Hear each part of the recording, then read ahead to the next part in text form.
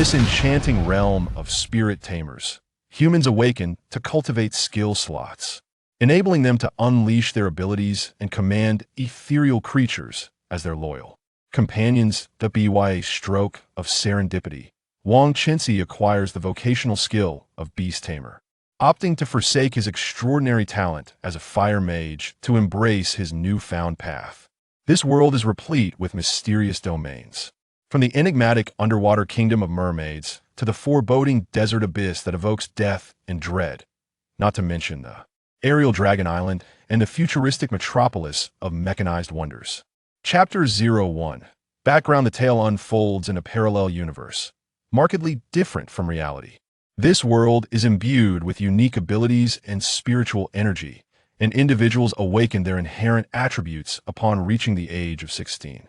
Should one possess innate spiritual energy at the time of awakening, they can begin their training, absorbing the spiritual essence from the atmosphere to elevate their rank until they unlock a skill slot and become a spirit tamer. Spirit tamers are categorized into 9 major ranks, each containing 9 sub-levels, where every 5 levels grant an additional skill slot, culminating in a maximum of 18 skill slots at the 9th rank. 5th level.By utilizing skill crystals, they can absorb the imprints of skills and embed them into their skill slots, enabling the release of skills through the flow of spiritual energy. Within their meridians.As the spiritual energy surges into the skill slots, it generates heat due to the influx of energy, resulting in a temporary cooldown period during which the skill cannot be activated again.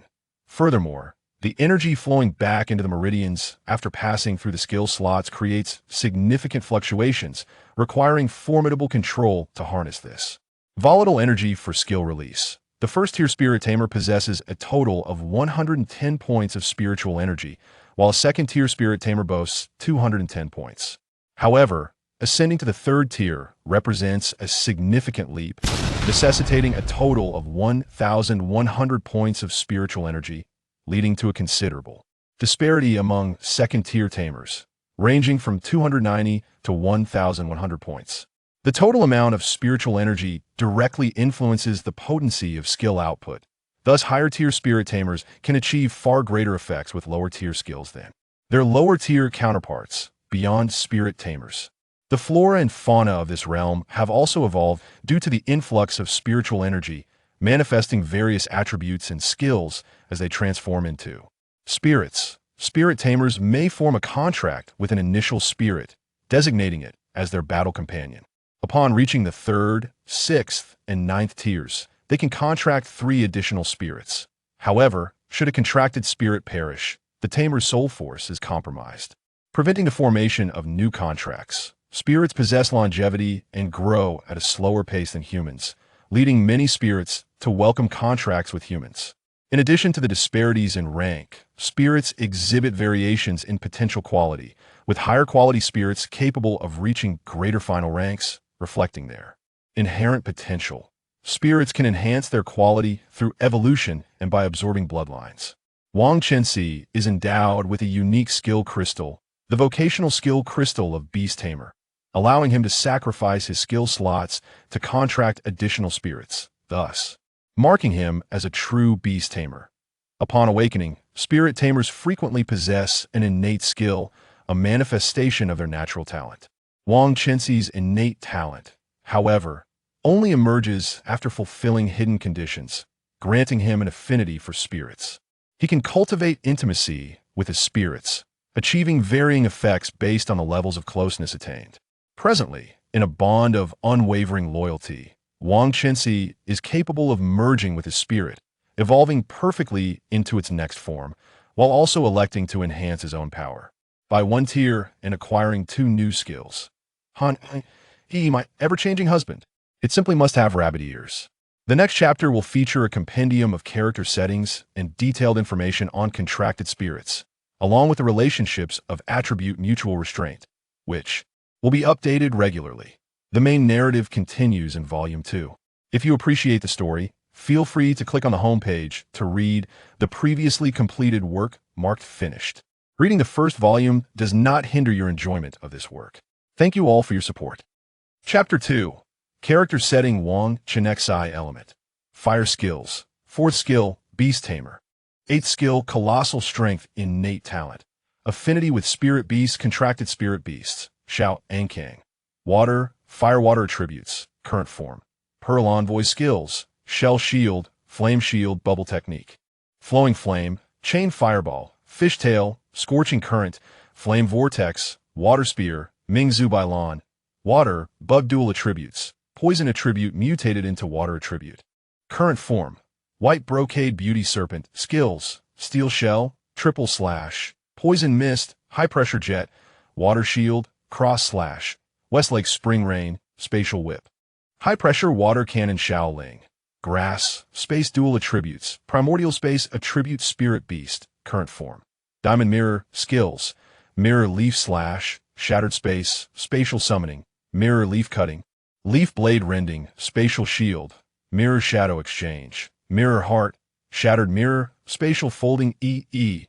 Grass, ice dual attributes, evolve from water attribute lotus spirit through induction mutation. Current form, millennium snow lotus, skills, flying leaf blade, absorption seed bomb, hypnosis powder, petal dance, blizzard, parasitic seed, leaf spike, Hanuli element. Dream, transmutation attribute, skills, palm thunder. Electric net, dream weaving, thunderous roar, focus, instantaneous movement, entering dreams, contracted spirit beasts. Shaolei, thunder, beast dual attributes, current form. Thunder shadow cat, skills, electrode, recharge, electromagnetic pulse. Electric arc, flash of lightning, lightning fangs, hunting 100,000 volts, lightning claw, electric spark, lightning chain bing. Ice, beast dual attributes, current form. Howling ice wolf, skills, indomitable, icebreaker strike, ice roar, sharp wolf claws, mist of white, ice gravel, frost barrier, extreme cold ice blade, rapid, ice soul, frigid ray, sure E element, stone, multi-attribute defense skills, rock fangs, rock barrier, soul shield, stone wall, stone wave, solid defense, spatial shield. Gravel slingshot, contracted spirit beasts, Jin Jia, stone attribute, current form. Elephant general, skills, rock barrier, shield burst, petrified skin, shattered rock, falling stones, rolling stones, rock spike. Rock explosion technique, resilience luo, xiaomeng element. Light, universal support capable of dispelling various negative states. Skills, healing technique, light blessing, blood surge, silence, light dispersion, healing chain, light dispersion. Radiant wind and clear moon possesses the effect of the holy light blessing from the holy light dream beast race, with its attributes mutated into holy light, while also gaining additional skills akin to innate talents. Holy light, contracted spirit beasts, Kong, light attribute, current form. Holy light unicorn, skills, blinding, radiance, spirit restoration, detoxification. Spiral horn, cross slash, sunlight, radiant shield, tread, flash impact, guardian of light. Feng Ziao element. Wind, ranged sniper type spirit beastmaster with a mysterious background. Chef of the demon hunting team, skills, reconnaissance, power strike, favorable wind arrow, splitting arrow, thunder shadow bow, scatter, wind shadow, instantaneous movement. Covenant spirits, Lori Lily, water attribute, current racial form. Sea conch maiden, skills, conch shell, shell shield, spiral spike, steel shell, shield technique, torrent, godspear water, ink cannon. Bubble blowing. This is a detailed overview of the 5 members of the protagonist's demon hunting team. The hierarchy is dynamic and may not be updated promptly. Skill changes will be reflected here. Additionally, the following imperfect attribute counter relationships are noted. Any opinions or suggestions can be discussed in the comment section. Thank you. Fire attribute counters, grass, ice, bug, mechanical, weak against, water, earth, stone, dragon. Water attribute counters, fire, wing, stone, mechanical, weak against, thunder, grass, earth, wind. Thunder attribute counters, water, wing, bug, wind, weak against, earth, grass, stone. Grass attribute counters, water, earth, stone, thunder, weak against, fire, ice, poison, bug, wing. Ice attribute counters, grass, earth, wing, dragon, wind. Weak against, fire, stone, mechanical, beast. Poison attribute counters, grass, beast, weak against, earth, psychic. Earth attribute counters, fire, thunder, poison, stone, weak against, grass, ice, wing, bug. Wing attribute counters, grass, earth, bug, weak against, thunder, ice, stone, wind, water. Bug attribute counters, grass, earth, weak against, fire, wing, stone, thunder. Stone attribute counters, fire, ice, bug. Wing, weak against, water, grass, earth, mechanical. Dragon attribute counters, dragon, fire, weak against, ice, dragon. Mechanical attribute counters, stone, ice, weak against, water, fire. Wind attribute counters, water, wing, weak against, ice, thunder. Chapter 03. Training Team. This chapter depicts the first large-scale battle of the book. Chapters 225 to 236. A contest among 14 individuals that may appear somewhat chaotic. Many treasures have expressed that it seems a bit disordered. Thus I have compiled the detailed hierarchy of the 7 members of the Hangzhou Academy team below. Ningxinia. Ice attribute, support type spirit master, innate talent, soul restoration. By sacrificing her own skill slots, she can generate a soul power that repairs souls. This is why she was able to form a contract at the initial level with the Kanglan Spirit Maiden pet, despite being only a first-tier spirit master. She and Ning Tingting are fraternal twin sisters, one possessing the water attribute and the other the ice attribute.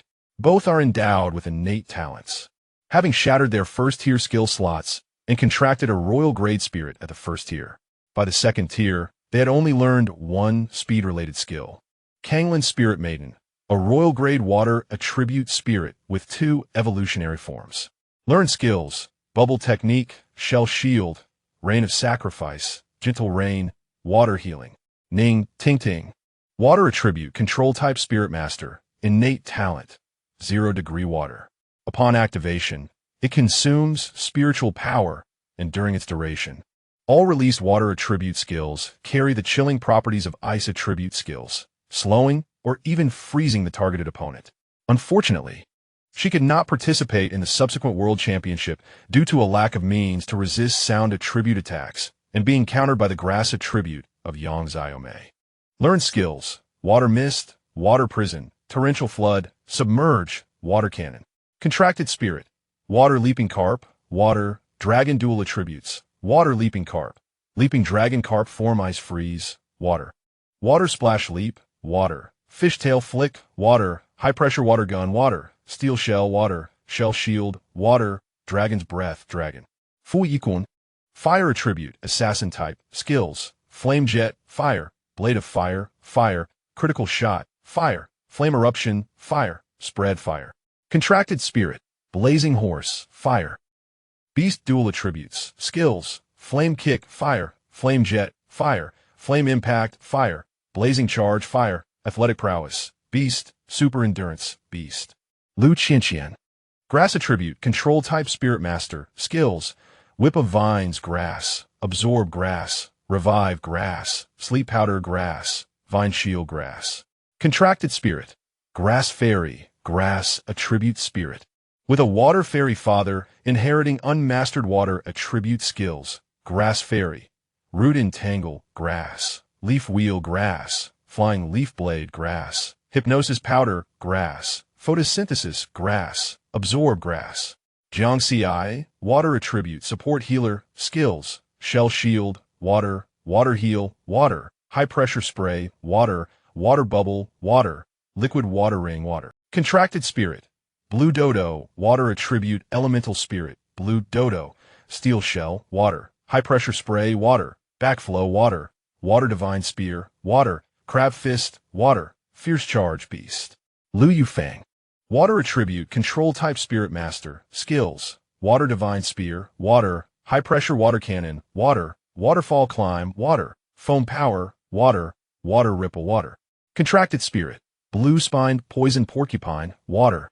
Poison dual attributes, blue spine poison porcupine, shell shield, water, poison mist, poison, high pressure spray, water, poison spike, poison, ink cannon, water, shield art, fire.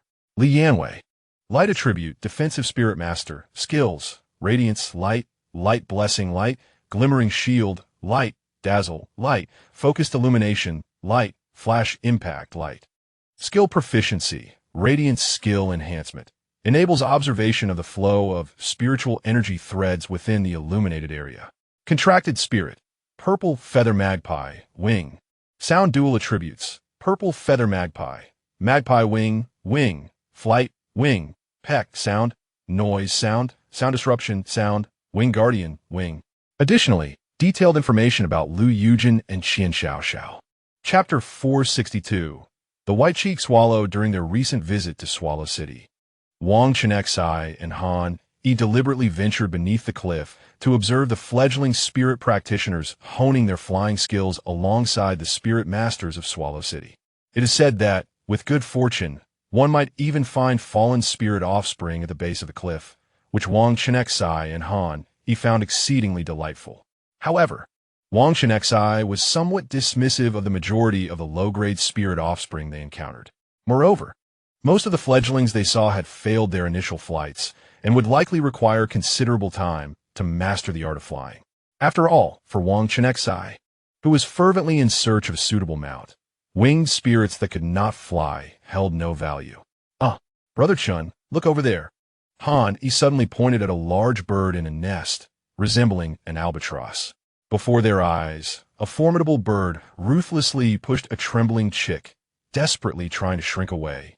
Towards the edge of its nest, the fledgling's wings had yet to fully develop feathers, appearing starkly bare compared to the plush plumage adorning its round belly. It trembled uncontrollably, instinctively attempting to retreat from the precipice of the nest, but the might of the adult bird was far beyond what the tiny chick could withstand. Ultimately, the chick was thrust from the nest by its mother. In the air, the fledgling flapped its underdeveloped wings with all its might. Yet its rotund physique rendered flight an impossible feat. It could only marginally slow its descent, preventing severe injury, while its ample belly provided remarkable protection. After a few impacts against the rocky cliff, it astonishingly sustained no grave injuries. Instead, the collisions helped to decelerate its fall. At last, the chick landed on the ground, quickly shaking its head and wobbling upright. Onlookers recognized the creature's lineage, a glimmer of greed flickering in their eyes as they advanced, eager to seize the young pet. Just then, a fourth-tier white-cheeked petrel, like a bolt of black lightning, dove swiftly to its offspring's side. With furious wing beats, it struck out, effortlessly shattering the third-tier defensive skill cast by one of the would-be captors. Step back. This is a white-cheeked petrel. How dare you covet its young? An elder admonished sternly. The man, his face flushed with embarrassment, sheepishly withdrew his hand and retreated into the crowd. White-cheeked petrel. Upon hearing this name, Han Yi immediately recalled the knowledge he had absorbed from his studies, even before Wang Chenxi could elucidate further. This species of spirit was unlike other avian entities. Only those fledglings that survived and mastered the art of flight were deemed worthy to be their offspring. Han Yi remarked softly. The white-cheeked petrel was exceptionally protective of its young, nurturing them plump and healthy, ensuring they could safely leave the cliffside nest to forage by the sea and gradually mature. During the fledgling's non-flying phase, their mothers remained vigilantly by their side. Indeed, my darling is correct. Wang Chenxi smiled and nodded, whispering to Han Yi. You dare to tease me now that your skills are off cooldown, do you? Han Yi responded in a similarly hushed tone. Meanwhile, his hands stealthily slipped beneath Wang Chenxi's short sleeves, gently caressing his firm abdomen. That tickles. Wang Chenxi could not help but squirm. But Han Yi's other hand slid to his lower back, holding him tightly. Let us head back to the hotel, Wang Chenxi suggested, displaying his perceptiveness. Thus, the pair quietly exited the crowd, finding a secluded spot where Han Yi summoned the howling ice wolf. Wang Chenxi finally experienced the thrill of riding a spirit within the city. Recalling his days in Ankin, he had to take a taxi each time he exited the city, envying those spirit masters who could navigate the urban landscape atop their ethereal companions.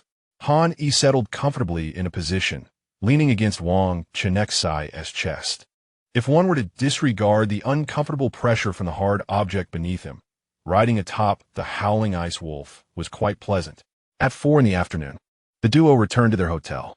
They were so occupied throughout the night that they did not finally succumb to slumber until the early hours of 4 a.m.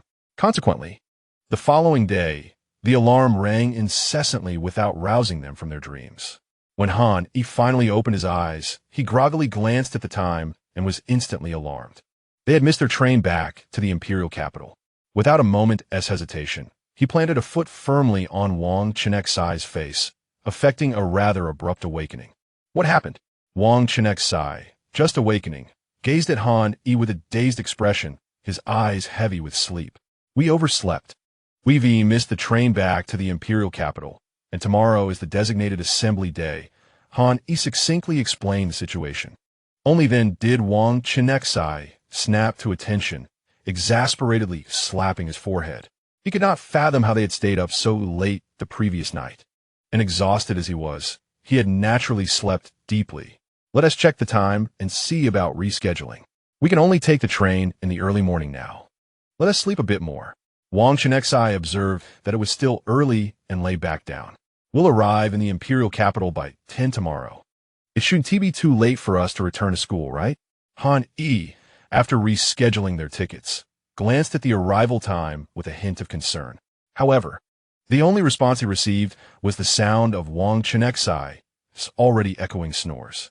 Let us sleep a little longer then, Han sighed in resignation, noting that there were still 5 or 6 hours before departure. He subsequently shed his clothes, crawled under the covers, and nestled against Wang Chenxi's arm, quickly drifting off once more. This time, after a sufficient rest, they awoke early, well before the alarm could sound. After a brief wash and tidy up, they hastily made their way to the train station. On the morning of the second day, by 8 o'clock, a considerable crowd had gathered at the entrance of the Imperial Capital University. Among them were confirmed members of the national team, as well as students from the university eager to observe the competition rules. Meanwhile, Huiying Feng, who had been monitoring Wang Chenxi's movements, upon receiving news that Wang Chenxi was on the train, returned to his laboratory to continue his research on new game mechanics. It's already 9 o'clock. Where's Principal Hua? And those 2 participants, where on earth have they gone? Xia Zikui crossed his arms, incessantly grumbling, his face etched with impatience. Can you keep it down? Could you perhaps say something more positive? Lei Lingyi frowned, casting a disapproving glance at him. As fellow spirit masters, they frequently faced life and death situations in the wilderness, where danger lurked at every corner. Uttering curses upon others was truly distasteful. Lei Lingyi had initially intended to foster camaraderie among the team, having engaged Xia Zikui in conversation several times, but soon realized that even the amiable young Xiaomei could not restrain herself from reprimanding him, indicating that there was indeed a reason for such sentiments. Xia Zikui seemed to have been affected by his studies in toxic attributes, possessing a tongue as sharp as a viper's fawn. Stone, a devoted admirer of Wang Chenxi, would have undoubtedly thrown a punch had it not been for Lei Lingyi's timely intervention and Luo Xiaoman's firm grip on him. Frustrated, Stone expressed his desire to comprehend just how venomous Xia Ziju's words could be. In Chapter 463, the competition badge, Feng Xiao curiously inquired of Yin Yin. Has he always been like this? Like what? Is he insufferable? Yang Yin responded, a lollipop perched between his lips, seemingly unfazed even in the sweltering heat, with a plush fire fox draped around his neck. Precisely, Feng Xiao mused, realizing Yin Yan's observation was indeed accurate. I'm not certain. He transferred from elsewhere last year and, after participating in the School S training, registered for this grand competition. Yin Yan explained, his tongue skillfully maneuvering around the lollipop, his voice clear and distinct. However, even during the training, he exhibited this same demeanor. It was truly baffling. Even the typically loquacious Feng Xiao felt a sense of helplessness, unsure of how to assess this individual. Yu Xiaoan, known for her solitary nature, could no longer tolerate the ruckus caused by Xia Ziju. Thus she retreated into the soundproof barrier conjured by Luo Xiaoming. The latter was quietly conversing with Stone, speculating about Wang Chenxi and Han Es whereabouts, and whether they might encounter any peril. As their concerns mounted, Yu Xiaoan approached with a serious expression, seemingly indifferent to their discussion, engrossed in her phone. It's already 10 o'clock. Surely, Principal Hua hasn't postponed it until the afternoon? What is the meaning of this? Leaving us stranded in such heat. Xia Ziju ranted incessantly, his piercing voice slicing through the stifling air. Impatience was etched across his face. Beads of sweat rolling down his forehead, dampening his collar. Boldly, he bombarded their national team's group chat with a barrage of inquiries and complaints, akin to cannon fire. What is the meaning of leaving us here in this sweltering heat? I'm heading back to rest. After a tirade lasting several minutes, Xia Ziju appeared to exhaust all his energy, feeling weary and parched, yearning to return to his dormitory. At that moment, Stone Yi's phone screen illuminated, and upon glancing down, his eyes sparkled with excitement. Brother Chun is back. He.S. at the train station. Stone Yi exclaimed, and upon hearing the news, both he and Luo Xiaoming felt an immense relief, their previously anxious hearts finally at ease. It turned out that due to the gathering of all competitors at the Imperial Capital University, all trains entering the city underwent more stringent inspections. Consequently, the train carrying Wang Chenxi and Han Yi was delayed by several minutes. As soon as the train came to a halt, Wang Chenxi's phone erupted with notifications, resembling a firecracker in its fervor. Upon checking, he found a flurry of messages from Stone Yi, interspersed with inquiries from Lei Ling Yi and Lin Yuyan. Hurriedly, Wang Chenxi swiped his card to exit the station, all the while responding swiftly to the messages. Subsequently, the two mounted the howling ice wolf, which galloped with remarkable grace, akin to the wind, towards the university. The journey back to the school would take approximately 5 to 6 minutes. Just as Xia Zhikui turned to step into the Imperial Capital University, an uncanny event transpired. The shadow beneath his feet appeared to be distorted by an invisible hand. Soon after, a massive black hand slowly emerged from the shadow. The hand, akin to an iron claw, gradually lifted, seizing Xia Zhikui's chin with such precision that he could not utter a single syllable. Xia Zhikui's eyes widened in terror as he futilely pried at the hand, his face etched with fear, while his feet desperately scrambled against the ground. I care not from whom you hail, daring to act insolently before me. Not even your ancestors can save you. The deep, authoritative voice of Hua Yingfeng resonated coldly, as if it originated from the depths of a ghostly abyss. As the words fell, he emerged slowly from the shadow of Xia Zhikui. The hand that constrained Xia Zhikui tightened slightly, causing him to turn pale, cold sweat cascading down his forehead. Uncle Hua, Lei Ling Yi exclaimed, sensing the precariousness of the situation. Only then did Hua Yingfeng realize the multitude of students observing.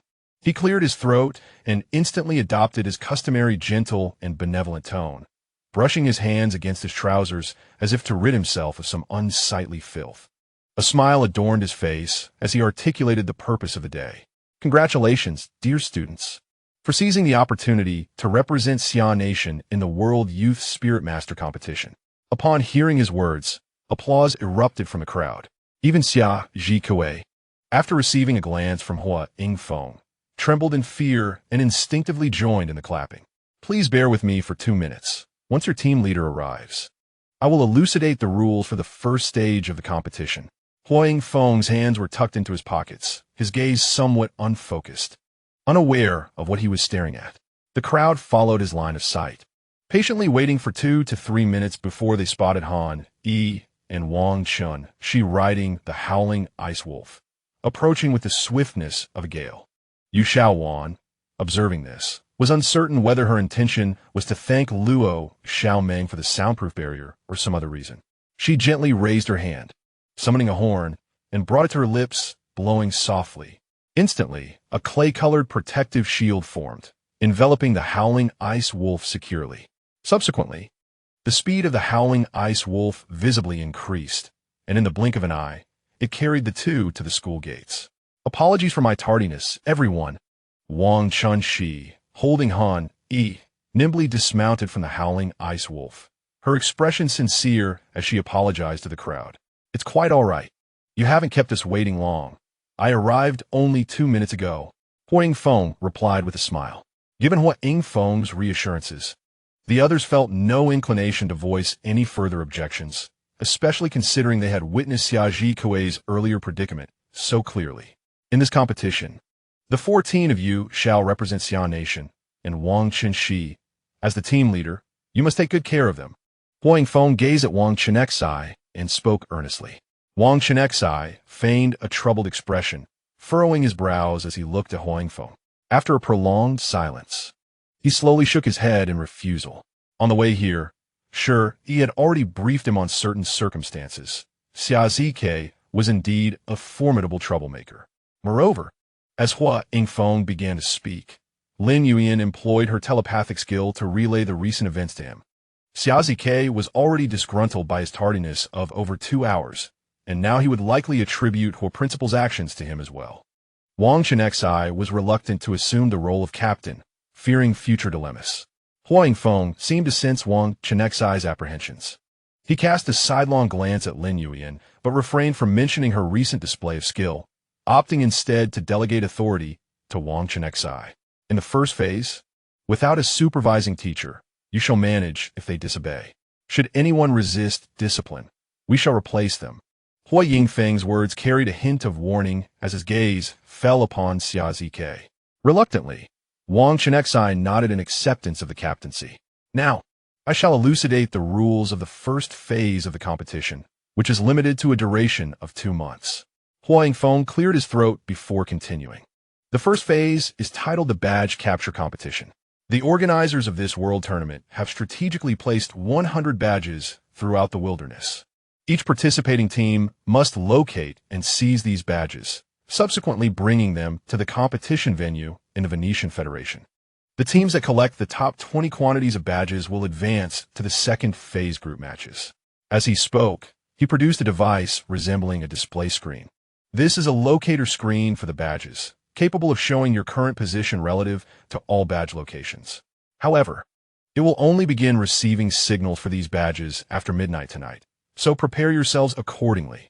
With that, Huang Feng gradually faded away into the shadows beneath them, akin to a melting snowman. Chapter 464. Mechanical Vessels. This left the 14 individuals exchanging glances, astonished that there was not even a supervising teacher present, nor any form of transportation provided to them. A world-class competition in the wilderness should not take place outside the confines of urban areas within the country. He was the first to shatter the silence, voicing his thoughts. Upon hearing him, some began to grasp the underlying significance, nodding in agreement, while others looked puzzled, casting quizzical glances at Han. Given the varying sizes of national territories, if the badges were to be randomly distributed, countries with vast territories like ours would hold a substantial advantage. Those federated nations with smaller territories, collectively, may not even rival our size. They would hardly be willing to concede such an advantage to us. Wang Chenxi offered a brief explanation, and those who had been confused began to understand, nodding in comprehension. In essence, most of the badges would likely be situated at sea, as the expanse of international waters far exceeds that of land.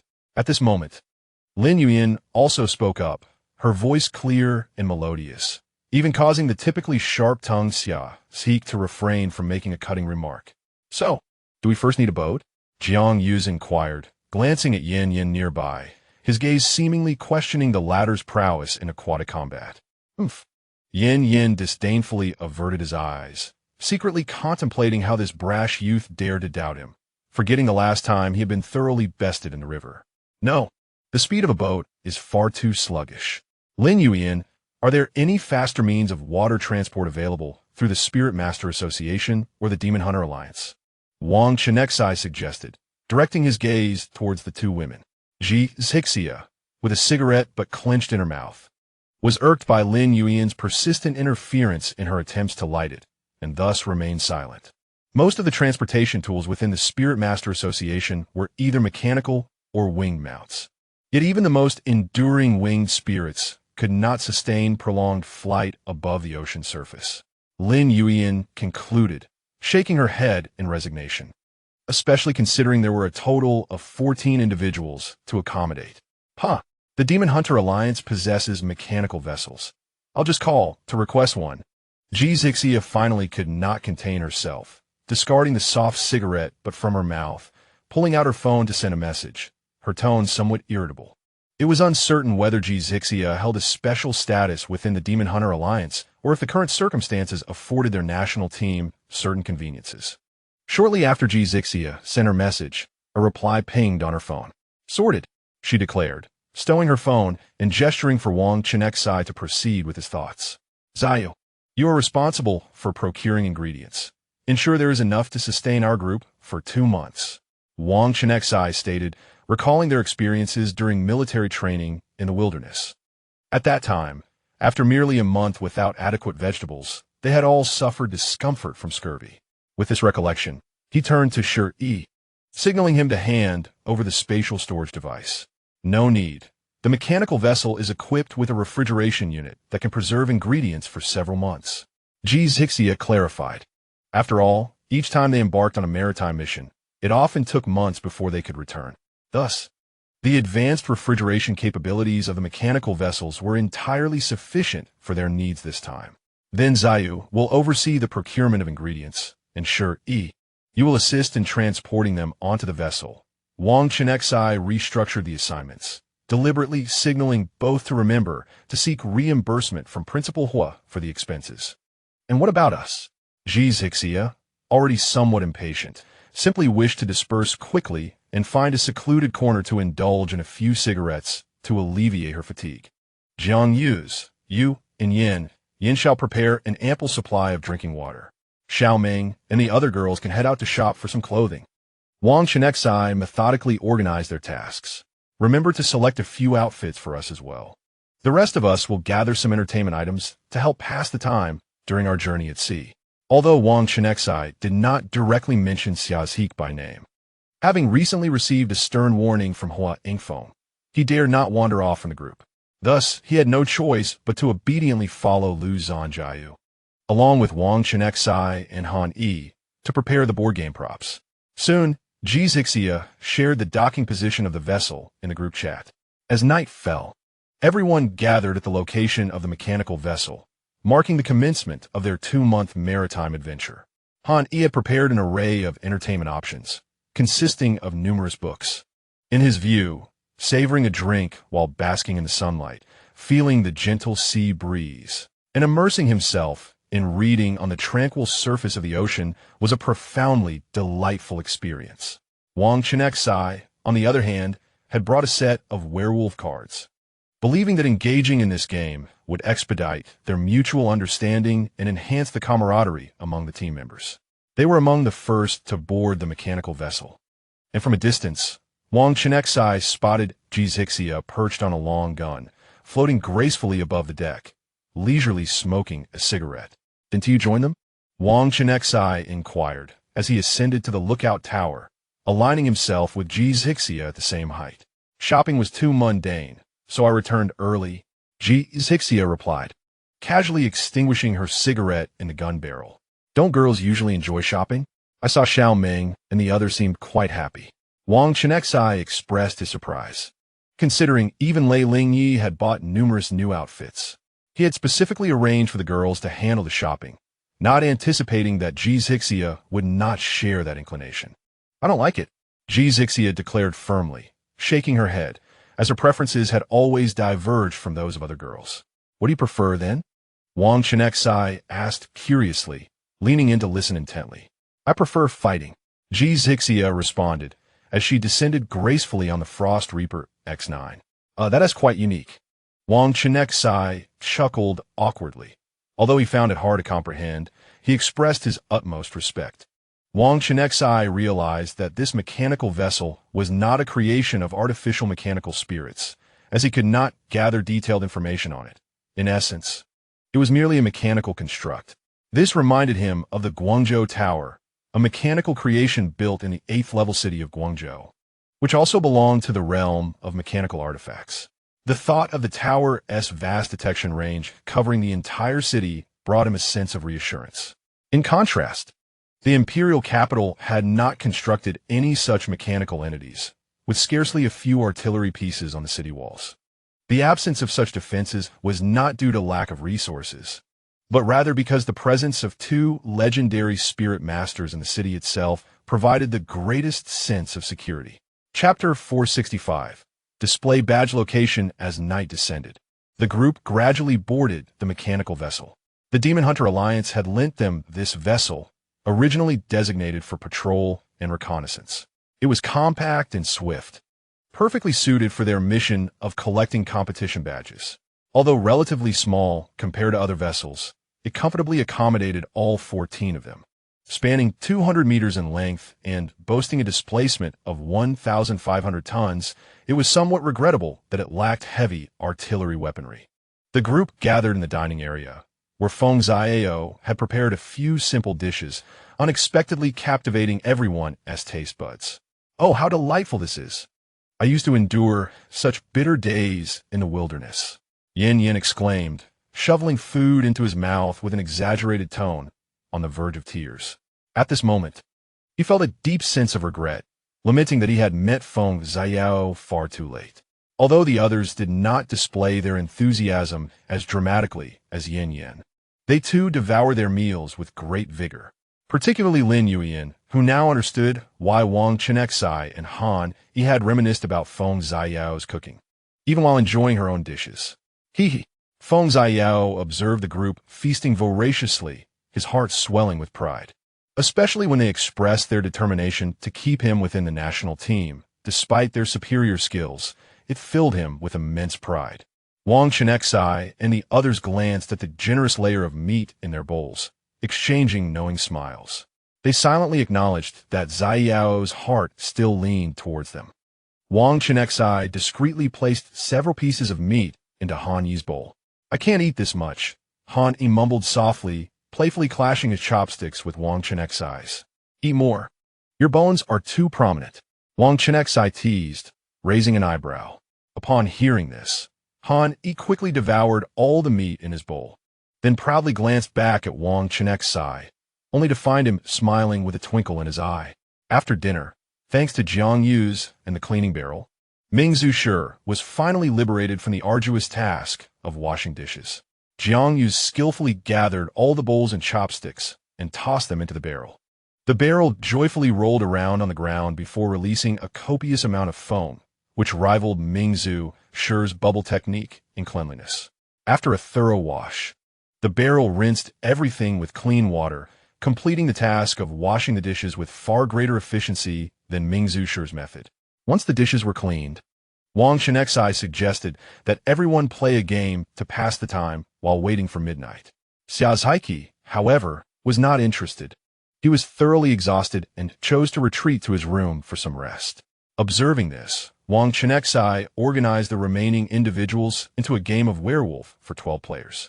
As for the judge, everyone unanimously selected the telepathic Lin Yuyin without hesitation. After all, if she were to participate, her abilities would be nearly insurmountable. Although everyone trusted that Lin Yuyin would not resort to cheating, yet, with her innate talent, she could instinctively gauge the psychological states of others just by observing their facial expressions and gazes. Initially, Wang Chenxi had considered having himself and Han Yi serve as judges, as their own telepathic connection could be somewhat mischievous. However, due to Xiaozhaiki's lack of cooperation, if either of them were to be a judge, the other would inevitably sense everyone's identities, so they ultimately agreed to let Lin Yuyin take on the role. Wang Chenxi opted for the board of her secret admirer and elaborated on her relationship with Han Yi, indicating her clear allegiance to him and their shared camp. Beneath the night sky, the atmosphere of the game became particularly vibrant. Yu Zioen, far from her usual demeanor of cold detachment, gradually warmed up to the group, her words flowing freely once the conversation began. During the course of the game, it was surprisingly Lu Zhanjiu who demonstrated the strongest logical reasoning. Wang Chenxi observed this with quiet admiration, recognizing the sharp mind that had secured him a spot in the Research Scholars Program as a freshman. After 4 rounds of the game, the 13 participants were completely at ease with one another, their laughter and camaraderie filling the air. With peers of similar abilities and the lively presence of Feng Xiao and the exuberant Yin Yin, the atmosphere was nothing short of electric. Even Ji Zixia, who typically bore an icy demeanor, found herself laughing uncontrollably, while the usually aloof Yuzaoan was doubled over in mirth. As the final round concluded, only a few minutes remained until midnight. The group continued to chatter animatedly, reflecting on their performances in the previous game, their enthusiasm unabated. At that moment, Xia Zk stepped out onto the deck, seeking a quiet corner to lean against the railing and savor the sea breeze. Meanwhile, Wang Chenxi had already commanded the mechanical vessel to slowly pull away from the shore, primed to accelerate at any moment to seize the nearby competition badges. The remaining 13 formed a circle, with the floating pearl illuminating their heads with a gentle glow. The barrel showcased its talents by concocting a variety of alcoholic beverages, skillfully toasting and delivering them to the group from a distance. Immersed in an atmosphere starkly different from her tribe, Yuzaoan gazed down at her new attire, which harmonized perfectly with the mysterious patterns adorning her. No wonder the chieftain had encouraged her to participate in this world competition. She felt a genuine sense of gratitude for every decision he had made. In high spirits, Yuzaoan laughed heartily, clinking glasses with Jiang Yu's, indulging in one drink after another. It was only in the early hours that she harnessed her spiritual energy to gradually metabolize the alcohol within her. Reflecting on her earlier, somewhat unrestrained behavior, a wave of heat flushed through her cheeks. Fortunately, her darker complexion concealed any signs of her embarrassment in the pitch-black night. The group gathered around Wang Chenxi, their eyes fixed intently on the display screen, which revealed the locations of the collected signal badges. On the screen, 3 badges were visible to the north, albeit widely dispersed, with considerable distance separating them. Furthermore, the Northland Federation was situated closer to that body of water, undoubtedly enjoying a geographical advantage. To the east, 2 badges were located near the Peninsula Alliance's maritime territory.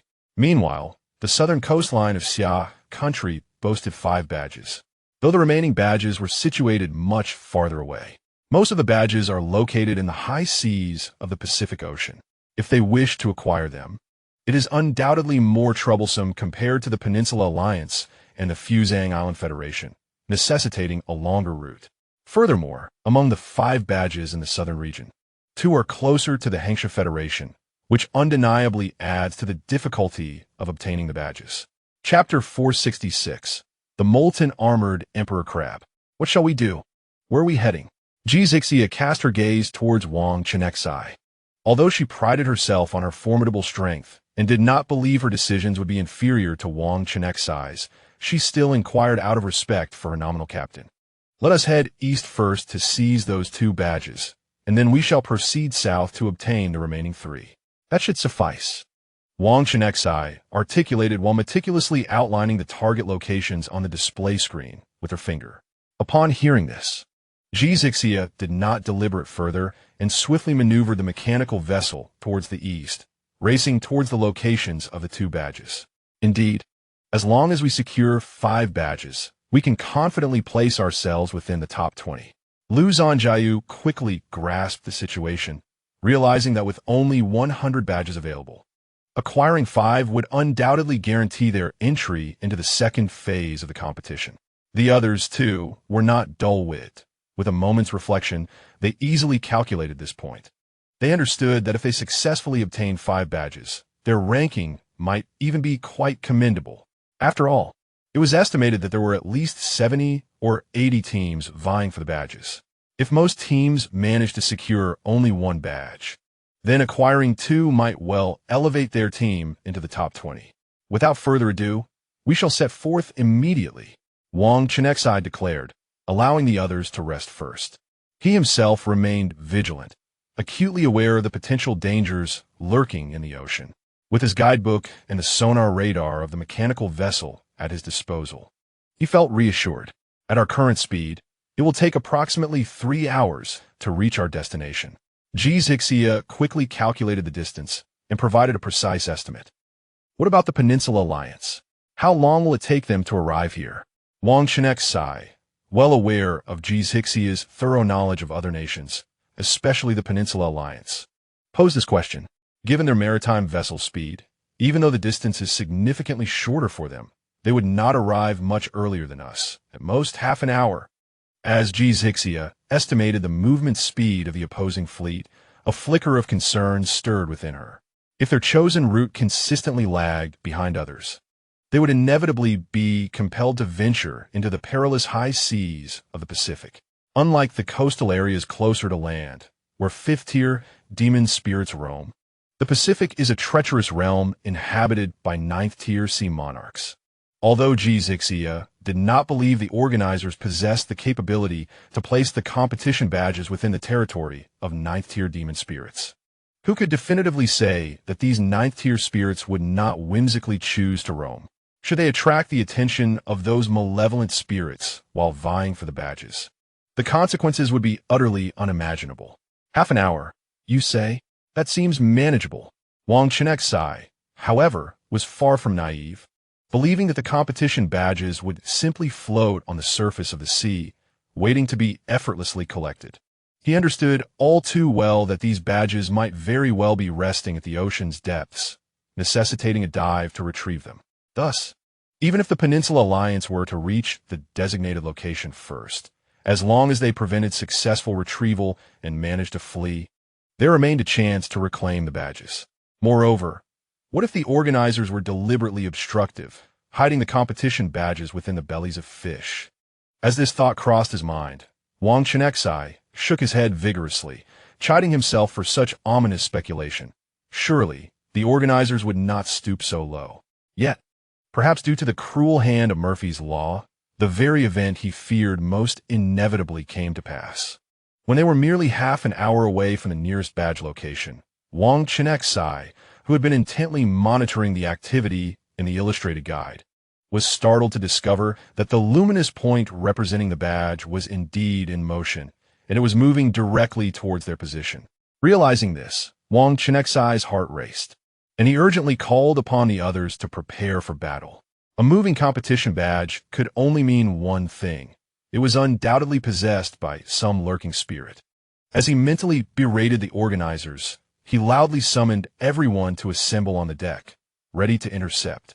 At this hour, still before dawn, the ocean lay shrouded in darkness. Visibility near zero, and beneath the surface, it resembled a profound abyss, devoid of any signs of spirit activity. The beams from the mechanical vessel's searchlights appeared feeble against the vast obscurity, yielding little effect. Fortunately, among their ranks was the light attribute wielder, Luo Xiaoming, who summoned a radiant burst of holy light from her unicorn, illuminating the vessel's lookout tower. In an instant, the tower seemed to have birthed a miniature sun, radiating a soft yet brilliant glow that swiftly dispelled the surrounding darkness, as if ice and snow had met boiling water. The luminous point was moving at a pace that appeared even swifter than their vessel. In mere minutes, the display screen indicated that the two light points were nearly converging. "Dive!" Wang Chenxi commanded decisively. Upon hearing this, the water attribute wielder, Zhang Yuz, promptly released his surfboard, swiftly flipping it to position the tail fin upwards. He transformed into a swift, agile shark, plunging into the sea in an instant. At that moment, only the tail fin of the surfboard remained visible above the water, swiftly indicating his location to the others. "You instruct the sea conch maiden to take Lin Yuyin, Yu Zioen, and Yang Xiaomei down with you to control the situation. Whatever you do, do not let it escape." Wang Chenxi found himself nostalgically recalling the targeting skill that Luo Xiaoming once possessed. In such a dark and perilous environment, that skill would have been perfect for marking the spirit bearing the badge. The actions of the trio were remarkably swift. No sooner had Wang Chenxi's voice faded than they, with resolute determination, dove into the bubbles released by the sea conch maiden and gradually descended through the lower chamber into the depths of the ocean. Simultaneously, the floating spirits, adept at buoyancy, hovered in front of the vessel, their focus entirely on the surface's disturbances, ready to respond to any sudden developments. "Here it comes," Wang Chenxi suddenly whispered. Han Yi, unwavering in his trust of Wang Chenxi's words, swiftly summoned his inner spiritual energy, preparing to unleash his abilities at a moment's notice. Meanwhile, receiving an alert from the compendium, Wang Chenxi turned his attention to the information regarding the spirit. Spirit name: Molten Armored Emperor Crab. Spirit attributes: Water, primary. Fire, secondary. Spirit class: Level 4. Rank 9. Spirit quality: Imperial Spirit vitality. 3482 Spirit agility. 3141 Spirit spiritual power. 3256 Spirit intelligence. 3587 Spirit willpower. 2845 Spirit skills: Shell shield, water; steel shell, water; flame shield, fire; lava armor, fire; high pressure water cannon, water; fiery claw, fire; flame eruption, fire; molten spray, water; flame pillar stab, fire; liquid water ring, water; infernal domain, fire. Spirit description: the molten armored emperor crab dwells within the calderas of underwater volcanoes, possessing a racial skill honed through the trials of magma. Its innate talent excels in both defense and offense. They revel in basking in the warm magma during volcanic eruptions to eliminate parasitic algae. Known for their fiery temperament, they are quick to anger, and mere proximity may provoke their wrath. Lava armor, a fire attribute skill. The shell of the molten armored emperor crab is encased in a layer of solidified magma. This armor significantly enhances its defensive capabilities, mitigating damage taken.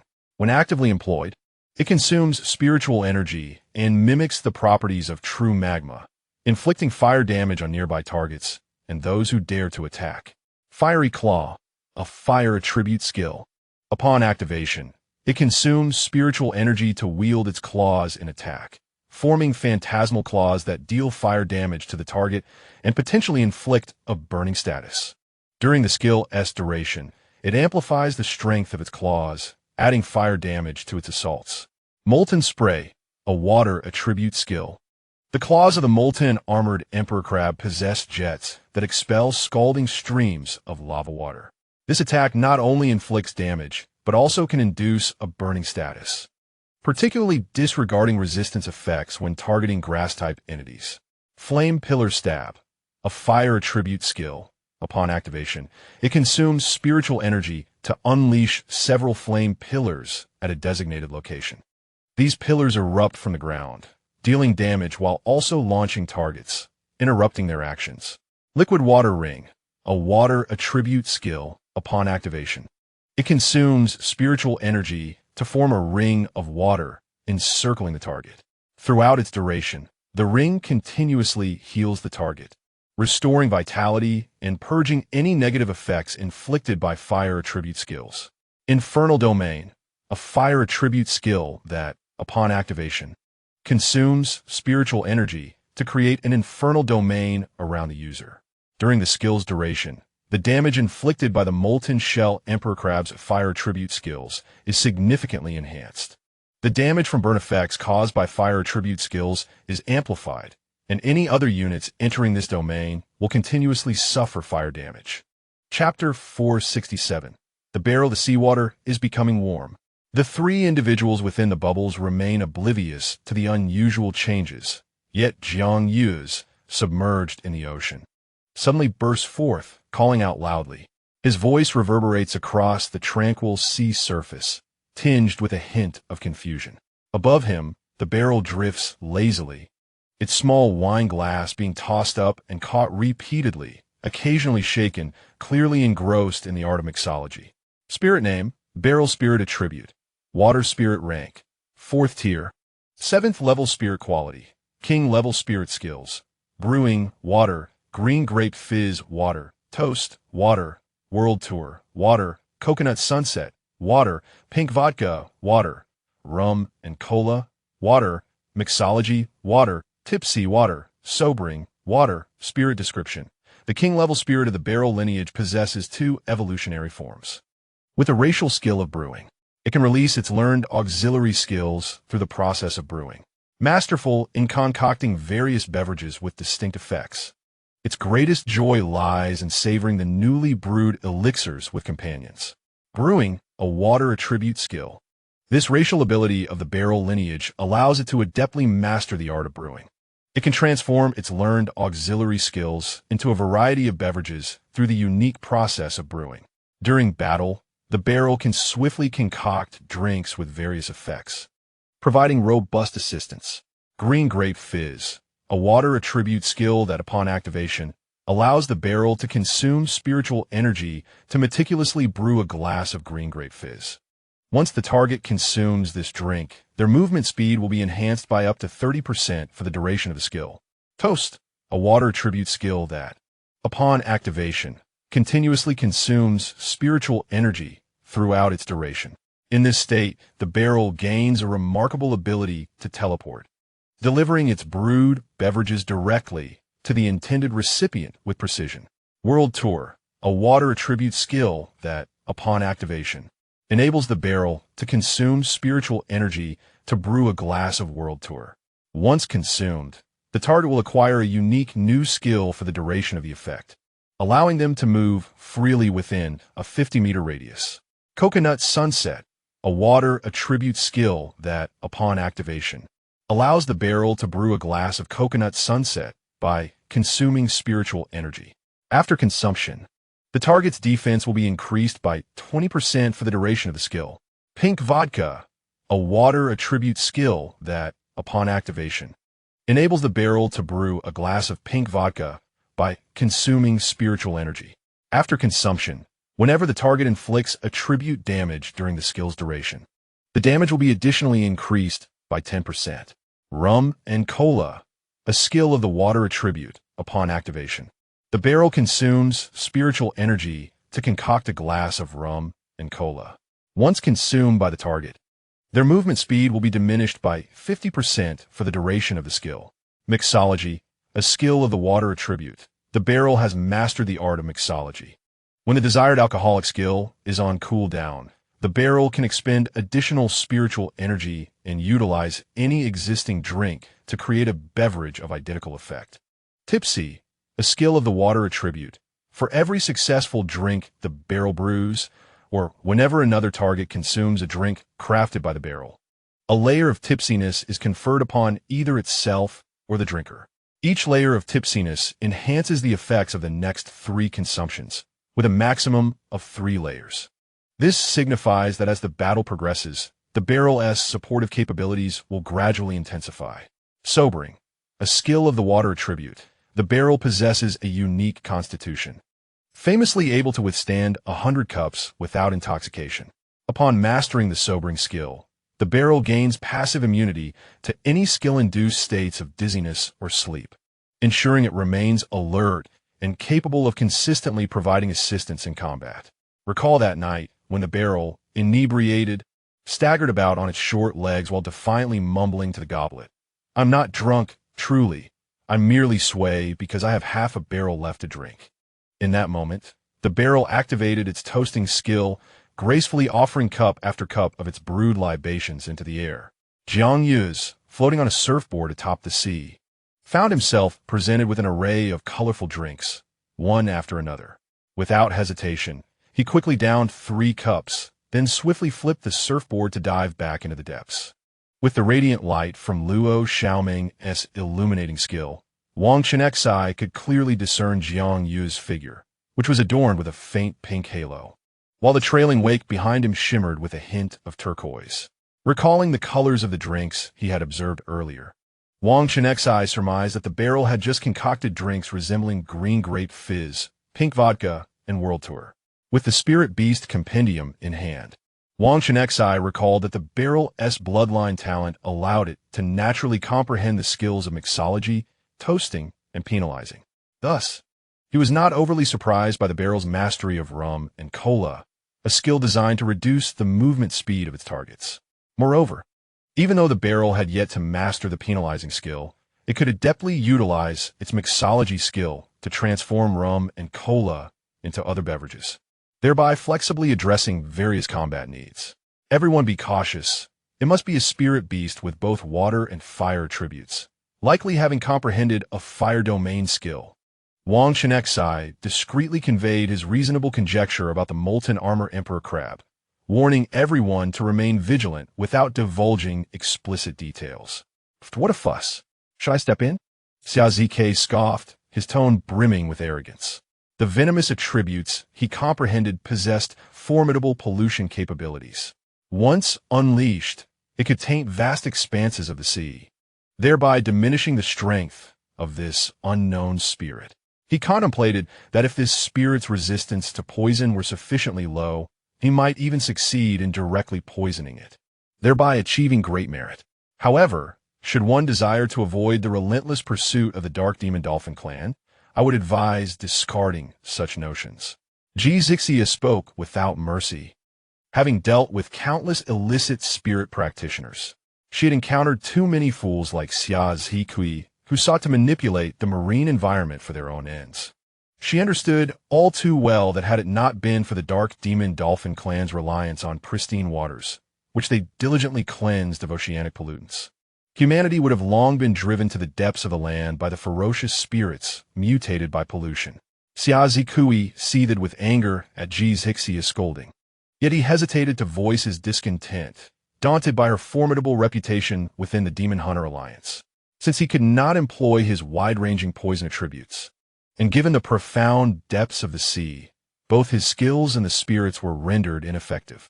Reluctantly, Xiaozhi remained silent, standing aside and observing the bustling activity around him. Among the team, Lu Zhanjiu, the weakest scholar, had been directly admitted, currently at the 4th tier and 4th level. In the company of such formidable 4th tier and 9th level spirit practitioners, he was undoubtedly the one in greatest need of protection. Nonetheless, his spirit was intriguing. Wang Chenxi, after examining it, believed it could potentially yield unexpected benefits in certain future scenarios. Chapter 468. Sharkwave Board Spirit Name. Star Spirit Dormu's Spirit Attributes. Grass, Primary. Dream, Secondary, Spirit Tier, 4th Tier.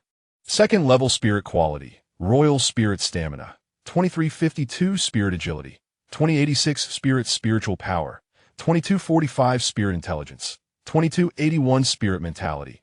2528 Spirit Skills. Grassbind, Grass. Leaf Wheel, Grass. Hypnosis Powder, Grass. Drowsiness, Dream. Whip of Vines, Grass. Sleep, Dream. Leaf Blade, Grass. Feigned Slumber, Dream. Spiritual Sleep Compensation, Dream. Spirit Description. The Royal Quality Star Spirit Dormus resides in the tranquil depths of the forest, harmoniously coexisting with nature and possessing a unique evolutionary form. From birth, it has harbored an innate affinity for the powers of the grass attribute. Furthermore, through prolonged slumber, it has also grasped the mysterious forces of the dream attribute. Its racial skill, Spiritual Sleep Compensation, allows it to substitute another sleep, thereby replenishing the target's energy. The star spirit Dormus is inherently gentle, moving at a leisurely pace, and spends most of its time enveloped in slumber. Sleep, a dream attribute skill, when employed by the star spirit Dormus, consumes its own spiritual energy to accurately target a specified individual. It releases a mysterious force of dreams, forcibly dragging the target into a profound state of sleep, capable of circumventing protections that are not of the mental realm. Hypnagogia, a dream-based skill. Upon activation, the celestial sleep mouse enters a state of slumber, continuously consuming spiritual energy throughout its duration. Dream compensation, a dream-based skill that allows the celestial sleep mouse to accumulate energy through prolonged periods of excessive sleep. When this skill is actively employed, the mouse expends its own spiritual energy to transfer stored vitality to the target in a mysterious form of energy, enabling the target to maintain boundless energy without the necessity of conventional sleep. Wang Chenxi couldn't help but feel a surge of admiration for Lu Zhanjiu. No wonder every time she sought him out, he was invariably engrossed in his work in the laboratory. With the dream compensation skill of the celestial sleep mouse at his disposal, he could even forego the need for sleep. Wang Chenxi was particularly intrigued by the dream compensation and hypnagogia skills of the celestial sleep mouse. The hypnagogia skill designates the mouse as being in a sleep state, thereby activating the effects of the somnolent skill.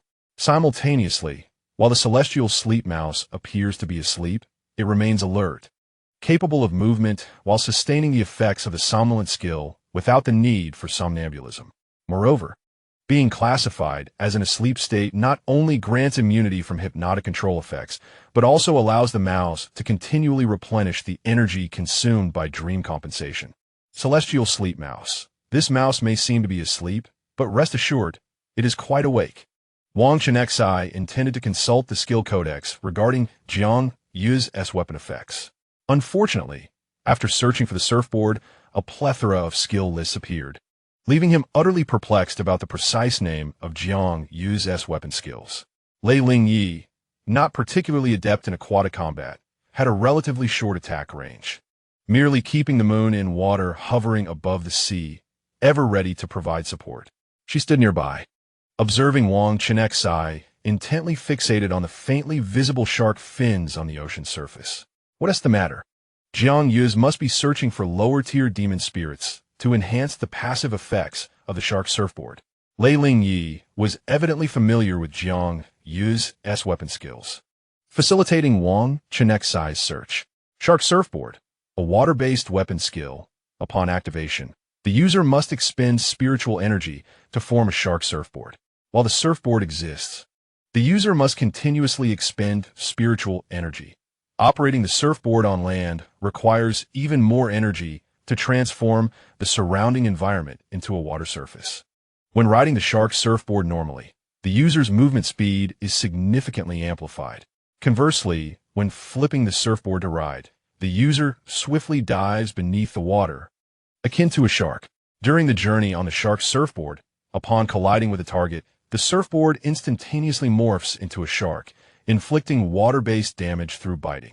Each instance of damage inflicted in this manner grants the surfboard a layer of wave charge, which can accumulate up to 3 layers, with a maximum of 1 layer obtained from the same enemy every half second.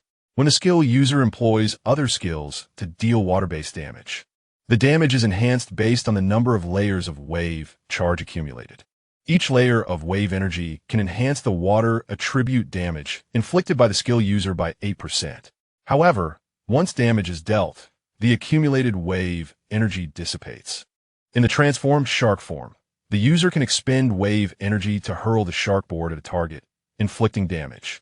Moreover, the range of a shark's bite attack is not confined to the water surface. It can also strike targets in low altitudes. In essence, the shark board transcends the ordinary surfing board. It can morph into a shark during combat to launch attacks. Yet, it does not genuinely seek to devour its targets, but rather delivers tangible bites. Upon reviewing the skill description of the shark board, Wang Chenxi confirmed that Lei Lingyi's claims were not unfounded. Previously, he had indeed witnessed Jiang Yu's infiltrate beneath the competition arena and assault his spirit wine barrel to accumulate wave energy. However, at this moment, observing the undulating shark fins on the sea surface and the 3 unlit blue streaks resembling shark muscles on the side of the board, Wang Chenxi could not help but feel perplexed. What could be amiss? Surely, Jiang Yu's current speed could not be insufficient to catch up with some low-tier spirit beings. Could it? Lei Lingyi also sensed the anomaly, and, noticing that Jiang Yu's had yet to successfully accumulate wave energy, furrowed his brow and spoke. I don't know. Perhaps those low-tier spirit beings fled upon sensing the approach of that fire tribute spirit. Given that the sea temperature has risen, Wang Chenxi replied ambiguously. Deep down, he understood quite well that if the molten armored emperor crab possessed the infernal domain skill, it could likely elevate the temperature of a small area of the sea, thereby driving away the low-tier spirit beings entirely. Yueli.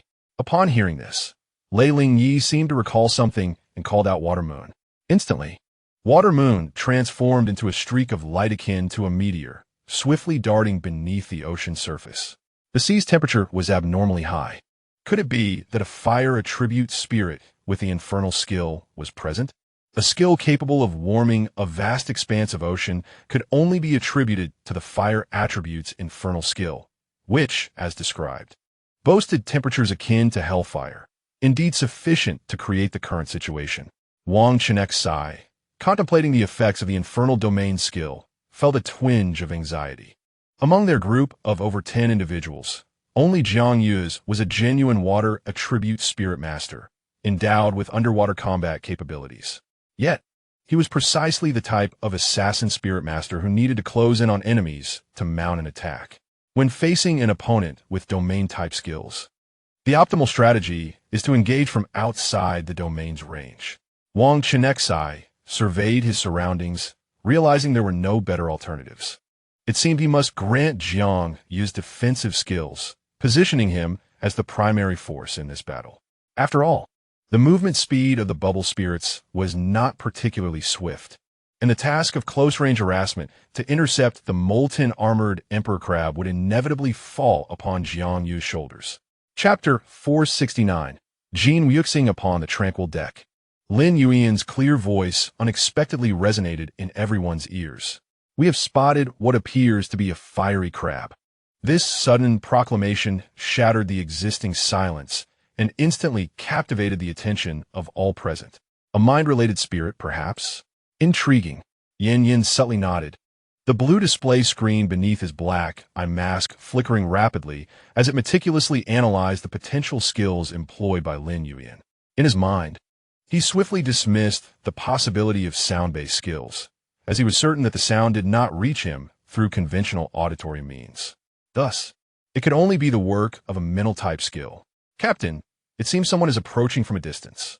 Feng Xiao, atop the lookout tower, made a new discovery, urgently alerting the team.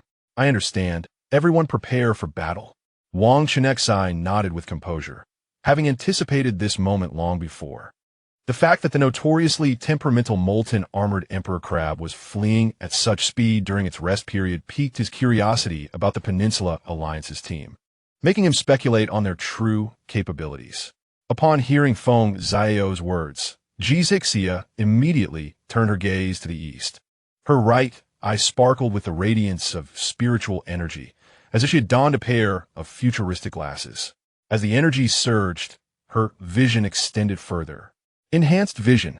Wang Chenxi recognized that Jixia was utilizing such a mechanical skill.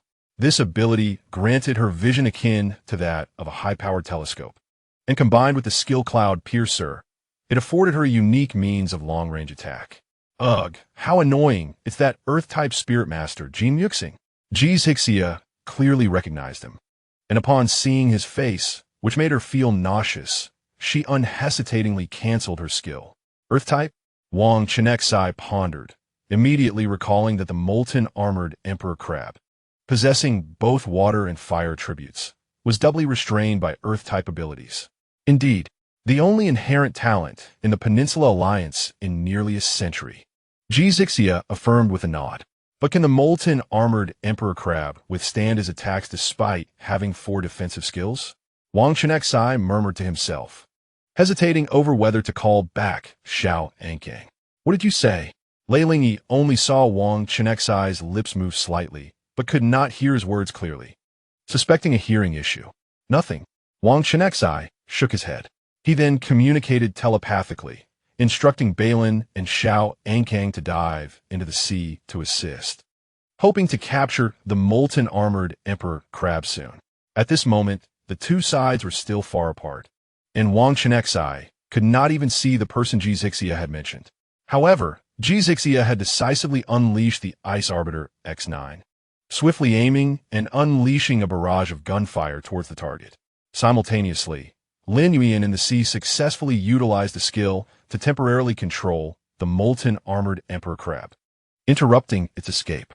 Seeing this, Jiang Yu swiftly moved in to launch an attack. Regrettably, he had yet to stack the passive damage increase effect of the shark wave board, as he was reluctant to use the barrel for stacking after benefiting from the damage boost provided by the pink vodka. At this moment, as Jiang Yu's approached the molten armor emperor crab, he was acutely aware of the terrifying heat emanating from it. Even submerged in water, he felt as though he might break into a sweat. The surrounding waters appeared to possess an unusual quality, seemingly able to transcend the highest temperature limits of the ocean. Jiang Yu's estimated that the temperature must exceed 300 degrees Celsius. This realization made him hesitant to advance carelessly, for he was merely a relatively frail assassin. And finding the optimal moment for entry was a crucial lesson he had mastered. Clearly, this was not the appropriate time. A heavy horn sounded in the distance, and Yu Zioan, sensing Jiang Yu's trepidation, promptly cast a spell, enveloping him in a shield of earthy energy. Bailan swiftly swam to the location, also aware that the water temperature was amiss. However, Unlike Jiang Yu's, he did not hesitate. Instead, he quickly activated the water shield and resolutely charged forward. "Big brother, there is no need to be afraid," Shaolin said softly, clutching the softly glowing pearl tightly in her hands. This nearly caused Jiang Yu's to choke on the seawater, for he distinctly remembered the mermaid, referring to Wang Chenxi as her father. Nevertheless, seeing that Bailan had already engaged, Jiang Yu's hesitated no longer. Confident in the strength of the shield bestowed by Yu Zioan. With a wave breaker, the shark wave board adhered tightly to Jiang Yu's back, transforming him into a nimble shark. After executing the wave breaker skill, he darted through the water like a streak of black lightning, leaping and landing behind the molten armor emperor crab. Upon landing, even in the water, Jiang Yu stirred up a substantial splash, inflicting water attribute damage upon the target, the molten armor emperor crab. Meanwhile, the nearby by Gene Myron snake remained unharmed, shielded by the massive body of the crab. In the meantime, Jiang Yu's executed a death roll, deftly regaining control of the shark waveboard. Shifting his weight, he quickly traced a circle in place, followed by a swift flick of his tail, successfully stacking a layer of wave energy. The molten armor emperor crab was already in a precarious state. Its defensive abilities seemed to be on cooldown, leaving it surrounded only by a ring of water that continuously healed its health points. Once Bailan arrived, he first employed a triple slash to enhance his attack power. Unfortunately, the bug-type attack against the crab's rock-solid molten armor inflicted no substantial damage. Was its defense truly this formidable? Even skill-based attacks could not penetrate its defenses. At that very moment, Wang Chenxi, in sync with Gene Myron's snake, sensed her thoughts. After all, it was a fire attribute defensive skill. He spoke gently, positioning himself beside Wang Chenxi, ever vigilant against a potential ambush by the opposing spirit master. Realizing that fire attributes inherently resisted bug-type attacks, combined with the defensive boost from the lava armor, Wang Chenxi finally felt reassured. He previously believed that Bailan's attack power was insufficient to breach defenses, considering that the total spiritual power of the armored emperor crab exceeded 3,000 points. Magma jet. The crab's pincers slowly opened, revealing the concealed nozzle within. It seemed to have calculated Jiang Yu's speed of movement, directing its attack towards Bailan. Subsequently, a stream of water, heated to a temperature comparable to molten lava, surged forth from the nozzle, sweeping toward Bailan with destructive intensity. High-pressure water cannon. While the armored emperor crab vigorously attacked the beautiful snake with its pincers, it raised its final leg, designed for swimming, and accurately aimed it at Jiang Yu's. With a resounding boom, the high-pressure water cannon surged through the sea at an astonishing speed, producing a deep, thunderous sound in the water, a testament to its velocity. Shell shield. The vigilant Xiao Ankang, standing in the rear, swiftly reacted, deploying a skill to protect Bailan. After all, the water shield would require time to reform once shattered. Moreover, the magma jet was a continuous damage-dealing skill. If Bailan were hit, the extreme heat would inflict burns upon her. At that point, she would have to prematurely use the West Lake Spring Rain skill to heal herself and alleviate the burn status. Spatial whip. Unencumbered by worries, Bailan quickly launched an attack with her tail after the water stream created distance. Despite the armored emperor crab being of significantly higher tier than Bailan, its lack of spatial resistance rendered it susceptible to the spatial shock, leaving it momentarily dazed.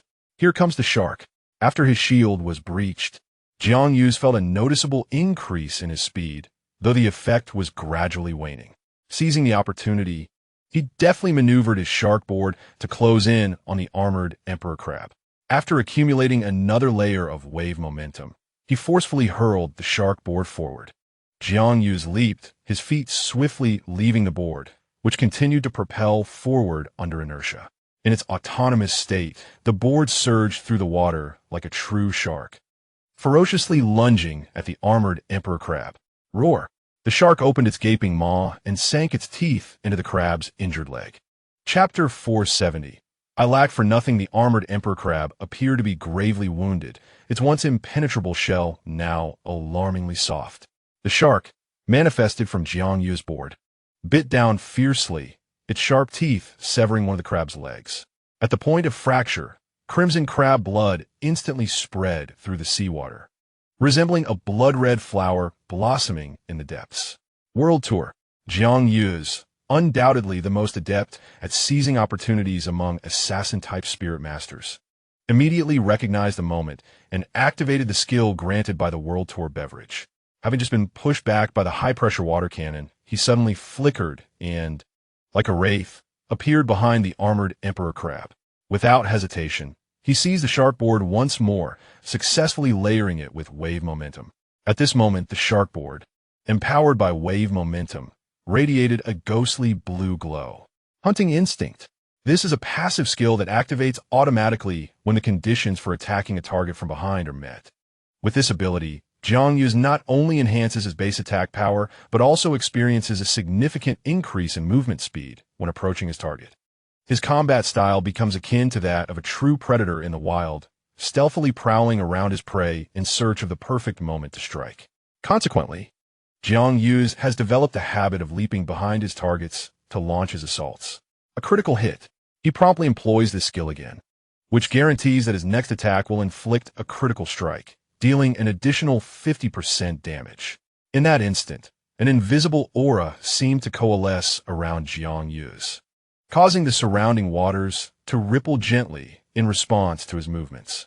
The resounding and stirring sound of a horn echoed across the sea once more, and Yu Zioan seized the opportunity to cast a defensive skill for Jiang Yu's.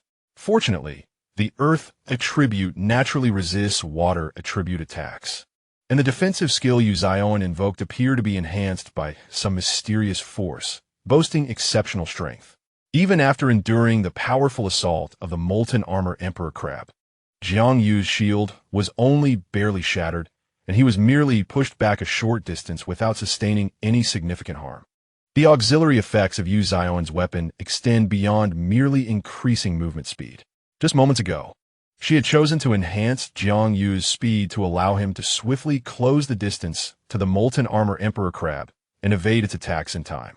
Now, however, the auxiliary effect of her release skill had shifted to bolster Jiang Yu's attack power.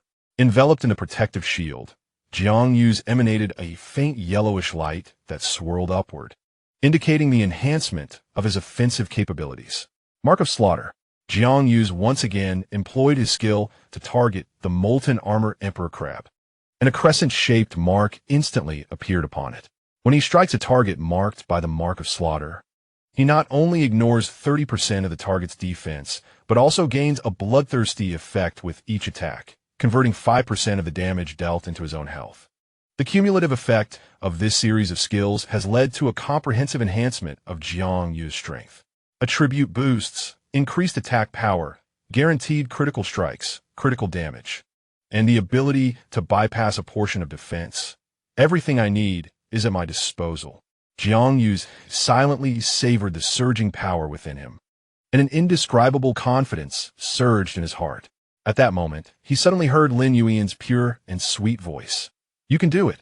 Even this cold-hearted assassin felt a stir within him.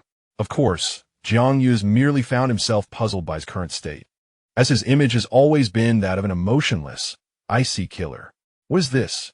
As Jiang Yu felt the renewed surge of power, his hands trembled slightly, seemingly struggling to contain the overwhelming strength coursing through him. Yet, he quickly steadied his mind, forcibly regaining control, and shouted loudly, "Execution time." This is a skill of formidable potency, designed specifically for reaping the lives of targets whose health falls below 30%. Upon inflicting damage, it additionally deals an extra 15% of true damage.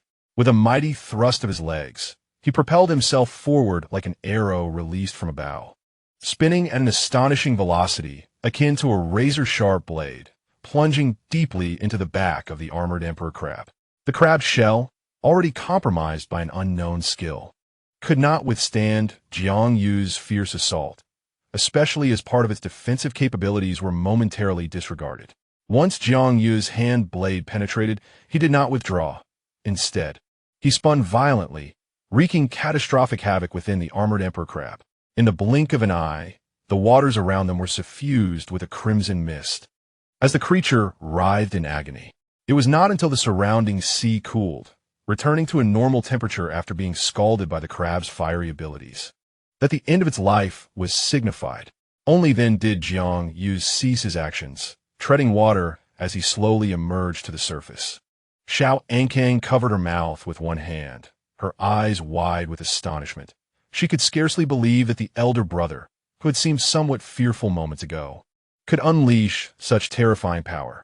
Meanwhile, Bailan, having just executed a skillful whip attack, was unable to close the distance to the armored emperor crab in time and could only launch a cross slash from afar. Yet, the attack landed on the crab's soft underbelly without breaching its defenses, yielding no significant effect. At this moment, the vast wound Jiang Yu had inflicted, nearly traversing the entire body of the armored emperor crab, came into view, leaving Bailan in reflective silence, questioning her own abilities. After the battle concluded, Lin Yuan and the others maneuvered their bubbles over to retrieve the corpse of the armored emperor crab, surfacing together. Subsequently, they entered the interior of the mechanical vessel through its lower chamber. Remarkably, the entire sequence from Jiang Yu's assault to the demise of the armored emperor crab transpired in a mere 3 to 4 seconds. Within that brief span, Jiang Yu's managed to accumulate only 3 layers of wave energy, successfully completing the hunt. Meanwhile, the conflict between the two teams was far from over. Just 4 seconds prior, Zixia had unleashed a barrage of gunfire. As the distance between the two parties diminished, they could now discern each other's features clearly. Wang Chenxi spotted the leader of the opposing team, sporting a slick, middle-parted hairstyle and a rosy complexion, grinning widely, with 2 prominent front teeth. Witnessing this, Wang Chenxi finally comprehended Zixia's earlier expression of nausea. At that moment, as Wang Chenxi had anticipated, Zixia retched a few times before stowing her weapon. The proximity had rendered her attack's area of effect too vast, risking harm to her own allies. Instead, Feng Xiao unleashed a series of rapid-fire shots. His left arm transformed into a longbow, sending forth arrows of spiritual energy like meteors toward the adversary. However, the rate of fire from bow-type weaponry could not match the speed of Zixia's mechanical armaments. Feng Zhou even leaped from the observation tower, and one must admit that a wind attribute spirit master possesses an extraordinary lightness, seemingly impervious to the impacts of a fall. He descended from such a great height, landing as gently as a feather, likely feeling no sensation in his legs. Upon touching the ground, Feng Xiao cunningly positioned himself behind Han Yi, utilizing the partially released spiritual energy from Han Yi's own power to imbue his arrows with a layer of lightning attributes. Wang Chenxi, witnessing this scene, couldn't help but chuckle, pondering to himself how reminiscent it was of some tower defense game. Han Yi vaguely sensed Wang Chenxi's thoughts and found them rather peculiar, secretly contemplating whether this was akin to a pea shooter and a torch tree, perhaps indicative of a grass attribute spirit. Chapter 471. Seismic Waves on the Opposing Vessel. Jin Yuxing stood alongside another figure. This individual sported a fringe that obscured half of his face, occasionally tossing it aside, while leisurely whistling, exuding a rather sinister aura. Dark attribute? Wang Chenxi speculated inwardly, considering if a dark attribute spirit master possessed the skill to corrode the defenses of the armored emperor crab. Coupled with the formidable attacks of the earth attribute, it became clear why the armored emperor crab would opt for a hasty retreat. Indeed, the light attribute Luo Xiaoming had an acute sensitivity to dark attribute spiritual energy, and upon hearing Wang Chenxi's remarks, she nodded earnestly in agreement. See, you are tasked with ensuring protection. Lei Lingyi, maintain vigilance over the surface of the sea. Wang Chenxi surveyed the group, methodically assigning tasks. Given Lei Lingyi's relatively short attack range, it was crucial not to let her recklessly advance alone, as it would be quite worrisome for the others to safeguard her. Thus, she was instructed to closely monitor the movements beneath the surface of the sea, so that in a moment of peril, she could utilize the water to engage in combat. At that moment, a sudden shout echoed from the opposite side. Mud Dragon. The voice reverberated through the night sky, seemingly laced with provocation. Quick! Freeze the sea around the vessel. Ji Zixia felt a tightening in her chest upon witnessing Jin Yuxing preparing to unleash a skill. She hastily turned to Han Yi, urgency evident in her tone. I shatter. Han Yi swung his right hand fiercely in the air, and the howling ice wolf surged forth like a bolt of white lightning from his side. With a few leaps, it reached the railing and, without hesitation, leaped into the air. At the moment of landing, the howling ice wolf erupted with immense ice attribute spiritual energy, a chill swiftly spreading, transforming the sea surface into a silvery expanse, thus creating a solid footing for itself. Ice roar. Mist of white, ice shards, frigid ice blades. Following this, the howling ice wolf circled the vessel with rapid strides. With each stride, it harnessed its spiritual energy to unleash skills, and with each roar, a torrent of ice attribute skills erupted like a surging tide. The ice roar unleashed waves of frost, while the mist of white enveloped the surroundings in a hazy white fog. The shards of ice scattered like concealed weapons, while the frigid ice blades glimmered with a piercing cold light, swiftly gliding over the surface of the sea and leaving behind trails of white. By the time Jin Wuxing unleashed his skillful attack, the ocean surrounding the mechanical vessel had already been entirely frozen. It resembled a colossal and resilient ice mirror, reflecting the crisp moonlight. Jin Wuxing's innate talent was seismic waves. Whenever he released an earth attribute attack, it would inflict a continuous stream of tremors. Seeing the successful freezing of the sea, Ji Zixia slightly relaxed her tense nerves and patiently explained to the bewildered bystanders. An attack on the ground can trigger an earthquake. Would an attack on the sea not cause a tsunami? A flash of realization struck Wang Chenxi as he instantly comprehended the deeper significance behind Ji Zixia's previous arrangements, understanding her urgency in freezing the surface. Indeed, the duration of these tremors was quite prolonged. If other skills were unleashed while the tremors persisted, it would yield a cumulative effect, resulting in even more violent oscillations. Ji Zixia furrowed her brow, a hint of concern flickering in her eyes. She worried that the combined seismic waves from multiple skills could capsize their mechanical vessel. In a graceful motion, Ji Zixia positioned herself atop the barrel of the ice arbiter. Utilizing magnetic levitation, accompanied by a gentle hum, she and the ice arbiter ascended slowly. Upon reaching a sufficient height, she carefully ensured that her presence would not affect her teammates before firmly settling on the barrel. At that moment, Ji Zixia was wholly focused on adjusting her perspective, striving for perfect alignment with the aim of the ice arbiter to avoid a significant deviation that could diminish accuracy. She extended her right leg, firmly pressing it against the muzzle to counteract the powerful recoil when firing, preventing the shot from veering off course. Her left leg hung leisurely in the air, swaying gently, seemingly relaxed, yet constantly maintaining control over her balance. With both hands firmly gripping a rein that threaded through the trigger of the ice arbiter, she commanded the weapon like a skilled rider mastering a spirited steed. With a thunderous boom, the frost shell detonated explosively, sending a palpable wave of icy air surging outward from the epicenter like a rising tide. The chill rushed toward the mud serpent, which was thrashing wildly in the sea, as if intent on freezing it in place and sinking it to the ocean's depths. Celestial flame gift. Just as the tension mounted between the onlookers and the mud serpent, a girl with flowing red hair stood behind Jin Yuxing, her slender index finger pointing skyward. In an instant, the previously inky black sky revealed a fiery crimson cloud. This blazing cloud, reminiscent of a magnificent sunset, illuminated the entire battlefield as brightly as day. Subsequently, the fiery cloud seemed to unleash a cataclysmic feast, with fist-sized fireballs cascading like meteors, imbued with searing heat and a sense of destruction.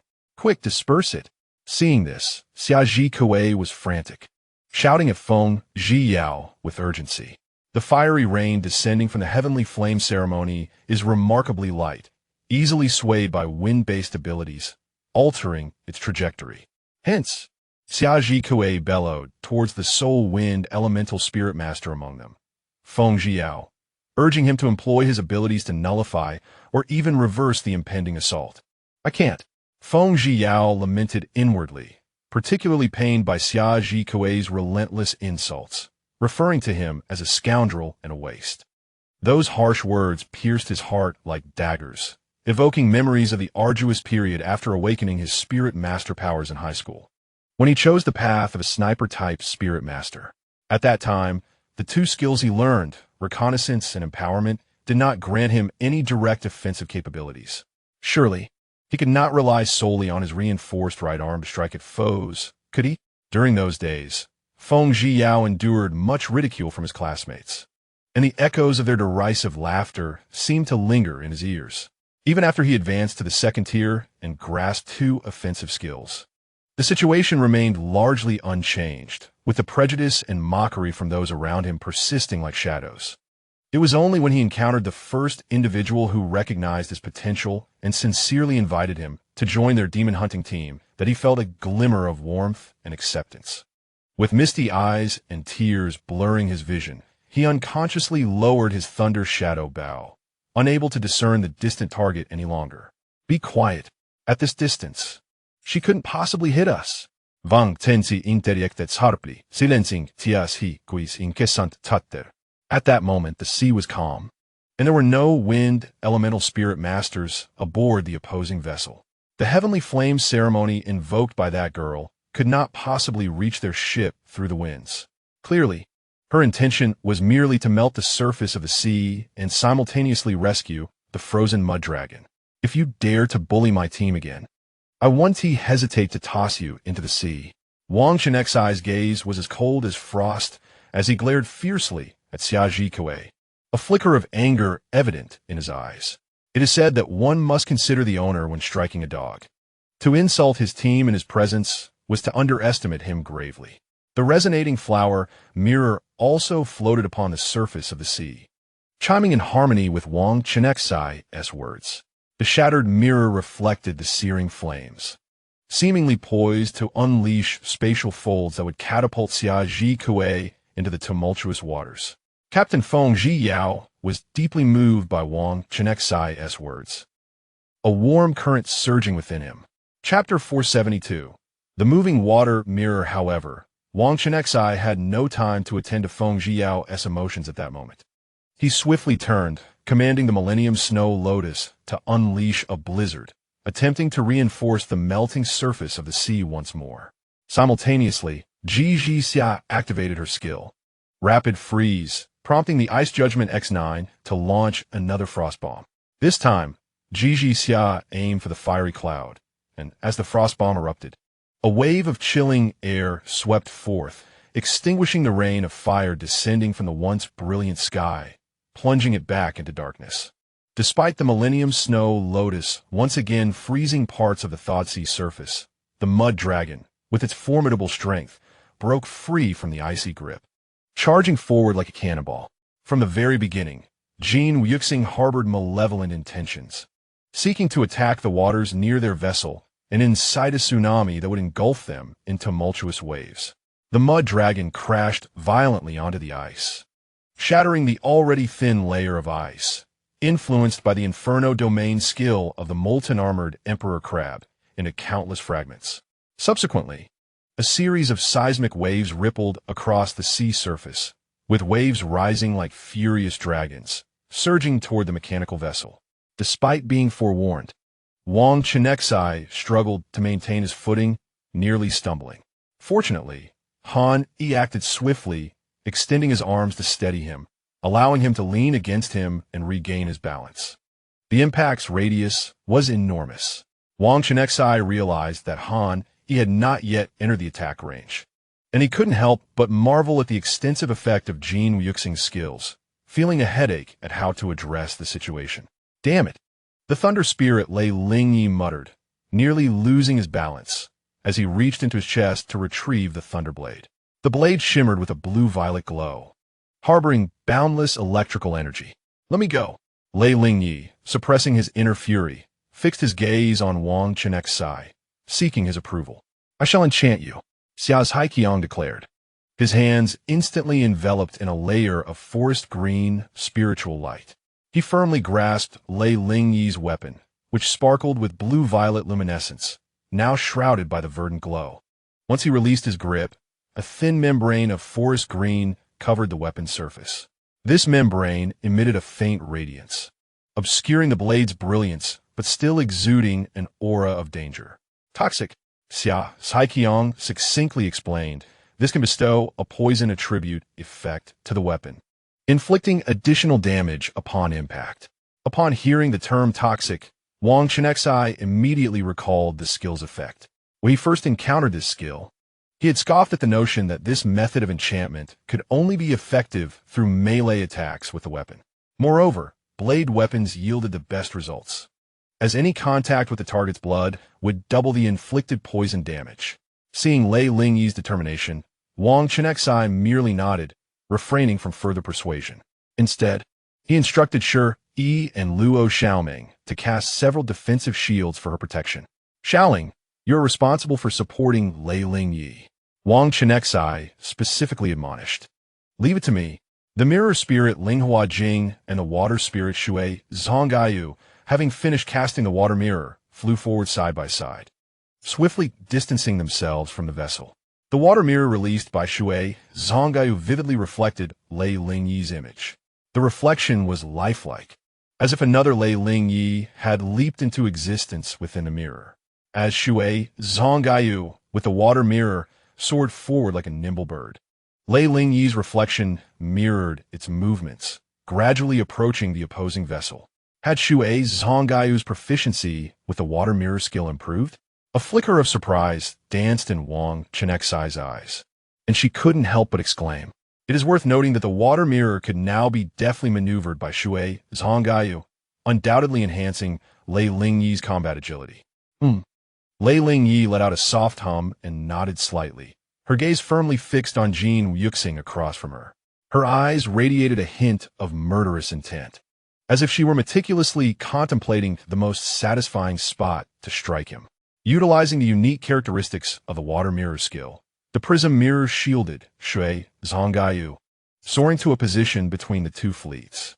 At that moment, Lei Lingyi's reflection coincidentally projected near Jin Yuxing. Although the members of the Peninsula Alliance were still uncertain of the ultimate effect of this skill, obstructing the opponent's subsequent actions could only be advantageous. Given the positioning of the prism mirror and Shui Zhonggayu, both factions could launch skill attacks against it. Jin Yuxing narrowed his eyes slightly, silently signaling to the girl who had just unleashed the heavenly flame ceremony. She understood immediately and promptly unleashed another skill. A robust column of flame erupted from her palms, akin to a volcanic eruption, surging forth with an overwhelming momentum, reminiscent of an enraged fire serpent, charging wildly towards the prism mirror and Shui Zhonggayu. In this critical moment, Shui Zhonggayu decisively employed the water mirror skill once more, swiftly swapping the positions of Lei Lingyi and her reflection. The prism mirror, fearful of the fire tribute, hastily cast a spatial shield to protect Shui Zhonggayu, retreating behind her. Although the direct damage from the flame column was not substantial, the sheer force of its impact was formidable. Even with the shield in place, Shui Zhonggayu was inevitably pushed backward. This retreat caused Lei Lingyi's mirror image to follow suit, ultimately hovering not far from the Peninsula Alliance's ship. At that moment, the originally transparent water element mirror image began to solidify, transforming instantaneously into Lei Lingyi's corporeal form. Experiencing the weightlessness brought on by her rapid descent, Lei Lingyi reacted swiftly, employing the lightning flash skill. In an incredibly brief span, her keen combat intuition allowed her to ascertain the landing point of the lightning flash. In an instant, a streak of lightning blazed across the night sky like a meteor, its brilliance dazzling. This light emanated from the very spot where Lei Lingyi had abruptly appeared, striking a short boy not far behind Jin Yuxing.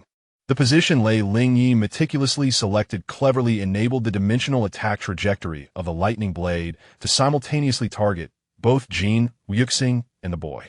Long before the water mirror exchanged positions, Lei Lingyi had already harnessed the skill charge voltage, significantly amplifying her lightning attribute damage. At this moment, a ring of lightning encircled her, resembling a halo of deadly electric brilliance. The lightning ring relentlessly assaulted the surrounding targets, encompassing the 5 individuals aboard the ship. Just 5 people dare to trouble us, do they? Huh?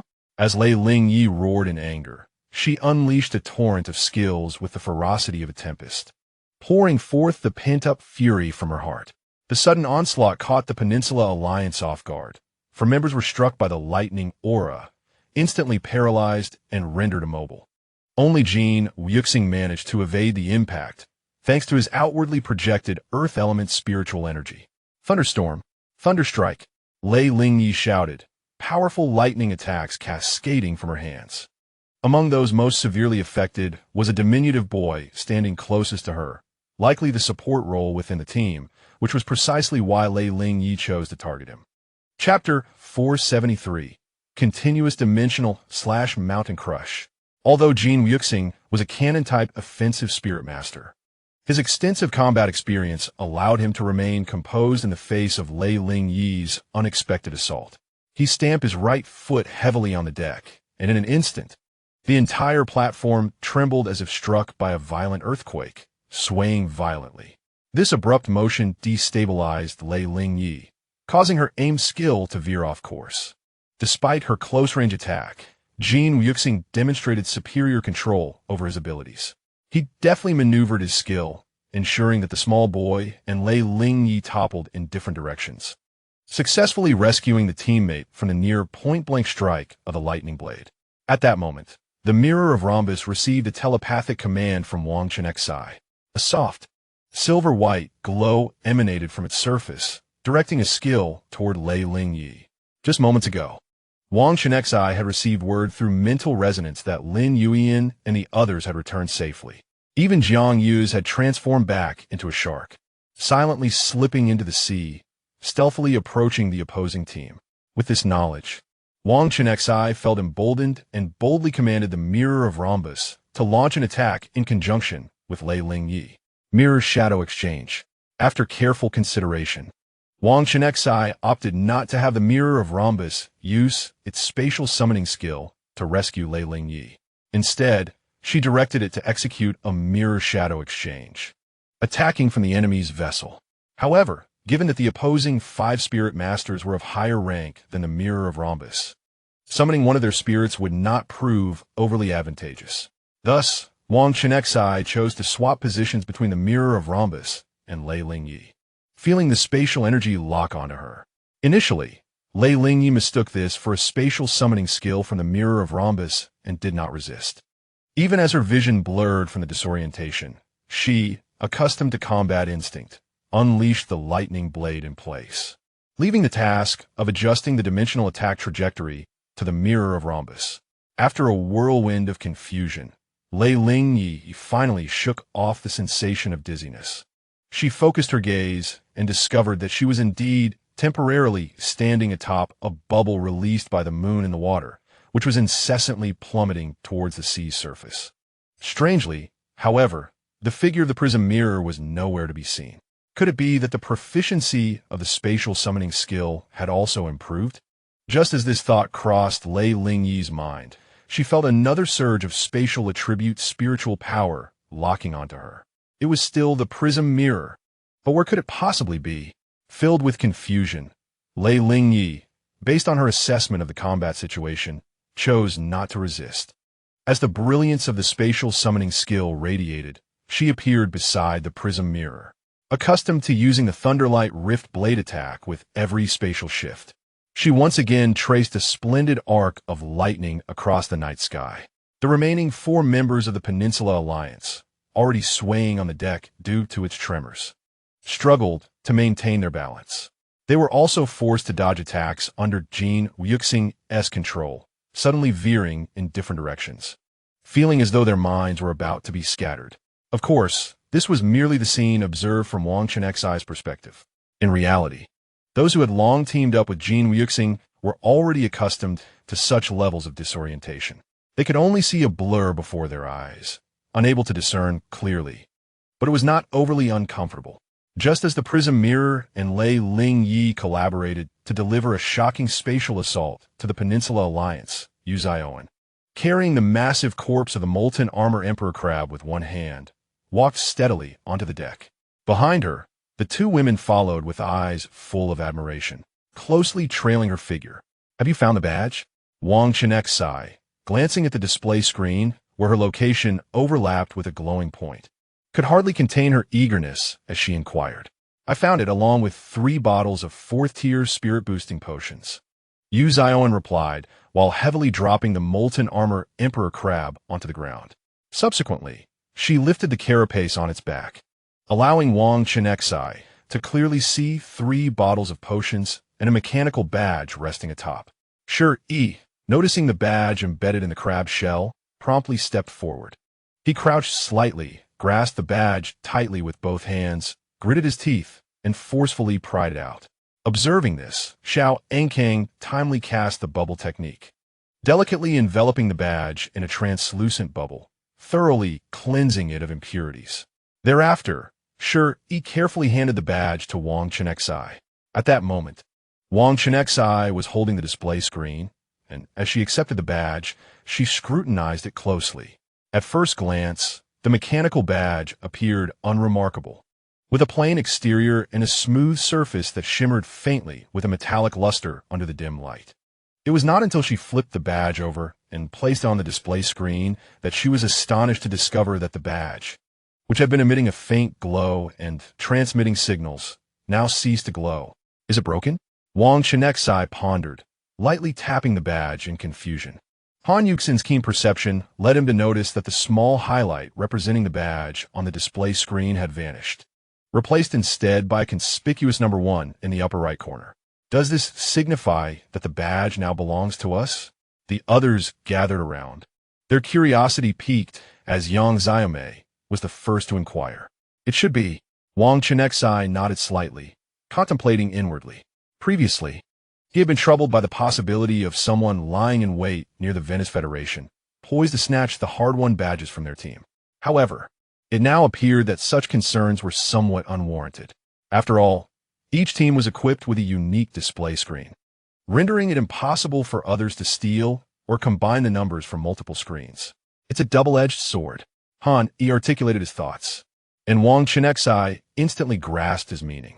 The advantageous aspect of this arrangement lies in the fact that once a badge is seized, it promptly halts the conflict between different teams, thus preventing unnecessary casualties and the escalation of disputes. Conversely, the downside is that it necessitates an acceleration in their collection of badges. Not only must they secure 5 badges to obtain tickets for the second stage of the competition, but the elixirs inherently tied to each badge also compel them to exert themselves in fierce competition.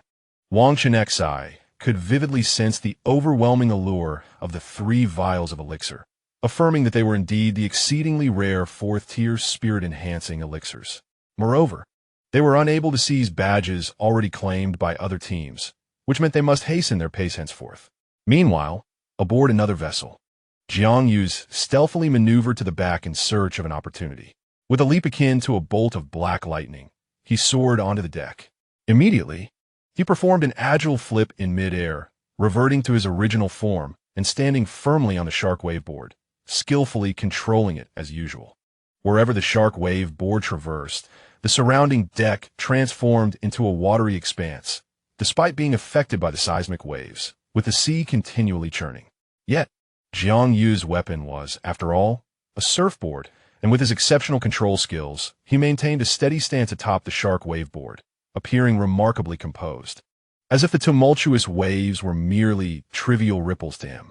After being summoned back by spatial forces, Lei Ling Yi was engulfed by a strong wave of dizziness, compelling her to tightly shut her eyes.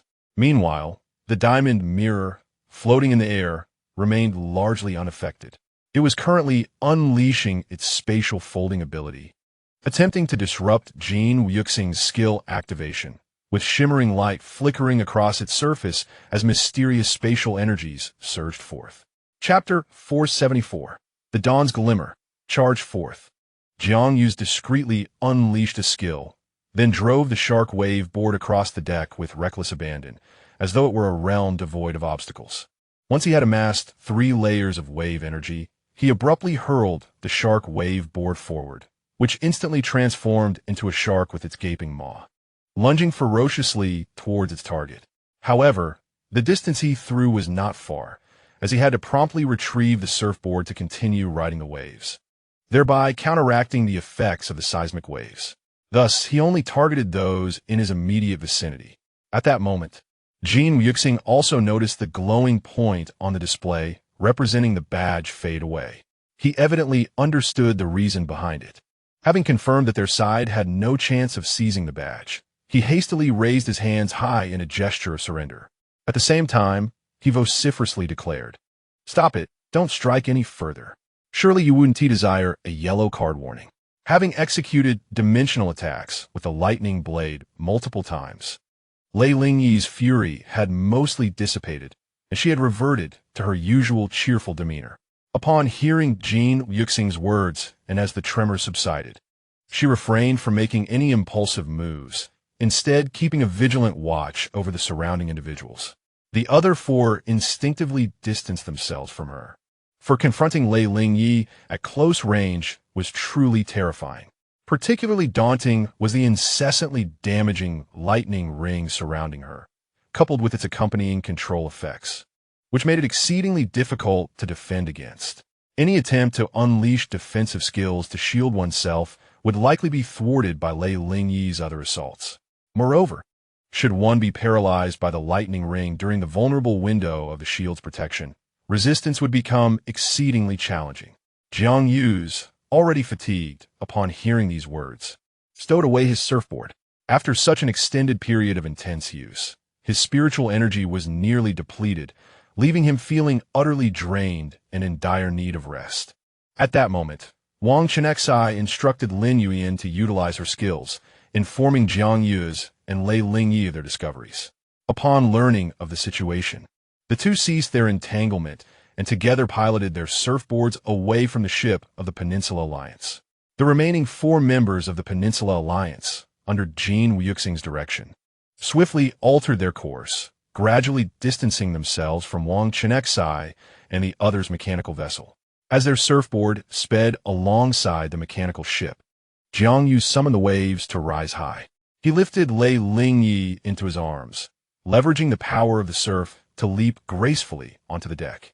"You're back. Take a moment to rest. We must proceed to the next location," Wang Chenxi remarked upon seeing the two return safely. Upon noticing 3 bottles of spiritual enhancement potions, he was no longer satisfied with merely acquiring 5 competition badges. An urgent desire to embark forth and seize additional badges and potions surged within him. No wonder the Summer Nation had not provided their team with excessive resources. All the prime assets were evidently here. "Indeed, I shall rest for a while," Jiang Yu declared, reclining on the deck, and soon the sound of even breathing filled the air. "Fei Ziao, prepare the crab meat. We shall savor it for breakfast at dawn," Wang Chenxi instructed. After this, the others looked at him with eager anticipation, particularly Yu Zioan and Yang Xiaomei among the girls. Feng Xiao composed himself and, beaming with joy, set about preparing, silently thanking his father for not deceiving him, as mastering the culinary arts indeed attracted the admiration of girls. Wang Chenxi intended to discuss the distribution of the 3 bottles of spiritual enhancement potions they had acquired. In this fierce battle, it is undeniable that Jiang Yu's exerted the most effort. Apart from him, Lin Yuyan, Lei Lingyi, and Ji Zixia also made considerable contributions. Let us discuss it later. Lei Lingyi waved his hand dismissively. They were currently en route to the next location of the competition badge, and their immediate priority was to rest and adjust. Given that the Peninsula Alliance had only sent 5 individuals, it was not difficult to surmise that the rest of their team had already set out to seize the next target badge. However, upon confirming that the competition badge was in the possession of a spirit creature, their anxiety diminished.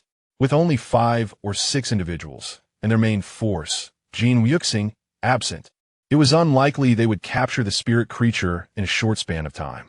As Wang Chenxi and his companion's mechanical vessel swiftly approached the location of the competition badge, the remaining members of the Peninsula Alliance encountered a fully manned team from Fuzhang Island. Half of the Fuzhang Island team was dispatched to obstruct the Peninsula Alliance, while the others pursued the spirit creature carrying the competition badge and the spirit enhancement potion. The second competition badge was situated at a considerable distance from Wang Chenxi and his team, yet was closer to the waters near the Peninsula Alliance and Fuzhang Island. Specifically, within the seas surrounding the Xia Kingdom, this badge was the only one relatively close to them. Nevertheless, it still leaned towards the direction of the Peninsula Alliance. This situation made Wang Chenxi ponder whether the Xia Kingdom was being deliberately targeted by the event organizers.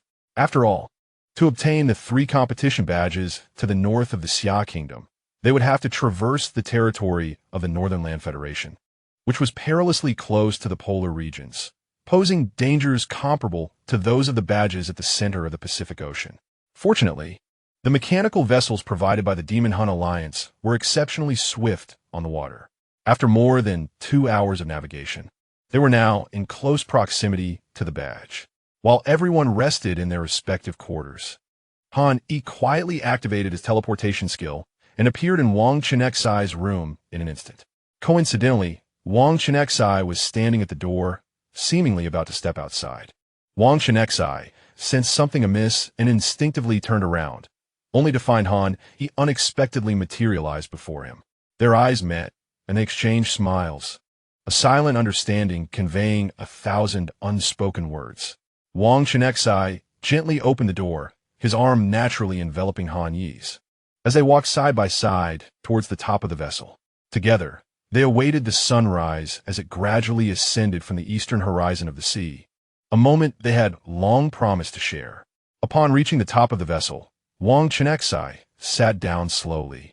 His right leg slightly bent while his left leg stretched out comfortably. Han Yi softly settled beside him, leaning slightly, her head resting on Wang Chenxi's shoulder. At that moment, the sea was tranquil and serene, with only the occasional whisper of the breeze breaking the silence, devoid of any other clamor or noise. This tranquility seems to have pressed the pause button on the entire world, allowing the emotions of the two individuals to gradually settle in the serene atmosphere. Han Yi quietly attunes to the steady and rhythmic heartbeat of Wang Chenxi, her heart filled with peace as she silently awaits the enchanting moment when dawn breaks. At last, the first ray of sunlight emerges from the horizon like a golden sword, piercing the sky. Subsequently, the entire surface of the sea is suffused with a layer of golden hue. Instinctively, their fingers intertwine, and they focus together on the magnificent spectacle of the sunrise. At this moment, Han Yi harbors a singular, fervent wish deep within her heart. If indeed there exists a divine spirit capable of manipulating the fabric of time, she would fervently wish for time to remain eternally suspended in this beautiful instant, allowing this serenity and beauty to endure forever. However, the relentless march of time waits for no one. They are merely 20 minutes away from their coveted competition badge, and others may emerge from their quarters onto the deck at any moment. Aware of the urgency, Han Yi refrains from voicing any further requests, content to simply share tender whispers and playful exchanges. Chapter 475. The emerald wave spiked lizard. Only when they hear Feng Xiao bustling in the kitchen do they reluctantly rise and descend from the top of the vessel together. By this time, it is nearly 6 o'clock, and the sun has risen high, illuminating the sky. The crab meat from the molten armor imperial crab they captured yesterday is imbued with a rich and abundant spiritual energy. After merely a bite, they find themselves somewhat troubled with digestion, as they do not possess the same hearty appetite as the spirit beings, who can consume a demon core daily. For spirit masters, cultivation has always relied on absorbing pure external spiritual energy.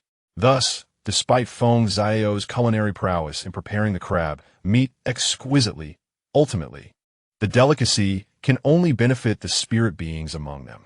After a leisurely breakfast, they gather on the deck, gazing into the distance. Under favorable lighting conditions on the sea, visibility extends remarkably far, in just 5 or 6 minutes, as the distance to the badge displayed on the screen diminishes. They begin to discern two groups of figures in the distance. The first sighting is a ship, resembling the one they encountered over 2 hours ago, belonging to the Peninsula Alliance, presumably carrying the remaining 2 members of the competition team.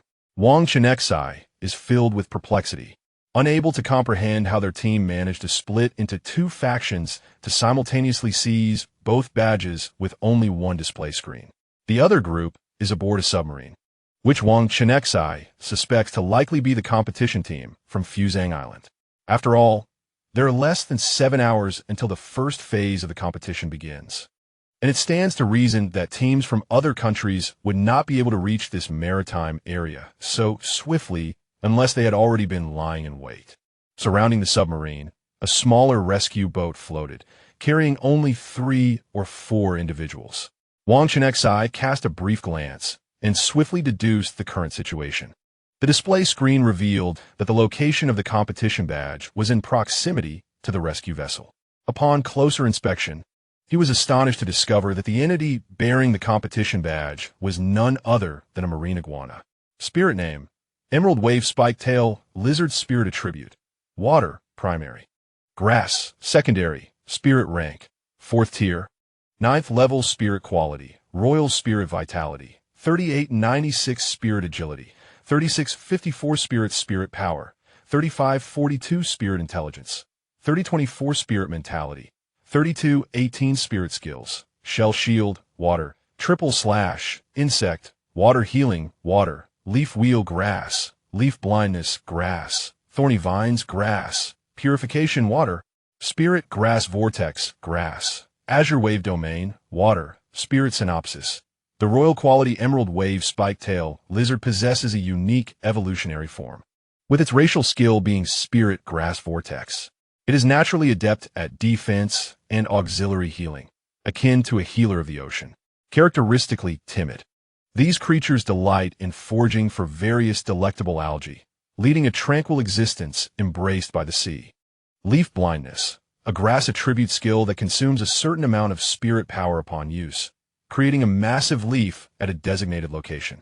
This leaf acts as a verdant barrier, obscuring the vision of targets within it, who become momentarily blinded by the dense presence of plant elements.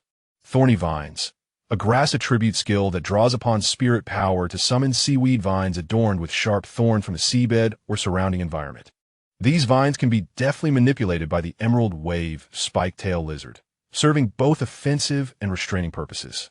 Once ensnared, enemies find their mobility severely restricted and may even succumb to bleeding over time, resulting in gradual loss of vitality. Purification, a water attribute skill that, upon being activated, allows the Emerald Wave Spike-tail Lizard to select a target and release a stream of pure water spirit power, akin to a crystalline brook.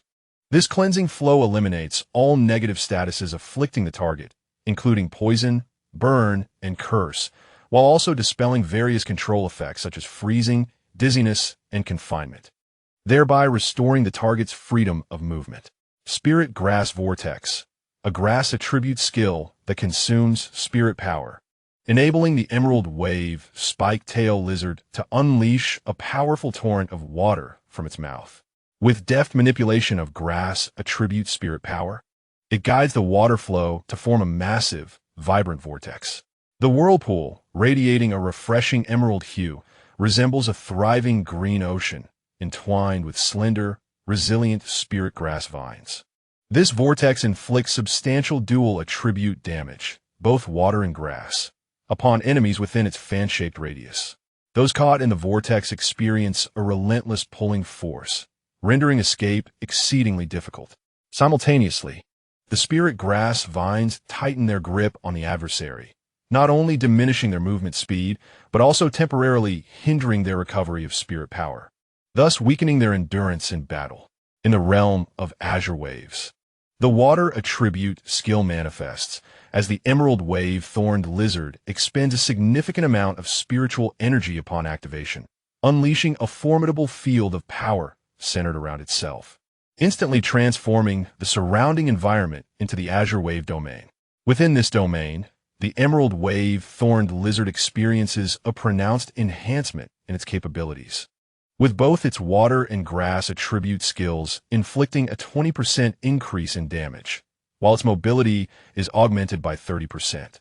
Furthermore, all targets within the confines of the Azure Wave domain enjoy a reduction in the spiritual energy consumption when utilizing grass and water attribute skills. After a brief review of the detailed information gathered in the Pokédex, Wang Chenxi and his companions soon detected the presence of the emerald wave thorned lizard. It was not merely Wang Chenxi's keen eyesight that led to this discovery. Rather, the vivid green expanse of water amidst the boundless dark blue sea was particularly striking. Akin to a piece of jade embedded in blue satin, capturing attention effortlessly. Through the crystalline waters, one could faintly discern a shadow slightly darker than the emerald hue, revealing the frantic escape of the emerald wave thorned lizard. This creature was robust, measuring approximately 4 meters in length, its body enveloped in a layer of scales that gleamed with an emerald-like luster. These scales, finely textured, refracted a soft aqua light under the gentle caress of sunlight, reminiscent of a shimmering lake. Along its back, a row of elongated and resilient spines emerged, displaying a refreshing grass green, serving both defensive and offensive purposes. Its head bore a triangular shape, with eyes resembling deep azure pools that conveyed both liveliness and a hint of trepidation, as if it harbored a profound fear of its surroundings. The emerald wave thorned lizard possessed sturdy limbs with broad-webbed feet, a unique physiological trait that enabled it to navigate swiftly through aquatic and wetland environments, adapting seamlessly to diverse terrains. Most striking, however, was its long and agile tail, adorned with lush, aquatic grass-like tufts that swayed gently with the currents, further enhancing its speed in the water. "It is frightened," Lin Yuan softly remarked, sensing the emotional waves emanating from the emerald wave thorned lizard. Her voice resonated across the tranquil deck, met with a slight nod from Jiang Yu's, while the others pondered in bemusement. The emerald wave thorned lizard was known for its timid nature, excelling in supportive healing and defense. When threatened, it instinctively fled in fear. Wang Chenxi elaborated on the creature's temperament, as it belonged to a rare species dwelling in the distant seas, clearly unfamiliar to the rest of the group aside from Jiang Yu's. Chapter 476. A leisurely summer duck afraid? Zixia, filled with curiosity, promptly employed a skill, focusing intently on the area. Not far behind the emerald wave thorned lizard, a small kayak was enveloped by a massive shadow of vibrant green. However, the 4 individuals aboard showed no signs of trepidation, relentlessly pursuing the emerald wave thorned lizard. "It is a mere illusion," Wang Chenxi asserted confidently, swiftly assessing the situation based on his knowledge of the emerald wave thorned lizard's abilities. When faced with danger, these creatures would instinctively panic and flee in disarray. The ability to obscure vision, akin to a veil that induces widespread blindness, proves exceptionally practical for them. However, bearing the competition badge, if it cannot disrupt mechanical signals, escape remains an impossibility. Lin Yuan suddenly comprehended this, nodding knowingly as she spoke. No wonder the mental waves emitted by the Quolang spike-tailed lizard were filled with fear and confusion. It was indeed burdened by this competition badge. "Lin Yuan, give it a try and see if you can communicate with it. If we can resolve this matter peacefully, that would be splendid." Wang Chenxi, possessing an inherently kind nature, was not one to revel in the indiscriminate slaughter of spirit beasts, especially those like the Quolang spike-tailed lizard, which bore no ill will towards humans. After all, his innate gift was an affinity with spirit beasts. Should his mindset falter, enhancing the bond with these creatures will become an arduous endeavor. And you think you can communicate peacefully with a spirit beast? If this timid sea lizard is as skittish as you claim, won't your attempt frighten it away? Xia Zhikue muttered under his breath, his tone tinged with sarcasm. Wang Chenxi chose to ignore him, unwilling to waste even a second on his words. "All right, I shall give it a try." Lin Yuan remained undeterred by Xia Zhikue's influence, choosing to place her trust in Wang Chenxi. Soon, an intangible wave of mental energy emanated from Lin Yuan, rippling outward like the gentle disturbance on a tranquil lake when a stone is cast into its depths. Upon encountering the Qualang spike-tailed lizard, an extraordinary bridge of communication was instantaneously forged on a mental level. This form of communication possessed an innate credibility, allowing both parties to intuitively grasp one another's thoughts, sensing not only intentions but also the underlying goodwill or malice. Furthermore, Lin Yuyan's manifestation of the voice of the mind was enhanced by her innate passive effect, subtly increasing the creature's fondness for her without its conscious realization. At that moment, witnessing that her attempt to obscure vision had failed to halt the pursuers behind, the Qualang spike-tailed lizard became immensely anxious and swiftly unleashed the skill spiraling herbs. In an instant, a dark green vortex formed in the water, akin to a miniature tornado, ensnaring countless strands of verdant seaweed and hurtling towards the small kayak. The Qualang spike-tailed lizard seemed intent on utilizing this vortex to widen the gap between itself and the relentless pursuers. However, one girl aboard the kayak appeared to be a water element spirit beast master. With an air of calm determination, she extended her hands into the sea, unleashing two torrents of water that erupted with a flurry of bubbles, propelling both her and the kayak forward with the swiftness of an arrow released from a bow. Thorny vines. The Qualang spike-tailed lizard, in a state of urgent distress, could no longer communicate with Lin Yuyan. With a powerful flick of its tail and a vigorous push of its legs, it accelerated its flight once more. Simultaneously, it rapidly conjured the skill thorny vines, commanding numerous seaweed tendrils armed with formidable thorns to create a layered defensive barrier behind it. "Duck, charge!" Another little girl on the kayak exclaimed excitedly, raising her fists and shouting. As the crowd focused their gaze, they beheld their kayak seemingly imbued with life, joyously bouncing upon the surface of the sea. Complemented by the two wings that had just unfurled, it now flapped vigorously, achieving a remarkably impressive leap.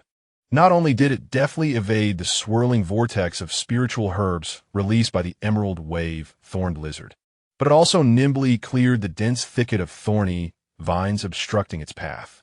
A mount-type spirit? Feng Ziyu's eyes sparkled with excitement as he fixated on the kayak resembling a yellow duck. As they drew nearer, Wang Chenxi discovered that the duck was adorned with a pair of sleek black sunglasses. No wonder Feng Ziyu exhibited such a gleam in his eyes. The spirit's appearance was strikingly unique.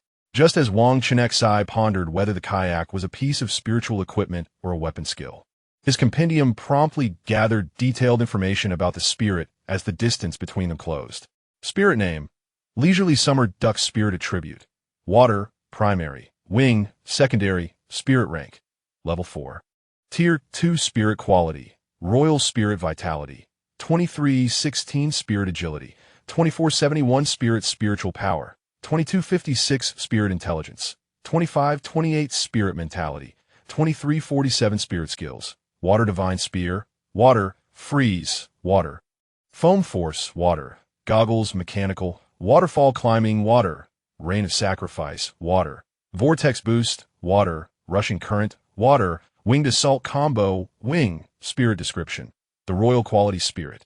Leisurely Summer Duck possesses an evolutionary form, and its innate talents render it adept in speed and attack. Typically, it enjoys floating aimlessly on the sea, pondering peculiar questions. Goggles. A mechanical skill, the Leisurely Summer Duck is equipped with mechanical goggles that ensure its vision remains unimpeded while diving underwater. Upon active use, it consumes spiritual power and grants immunity to fog and other obscuring skills, ensuring clarity in complex environments. Vortex Boost, a water attribute skill that upon use, consumes spiritual power to enhance the water attribute damage of its next strike. Steel Wing Assault, a wing attribute skill that upon use, expends spiritual power to strike with its hard and sharp wings. Each attack not only inflicts damage, but also carries a chance to inflict a bleeding state on the enemy, causing a gradual loss of health over time. Indeed, this was the first time Wang Chenxi encountered a spirit so uniquely shaped. The kayak previously used by the four from Fusang Island was merely a swimming ring hanging around the neck of the Leisurely Summer Duck. Thus, from a distance, It appeared as though they were paddling a conventional kayak while seated atop the leisurely duck's back. With the duck's leap, they finally beheld its full form, realizing that this so-called vessel was, in fact, a spirit. Lin Yuan, how is it going? Wang Chenxi eagerly yearned to learn the outcome of their mental communion. If their communication yielded no results, they would have no choice but to intervene and stop the emerald wave thorned lizard. I need some time. You must assist in detaining those individuals, ensuring not to disturb the emerald wave thorned lizard. Lin Yuan had yet to receive a response from the emerald wave thorn-tailed lizard, and could only truthfully reply while seeking assistance from her companions. All right, Zixia, I leave it in your capable hands along with Xiao. Wang Chenxi glanced at the two teammates in the group, known for their long-range attacks, her eyes brimming with trust. No problem. Zixia confidently gestured an okay sign, steadily positioning her sniper rifle, her gaze sharply locking onto the target. Leave it to me, Captain. Feng Xiao cheerfully accepted the task. TCH, Xia Zike disdainfully shot a glance, secretly grumbling to himself, wondering why a wind attribute slacker was always trailing behind Wang Chenxi, trying to curry favor. Yet, the two were persistently addressing each other as captain and teammate. After all, they were part of a demon hunting squad. What was he trying to impress? Jiang Yu felt embarrassed and couldn't help but silently warn Xia Zike, perplexed as to why this fellow had transferred to their school, bringing shame upon their side. Could he not see the darkening expression on Wang Chenxi's face, nearly rivaling that of Yu Zioan? No, that's not what I meant. Jiang Yu shot a guilty glance at Yu Zioan, relieved she hadn't noticed anything amiss. Only Lin Yuan, most sensitive to the waves of emotion, discreetly curled her lips into a smile. However, she quickly regained her composure, ensuring her expression returned to normal without drawing anyone's attention. Chapter 477, A Peaceful Resolution Frost Bomb. Zixia unleashed her skill, and a frost bomb shot forth like a meteor, landing precisely on the surface of the sea between the two adversaries. Instantly, a bone-chilling cold radiated from the point of explosion, swiftly enveloping a vast area of the sea, transforming it into a crystalline expanse of ice. The emerald wave thorn-tailed lizard seemed to grasp at a lifeline, seizing the opportunity to catch its breath, temporarily escaping the relentless pressure of its pursuers. Thunder Shadow Bow. Feng Xiao, unwilling to be outdone, despite his curiosity towards the uniquely shaped leisurely summer duck, showed no mercy in his attacks during battle. The wind attribute inherently countered both water and wing attributes, and wielding the Thunder Shadow Bow, the wind attribute's spiritual arrows he released whizzed through the air like sharp silver threads. Each arrow could inflict double damage upon the leisurely summer duck. This was without the arrows being imbued with lightning attributes. Should they be enhanced with such, it would undoubtedly inflict even greater damage upon the duck. In the face of Feng Xiao's ferocious wind-based assault, the four perched atop the duck dared not be careless, hastily employing defensive skills to shield themselves and the leisurely summer duck. After all, the duck needed to leap across the icy surface, making it exceedingly difficult to evade the arrows while airborne. It had yet to master flight skills, rendering its aerial movements awkward and lacking in agility. Shattered Crystal Ice Thorn Cannon. Zixia denied the adversary a moment's respite, promptly launching a shell at the anticipated landing spot of the leisurely summer duck. With a thunderous boom, the shattered Crystal Ice Thorn Cannon erupted, unleashing a powerful shockwave that shattered into countless thick, sharp ice thorns, rampaging outward like ferocious ice beasts. These icy thorns not only shattered the protective shield of the leisure summer duck, but also rapidly formed a smooth and solid layer of ice beneath its feet. Quack! As the duck's webbed feet landed on the icy surface, it stumbled, nearly dislodging the individuals on its back, presenting a rather awkward sight. Forest Prison. With a momentous buildup of energy, Yang Xiaomei seized the opportunity and decisively unleashed her skill. As a grass-type control spirit master, she had previously been responsible for intercepting the escape route of the molten armor emperor crab beneath the sea, making her particularly adept at halting such movements. Wang Chenxi observed intently, having long recognized that Yang Xiaomei's grass-type skills possessed unique qualities, seemingly capable of merging with other attributes to produce remarkable transformations. At that moment, as she unleashed the forest prison upon the surface of the sea, the skill rapidly took shape under her command. It resembled a vast and exquisite birdcage, ensnaring the leisure summer duck within, completely severing its escape route through the sky. The duck, which had just leapt, was forced to plummet onto the ice. However, on this slick surface, its speed of movement drastically diminished, rendering its actions exceedingly sluggish. At that moment, a boy, filled with urgency, attempted to unleash a fire-type skill in an effort to break through the cage-like vines. Yet, the vines shimmered with a cerulean glow of spirit energy, indicating a fusion with the water element. The fiery projectile struck the vines, but inflicted minimal damage. Moreover, under the sunlight, this forest prison seemed to possess a self-repairing ability, continuously mending its damaged parts. All of this bought precious time for Lin Yuan and the cobalt-spined lizard to communicate. Wang Chenxi, it believes in us. Lin Yuan's tightly shut eyes finally opened, her face radiating joy as she exclaimed excitedly, "Shaoling." Wang Chenxi nodded in affirmation while signaling to the Mirror of Diamonds to execute a spatial summoning skill.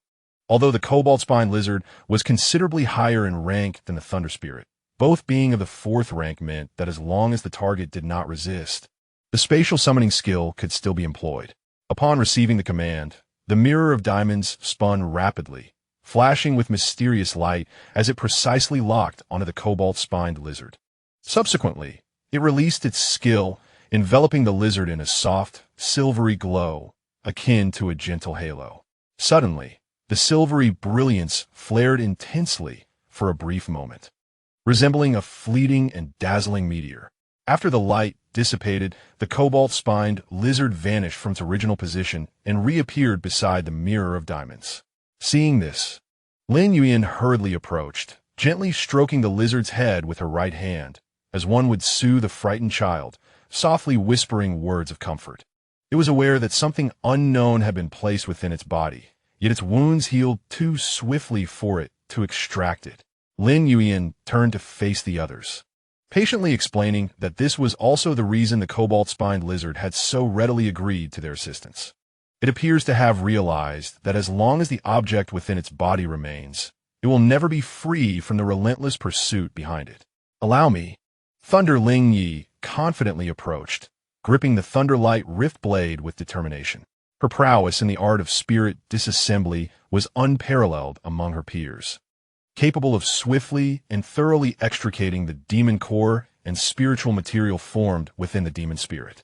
Furthermore, Thunder Ling Yi possessed a unique method for discerning the location of foreign substances within a demon spirit. Prompted by Lin Yuan, she meticulously explored the body of the emerald wave thorn-tail lizard, her hands gliding over its surface with care, drawing upon her extensive experience and keen sense of touch. She soon identified an unusually hard protrusion on its back. Upon reflection, it made sense. To ensure the emerald wave thorn-tail lizard could not extract the foreign object itself, it could only be situated on its back. Once she determined the precise location, she acted decisively, swiftly making an incision on the creature's back. Fortunately, Lin Yuan remained by her side, soothing the lizard, preventing it from instinctively unleashing its skills in defense. As the wound opened, the onlookers clearly beheld the familiar competition badge and 3 vials of spirit-boosting potions within. A flicker of compassion crossed the eyes of Wang Chenxi and Lin Yuan. Wang Chenxi merely felt that the method of carrying the competition badge was somewhat cruel, while Lin Yuan, through a mental connection with the emerald wave thorn-tail lizard, empathetically sensed its current agony. A low, pained cry escaped the creature. Simultaneously, the wound on its back began to heal at a visible rate.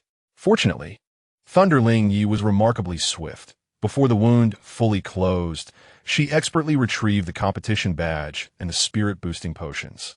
Observing this, Wang Chenxi hastily pressed the blood-stained badge against her display screen to deactivate the signal, aware that they were in perilous territory and wishing to prevent any unforeseen complications. It was crucial to recognize that the island of Fuzang, possessing 2 legendary demon spirit masters, housed teams of formidable strength. Upon witnessing this, Luo Xiaoming sought to cast a healing spell upon the lizard's wound, only to find that it had already healed on its own. At this moment, the emerald wave thorned tail lizard, filled with fear, scrambled towards the railing, seemingly desperate to return to the familiar depths of the sea. Summer ZK felt a surge of concern and attempted to intervene. After all, this was a fourth-tier demon spirit, slow on land and not particularly dangerous. Moreover, possessing such a precious purifying skill, should its skill crystal core fall, it would be a considerable loss. Get away! Jiang Yu's, quick and agile, effortlessly tripped Summer ZK, sending him sprawling to the ground. Having frequently battled by the sea, Jiang Yu's understood the significance of the emerald wave thorntail lizard. For those oceanic demon spirits posing a threat to humans, the lizard typically fled in fear upon encounter. However, for injured demon spirit masters or those beneficial to the marine ecosystem, the emerald wave thorntail lizard was more than willing to assist in healing when they crossed paths again. Moreover, the number of their kind is exceedingly rare, much like the dark magical spirit dolphins, both of which belong to the oceanic spirits that the Xia Kingdom prohibits from being actively hunted. Chapter 478. Cherry Blossom Spirit Branch. How effortlessly this has been resolved, Captain. You are truly remarkable, Yan Yan exclaimed, his face brimming with astonishment. He had swiftly drawn his flamethrower, prepared to engage in battle, yet the situation had been resolved with such ease. Yan genuinely admired his comrades. Giving a thumbs up to Wang Chenxi and Lin Yuyan, his eyes filled with respect. It's nothing extraordinary. Some spirits possess intelligence comparable to that of humans. Allowing for effective communication, Wang Chenxi replied calmly. This was not his first encounter with transformed spirits. He was even aware that several prominent spirit monarchs in the country had established various cooperative agreements with humans. He profoundly understood that resolving issues through peaceful means often leads to mutually beneficial outcomes. It is bewildering that the Fuzu Island nation did not consider such a straightforward solution. Luo Xiaoming gently withdrew her hand and strolled to the railing, her gaze directed at the few individuals still trapped within the forest prison, her expression one of confusion. Zhixia scoffed disdainfully, her tone revealing her unfavorable opinion of the Fuzu Island nation. Luo Xiaoming, not being well acquainted with her, refrained from probing further and instead turned her gaze toward Wang Chenxi, hoping to glean answers from him. Wang Chenxi had a vague awareness of certain relevant information, as the previous threat posed by the attribute-evolving shell spirit had originated from the Fuzu Island nation. However, Zhixia's emotionally charged demeanor suggested deeper, unspoken issues. Thus, he shifted his inquisitive gaze to Jiang Yu's. This is primarily due to the Fuzu Island nation's extremely limited land area and their severe resource scarcity. Jiang Yu's began to elucidate. Consequently, they're compelled to rely on marine resources for development, resulting in a highly advanced fishing industry. They even hunt whale spirits, disregarding whether these spirits are beneficial to humanity. It is likely that these individuals, influenced by such an environment, opted to hunt the verdant wave-thorn lizard at the first opportunity. Jiang Yu's provided a brief insight, as those frequently interacting with the ocean would have some awareness of the Fuzu Island nation's practices. Thanks to Lin Yuyan's ability to communicate with the verdant wave-thorned lizard, I was able to conceive this solution, Wang Chenxi humbly remarked. As soon as he finished speaking, he noticed that the remaining members of the Fuzu Island nation had ceased their obstruction of the Peninsula Alliance's team. Instead, they were steering their submarine towards the leisurely summer duck, seemingly intent on rescuing the 4 individuals on its back. They're no longer attacking. Feng Xiao's eyes shimmered with a greenish-blue spiritual light. He utilized a skill to scout and closely observe their movements. Indeed, they must have realized that the signal for the competition badge has vanished. Wang Chenxi nodded in agreement, then gestured for Yang Xiaomei to deactivate her skill, conserving some spiritual power for unforeseen circumstances. As the submarine of Fuzhang Island gradually approached the leisurely summer duck, Wang Chenxi's compendium gathered detailed information on 2 ethereal spirits. Spirit name: Crimson Sakura Branch Spirit Attribute, Grass Spirit Rank, 4th level. 6th grade spirit quality, royal spirit vitality, 2471 spirit agility, 2269 spirit spiritual power, 2652 spirit intelligence, 2743 spirit will, 2886 spirit skills, leaf wheel grass, cherry blossom fall grass, vibrance grass, petal dance grass, abundance grass, dance of revival grass, compassion, charm, fallen cherry blossom grass, cherry blossom snow grass, crimson sakura mist grass, spirit description, the royal quality spirit. Crimson sakura branch excels in healing and support, with its racial skill being vibrance. The cherry blossom spirits possess pure and kind hearts, yearning for perfect love. Cherry blossom fall, a grass attribute skill. Upon usage, Crimson Sakura branch selects several targets and consumes spiritual power to shed its exquisite cherry blossom petals. These petals will adhere to the chosen targets at the moment they employ their skills, akin to lively sprites. Vibrance, a grass attribute skill upon activation. Crimson Sakura branch continuously consumes spiritual power throughout the skill's duration. In this state, it will provide ongoing healing to targets adorned with cherry blossom petals from cherry blossom fall, consistently restoring their vitality. Abundance, a grass attribute skill. The passive effect of this skill allows the understanding spirit to flourish, particularly enhancing the number of petals produced by floral spirits. When actively used, Crimson Sakura branch expends a significant amount of spiritual power to instantly restore its foliage to the most flourishing state, rejuvenating its vigor. Dance of Revival, a grass attribute skill. Upon usage, Crimson Sakura branch gracefully dances in place, consuming spiritual power. Simultaneously, it accumulates a layer of revival mark, which, during its existence, enhances the healing effects it produces by 10%. Fallen Cherry Blossom, a grass attribute skill. Upon usage, Crimson Sakura branch expends spiritual power to condense its fallen petals into a target-shaped Crimson Sakura ball. The greater the number of petals utilized, the higher the damage inflicted. After hitting the target, the petals will adhere like a sticky web, slowing the target's movements. When this target sustains damage, the cherry blossom petals will swiftly float towards the unit attacking it, attaching themselves and allowing the target to receive healing from the vibrant skill. Cherry Blossom Snow, a grass attribute skill. Crimson Sakura branch expends spiritual power to scatter a dreamlike flurry of cherry blossom petals within a designated area. This petal snow will continuously inflict damage on targets within range, while the petals will cling to the targets like parasites. During the duration of the petal's attachment, it reduces the healing effects received by the target, weakening its recovery abilities. Additionally, when the petals inflict damage, there is a small probability of dispelling any enhancement statuses on the target.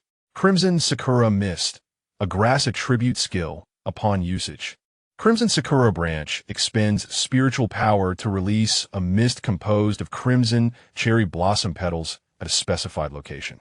The petals enveloped in mist not only inflict harm upon their intended targets, but also possess a probability of inducing a state of confusion. Targets ensnared in this bewilderment, when struck by this skill, find themselves in a state of disarray, unable to discern the direction of their movements. The abilities of the Crimson Sakura Spirit Branch are rather formidable, Wang Chenxi mused to himself. Although the precise quantity of cherry blossom petals it could yield remains uncertain, one could surmise that, under the mastery of the skill Abundance, the amount would not be insignificant. Moreover, upon the active use of Abundance, it can promptly restore the fallen petals of the Crimson Sakura Spirit Branch. Despite the high spiritual energy consumption of this skill, the exact value is still unknown. However, it is evident that, under conditions of ample spiritual energy, inflicting effective damage or even achieving a kill on allies shielded by the Crimson Sakura Spirit Branch would prove exceedingly challenging. While Wang Chenxi contemplated whether skills akin to the previous fire poison state, which could consume spiritual energy, might effectively counter the formidable healing abilities of the Crimson Sakura Spirit Branch, he acknowledged that the sustained use of Abundance also demands a considerable amount of spiritual energy. Just then, He turned to observe the detailed information of another spirit, which left him momentarily speechless, his mouth agape in astonishment. Lo and behold, the potential drawback of insufficient spiritual energy for the Crimson Sakura Spirit Branch had seemingly vanished. Chapter 479. The Lantern Spirit Spirit Name. Lantern Spirit Spirit Attribute. Ghost, Primary. Light, Secondary, Spirit Class. Level 4. Level 7 Spirit Quality. Royal Spirit Vitality. 2657 Spirit Agility. 2348 Spirit Spiritual Power. 2721 Spirit Intelligence. 2943 Spirit. 2982 Spirit Skills. Invincible Fly Swatter, Ghost. Flash Impact, Light. Radiance, Light. Soul Shield, Ghost. Ethereal Light, Theft, Ghost. Diffused Light, Light. Spirit Light Gift, Light. Ghostly Lantern Flame, Ghost. Ethereal Light Lantern, Ghost. Spirit Description. The Royal Quality Lantern Spirit excels in support, with its racial skill being the Ethereal Light Lantern. A benevolent entity, the Lantern Spirit delights in illuminating the paths of lost travelers with its ethereal lantern amidst foggy weather. Invincible Fly Swatter. A ghostly attribute skill, the Lantern Spirit consumes its own spiritual energy to conjure a fly swatter, exuding a spectral aura. This seemingly comical implement is, in truth, imbued with potent ghostly power, striking swiftly at its targets. Upon impact, it inflicts ghostly attribute damage and carries a chance of instilling profound fear in the target. Notably, if the target employs a non-ghostly attribute shield skill to resist the invincible fly swatter's attack, while the shield may withstand the damage, it cannot thwart the effects of fear. Ethereal Light Theft. A ghostly attribute skill, the Lantern Spirit, utilizing its unique talents, skillfully wields its ethereal lantern to siphon and store light from elsewhere. When activated, the Lantern Spirit expends spiritual energy to release profound ethereal light within a designated area. Within this illuminated zone, should any target utilize a skill, they will incur additional spiritual energy consumption due to the Lantern Spirit's thievery. Meanwhile, the Spectral Lamp Bearer steadily stores the siphoned spiritual energy within the ethereal lamp. Spirit Light Bestowal. A light attribute skill upon use. The Spectral Lamp Bearer expends spiritual energy to bestow 30% of the energy stored within their ethereal lamp to a designated target. Nether Flame. A ghostly attribute skill. The Spectral Lamp Bearer gently sways the mysterious ethereal lamp, expending spiritual energy to launch an attack on a chosen target. At this moment, the flames burning within the ethereal lamp instantaneously transform into a formidable nether flame imbued with potent ghostly power. The nether flame, akin to a ferocious spectral fire beast, roars as it lunges towards the target. Upon striking, it inflicts ghostly attribute damage and possesses a certain probability of igniting the target's soul, subjecting it to the agonizing torment of a scorched essence, causing a continuous loss of vitality over time. Ethereal Lamp. A ghostly attribute skill, classified as a weapon skill and also serving as a racial skill of the Spectral Lamp Bearers. Upon utilizing this skill, the Spectral Lamp Bearer expends spiritual energy to manifest the ethereal lamp. While in possession of the ethereal lamp, continuous spiritual energy expenditure is required to maintain its presence, significantly enhancing the potency of the Spectral Lamp Bearer's skills. Specifically, when casting Spirit Light Siphon, not only does it extend the duration of the skill, but the siphoned spiritual energy also augments the ghostly attribute damage inflicted by the Spectral Lamp Bearer. Furthermore, it reduces the cooldown period of Spirit Light Bestowal. And after the release of Spirit Light, Bestowal results in a reduction of energy within the ethereal lamp. A special ability is unlocked. The Spectral Lamp Bearer can actively utilize the energy within the ethereal lamp to form a ghostly attribute shield, mitigating the damage they endure. The fact that Spirit Light Siphon does not require continuous spiritual energy expenditure after use left Wang Chenxi astonished. A skill with such a prolonged duration, capable of accelerating the depletion of enemies' spiritual energy while simultaneously siphoning from them, yet exhibiting almost no apparent limitations, is indeed surprising. Wang Chenxi hastily flipped through the skill compendium to meticulously examine this skill, discovering that numerous ghostly attribute spirits could comprehend it. For instance, the spectral pumpkin spirit and the ghost fire candle both possess the spirit light siphon skill, albeit they utilize the siphoned energy solely for themselves. The spectral pumpkin spirit is particularly unique, as its pumpkin lantern possesses the ability to store the siphoned spiritual energy. Should it acquire the spirit light bestowal skill through a skill crystal core, it could theoretically achieve effects akin to those of the spectral lamp bearer. While siphoning the enemy's spiritual energy, it could also provide spiritual energy recovery support to allies. Conversely, the ghost fire candle cannot achieve this. It is fundamentally a candle endowed with both ghostly and fire attributes. It is incapable of comprehending spirit light bestowal, which restores allies' spiritual energy, nor does it possess a container like the ethereal lamp to store siphoned energy.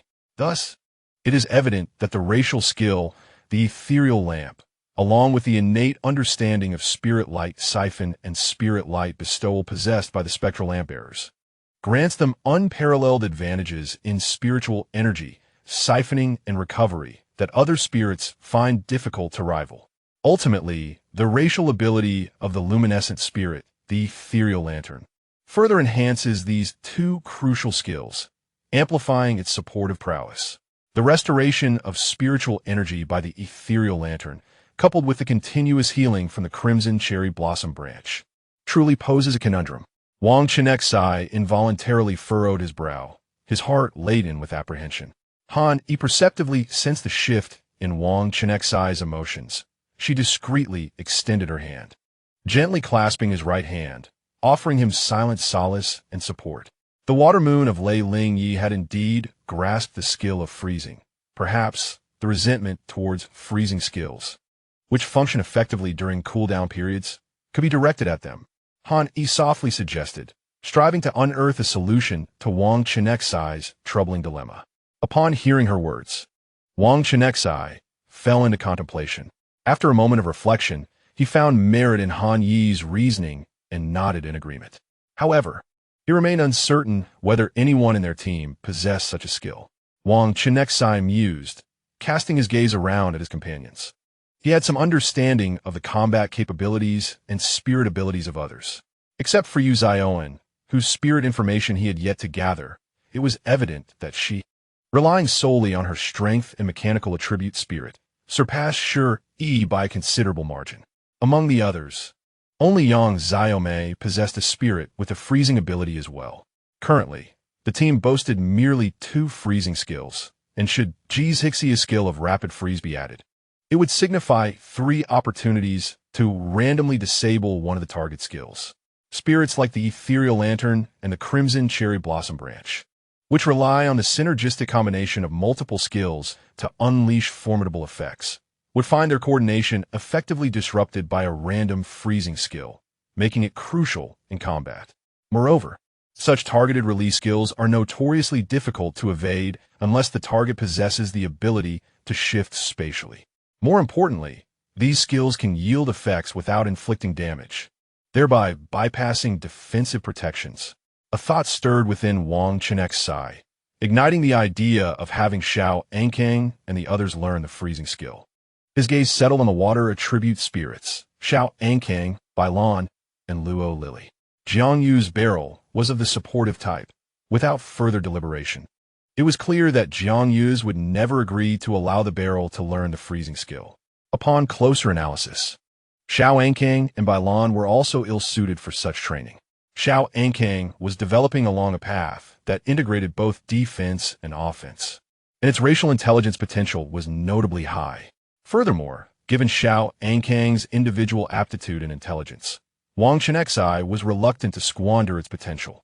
Bailan was similarly oriented towards a hybrid tank role of attack and defense.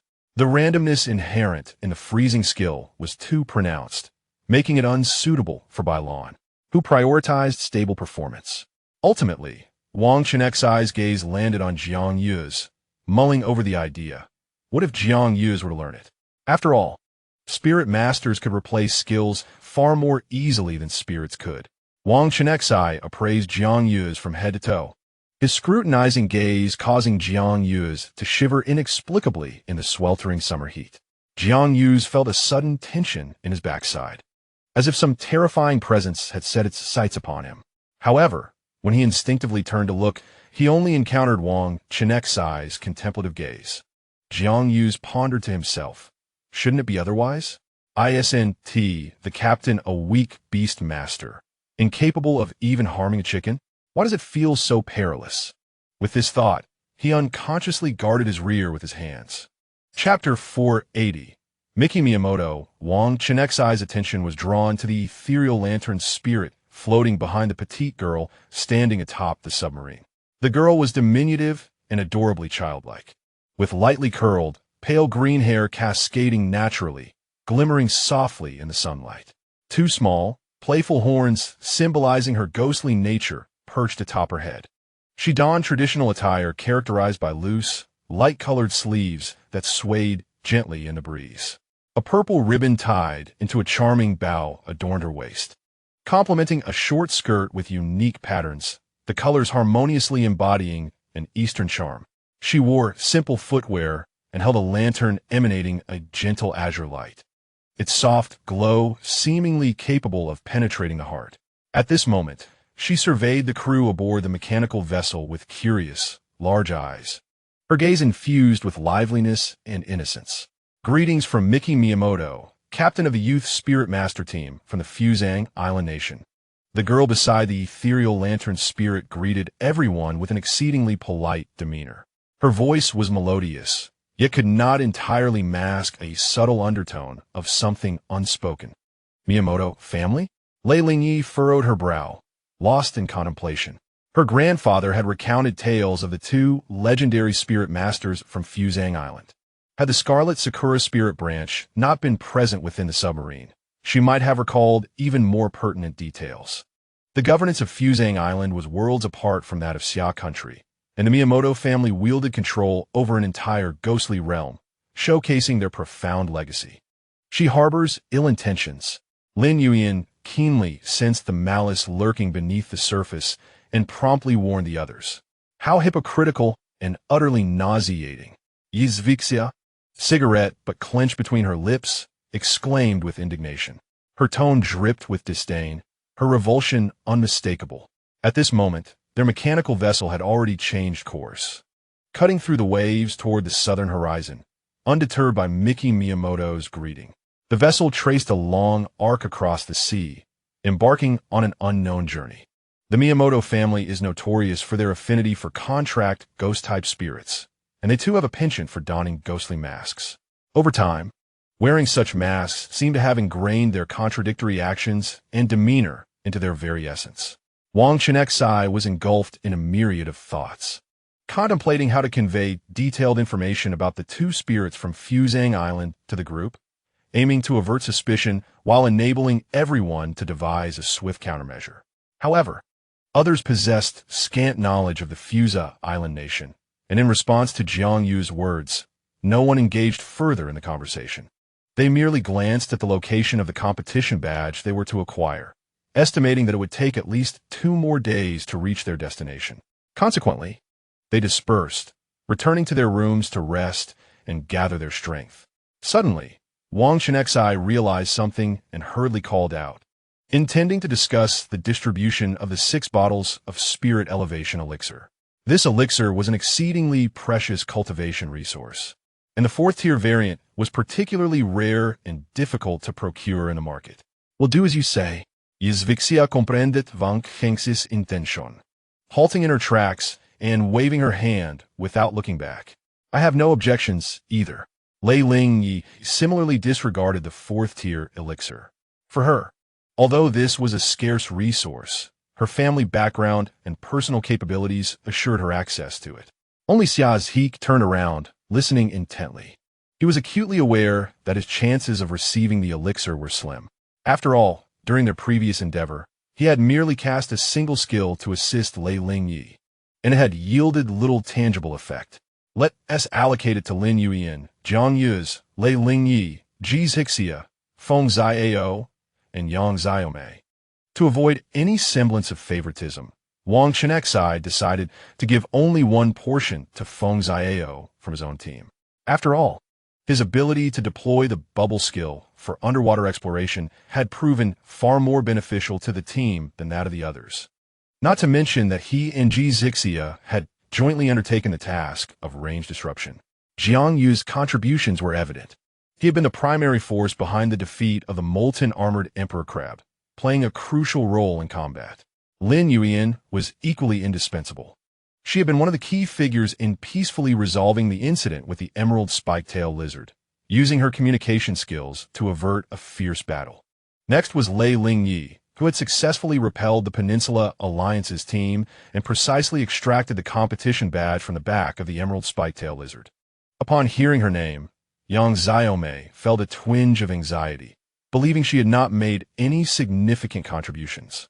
Today, she had merely cast the Forest Prison skill to hinder a few individuals from the Fusa Island nation from advancing.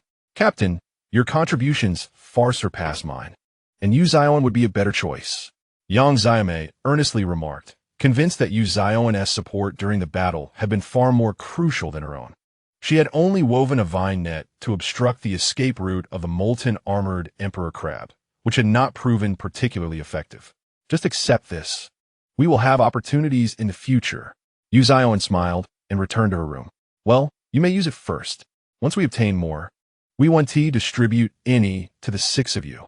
Wang Chenxi was not in a hurry to use the spirit elevation elixir. He intended to wait until Han Yi also acquired one, so they could cultivate together. All right, thank you, Captain. Yang Xiaomei gratefully accepted the elixir, her face glowing with joy. She then returned to her room, eager to utilize it for her cultivation in hopes of enhancing her strength. Xia's Heek, displaying a nonchalant demeanor, also turned and left. On the deck, only Wang Chenxi, Shi Yi, Luo Xiaoming, and Feng Xiao remained. Shi Yi and Luo Xiaoming subtly sensed that Wang Chenxi might be concealing something from the others, possibly intending to discuss it with them privately. Meanwhile, Feng Xiao simply wished to express his gratitude to Wang Chenxi, which is why he stayed behind. The team from Fuzhang Island was centered around dual auxiliary spirits, and Wang Chenxi began to elaborate in detail on the intricacies of the Cherry Blossom Spirit Branch and the Ghost Lantern Spirit Master. After listening, both Shi Yi and Luo Xiaoming felt a headache coming on. The healing capabilities of the Cherry Blossom Spirit Branch were formidable. If they aimed for a rapid defeat with high burst damage, it was likely that methods like Jiang Yu's enhancements could be dispelled by the skills of the Cherry Blossom Spirit. The opposing team's output was also insufficient. In a battle of attrition, they would struggle to gain the upper hand with the Ghost Lantern Spirit Master capable of siphoning enemy spiritual energy.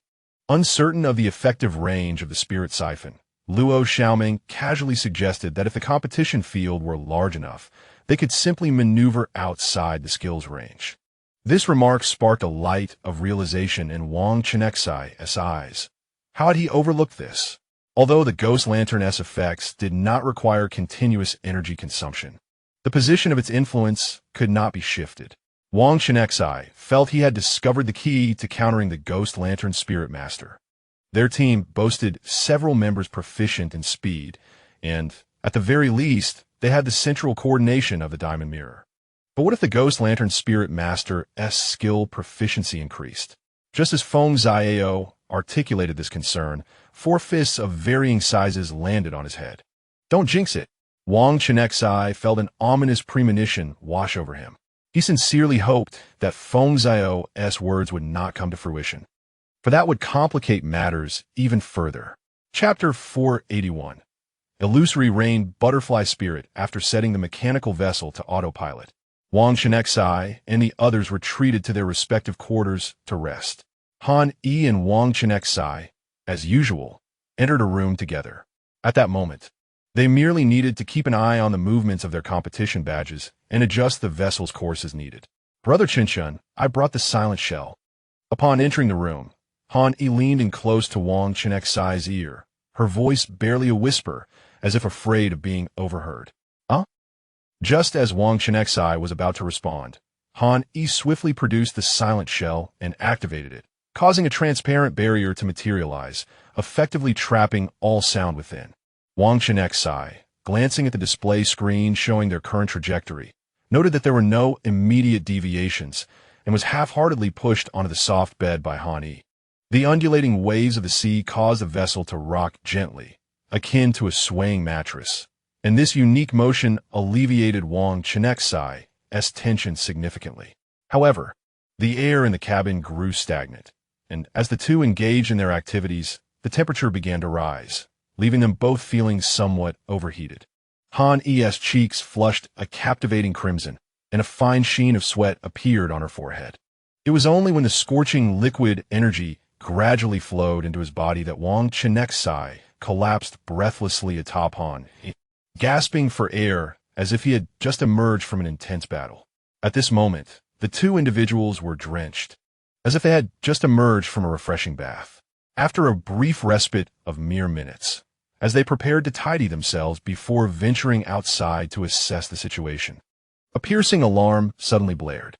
It was the alert from the watchtower, its sound resonating throughout the entire vessel, even though they had not yet deactivated the silent mode. The glaring red light flashing in the room was particularly striking, making them acutely aware of the urgency of the situation. There was no time for grooming. The two hurriedly donned their clothes and rushed towards the deck. Wang Chenxi had intended to suggest that Han freshen up first, but was apprehensive about the potential dangers that might arise if Han were not by his side. After much hesitation, he ultimately kept his thoughts to himself, indulging in a fleeting sense of mischief. What is happening? Wang Chenxi inquired urgently as he arrived on deck. At that moment, Hixia was intently consuming the spirit-raising potion, while Feng Zhao was on duty at the watchtower. Captain, fog is rolling ahead. Feng Zhao's voice carried a hint of concern. After all, it was nearing 11 in the morning. The sun shone brightly at noon. So how could fog suddenly envelop the sea? This was indeed peculiar. Let me take a look. Wang Chenxi responded, swiftly perusing the compendium for information on nearby spirit entities. Yet he found no anomalies. He then ascended the watchtower in a few swift strides, grabbing the binoculars for a closer inspection. Upon doing so, he could not help but furrow his brow. The extent of the fog was indeed considerable. To navigate around, it would likely require an additional 3 to 4 days to reach the vicinity of the competition badge. What has transpired? The others began to surge onto the deck, including the 6 individuals who were consuming the spirit-raising potion. Everyone appeared hurried, beads of sweat dotting their foreheads, rendering Wang Chenxi and Han's disheveled appearances less conspicuous. There's a widespread fog in the waters ahead, Wang Chenxi succinctly informed the group. Upon hearing this, they quickly gathered around, their faces etched with urgency. Should we circumvent it? Lin Yuan looked towards Wang Chenxi, aware of his typically prudent nature, yet recognizing that their team possessed formidable strength. Excluding the hidden cards of both herself and Wang Chenxi, even when confronting an ordinary 5th-tier spirit entity, the cohesive teamwork of over a dozen individuals would not be without its fighting chance. I just assessed the general extent of the fog. Circumventing it would require an additional 2 days. Wang Chenxi had not finished his sentence when Yang Xiaomei decisively summoned her spirit entity. In a flash of light, a rain butterfly with azure wings materialized before the group. Spirit name: Illusory Rain Butterfly Spirit attributes: Water, primary. Wing, secondary. Spirit rank, 4th level. 4th class spirit quality: Royal Spirit Health, 2682 Spirit Agility, 2216 Spirit Spiritual Power, 2458 Spirit Intelligence, 2594 Spirit Mentality, 2725 Spirit Skills. Water Light Butterfly Wings, Wing. Dance, Wing. Water Reflux, Water. Icebind, Water. Rain Prayer, Water. Rain Veil Mirage, Water. Dew Shield, Water. Synesthesia, Dream. Wing Break Survival, Wing. Eagle Eye Vision, Wing. Spirit Description: the Royal Quality Illusory Rain Butterfly Spirit excels in defensive support, with its racial skill being Dew Shield.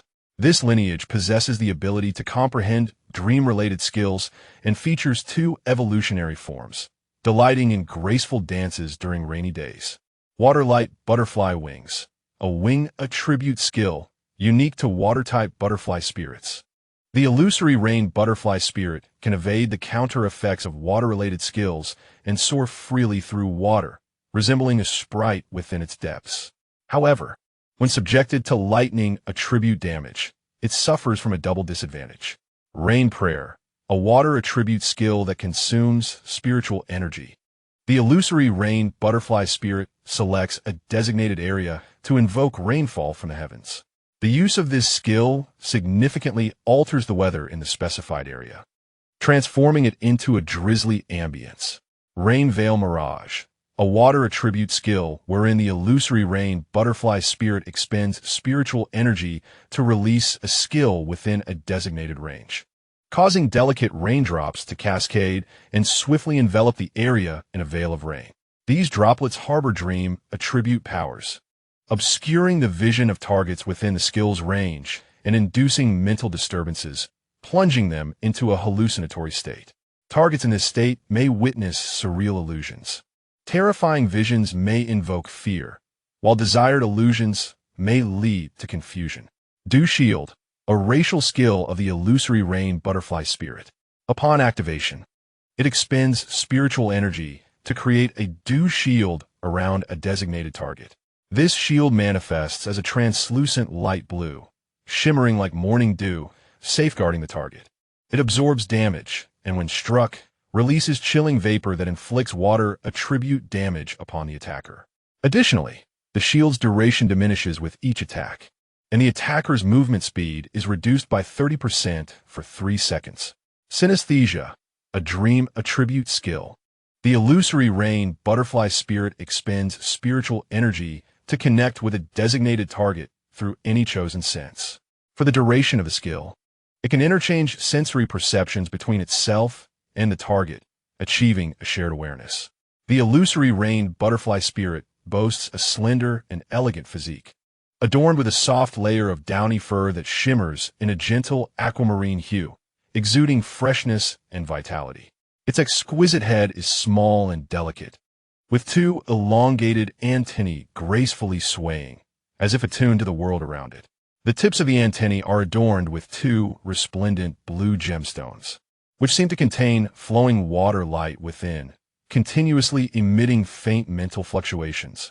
On the back of the illusory rain butterfly spirit, a pair of translucent, delicate wings grow, their veins clear, suffused with a soft blue radiance. When the illusory rain butterfly spirit employs its abilities, the wings on its back emit a gentle blue light, harmoniously complementing the glow of its butterfly wings, creating an ethereal ambience. At this moment, the illusory rain butterfly spirit rests obediently atop Yang Xiaomei's head, its antennae gently resting against her forehead, evidently utilizing the skill of synesthesia.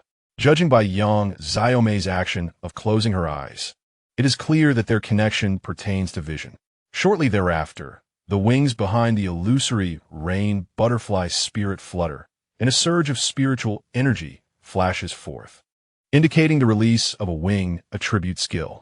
Wang Chenxi, with her comprehensive understanding of the illusory rain butterfly spirit, recognizes that it has unleashed the skill Eagle Eye Vision. Chapter 482. Eerie calls the illusory rain butterfly spirit flutters its wings, its perspective soaring skyward like an arrow released from a bow, ultimately gliding gracefully through the air like a soaring eagle, speeding forward with remarkable swiftness. From such an elevation, the mechanical vessels upon the ocean appear diminutive, akin to mere skiffs. The mist along the vessel's path resembles a vast and mysterious white curtain, concealing the world ahead. With her eyes shut, Yang Xiaomei perceives this vivid scene through the visual link with the illusory rain butterfly spirit. This sight causes her to gasp in astonishment. The extent of the mist's coverage far surpasses their prior estimations. To navigate around it would likely require 5 or 6 days. 2 days is far too insufficient. The area is simply too vast, Yang Xiaomei muses, slowly opening her eyes. The illusory rain butterfly spirit ascends gracefully, heading toward the others. It sequentially establishes visual connections with each individual, allowing everyone to feel as though they are immersed in the world of the eagle eye, clearly witnessing the boundless expanse of the misty region. Zixia also experiences the sensation of viewing from above, though her skill merely enhances linear visibility. Faced with the dense barrier of mist, she finds it impossible to discern the scenery beyond, making it difficult to accurately gauge the specific extent of the mist's coverage. What should we do now? Yin inquires anxiously, his voice tinged with urgency yet devoid of fear. After all, his mechanical eye mask is impervious to the control effects of the mist that targets the realm of the mind. Furthermore, the functionalities for receiving electromagnetic signals and displaying locations ensure he will not lose his way within the fog. Wang Chenxi evidently shares this thought. As long as they proceed according to the location of the competition badge displayed on the screen, there is no need to fear becoming lost in the mist. Concerning the potential presence of spirits within the fog, just as Wang Chenxi contemplates this, Han Yi hastily retrieves her phone to consult the pre-downloaded electronic map. Cross-referencing it with their current location on the display, there are traces of only 5th-tier spirits in this area. 6th-tier spirits are nowhere to be found. Han Yi's voice trembled slightly, and her legs instinctively pressed tightly together, suggesting she was somewhat uncomfortable. Wang Chenxi immediately recalled that there still lingered a trace of spiritual fluid within Han Yi, causing his face to flush. Nonetheless, he maintained a facade of seriousness as he inquired about the opinions of the others. Zixia and the others appeared utterly unperturbed. They believed that not only could they easily handle a 5th-tier demon spirit, but even if they pulled 3 individuals from their group of over 10, they could remain undefeated against a 5th-tier inferior demon spirit. Moreover, with Lin Yuan and Wang Chenxi present, their combined strength could rival that of 2 5th-tier demon spirits in battle. Wang Chenxi's innate talent was well known. He could not only bond with a greater number of demon spirits, but also merge with them to evolve, thereby unleashing formidable combat prowess. However, he currently possessed only 2 demon spirits capable of utilizing such a technique alongside him. Lin Yuan, with the assistance of the Void Sound Conch, could effortlessly repel a 5th-tier demon spirit without sustaining injury. If faced with 2 5th-tier demon spirits, she could even seize control of one to attack the other. Given these factors, they chose without hesitation to proceed directly. Very well, but everyone must exercise caution in the mist, as it may conceal various dangers. Wang Chenxi admonished at last. Thanks to the early reconnaissance provided by his pictorial guide, he felt relatively untroubled. Yet, the mist was predominantly inhabited by ghostly attribute demon spirits, whose movements were elusive and spectral, warranting a reminder to the others. The mechanical vessel did not alter its course, steadfastly advancing toward the location of the competition badge. After confirming the duty roster, Lei Lingyi and the other 5, who had consumed the spirit-enhancing elixir, returned to continue their training.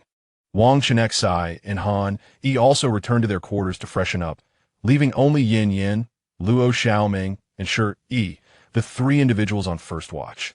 Remaining on deck, did not leak out? Quickly clean it up. Wang Chenxi asked Han Yi in a somewhat bashful whisper. What nonsense are you talking about? You know how tightly I hold you. With no one else around, Han Yi's playful banter flowed freely. Upon hearing this, Wang Chenxi's cheeks flushed crimson. He was acutely aware of the nature of their closeness. The thought of still residing within Han Yi evoked a mix of embarrassment and an inexplicable sense of peculiar achievement. Well, how about leaving it inside? Han Yi seemed to sense Wang Chenxi's thoughts and teased him deliberately. Let's not, he instinctively declined. I won't get pregnant. Han Yi continued to entice him, her demeanor reminiscent of an alluring transformed demon spirit, exuding charm. Wang Chenxi's atoms apple bobbed up and down rapidly. It will cause stomach pains. Ultimately, he shook his head, resolutely refusing. All right then. Han Yi was merely teasing Wang Chenxi, having accumulated such a substantial amount within. Her lower abdomen had slightly bulged, and she could no longer contain herself. While the two busied themselves with their cleansing routine, Chef Feng was diligently preparing lunch for them. The enthusiastic Yin, meanwhile, swiftly sought to strengthen his rapport with Luo Xiaoming and the others. At noon, Feng Ziao called those who had not practiced to enter the dining hall for a meal. After finishing, he was set to take over the shifts of Yin and the others.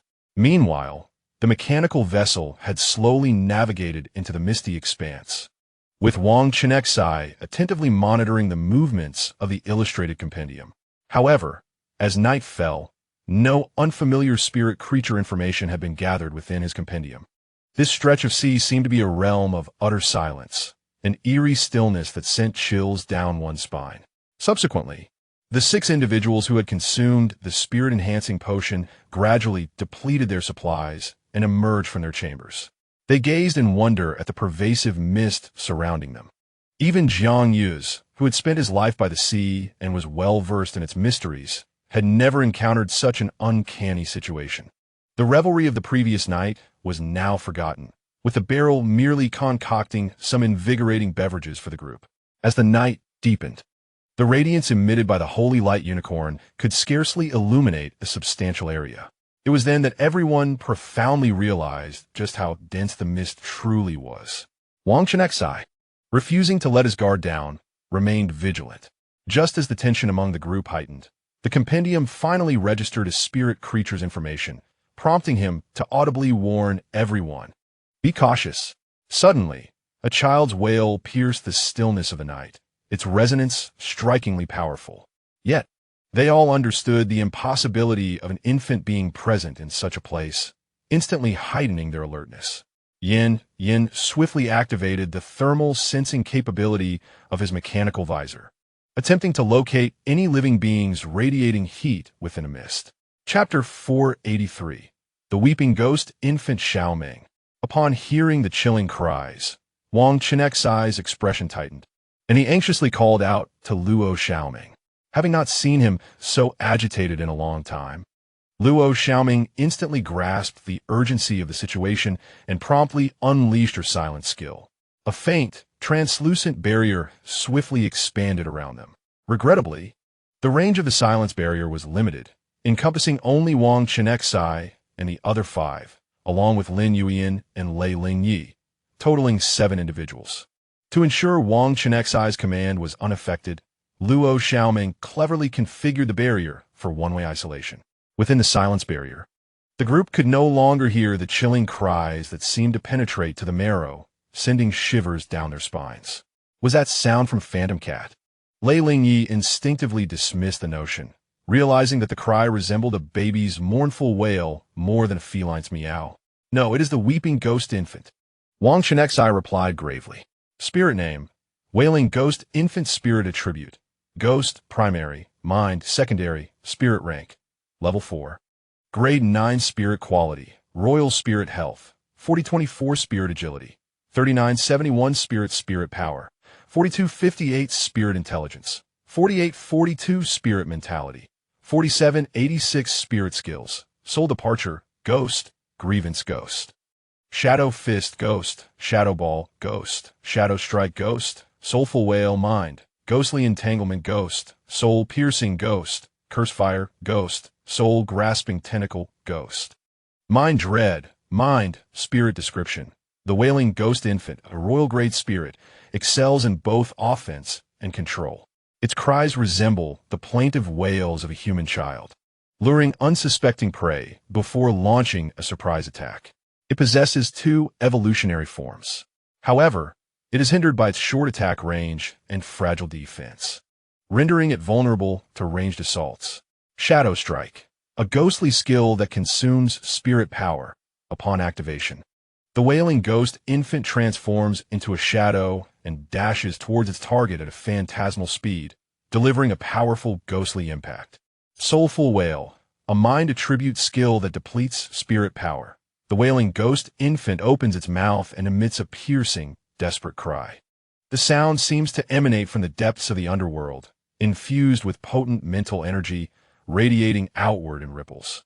Enemies within the area of effect not only suffer mental damage, but also experience a forced awakening of their nurturing instincts, perceiving the skill's wielder as their own child, diminishing their desire to attack and prompting protective actions instead. Curse Fire, a ghostly skill that consumes spirit power. The Wailing Ghost Infant waves its small yet eerily powerful hand, unleashing several orbs of ghostly green fire that streak towards the designated area like shooting stars, inflicting ghostly damage on enemies within the vicinity. Upon contact with foes or reaching a predetermined position, the fire explodes, creating a blazing area of ghostly flames. Enemies entering this area will endure continuous searing from the ghostly fire and suffer significant disruption to their spirit power, entering a temporary state where they cannot recover their energy. Each successful activation of this skill accumulates a layer of cursed power on the wailing ghost infant, enhancing its ghostly damage output significantly. Soul-grasping tentacle, a ghostly skill that expends spirit power, instantly releasing several inky black soul tentacles. These tentacles, seemingly devoid of physical form, penetrate enemy defenses to seize their very souls. If a target is successfully struck and damaged, they become immobilized for 1-2 seconds, unable to move or utilize any skills. During this immobilization, the wailing ghost infant greedily siphons the target's soul, inflicting damage while restoring 20 of the inflicted damage's health. Additionally, the target's defense will be reduced by 30 for a duration of 6 seconds due to the damage inflicted on their soul. Soul Shock, a psychic attribute skill that consumes spiritual power upon use. The wailing ghost infant focuses its formidable psychic energy intensely and unleashes a violent shockwave radiating from itself. Targets struck by this shock are plunged into a state of mental confusion. After Wang Chenxi answered Lei Lingyi, he intended to loudly remind those outside the silence barrier to maintain their composure and not to succumb to the wailing ghost infant's psychic abilities. However, he was taken aback to see Yang Xiaomei already in a state of panic, collapsing against the railing and anxiously casting her skill. Even Xia Ji Kuei, usually composed, wore a clear expression of worry, his feet instinctively yearning to act. Yet, the approaching Jiang Yu's rose like a specter from beneath him, causing Xia Ji Kuei to trip once more. Lin Yuyan, Wang Chenxi urgently signaled Lin Yuyan to employ her skill for rescue. Upon hearing the name Wailing Ghost Infant, Lin Yuyan had already heightened her vigilance. She belatedly realized that the earlier cry contained a highly deceptive psychic force. Psychic shield. Lin Yuyan swiftly placed her hands over her heart, her delicate fingertips tapping lightly. A layer of softly glowing psychic energy was instantaneously bestowed upon Yang Xiaomei. However, it was already too late to escape the influence of the wailing ghost infant. The specter swiftly approached along the vine released by Yang Xiaomei, now within striking distance to utilize its shadow strike to board the vessel. See, Wang Chenxi's expression turned grim. Should the wailing ghost infant ascend the ship, they would be compelled to confront this terrifying spirit head-on. Soul Shield. Si digisuel unaset aspectral defensiviski. As Luo Xiaoming saw Yin release the fingers blocking his ears, she promptly canceled the silent skill. At this moment, everyone finally beheld the appearance of the wailing ghost infant. It was the size of a human baby, cloaked in a faint greenish ghostly flame. The flickering ghost fire seemed poised to extinguish at any moment, yet it danced tenaciously, emanating an eerie aura.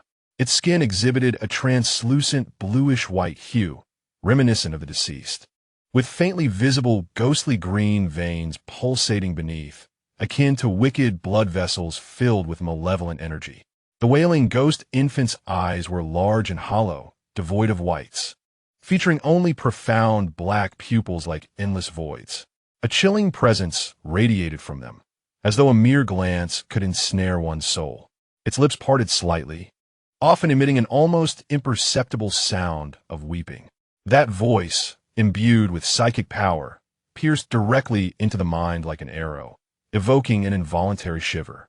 The wailing ghost infant was swathed in a tattered light blue swaddling, the embroidered patterns long faded. The swaddling was torn in multiple places, revealing strands of black silk within. These silks seemed almost alive, occasionally detaching from the swaddling to drift freely in the air, resembling black tendrils in search of prey. Its hands and feet were exceedingly slender, with fingers and toes ending in sharp black tips resembling menacing claws. Above the head of the wailing, ghostly infant, tendrils of black smoke spiraled upwards, gradually coalescing into an ethereal visage of a specter. This visage alternated between ghastly and terrifying, seemingly expressing boundless rage. At times, it appeared mournful and sorrowful, as if recounting a millennium of grievances. In Chapter 484, The Pearl of Command, onlookers witnessed the ghostly green flames flickering around the ghostly infant before it suddenly materialized on the mechanical vessel, floating beside Yang Xiaomei. The swiftness of its movement was such that even the prism mirror, poised to disrupt with a spatial fracture, could not capture the trajectory of the spatial shift. Noticing Jiang Yu's approaching while perched on Xia Zikui's back, the ghostly infant extended its tiny hand and unhesitatingly unleashed a skill attack. Ghost Fire Curse. Accompanied by the ghostly infant's piercing cry, a series of floating blue-green flames, drawn by invisible threads, followed the movements of its fingers. With a delicate flick of its pale index finger, the flames soared towards Jiang Yu's like arrows released from a bowstring. Spatial Summon. Wang Chenxi observed that the barrel was currently mixing drinks, indicating that Jiang Yu had yet to indulge in the world tour. In this dire moment, he hastily urged the nearby prism mirror to employ its skills for rescue. A flash of silver-white spiritual energy surged forth, and Jiang Yu instantly vanished from his previous location. Almost simultaneously, the Ghost Fire Curse exploded at the spot he had just vacated, creating a surging sea of ghostly green flames.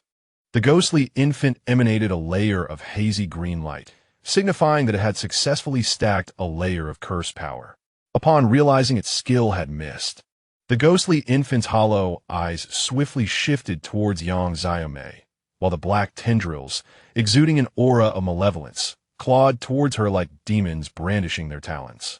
Soul-draining tendrils. Wang Chenxi's eyes fixated on the tendrils, which were solidified from black smoke. He urgently warned the others to keep their distance.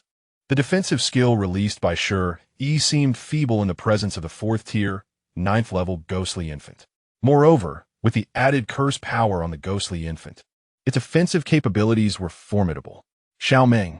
Wang Chenxi was reluctant to resort to his trump card so soon and merge with Awaken for evolution. In that moment, he could only place his hopes on Luo Xiaomeng, trusting that her defensive skills, activated in the state of holy light, could withstand the spectral onslaught. I'll handle it. Without hesitation, Luo Xiaomeng activated her holy light state and summoned the light guardian shield in an attempt to protect Yang Xiaomei. The shield, imbued with the essence of holy light, did not radiate the usual glaring yellow, but instead emanated a gentle hue, imbued with a sense of sanctity. Wang Chenxi's heart raced, nearly choking with anxiety, as he watched the dark tendrils effortlessly shatter the soul shield.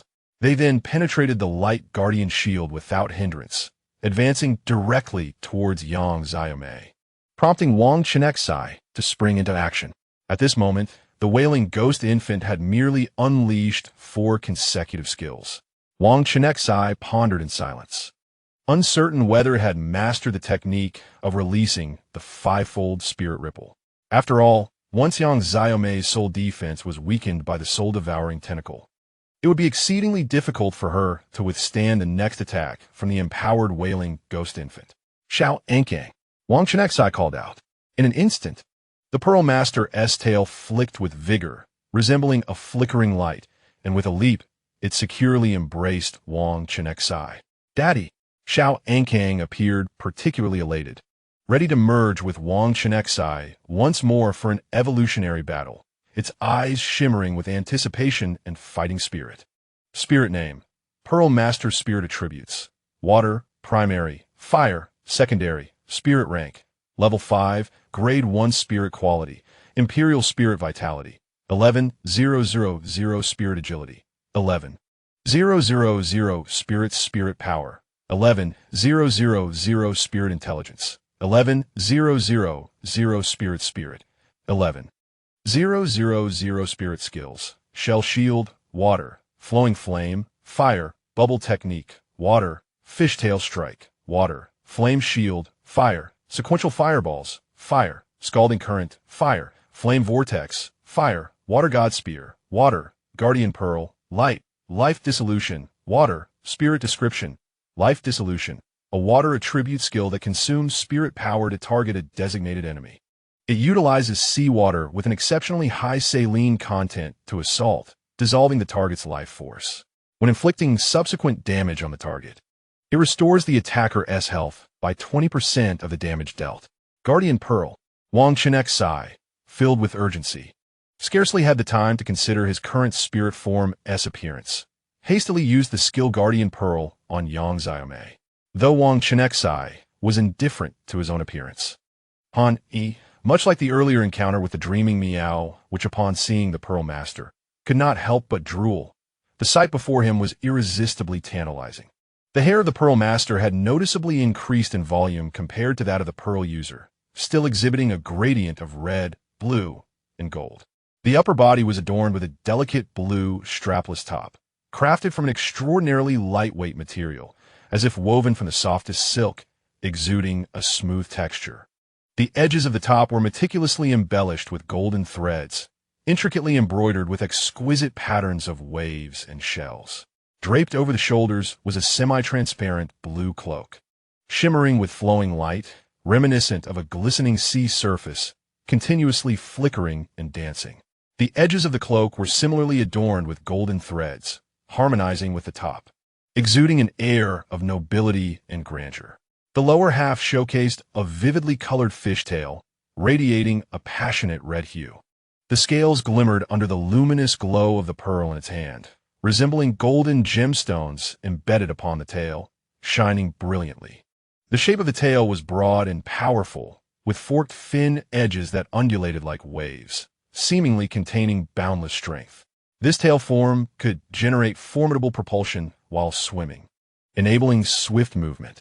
The luminous orb atop the Pearl Master's head had completely detached, no longer serving as a hair ornament as it did on the Pearl user. At this moment, the orb resembled a beautifully designed golden sea lantern, cradled securely in the Pearl Master's hands. The pearl emitted a soft yet brilliant radiance, illuminating the surrounding waters as if bestowing hope and light upon this realm, guiding other beings through the enigmatic underwater world. Han Yi gazed at Wang Chenxi's well-defined abdominal muscles, the genuine mermaid lines subtly visible, along with the delicate dimples at her waist, stirring ripples of emotion within him. Regrettably, Wang Chenxi's lower half was a fishtail, allowing only distant admiration, yet forbidding any intimate touch. The protective pearl, true to its nature as an indomitable shield against all forms of harm, effortlessly intercepted the encroaching black tendrils, safeguarding Yang Xiaomei. Having long been freed from her mental turmoil under the shield's protection, Yang Xiaomei was taken aback to see the child she had thought to save now in such a state, her shock evident. Upon regaining her mobility, she instinctively cried out, retreating several steps in alarm. After distancing herself, Wang Chenxi promptly instructed Xiao Ankang to utilize the soul guide, drawing the residual protective pearl closer for safeguarding. Just then, the wailing ghost infant unleashed a mental shockwave, yet the pearl steadfastly withstood this onslaught. Wang Chenxi was pleased to see his hypothesis confirmed, nodding in satisfaction, having mastered the technique of releasing the 5-tiered spiritual ripples. Determined not to let the wailing ghost infant escape now that he had revealed his trump card, Wang Chenxi resolved to act decisively, raising his powerful fishtail to unleash a skill attack. Scorching Torrent, Flowing Flame, Life Dissolving. He initiated 2 of his most potent skills, aiming to inflict severe damage on the wailing ghost infant. Subsequently, he employed a new skill to assist others while stepping back to allow space for his companions. At that moment, Wang Chenxi mused how beneficial it would be to possess a fire attribute spiritual object akin to the Baitao Kainjiang, which could be utilized by Xiao Ankang. After all, even with enhancements, the damage from water attribute skills paled in comparison to that of fire attribute skills. It was no wonder that Xiao Ankang had previously demonstrated a deeper proficiency in fire attribute cultivation. Chapter 485. The Mermaid Musician. As he calmed the fluctuations of his spiritual energy, Wang Chenxi stepped back to cede the battlefield to Yan Yan and Jiang Yus. Yan Yan, wielding a flamethrower, unleashed a relentless barrage of fire upon the wailing ghost infant, the crimson flames lapping hungrily at it. The searing agony elicited chilling howls from the wailing ghost infant, causing Luo Xiaoming to regret canceling her silent skill. Lacking the ghostly form skill, the wailing ghost infant could not evade damage and was forced to endure relentless assaults. Meanwhile, Jiang Yu skillfully rode the shark wave board, enhancing the passive effect of wave charging while downing drink after drink passed over from the barrel. Although the wailing ghost infant's spiritual energy was stabilizing and it could not release skills for the time being, its black tendrils, stretching from the swaddling, would still inflict considerable ghostly damage upon hitting a target. Fortunately, Yin Yin and the Flufffire Fox maintained a safe distance from the wailing ghost infant, attacking from afar with their fiery onslaught. However, Jiang Yu's appeared somewhat hesitant, for approaching too closely could result in being struck by the dark tendrils. Observing this, Wang Chenxi once again utilized soul attraction, guiding Shou Mingzu to protect Jiang Yu's. Consequently, Jiang Yu's explosive power inflicted considerable damage upon the wailing ghost infant. Seizing the opportunity, Lei Lingyi employed lightning flash. Wielding the thunderlight blade of rupture, she carved a streak of lightning that struck the wailing ghost infant. The righteous thunder attribute attack inflicted significant harm upon the ghostly entity, which exuded an ominous aura. The masculine vigor embedded within the lightning attribute could effortlessly penetrate the ethereal form of the ghostly spirit, striking at the very core of its soul. Each arc of lightning detonated with a fierce energy impact, eliciting anguished howls from the wailing ghost infant. "I deeply apologize," Yang Xiaomei expressed, her face laden with guilt. Had it not been for the vine she released, the wailing ghost infant would not have so easily boarded their mechanical vessel. "It is not your fault. The cries of the wailing ghost infant are a manifestation of its soul attribute skill, capable of awakening maternal instincts in its target." Wang Chenxi waved his hand dismissively, regarding the matter as merely a loss of a month's cool-down time, nothing insurmountable. "Who would have thought you, Xia Zikui, possess a maternal heart?" Wang Chenxi remarked with a slight smile, half in jest.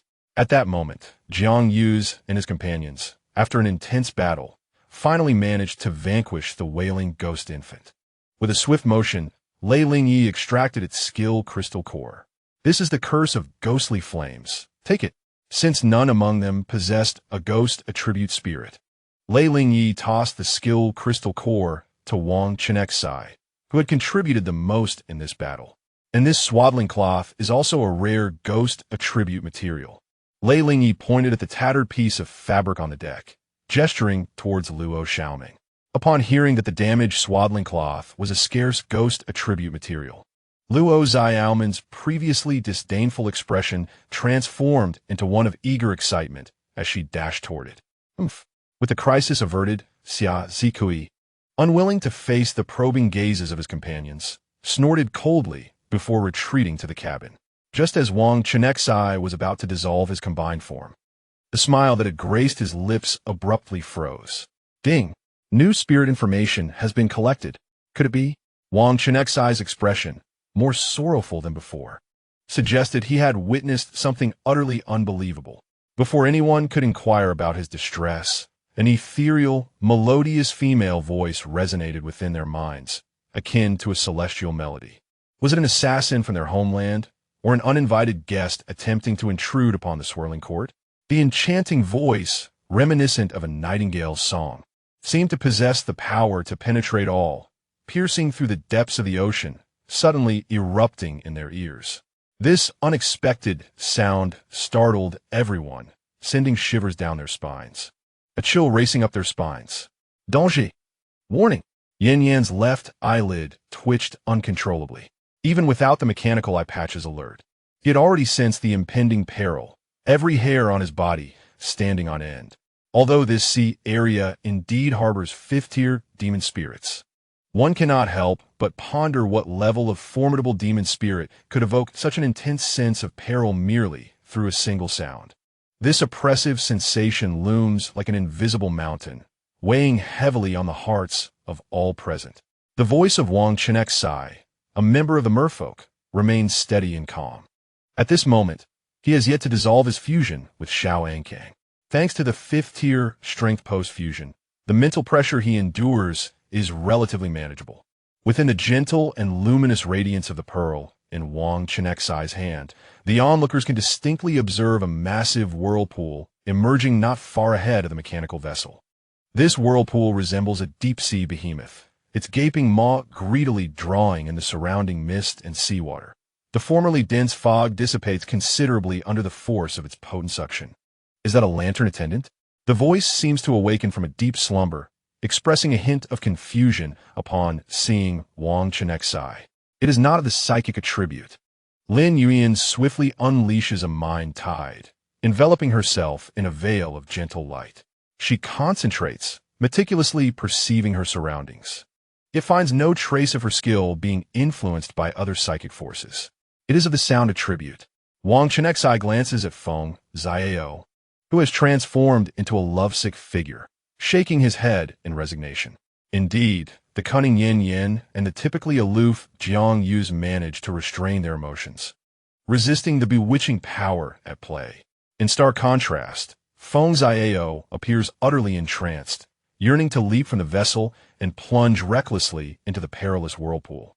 Demon Spirit Name: Merfolk Virtuoso. Demon Spirit Attribute: Water, Primary. Sound, Secondary. Demon Spirit Class: 5th Tier.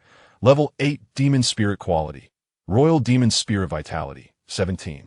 241. Demon Spirit Agility: 17. 853. Demon Spirit Power: 18. 472. Demon Spirit Intelligence: 19. 266. Demon Spirit Mental Strength: 19.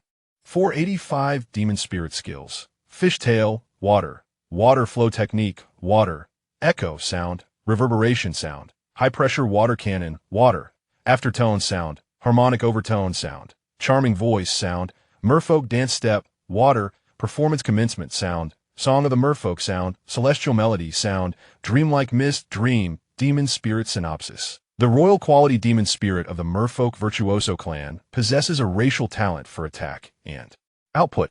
Its racial skill, Merfolk Duet, revels in enchanting a multitude of creatures in the ocean to attend its concert, with the ultimate dream of returning to the Isle of Merfolk. Chapter 486. Lantern Attendant Echo, a sound attribute skill that consumes spirit power to enhance itself upon use. In this enhanced state, the next sound attribute skill released by the Merfolk Virtuoso will trigger an additional effect of the same skill, after which the enhancement state dissipates. Aftertone, a sound attribute skill that continuously consumes spirit power during its duration. In this state, each sound attribute skill released by the Merfolk Virtuoso will have its effect time extended by 30%, and the resultant damage will similarly increase by 30%. Echo of Strings, a sound attribute skill that consumes spiritual energy when utilized by the mermaid musician, coalescing into ethereal sound waves that fortify her essence. In subsequent releases of other sound attribute skills, these sound waves accompany the attacks, inflicting additional damage termed Echo of Strings upon the target. Once the effect has been fully expended, the enhancement state concludes. Enchanting Melody, a sound attribute skill that, upon activation, consumes spiritual energy to amplify the effect of a next sound attribute skill. When this enhanced skill strikes its target, it bestows an enchanting effect. The enchanted target becomes devoid of autonomous consciousness, yielding to the mermaid musician's command for a duration. Mermaid's Dance, a water attribute skill wherein the mermaid musician expends spiritual energy to gracefully leap into the air. If she lands on solid ground, her water attribute energy will manifest a vast expanse of water. Should she alight upon a water surface, the cooldown of this skill is halved. Furthermore, after executing the Mermaid's Dance, the mermaid musician experiences a significant increase in movement speed while in water, impervious to any deceleration effects. Performance Commencement, a sound attribute skill that consumes spiritual energy, allowing the mermaid musician to elegantly rotate in place while releasing the skill. Throughout its duration, she emits potent sound waves that continuously assault surrounding targets. After successfully inflicting damage 10 times, the mermaid musician triggers a healing effect, restoring 5% of her maximum health. Song of the Mermaid, a sound attribute skill that showcases the mermaid musician's enviable, exquisite voice, coupled with her extraordinarily keen hearing. enabling her to detect the songs of distant merfolk. This skill passively enhances her vocal pitch, augmenting sound attribute damage by 12%. The mermaid musician serves as a crucial conduit for communication among merfolk, utilizing the song of the mermaid to relay messages and summon companions. Celestial harmony, a sound attribute skill possessing both passive and active effects. In its passive state, it renders her voice melodious, fostering a favorable reception from listeners, thereby diminishing hostility during interactions or combat.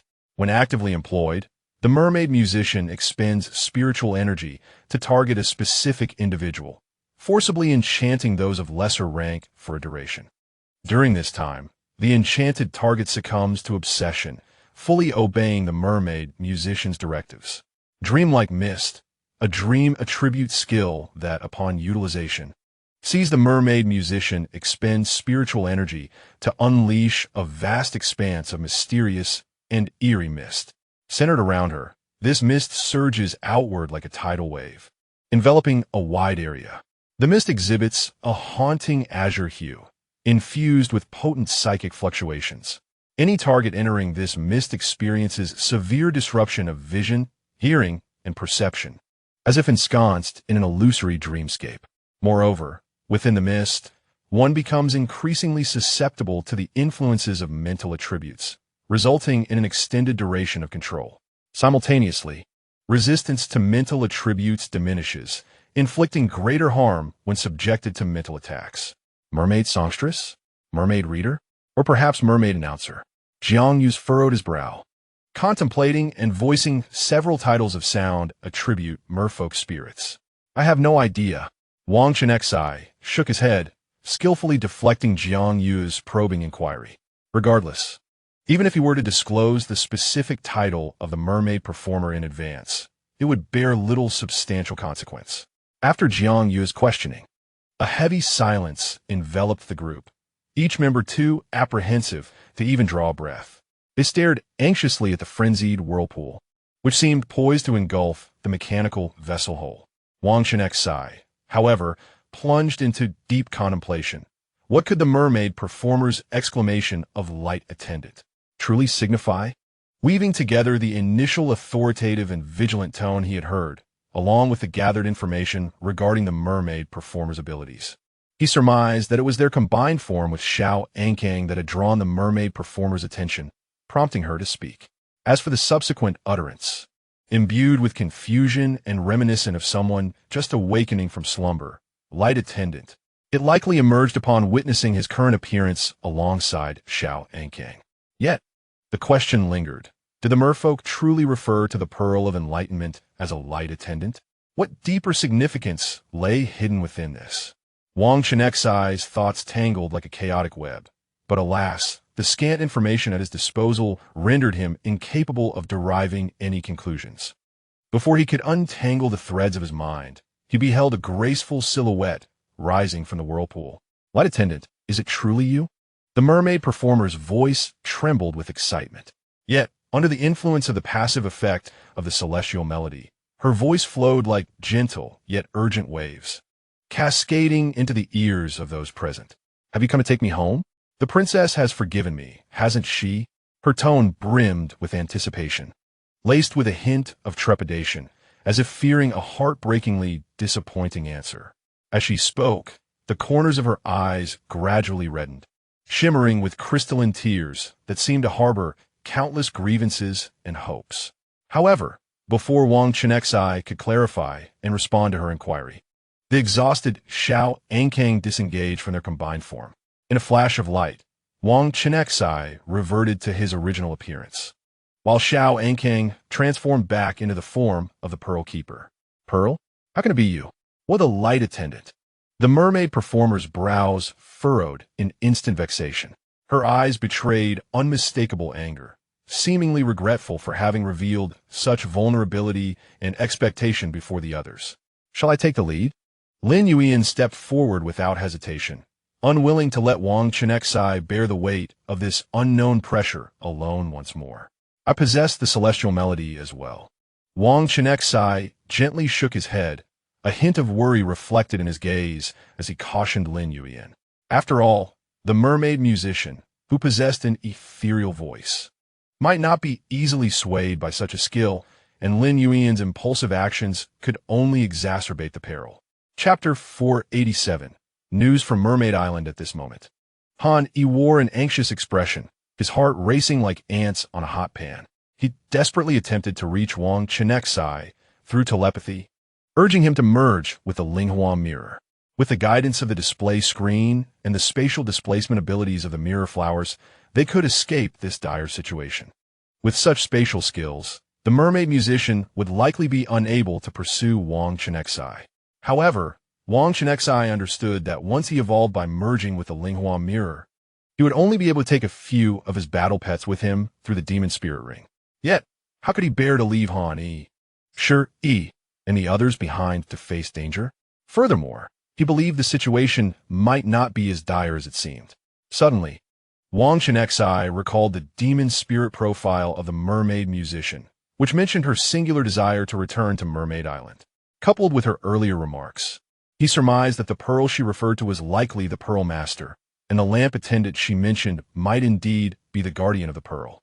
Although Wang Chenxi did not fully comprehend why the mermaid musician referred to the guardian of the pearl as the lamp attendant, he recognized that her need for the guardian was paramount for her return, a realization of great significance to him.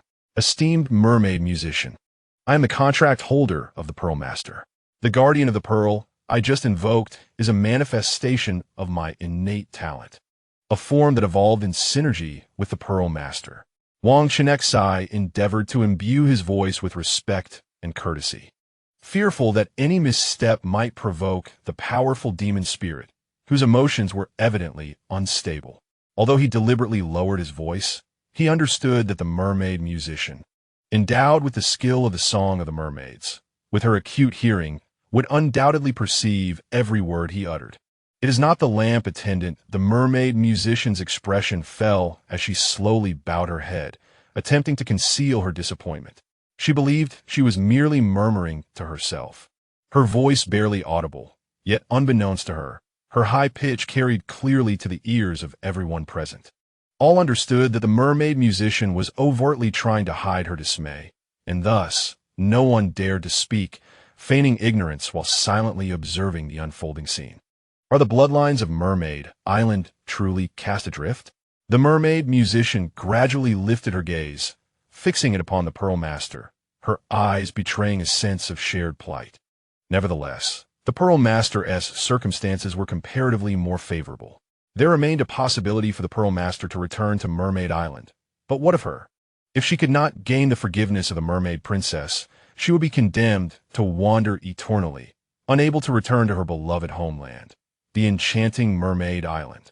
I once heard my teacher mention that the entrance to the secret realm of Mermaid Island vanished over 200 years ago. At that time, many merfolk roamed outside the secret realm, all invariably seeking a way back to Mermaid Island. As Lin Yuyan listened intently, she astutely discerned some crucial information. Without revealing her intentions, she subtly utilized her mental voice to connect with Wang Chenxi, relaying the details she had gathered. Thank you. If possible, could you inquire whether Lei Lingyi and Jiang Yuz possess any additional information? Wang Chenxi responded softly in his mind. He was aware that the mermaid musician excelled in the realms of sound and charm within the spiritual domain, having only a cursory understanding of the dream attribute. And while not entirely unfamiliar with the mental attribute, she certainly lacked Lin Yuyan's expertise. Thus, she remained oblivious to Lin Yuyan's discreet actions beneath her very nose. Jiang Yuz mentioned that his grandfather had once recounted an incident over 200 years ago when turmoil struck Mermaid Island, resulting in the expulsion of several spirit beings and the nullification of their cultivation. Lei Lingyi recalled a tale from her grandfather, who had told her in her youth that locating Mermaid Island required a light attribute mermaid spirit. Soon, having organized the information, Lin Yuyan's gentle voice resonated once more in Wang Chenxi's mind. After hearing her, his conviction regarding his inner hypothesis grew stronger. The mermaid musician was one of the spirit beings expelled over 2 centuries ago, prior to the disappearance of the secret entrance to Mermaid Island. This explained why her rank had stagnated at the 5th level after all these years. And her desire to return to Mermaid Island necessitated the aid of the lamp spirit she mentioned. In light of Lei Lingyi's information, it appeared that the lamp spirit, Zhang Mingzhu, likely possessed a light attribute skill that could reveal the location of Mermaid Island. However, it remained unclear why, after merging with Xiao Ankang, Zhang Mingzhu had only acquired a water attribute skill, Vitality Dissolution. After pondering for a moment, Wang Chenxi attempted to search the compendium for any light attribute skills that Zhang Mingzhu might comprehend, but to no avail. This was understandable, as he was not truly the lamp spirit from Mermaid Island, tasked with returning the lost members of her kin. Upon realizing his true identity, the mermaid musician could not hide her disappointment, her gaze towards Xiao Ankang reflecting a sense of shared desolation. Was it because neither of them could return to Mermaid Island? A multitude of thoughts raced through Wang Chenxi's mind in an instant. The efficiency of their mental communication was remarkable. Even as Lin Yuan separately contacted the two and relayed the organized information to him, the mermaid musician had only just retracted her gaze. Rivers flow ceaselessly, and rain falls unrelentingly. Water can traverse any distance, yet why can it not reach my homeland? The mermaid musician seemed lost in her own contemplation, too preoccupied to pay much attention to the others. She turned and gradually stepped into the vortex, yearning to return to her swirling abode. Just then, a reinvigorated Xiao Ankang could no longer contain herself and leaped joyfully towards the mermaid musician, attempting to engage her in conversation. Perhaps sensing Wang Chenxi's thoughts, she wished to assist this fellow soul longing for home. Perhaps it is the sentiment etched into the very essence of merfolk bloodlines that compels little Ankang to yearn for a deeper understanding of Mermaid Island. Thus, with Wang Chenxi's tacit approval, Ankang called out to halt the performance of the mermaid musician. With a graceful and buoyant motion, she swam to the front of the musician, her large, expressive eyes brimming with sincerity and curiosity. "Sister, I am particularly eager to know what Mermaid Island looks like. Could you share its wonders with me? I also wish to assist you in finding a way back home." Ankang's voice was bright and melodious, imbued with innocence and fervor. The mermaid musician, taken aback for a moment, gazed softly at the adorable little mermaid, radiating enthusiasm. A warmth stirred within her heart, and after a brief contemplation, she sighed gently. Subsequently, she employed a delicate manipulation of her sound-based magical abilities, ensuring her voice reached only Ankang's ears.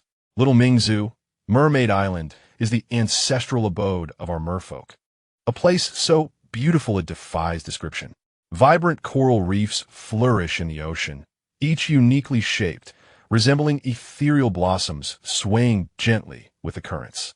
And those wondrous jellyfish, emitting enchanting luminescence in the dark depths, appear like twinkling sprites, adding a dreamlike hue to the entire sea. The water itself is as pristine as the finest gemstones, exuding a captivating azure." The mermaid musician's voice was tender, seemingly unfurling the splendor of Mermaid Island before Ankang's very eyes. "However, over 2 centuries ago, the princess deemed me at fault and heartlessly banished me from the island. Since then, I have drifted aimlessly, akin to a rootless water lily. As for how Mermaid Island has transformed, I remain utterly in the dark." Upon finishing her tale, the musician sighed again, her breath laden with longing and resignation for her homeland. Ankang recalled the musician's previous mention that the princess would send a lantern attendant to retrieve her only upon granting forgiveness. With her large, glistening eyes blinking innocently, Ankang tilted her head playfully and inquired curiously, "Sister, what exactly was your transgression? How might one earn the princess's forgiveness?"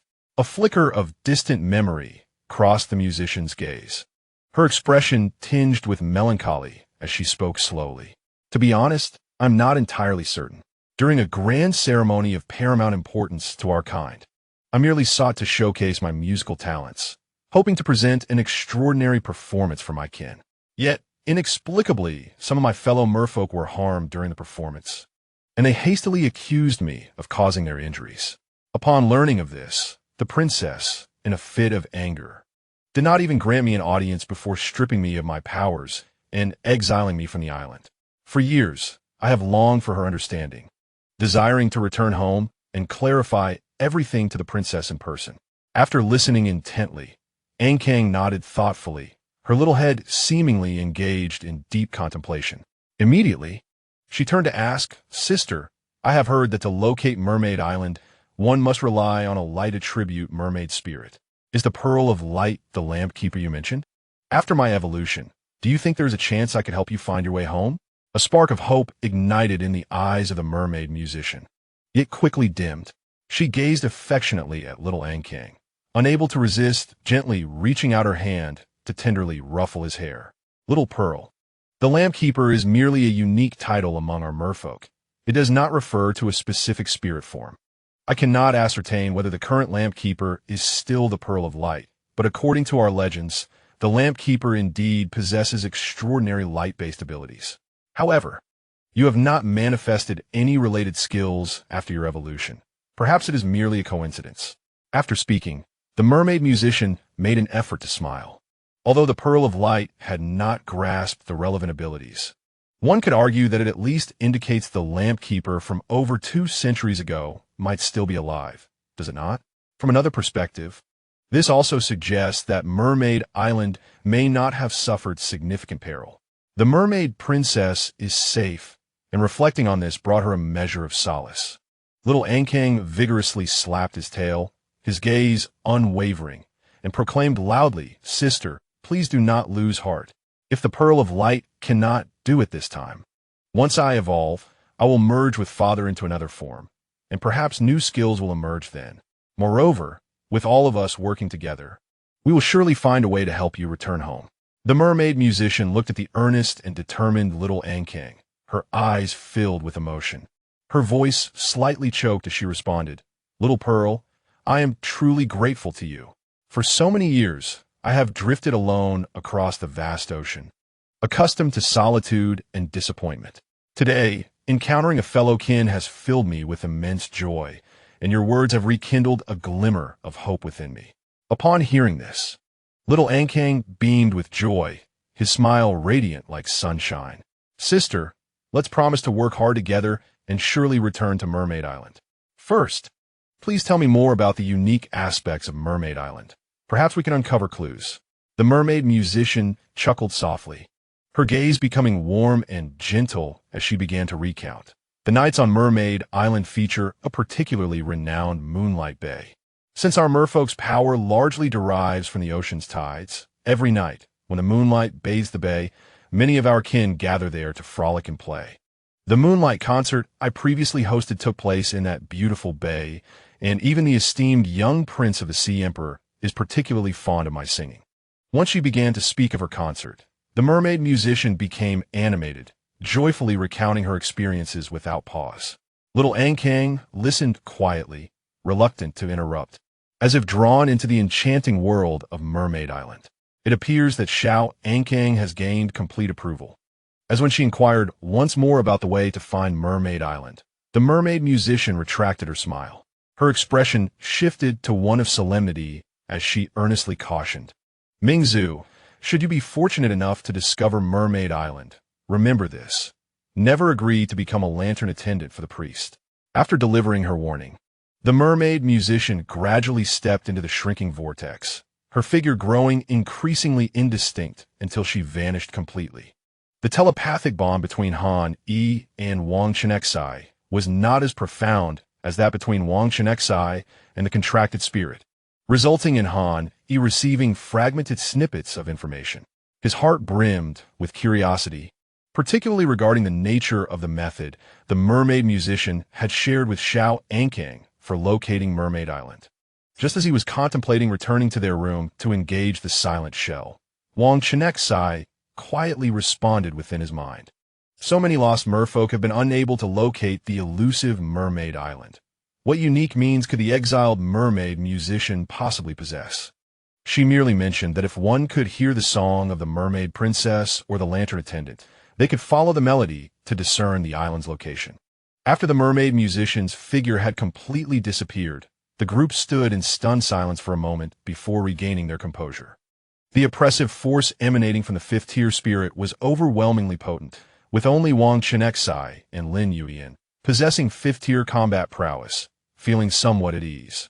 Lei Lingyi and Jiang Yuz strained to recall the questions Lin Yuyan had previously posed, attempting to connect their encounter with the mermaid musician to that information in hopes of uncovering new leads.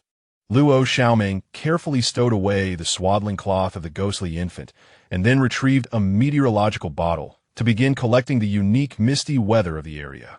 The vortex unleashed by the mermaid musician seemed to be a technique enabling rapid movement through the sea, and in the blink of an eye, she had already departed from the range of Wang Chenxi's collection. Even the dense mist nearby began to dissipate slowly as the user of the skill moved away, restoring tranquility to the waters. Chapter 489. The mysterious island. The subsequent journey was remarkably smooth, as the group steadily advanced in their predetermined direction without encountering any further dangers. However, due to the constantly shifting position of the contest badge, it was only after 2 full days of navigation that they gradually approached their target. Is this a small island? Wang Chenxi gazed in astonishment at the landmass ahead of the mechanical vessel. The display screen clearly indicated that the location of the contest badge was not far ahead. Yet, the sudden appearance of this small island left him bewildered. Han Yi quickly compared the map with the position shown on the display screen, realizing that according to the map, a small island should not exist in this area. Is it a result of tectonic shifts? A glimmer of excitement flashed in Yin Yan's eyes. Could he finally escape the water battles he was not adept at? Perhaps. Zixia nodded in agreement. After all, this area lies in international waters, and the frequency of exploration and updates to maps by various countries is rather infrequent. It is quite plausible that they have yet to notice the emergence of this small island, or perhaps even if they have not had the opportunity to upload updated electronic maps. Geological activities, underwater volcanic eruptions, or the merging of realms not entirely integrated into the main world could all give rise to new islands above the sea surface. Let us go take a look. Upon finishing his words, Jiang Yuz found a suitable spot to anchor the mechanical vessel. Without hesitation, he executed a clean backflip into the sea, swiftly swimming towards the shore like a nimble shark. Zixia, as usual, floated gracefully above the island atop her ice Judicator X9. Lei Lingyi, not one to be outdone, commanded her water spirit, Yu, to utilize the mirror skill, causing her reflection to instantly appear on the shore. She then seamlessly swapped places with her mirror image, landing firmly on the ground.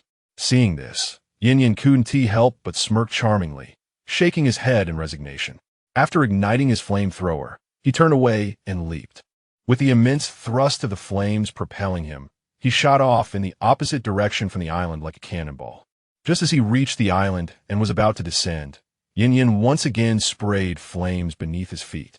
This time, however, the force was considerably gentler, merely intended to slow his descent. Upon landing, he slightly bowed in a graceful gesture, then turned with poise, leaving the others on the ship with an alluring silhouette. Is everyone showing off now? Wang Chenxi thought, feeling somewhat resigned. Why did everyone seem so eager to display their prowess? Couldn't they take a cue from his modest demeanor? He did not act immediately, but instead patiently awaited the arrival of the prism mirror. At that moment, the prism mirror cast a spatial summoning skill towards him. Wang Chenxi snapped his fingers and was enveloped in a silvery light of spiritual energy, vanishing from his spot and reappearing on the island in the blink of an eye. He then instructed the prism mirror to perform a mirror exchange with Han Yi. Internally, the prism mirror felt somewhat exasperated. You all have it easy, while I have to make 2 trips alone. Meanwhile, Han Yi, preparing to freeze the surface of the sea while riding the howling ice wolf, also vanished from his spot. Yu Zioen, who was about to glide across the icy surface, was taken aback by this scene. A slight flush crept onto her cheeks, leaving her momentarily flustered. Zioen, hold on to me. Yang Xiaomei unleashed a series of swiftly spinning vines, which gently lifted her into the air. Simultaneously, she released several tendrils to dangle down. Observing this, Yu Xiaoan discreetly retracted her emerging beast ears, gripping the vines with one hand and curling her left leg to adjust her balance. She was carried by Yang Xiaomei towards the island. Let's also depart. Feng Xiao rubbed his nose, secretly lamenting how well the captain and Han Yi got along. While he could understand the captain wanting to give Shi Yi and Luo Xiaoming some private space, it still left him a bit disheartened that the captain's choices between himself and Han Yi never favored him. However, he soon reassured himself, recalling that during the last underwater exploration of the East China Sea, the captain had chosen him. Subsequently, he led Shi Yi and Luo Xiaoming into the bubble released by the sea conch maiden. Lu Zhanjiu, quick on his feet, swiftly followed suit. Meanwhile, Xia Zhikuei stood on the railing and leaped forward in a single bound. In midair, he utilized a flash of lightning, instantly transforming himself into a dazzling bolt of lightning that streaked across the sky, landing gracefully on the shore. It must be noted that Xia Zhikuei's selection to represent the Summer Nation speaks volumes about his exceptional prowess, just from the process of landing, coupled with his ability to successfully unleash skills. One could discern his remarkable capabilities. However, his sharp tongue and somewhat abrasive demeanor left much to be desired in terms of social grace. The group showcased their unique skills and convened on the island. After a brief respite, once everyone had readjusted to the sensation of solid ground beneath their feet, they continued towards the direction indicated by the badge. Wang Chenxi focused intently on the display screen, observing two glowing points in a slightly more southern position, constantly shifting their locations. Clearly, this competition badge had yet to be acquired by the Hengsha Federation. Considering the relatively slow development of their mechanical systems, Wang Chenxi felt a sense of understanding. It appeared that in Asia, only the Summer Nation, the Fusang Archipelago, and the Peninsula Alliance possessed high-speed maritime vehicles. He could not help but speculate about the next targets of the Fusang Archipelago and the Peninsula Alliance. Wang Chenxi conjectured that no other national teams would encounter them near this badge, as they operated the fastest mechanical vessels, and the mist had not significantly delayed their journey.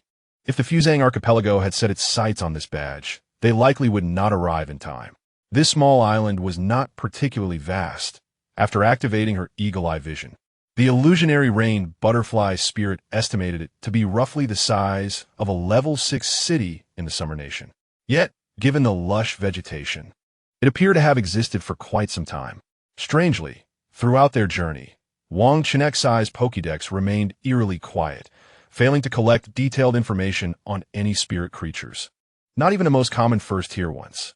It was worth noting that Wang Chenxi's Pokédex was exceptionally powerful, capable of easily gathering information on even a green caterpillar back in a city. Initially, Lin Yuan felt slightly uneasy and activated the skill suite aroma. After all, there was no sound-type spirit master among them, and they had all overlooked the unusual silence. It was only when Wang Chenxi pointed out the anomaly with the Pokédex that everyone realized something was amiss. There was indeed a problem. There was not a single sound. Upon Wang Chenxi's reminder, the group quickly reacted. They found themselves in the midst of a forest. It was so quiet that not even the faintest chirp of an insect or song of a bird could be heard. Yuan Zixia silently chastised herself for her negligence. After spending a tranquil day at sea, she had let her guard down, failing to notice such an obvious anomaly in a timely manner. Mental-tied, Lin Yuan immediately grasped Zixia's intent.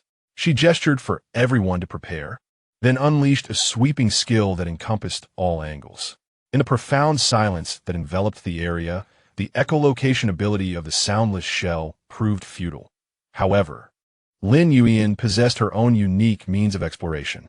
The mind tide not only inflicted a collective mental shock on a vast number of targets, but also allowed her to perceive the fluctuations of their minds while releasing the impact. Chapter 490. The Zen Warrior Monk. Indeed, there were no living beings in the vicinity.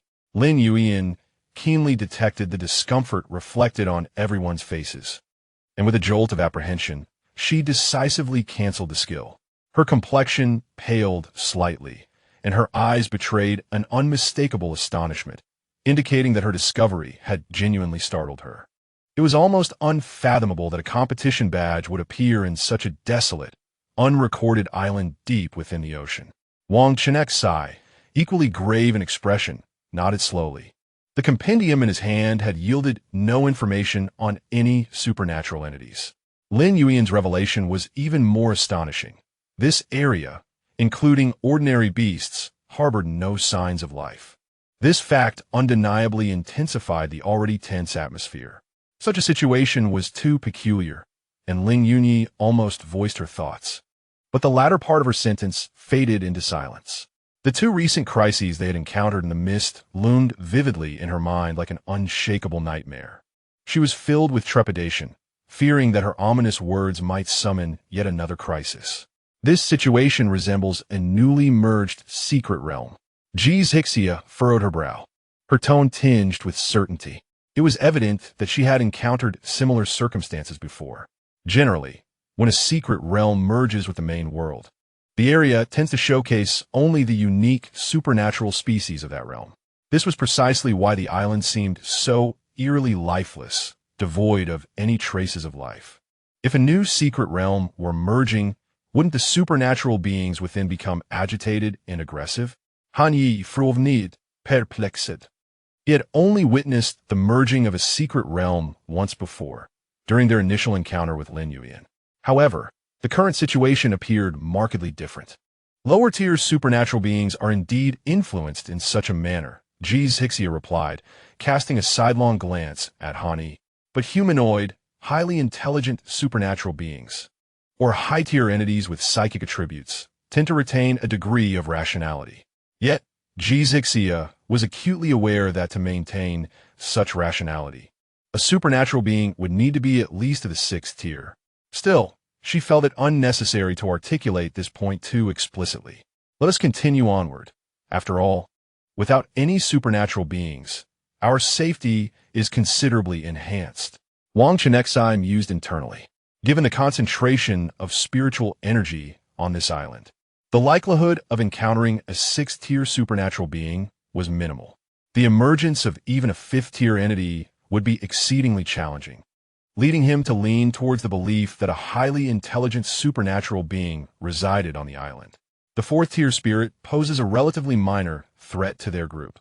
However, should a highly intelligent spirit be capable of resolving issues through communication, it would undoubtedly be a cause for mutual delight.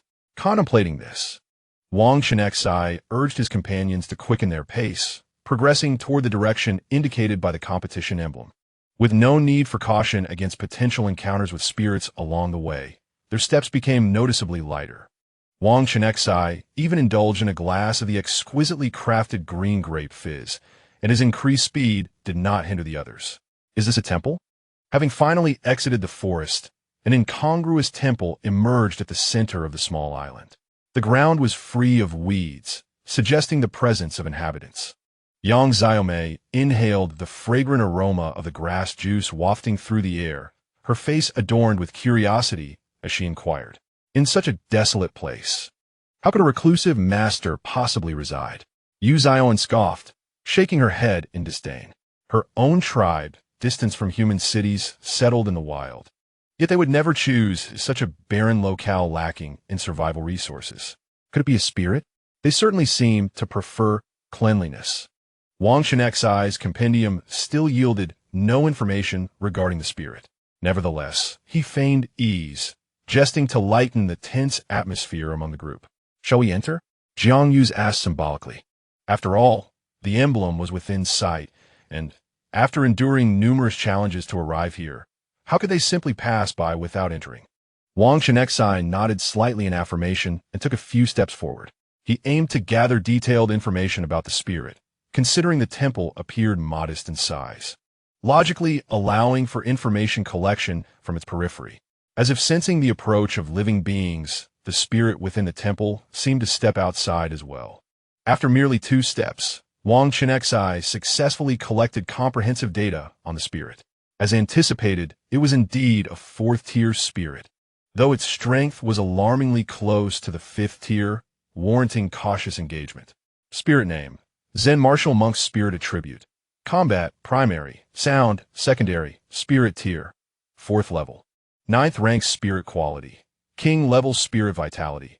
8935 spirit agility. 9047 spirit spiritual power.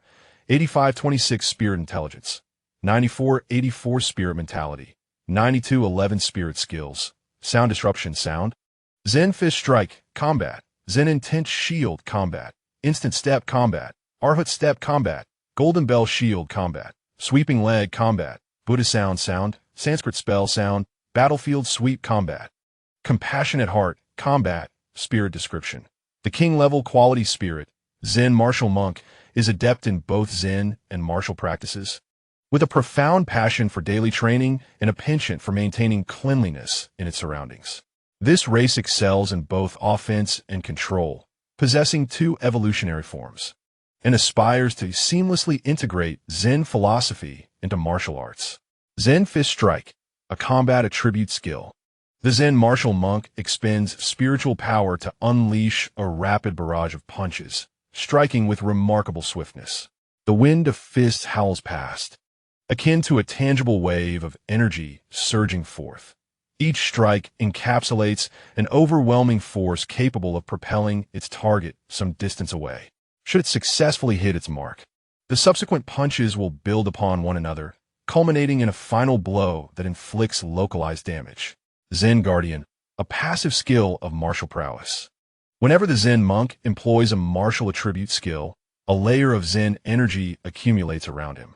This Zen energy serves as an invisible protective barrier. When threatened by control effects, it dissipates a layer to negate such control. Moreover, each layer of Zen energy enhances the Zen monk's martial attribute damage by 5%. Blink Step, a martial attribute skill that, upon use, consumes spiritual energy, allowing the Zen monk to instantaneously shift a short distance in a predetermined direction. Arhat Step, a martial attribute skill that, when activated, consumes spiritual energy for its duration, placing the Zen monk in a unique combat mobility state, known as Arhat Step. In this state, he moves with the grace of a swift swallow, with an increased evasion probability of 50%. For every 5 successful evasions of enemy attacks, the Zen monk can launch a potent counterattack. Golden Bell Shield, a martial attribute skill that, upon use, consumes spiritual energy to create an extraordinarily sturdy shield, encasing a specified target within. While the shield exists, it prevents the target from taking damage or suffering control effects. Furthermore, the target protected by the Golden Bell Shield will experience a 15% reduction in all attribute damage when struck. Sweeping Leg, a martial attribute skill that, upon activation, consumes spiritual energy to unleash a fierce sweeping leg attack. Upon hitting the target, it not only inflicts considerable damage, but also has a chance to destabilize the target, causing them to fall and enter a state of incapacitation. Simultaneously, the Zen monk will wield his broom to deliver an additional strike. Incapacitated state, an abnormal condition resulting from attacks by martial attribute skills. Each layer of this condition reduces the target's attack speed by 3% and movement speed by 5%. Should the layers of this incapacitated state accumulate excessively, a more severe paralyzed state may be triggered, rendering the target immobile and unable to cast skills for a brief period. Once the paralyzed state is activated, all layers of the incapacitated state on the target will reset to 0, starting anew. Buddha Sound, an audio attribute skill that, when employed, consumes spiritual energy over its duration, enhancing the effects of audio attribute skills released by the Zen monk. Skills cast during the Buddha's sound state, upon striking a target, can calm their tumultuous spirit akin to a gentle spring rain, significantly diminishing their desire to attack and potentially interrupting any skills they are in the process of casting. When targeting entities of the spectral realm, additional damage is inflicted. There's also a chance to purify the vengeful energy from specters, thereby weakening their attributes. Sanskrit Incantation, an audio attribute skill that, upon use, consumes spiritual energy as the Zen monk chants a series of mystical and melodious Sanskrit sounds. The ethereal sounds seem to possess a life of its own, transforming into invisible yet resilient sound wave ropes that soar towards the adversary at lightning speed, ensnaring them tightly. The ensnared foes found themselves trapped in an intangible cage, their movements severely restricted and their speed significantly diminished, enduring continuous damage of the sound attribute. Simultaneously, their spiritual energy flow became profoundly disrupted, akin to being mired in quicksand, leading to a drastic reduction in the success rate of skill releases and a substantial decline in combat prowess. A sweeping motion across the battlefield. A martial arts skill. The Zen monk consumed spiritual energy to grasp the broom tightly and leaped high like a majestic eagle, subsequently executing a powerful downward strike with the broom. This unleashed a series of 8 formidable attacks, inflicting damage on the targets while also sweeping away any beneficial effects they had accumulated, akin to autumn winds clearing fallen leaves. During the execution of this skill, the monk would gain a 50% reduction in all attribute damage. Compassionate Heart, a martial arts skill, an innate passive ability of the Zen monk, stemming from a heart filled with benevolence. When an attack leaves an enemy in a near-death state, the monk, embodying compassion, refrains from delivering the final blow, instead granting the target an opportunity for redemption. However, should the target respond with ingratitude and continue to assault the monk after this act of mercy, the monk would unleash a sudden surge of formidable power, gaining a 50% damage increase along with a bloodthirsty effect. For the next 5 seconds, the monk would recover 30% of the damage inflicted as health. Moreover, in each battle, upon the first triggering of the Compassionate Heart, any skills that had previously cooled down would rapidly consume spiritual energy to become available for use once more. Zen monk, By, may the Buddha's compassion guide you. Should you fail to comprehend the profound teachings of Mahayana and remain unrepentant, know that I possess some knowledge of martial arts as well. Chapter 491. A bold intrusion. Upon perusing the information displayed in the compendium, Wang Chenxi stood in stunned silence, disbelief evident in his eyes. How could a combat attribute spirit manifest? He prided himself on his extensive knowledge in the field of spirit research. Yet he had never encountered a spirit of the combat attribute before. Even in his skill compendium, no matter how he searched, there was no record of any combat attribute skills. Furthermore, within the globally recognized attribute systems, there had never been any mention of a combat attribute. Yet now, his compendium had distinctly gathered information on combat attribute spirits. What could this possibly mean? Before he could ponder this further, the Zen monk had approached the temple entrance and gently opened the door. Standing at around 1 meter in height, the monk's voice was clear and youthful, imbued with a touch of innocence and solemnity. By, this is a sacred place of Buddhist practice. What brings you here, esteemed visitors? The monk respectfully bowed, at which point the onlookers noticed the broom he carried on his back. His monk's robe was worn and tattered, adorned with numerous patches, the edges of which were intricately stitched with mysterious patterns in black thread. The hem of the monk's robe fluttered gently in the breeze, revealing his strong, muscular calves. A black cloth belt cinched his waist, adorned with several delicate copper bells, each inscribed with sacred verses. As he moved, they chimed with a crisp sound. When he bent down, the onlookers clearly observed the 6 scars on his forehead. A humanoid spirit? Zixia was equally taken aback. Humanoid spirits were exceedingly rare. Aside from those that transformed through special means, she had never encountered one before. A being of sound? Lin Yuan could not help but inquire. The presence of bells on the monk was evident to all, and with her keen perception, Lin Yuan sensed subtle mental fluctuations. However, she refrained from employing her sweet fragrance, for she could genuinely feel the monk's spirit and sensed no malice towards them. A being capable of communication, perhaps, Lei Lingyi suggested, casting a glance at Wang Chenxi. Among the group, apart from the usually unrefined Yin, Wang Chenxi was the most eloquent. The badge is not on him. He had been fixated on the display screen showing the location of the competition badge, noticing it had not moved at all.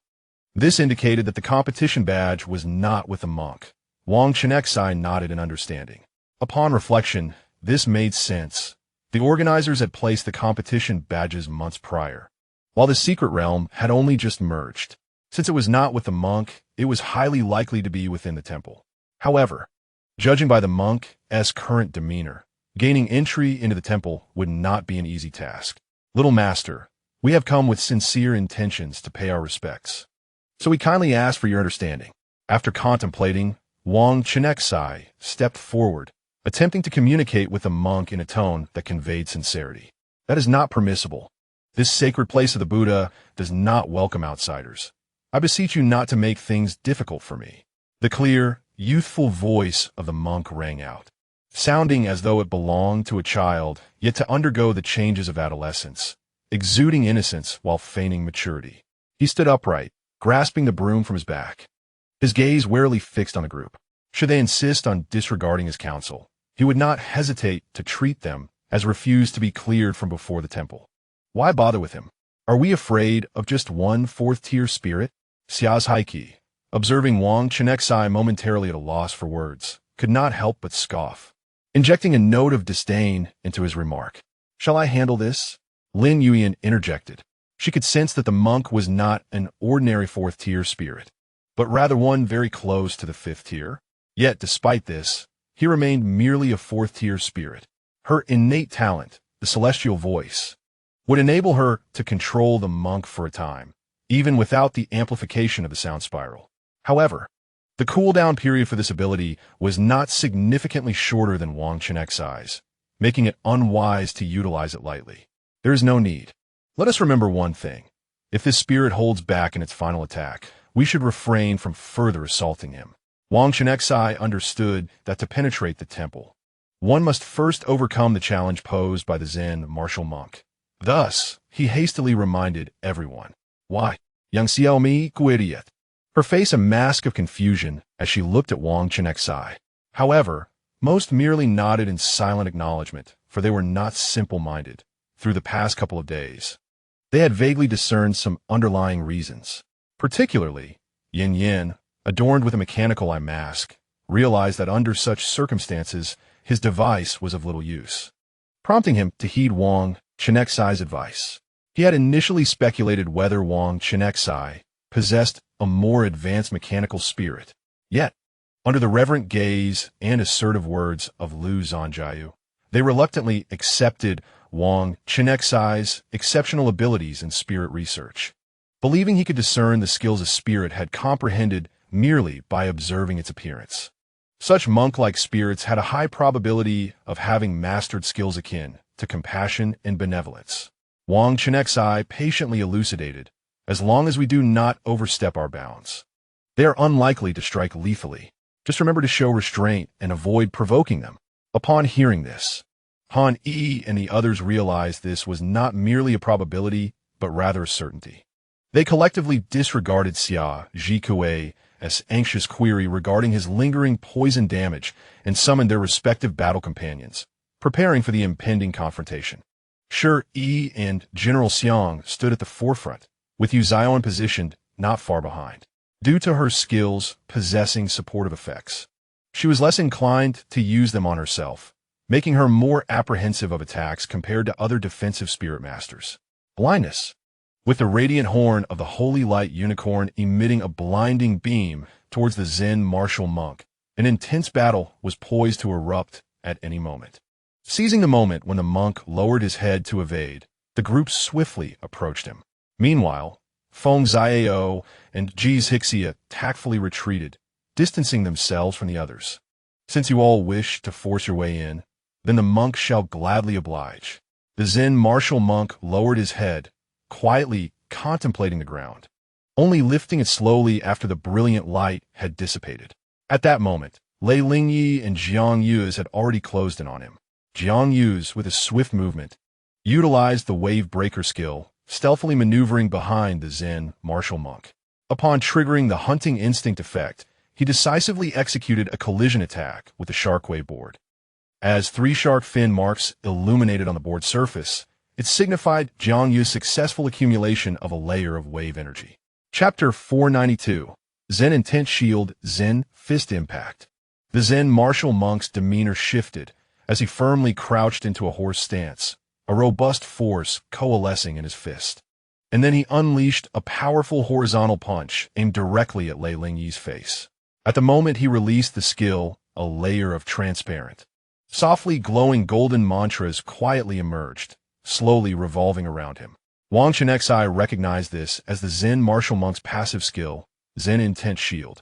He did not believe that a fourth-tier spirit could simultaneously activate two skills.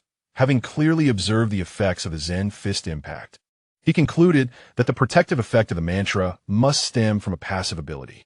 Could it be that a state which grants an immediate enhancement upon skill release exists? Wang Chenxi pondered within. It is noteworthy that certain enhancement skills provide their effects only after their release, meaning the skill itself does not benefit from the augmentation. Yet, the Zen warrior's protective aura grants an enhancement the moment the skill is unleashed. Consequently, the Zen Fist Strike also benefits from a 5% damage increase. This revelation deepened Wang Chenxi's understanding of the Zen warrior's prowess. Clay Shield. Yu Zioan reacted swiftly, hastily deploying a defensive skill that enveloped Lei Lingyi in a robust barrier, while simultaneously wielding the Turing Horn to enhance her movement speed. After Lei Lingyi was solidly struck by the Zen warrior's initial punch, the seemingly sturdy shield instantly became marred with spiderweb-like cracks, appearing almost fragile. However, the Zen warrior did not relent. Retracting his right fist, he followed up with his left, striking like lightning. Startled, Lei Lingyi quickly employed the Thunder Shadow Step to evade.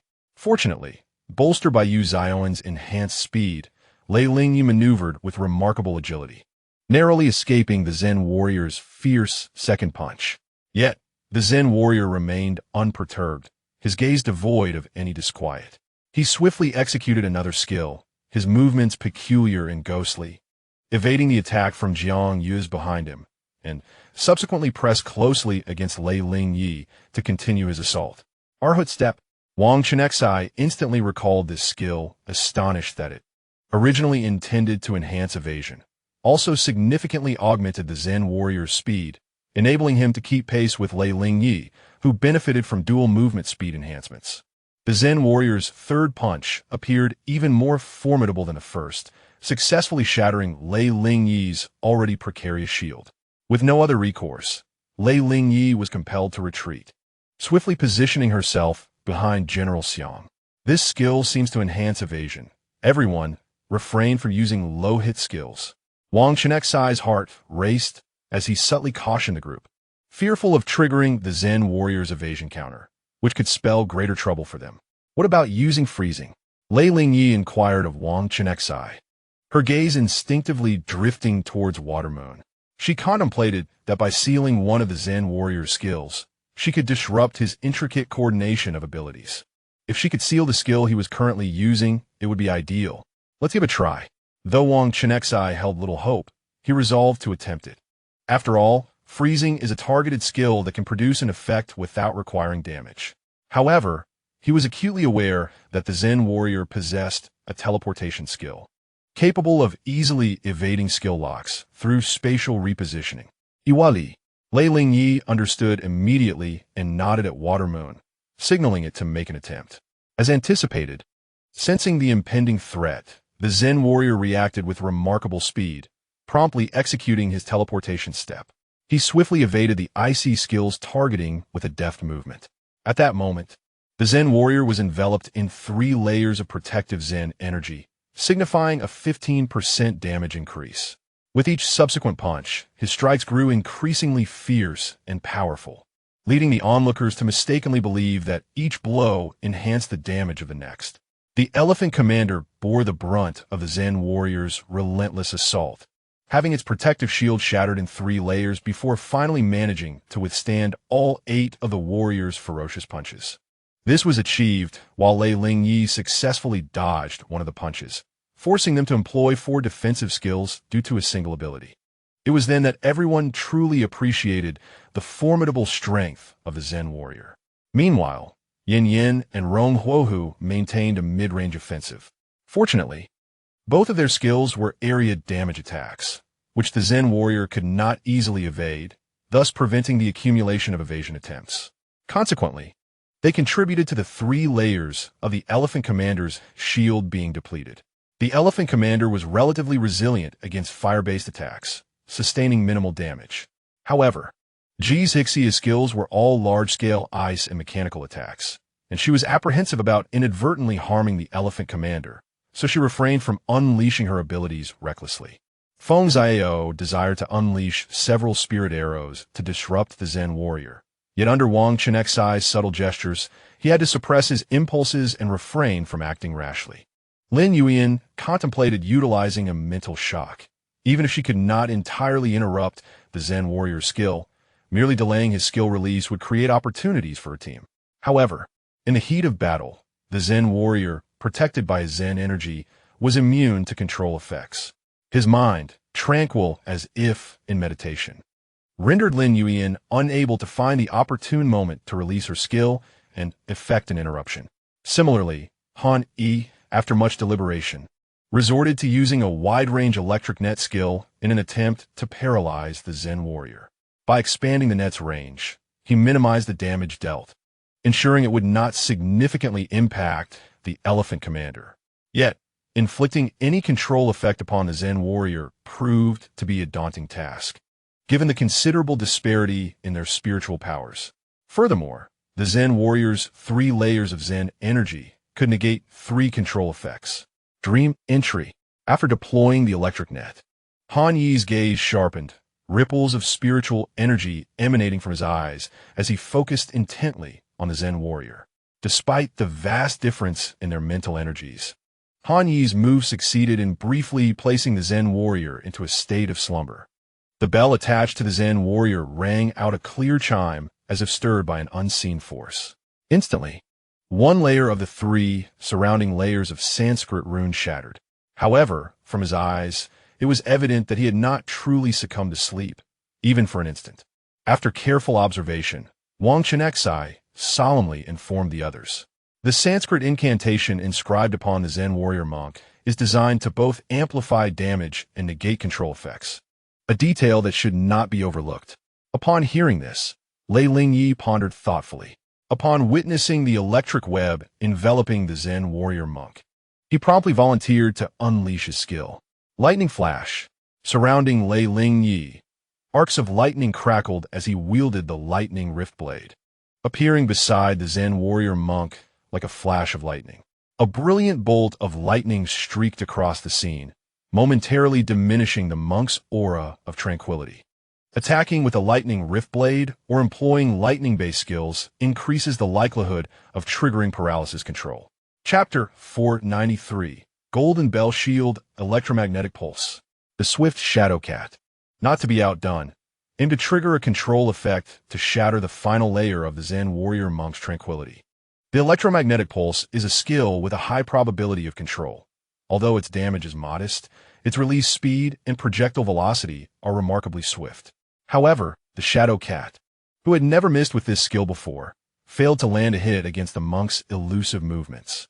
Seeing this, the Howling Ice Wolf quickly cast an ice barrier, effectively encasing the Zen warrior monk within.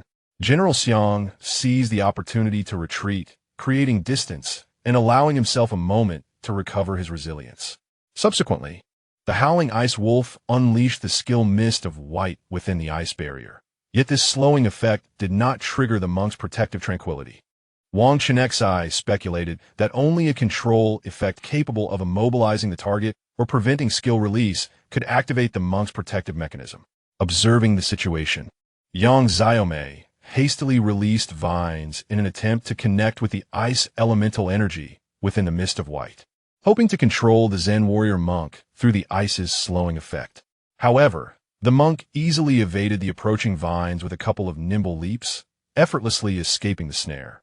Additionally, having previously dodged assaults during his entanglement with General Xiang, he now faced the formidable ice barrier surrounding him.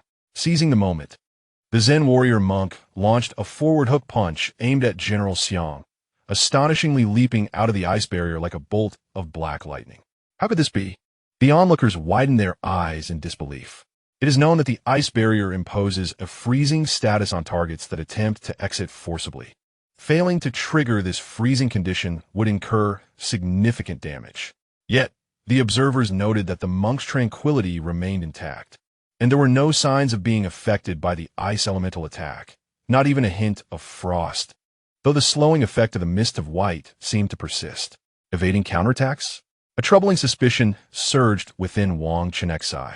Initially, he believed that the monk's evasive counterattack would activate only after a certain number of evades were reached, targeting the source of the last attack. To his astonishment, it appeared to be an actively locked-on attack, and there seemed to be a small spatial shift that could also be employed to evade assaults. Thus, in the face of a barrage of attacks, the Zen warrior monk only needed to evade 4 times to trigger a counterattack, thereby enabling another evasion of the incoming strikes. The skill mechanics of the Zen martial monk truly caught everyone off guard.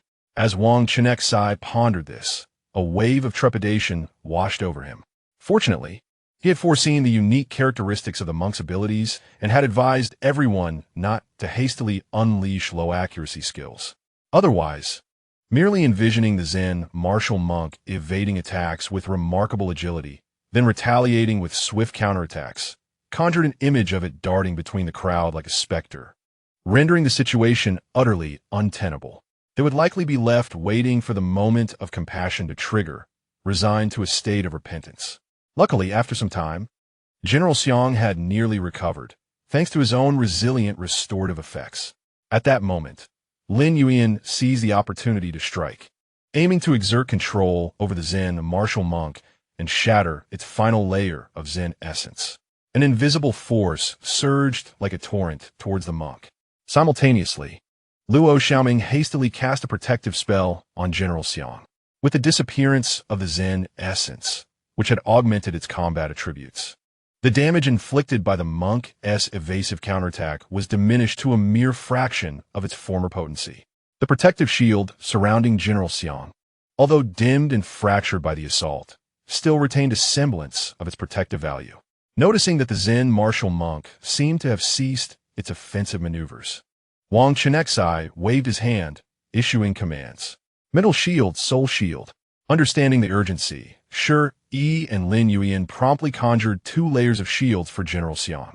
One layer shimmered like an ethereal veil, radiating mysterious mental energy, while the other emanated a profound soul light. With a decisive urgency, General Xiang activated the skill shield burst. In an instant, the chaos unleashed by the explosion of the mental shield surged forth like a violent whirlwind. The soul attribute attack released by the explosion of the soul shield pierced through the air like sharp arrows, inflicting intense pain upon the Zen martial monk, which was not adept at soul defense. The combination of these 2 formidable forces rendered the monk temporarily unable to unleash its skills, immobilized and compelled to withstand the onslaught. At that moment, the enchanting serpent woman finally received Wang Chenxi's permission to join the fray. Her skill accuracy was rather low, which had kept her on the sidelines for quite some time. Now, she swayed her lithe form and unleashed a ranged attack. A lash imbued with spatial power that hurtled toward the Zen martial monk. Go for it, Lin Yuan encouraged, her face alight with a radiant smile, bestowing inspiration upon the serpent woman. Although she could not close the distance to utilize her triple slash to enhance her attack power, the damage boost from Lin Yuan's encouragement proved to be comparably effective. The massive white serpent tail, having just executed an attack, was on the verge of dissipating. The beautiful serpent once again unleashed its prowess, executing 2 swift slashes that cleaved through the air like bolts of white lightning, aimed directly at the Zen warrior monk. In a moment of cunning, the prism mirror swiftly repositioned itself, exchanging places with the now defenseless General Elephant. With the general safely relocated to the rear of the team, his massive form vanished, replaced by the elegant silhouette of the prism mirror. To everyone's astonishment, the prism mirror chose to summon not the thunder spirit, but the holy light unicorn. After employing a lightning strike attack, the thunder spirit had already made a hasty exit from the battlefield using the lightning shadow step. The prism mirror's intent in summoning the holy light unicorn was undoubtedly to bolster its own escape capabilities. After a prolonged engagement with Wang Chenxi, Luo Xiaoming finally utilized the silent shell to exchange with Han Yi for a spatial teleportation skill crystal. It was only then that the holy light unicorn successfully comprehended this spatial attribute skill. With seamless coordination, The prism mirror and the holy light unicorn executed their skills in succession. The mirror's blades, reminiscent of sharp shards of glass, glimmered with a chilling radiance as they hurtled towards the Zen monk. The leaf-edge slash, armed with serrated edges, sought to rend the monk's defenses asunder. Next, the holy light unicorn deployed its spiral horn and cross/slash skills, and without a glance back at the effects of its attacks, the prism mirror decisively activated spatial teleportation. Given the short distance of this jump, only a brief moment of charging was required to complete it. Upon returning to the safety of their rear ranks and glancing towards the Zen monk, they realized his condition was deteriorating rapidly. After finding Xia Ji Kuei to infuse poison into the thunder light shattering blade, the thunder spirit, aided by the water mirror for a timely position swap, sought out Jiang Yu's S-barrel for a second cup of world tour, once again wielding the thunder light shattering blade with the swiftness of lightning. Though the leaf edge slash failed to breach the outer defenses of the Zen monk, it did trigger a bleeding state. The thunder spirit appeared on the battlefield. The thunder light shattering blade radiating brilliant lightning, resembling a bolt of thunder as it struck the back of the Zen monk's neck. Upon impact, not only did the blade emit a blinding flash of lightning, but the lightning-infused energy blade also pierced deeply into the monk's being. Corrosive toxins proved to be quite effective. Xiaji Kuei observed with a sense of pride as the venom successfully breached the defenses, excitement flickering in his eyes. Meanwhile, the Zen monk, emerging from his state of control, endured the piercing pain of his spirit and unleashed his skill once more. After landing a successful strike, the water moon reacted swiftly, employing a skill to withdraw the thunder spirit from the battlefield. After all, the thunder spirit lacked any protective skills at that moment, making it exceedingly perilous to be targeted. The Zen monk slowly dusted off his somewhat soiled robe. With his hands pressed together at his chest, he murmured incantations, invoking the golden bell shield. In an instant, an ethereal copper bell, radiating a gentle golden light, materialized to encircle the Zen monk, forming a steadfast fortress around him. Chapter 494, Compassionate Heart. The sound of Buddha and the mantra of Brahma. The Zen martial novice, with his legs crossed in a meditative posture, began to levitate slowly into the air, shielded by a golden bell, murmuring incantations that initially resembled the gentle trickle of a stream but gradually crescendoed, as if capable of penetrating the very soul. After a painstaking breach of his defenses that resulted in a wound, the intended use of the Millennium Snow Lotus was abruptly halted. Great Might Heavenly Dragon, Great Luo Spell. The lips of the Zen martial novice moved rapidly, articulating a series of enigmatic syllables. The sound seemed to carry an invisible force, causing the surrounding air to quiver in response. Silence. Upon witnessing this, Luo Xiaoming hastily employed her skill to protect the group. However, the effect of the silence skill merely isolated sound. Completely disregarding the impact of sound-based skills proved to be a formidable challenge. Even though Luo Xiaoming had attained considerable proficiency in her silent skill, the disparity in spiritual power between her and the Zen martial novice was evident. Under the assault of the intangible sound waves, the silence barrier held for but a brief moment before being effortlessly shattered.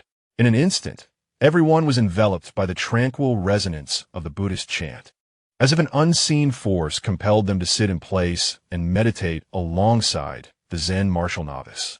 Yet, the sound not only instilled a sense of serenity, but also continuously inflicted damage. Wang Chenxi had initially assumed it to be a single-target skill, only to be astonished by its capacity to affect so many.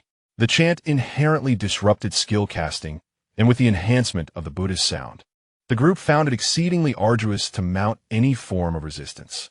Moreover, the sound propagated over vast distances, even reaching Fengzhou, who was positioned far behind. Fortunately, among the group was Ji Zixia, whose innate mechanical heart granted her exceptional resistance to mental control, allowing her to remain relatively unaffected by the Buddhist sound. At this moment, she piloted the Frost Judicator X9, anxiously hovering in midair.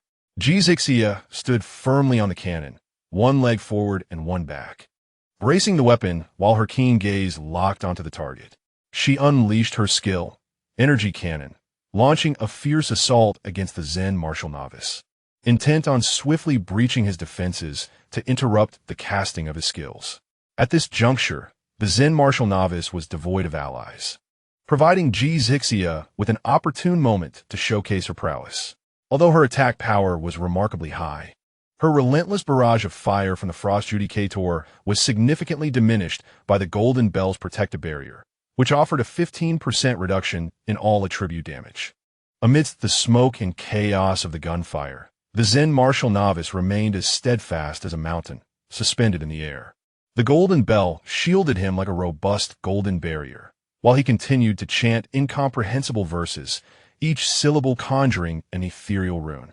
As the rune shattered, they transformed into waves of sound, rippling outward like the gentle undulations of water. Wherever the waves of sound traversed, all whom they encountered were inevitably affected. Not only were their spiritual energies hindered, making it arduous to unleash their abilities smoothly, but they also endured damage from the sonic attributes.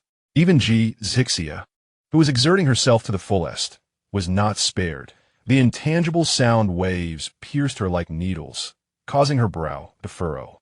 Armor-piercing rounds, devastating strikes, electromagnetic cannons, and tracking missiles. Zixia did not resort to defensive skills. Instead, she unhesitatingly unleashed a succession of various abilities, interspersed with regular attacks of spiritual energy. The Icy Executioner X9 cannons beneath her feet and the energy cannon in her hands continuously spewed forth a torrent of firepower. Dazzling beams of light and whistling energy projectiles flew towards the Zen warrior monk. Fortunately, as an ice attribute spirit master, her own icy spiritual energy could counteract the high temperatures generated by the rapid firing of the cannons, preventing any detrimental overheating that could impede her assaults.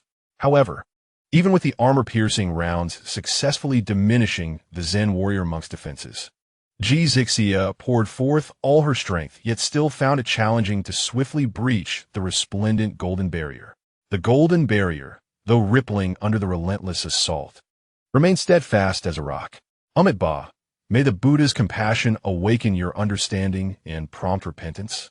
Just as Zixia was in a state of exasperation, the Zen warrior monk recited these words, gradually halting his actions and ceasing the release of the sacred sound incantation. Did he truly possess a benevolent skill? Lei Linje, while striving to stabilize the chaotic fluctuations of her spiritual energy, cast a dubious glance at Wang Chenxi. She couldn't help but ponder internally, was this individual truly so knowledgeable? Wang Chenxi, fully aware of Lei Lingyi's gaze, understood that he appeared to be the most vulnerable among them. Previously, he had specifically cautioned everyone against using defensive skills on him. The Zen warrior monk's area attack with the sacred sound had genuinely caught him off guard. However, by a stroke of luck, after triggering the Zen warrior monk's skill of compassion, he inadvertently resolved the crisis. Upon hearing the Zen warrior monk's words, Wang Chenxi promptly bowed slightly, indicating that he had indeed realized his error and would refrain from further attacks. Internally, Wang Chenxi scoffed, as if he was a distinguished beast master. Even without the constraints of a skill like compassion, he would never take matters into his own hands. Westlake Spring Rain, Healing Rain. Under the brief sonic assault, everyone's health points experienced varying degrees of depletion. The beautiful snake spirit and the sea conch maiden simultaneously cast healing spells, showering the group in a gentle spring rain that restored their vitality. The healing chain, Luo Xiaoming, was also busy, directing her healing spell towards Wang Chenxi. After all, both Westlake Spring Rain and Healing Rain restored 10% of the target's maximum health. Depending on the number of targets healed, the spiritual energy consumption varied significantly, making it quite taxing for the two spirits to heal so many at once. Meanwhile, Wang Chenxi's health was already low, and the percentage-based restoration was not substantial, leaving him in a languid and precarious state. Although the Zen martial monk had declared that he would refrain from attacking Wang Chenxi, the battlefield was ever-changing and there was no guarantee that he would not be affected by area skills. Coupled with the worried glances from Han, it directed her way. Luo Xiaoming chuckled and decided to unleash her skill. After all, her own condition was not particularly favorable, and utilizing the healing chain to tend to herself could be regarded as a sensible use of resources. Following a brief pause to regroup, the group once again advanced towards the Zen martial monk. They were acutely aware that the monk lacked any healing capabilities, and as long as they continued to wear him down, it would only be a matter of time before he succumbed.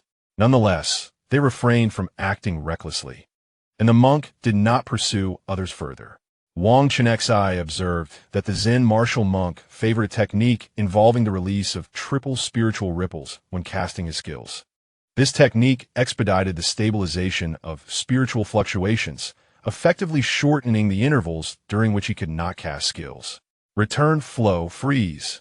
Wang Chenxi initially intended to wait until the Zen martial monk's Arhut step status expired before resuming the chase. However, the monk merely stood still, displaying no signs of action. This left the group uncertain as to whether his skill state had indeed concluded. Witnessing the monk's visibly recovering state, anxiety crept into their hearts. His health regeneration was astoundingly rapid. After considerable effort to deplete the Zen martial monk's status, the group, unable to wait any longer, ultimately decided to unleash their skills. Jiang Yu's aimed to stack states with his skill, and the illusory rain butterfly spirit understood his intent, releasing the return flow skill to him, while simultaneously launching the freeze skill towards the Zen martial monk in an attempt to restrict his abilities. Chapter 495. Burns and Poison. Wang Chenxi pondered that without any spatial displacement skills this time, the monk should be unable to evade the locking skill. Alas, the Zen martial monk, upon witnessing the renewed assault from the group, sighed in resignation and subsequently retrieved the broom he had been carrying on his back. With both hands firmly gripping the broom, he leapt high into the air like a black arrow, aiming a powerful sweep at Jiang Yu's, whom he perceived as the greatest threat. Unable to target, the illusory rain butterfly's freezing skill failed to cast, and Yang Xiaomei could only stare wide-eyed, incredulous at the turn of events. Could he actually discern the trajectory of his attacks? Feng Xiao, in a state of reconnaissance, observed with clarity. This was evidently not a type of spatial displacement skill, yet he somehow managed to evade the skill-less lock. The prism mirror emitted a crisp sound, not spatial displacement. Wang Chenxi immediately took on the role of a messenger, conveying the mirror's implications. This indicated that it was indeed the effect of the skill itself. Yang Xiaomei prompted the illusory rain butterfly spirit to deploy the Dew Shield skill once more, attempting to secure the Zen martial monk. Upon reaching a conclusion, she addressed the group, saying, "Is it the effect of enhanced skill proficiency?" Wang Chenxi gazed at the skill description in the skill compendium, murmuring to himself, "What if I quietly visit the temple?" A sudden spark of inspiration ignited in Wang Chenxi's mind as he considered that the Zen martial monk would not attack him. Right? Do not indulge in fanciful thoughts. This merely presents you with an opportunity to spare your life, not an assurance that you will not be attacked. Moreover, your reckless intrusion into the temple may well be perceived as a lack of sincere repentance. Han swiftly curtailed Wang Chenxi's perilous line of thinking. Unfortunately, their team lacked a proficient shadow attribute spirit master adept at stealth. With a resigned shake of his head, Wang Chenxi acknowledged the situation. Within their ranks, the assassin-type spirit masters were Lei Ling Yi and Jiang Yu's. Indeed, both possessed formidable burst damage capabilities, easily tearing through enemy formations and inflicting significant harm. Yet, in the realm of stealth, they were markedly inferior, falling short when compared to a true master of shadow attributes. Even a standard 4th-tier shadow attribute spirit master might not elude the keen eyes of the Zen martial monk. Han, he held a divergent view. Enough with the idle chatter. "Help! Help!" came Jiang Yu's frantic cry. At that moment, he was maneuvering a shark waveboard, racing across the ground akin to surfing. Having consumed King T Fizi and benefiting from Yu Zion's acceleration support, his speed was indeed remarkable.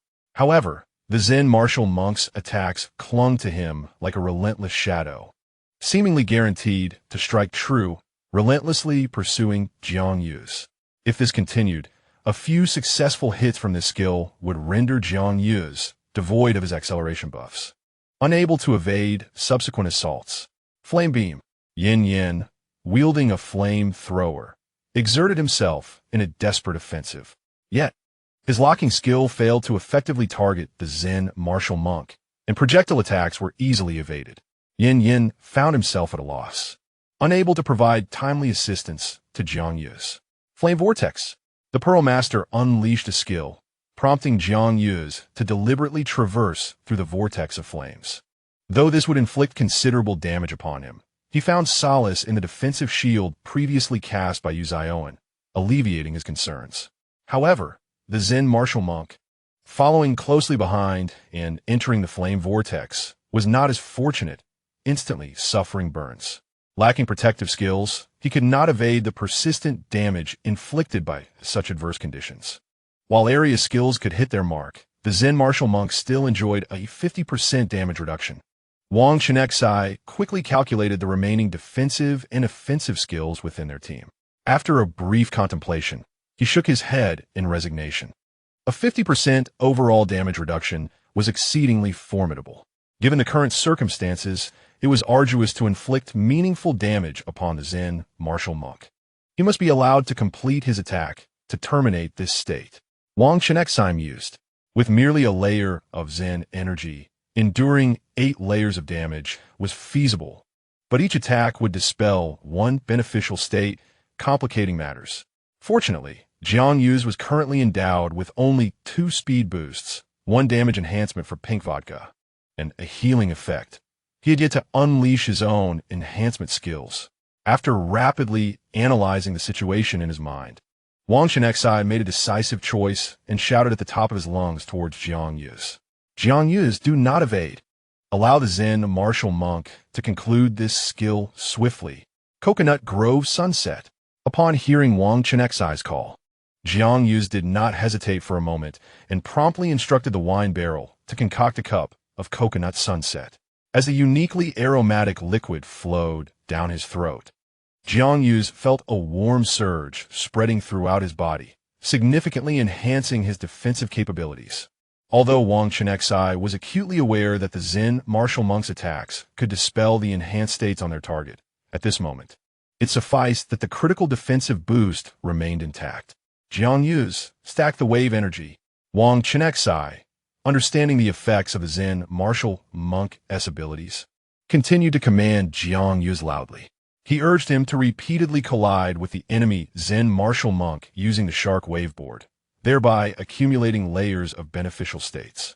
Wang Chenxi knew that the more enhanced states one possessed, the harder it would be for the defensive augmentation to be dispelled. Simultaneously, under Wang Chenxi's subtle cue, the conch maiden swiftly cast the torrent skill upon Jiang Yu's. A torrent of rushing water erupted from the conch shell, enveloping Jiang Yu's and further enhancing his mobility. Rain Mist Enchantment. On the other side, under Yang Xiaomei's directive, the Illusion Rain Butterfly Spirit unleashed the Rain Mist Enchantment skill. The Dew Shield it manifested would not only inflict counter damage upon attackers when struck, but also apply a dampened state to them. When a target is in a dampened state, they have a significantly increased chance of freezing upon receiving ice attribute damage. However, at this moment, the Zen martial monk was afflicted with burning status, making it rather inappropriate to employ water or ice attribute skills against him. Consequently, Yang Xiaomei directed the Illusion Rain Butterfly Spirit to release a crowd control skill. Protected by a defensive shield, Jiang Yu's had no cause for concern regarding the control effects. While the Zen essence surrounding the Zen martial monk found it increasingly difficult to maintain its potency under the influence of this area effect skill. Once the damage amplification granted by the Zen essence faltered, Jiang Yu's would face the ensuing attack with greater composure, making it easier to withstand the Zen martial monk's onslaught. Venomous Spray. Witnessing Yang Xiaomei's actions, Xiaji Kuei was equally unwilling to be outdone, swiftly unleashing a toxic area skill. Venomous Spray, a poison attribute skill, required spiritual energy upon activation to shoot forth a noxious stream of venom in a specified direction. When the venom struck a target, It not only inflicted poison attribute damage, but also ensnared the target in a perilous toxic state more lethal than ordinary poisoning. If this state were not promptly resolved, the target would gradually suffer escalating poison attribute damage over time. Xia Jikui's prowess was indeed formidable. The skill's proficiency he exhibited was evidently honed. After releasing the toxic liquid, he adeptly maneuvered as though wielding a hose, flexibly adjusting the spray direction, significantly enhancing the skill's accuracy and rendering it increasingly difficult for the Zen martial monk to evade the lethal venomous assault. Chapter 496. The temple, a murky green pillar of venom, surged forth, prompting the onlookers to step back cautiously. As the venom made contact with the Zen martial monk's form, the tension in the air escalated. As soon as he came into contact, an excruciating sound of corrosion resonated, as if greedily gnawing at his very being. Initially, the Zen martial monk's blood loss was not particularly rapid compared to the burns he endured. However, as each second slipped away, the absence of purifying skills to dispel the toxins, coupled with a lack of restorative abilities to replenish his vitality, hastened the monk's blood loss. It quickened like an uncontrollable hourglass, the passage of life accelerating with alarming swiftness. This was especially pronounced when the effects of the battlefield sweeping skill faded, and the 50% damage reduction dissipated. The combined onslaught of burns and layers of venomous damage rendered the Zen martial monk's condition precarious. With Jiang Yu's final explosive strike, the monk succumbed to the dual affliction of venom and burns, collapsing to the ground.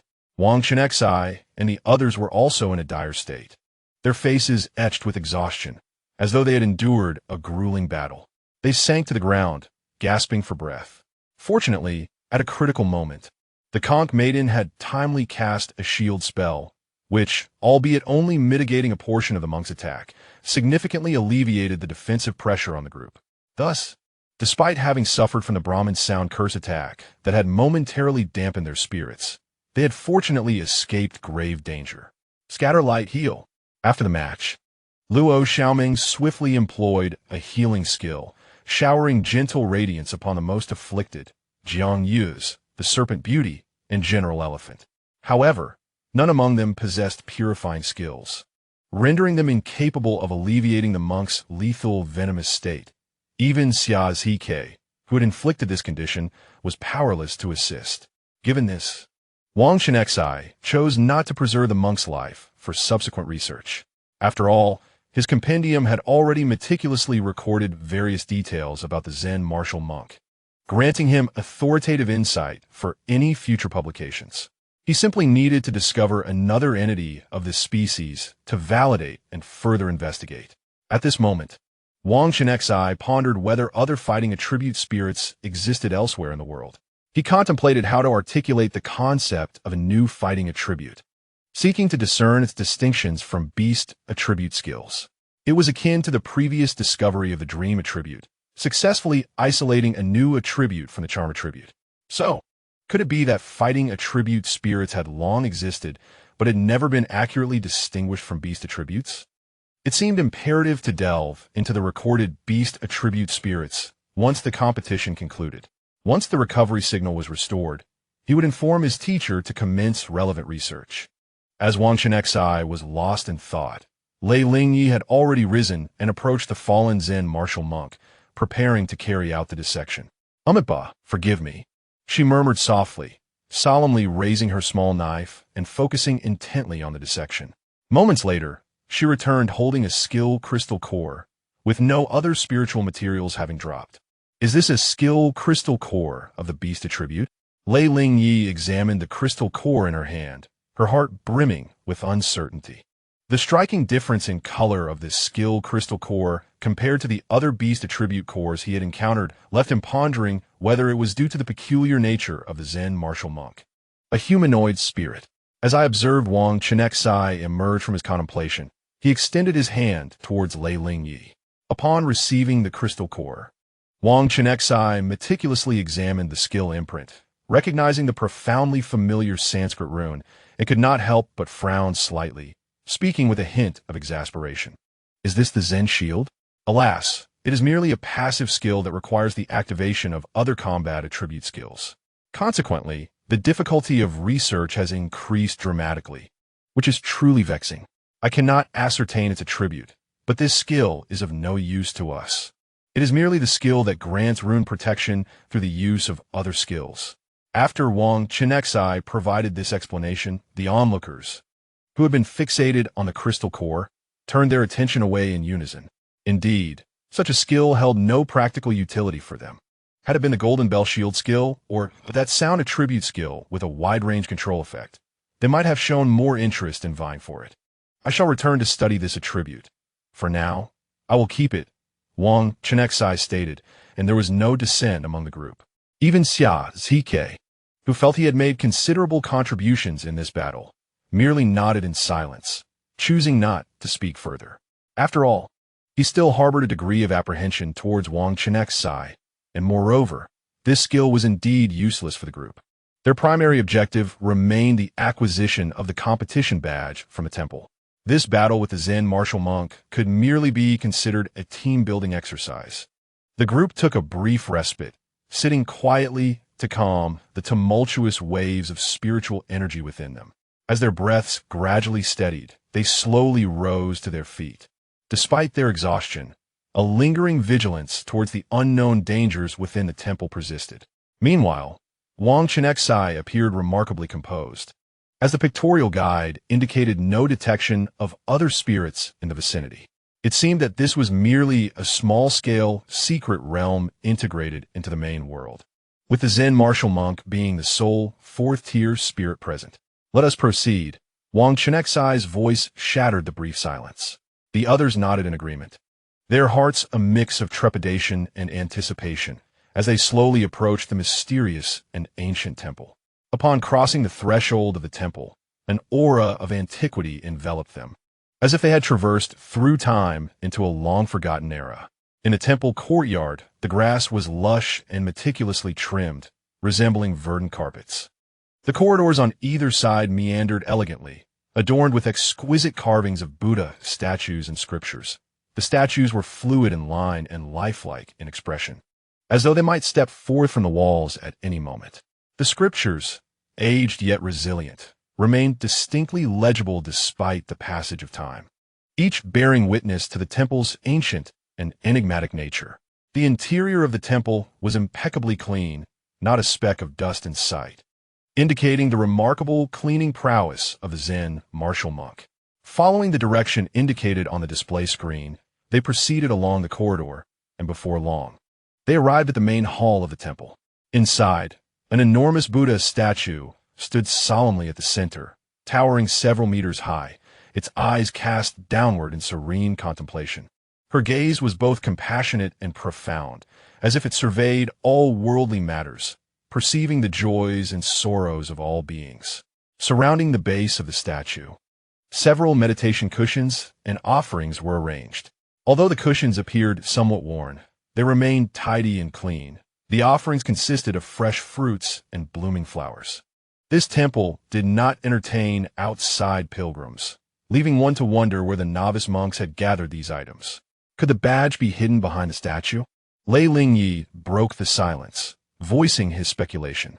Thus, the group circled around the statue, searching diligently. However, after an exhaustive search, no trace of the competition badge was found. Not a single one. Wang Chenxi exclaimed, staring at the two overlapping light points on the display, a wave of doubt washing over him. Could it be that the competition badge was concealed in the Z-axis, either in the air or beneath the ground? Just as the group began to feel disheartened, Yu Zioen had a sudden inspiration and utilized her skill to dissolve the wall behind the statue. As the wall gradually melted away, a hidden chamber emerged before them. It was a small meditation room, its door tightly shut, exuding an aura of mystery. Wang Chenxi stepped forward gently, slowly pushing open the door, which creaked with a drawn-out groan. A faint scent of sandalwood wafted out, enveloping the group and bestowing a sense of tranquility upon their minds. The interior of the meditation room was exceedingly simple, featuring a wooden bed and a table, both aged yet dignified, upon which lay several scriptures. The pages of the scriptures were slightly yellowed, the characters somewhat blurred, yet they still emanated a profound wisdom. Look over there. He suddenly pointed excitedly at the wall. Following his gesture, the group observed a small niche in the wall, where the competition badge lay quietly, radiating a soft and gentle light. Beside the badge, 3 vials of spirit-enhancing elixir were also displayed, their deep liquid shimmering with a crystalline sheen. With a heart full of joy, Wang Chenxi stepped forward, cautiously lifting the badge and gently placing the elixirs into his spatial pouch. I thought this badge would be devoid of the spirit-enhancing elixir in the newly integrated secret realm, he said, barely concealing his delight. Upon hearing this, the others nodded in agreement, their faces brightening with smiles. Although they were uncertain when the event organizers had placed a badge, the presence of the elixirs was indeed the best news for everyone. In the corner of the meditation room, Wang Chenxi also discovered 3 sticks of pure incense, marked with information in the compendium.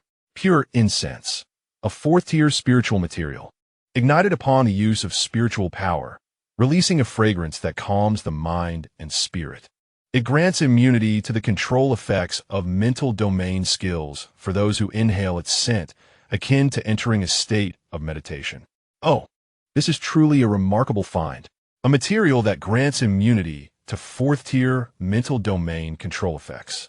Wang Chenxi felt a tumult of excitement within, though he endeavored to maintain an air of indifference. He slowly extended his hand, casually examining the pure incense, and while the other's attention was still diverted, he discreetly placed it into his spatial pouch. The temple sprawls over a considerable area, and even with Wang Chenxi's impressive exploration range, it remains impossible to fully encompass its entirety. Upon discovering the rare and exquisite pure incense, a flicker of anticipation ignited within Wang Chenxi, as he pondered the possibility of other delightful surprises awaiting them. Thus, he led the group on a meticulous tour of the temple. When they arrived at a woodshed in the temple's rear courtyard, Wang Chenxi's countenance turned as pale as a ghost, as if he had encountered an apparition. He hastily retrieved the pure incense, but before he could summon his spiritual energy to ignite it, a fierce quarrel erupted within the ranks. "Madam, I have tolerated you for far too long. Your incessant foul mouth is as repugnant as if you had consumed excrement." Yang Xiaomi glutted furiously, hurling insults at Xia Wei while controlling the vines to lash out at him like venomous serpents. To everyone's surprise, Xia Wei's reaction was unusually subdued. Instead of retaliating as he typically would, his face flushed crimson as if he were choking back a surge of malevolence, before he suddenly collapsed to his knees. Wang Chenxi, witnessing this, secretly breathed a sigh of relief. He had been anxious, fearing that the situation might escalate into a violent confrontation. Should Xia Wei unleash his toxic breath, the consequences would be dire, posing a significant threat to their party. "What are you staring at?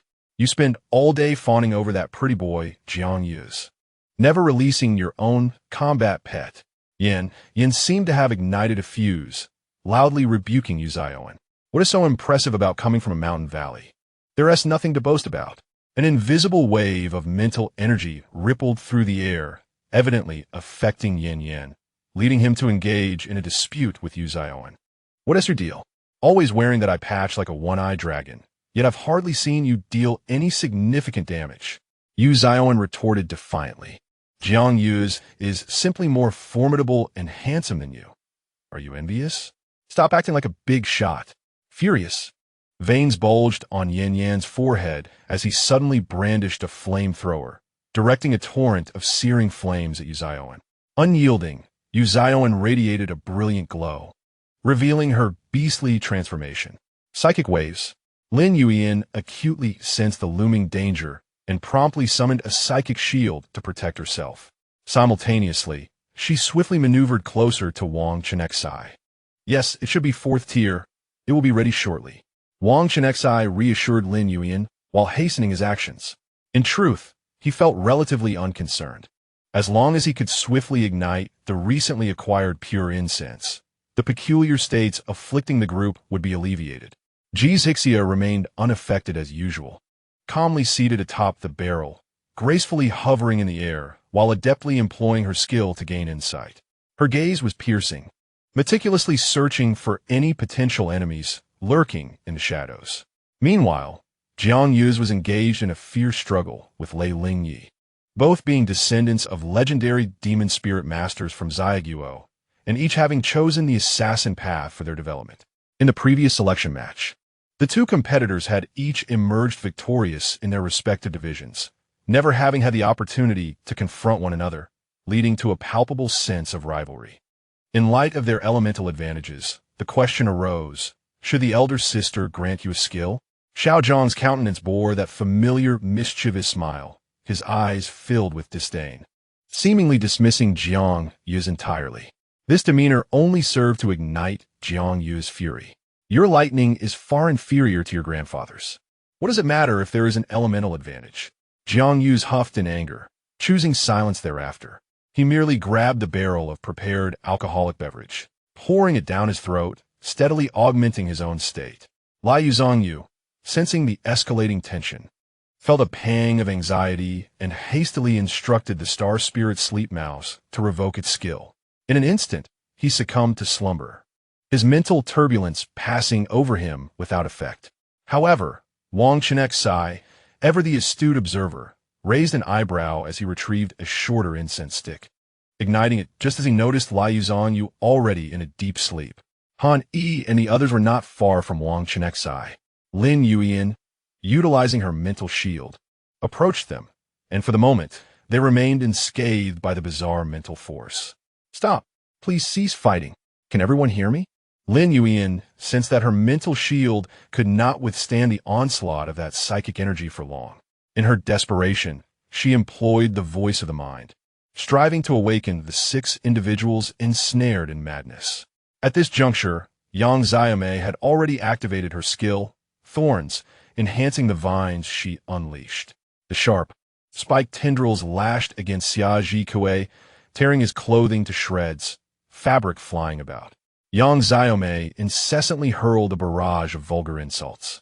Yet, rather than retaliate in anger, Xia Zhikue appeared entranced, displaying an expression of strange enjoyment, even bowing his head. Seeing this, Yang Xiaomei took no mercy and delivered a fierce stomp.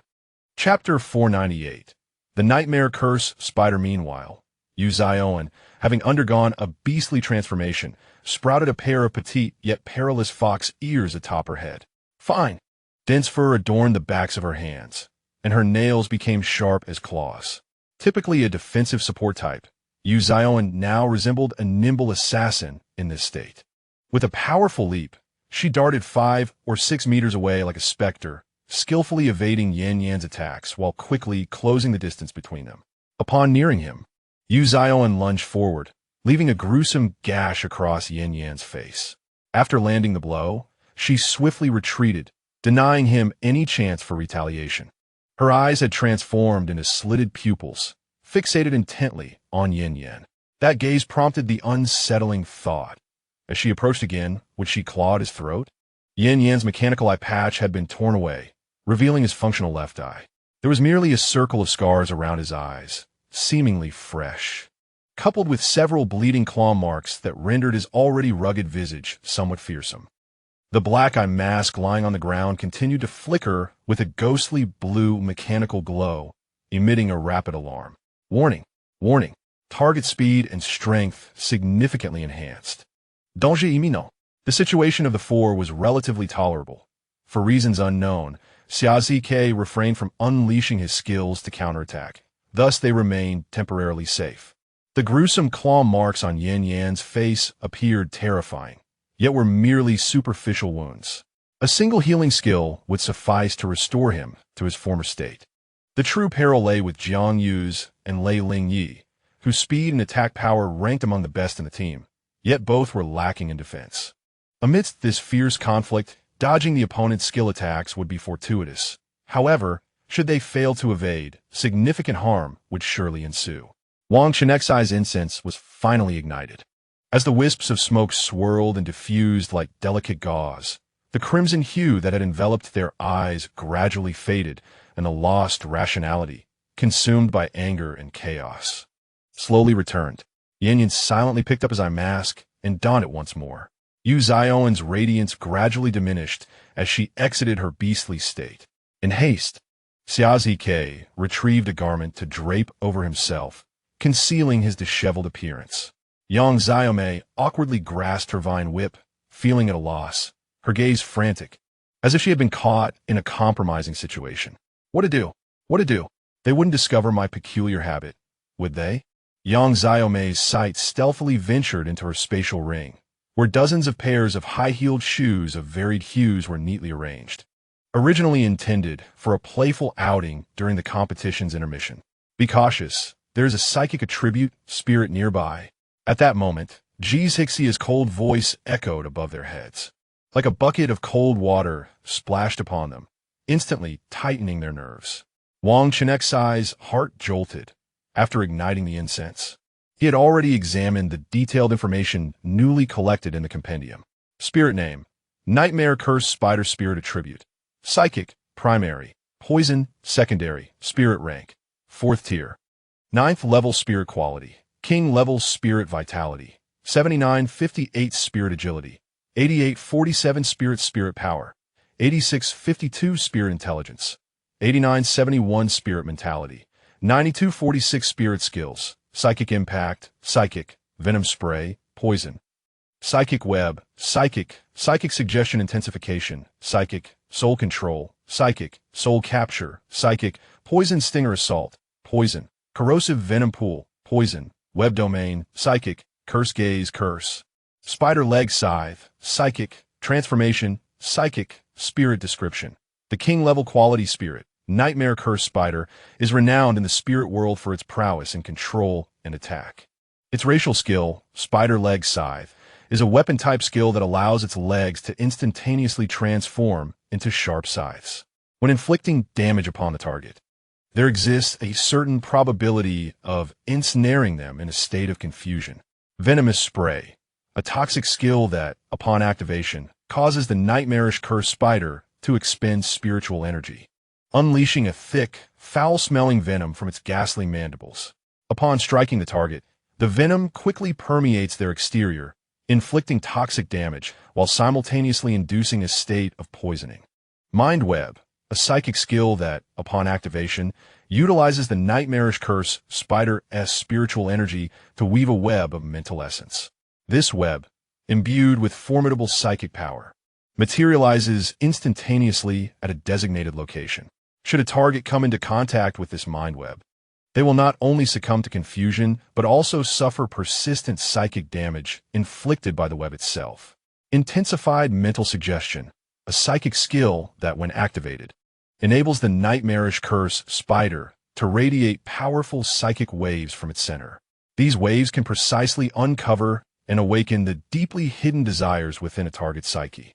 As a result, these desires are magnified tremendously, leading the target to lose their rationality and descend into a frenzied state dominated by unbridled longing.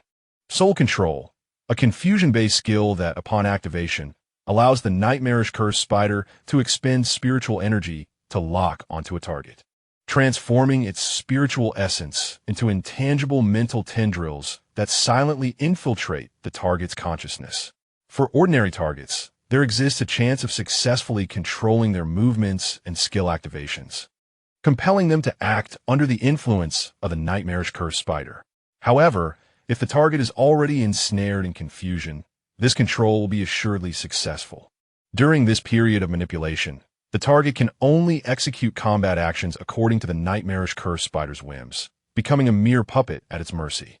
Soul Drain, a psychic skill that, upon activation, allows the nightmarish cursed spider to expend spiritual energy to lock onto a target, unleashing a powerful and eerie suction force. This force, akin to a black hole, continuously siphons the target's mental energy. Throughout this extraction process, the target's psyche endures immense torment, suffering substantial damage. Concurrently, the nightmarish cursed spider utilizes the siphoned mental energy not only to replenish its own expended spiritual reserves, but also to exert comprehensive control over the target's every action. However, During the activation of this skill, the nightmarish cursed spider itself becomes incapacitated, unable to utilize other skills or move. Venomous Strike, a toxic skill that, upon activation, causes the nightmarish cursed spider's leg muscles to tense momentarily, utilizing the unique structure of its spiny appendages to launch itself rapidly towards the target. As it nears the target, the venom laced upon the spines is injected into their body, dealing direct, piercing physical damage while simultaneously infecting the target with a particularly virulent toxin. This toxin disrupts the target's bodily functions, resulting in a random reduction of various attributes for a duration. Corrosive Poison Pool, a toxic skill that, upon activation, sees the nightmarish curse spider lower itself, continuously exuding vast quantities of a peculiar venom from its abdomen. This venom swiftly spreads across the ground, forming a pool that emits an eerie luminescence. The toxic pool harbors a potent corrosive venom that not only erodes the target's physical defenses, but also inflicts enduring toxic damage. The toxins within this pool possess a certain stickiness, significantly impeding the target's movement speed and rendering escape from this perilous zone exceedingly difficult. Chapter 499, Amplification Web Domain, a psychic attribute skill that consumes spiritual energy upon use. The nightmarish curse spider expels a multitude of resilient threads shimmering with psychic luminescence from its body. These threads intertwine at remarkable speed, swiftly constructing a realm entirely of its own. Within this web domain, the threads crisscross in every direction, omnipresent. The nightmarish curse spider can traverse these threads with great agility, enhancing the effects of its psychic attribute skills. Should any other target venture into this realm, they will be subjected to the effects akin to the psychic web skill, potentially falling into a state of mental confusion and suffering psychic damage.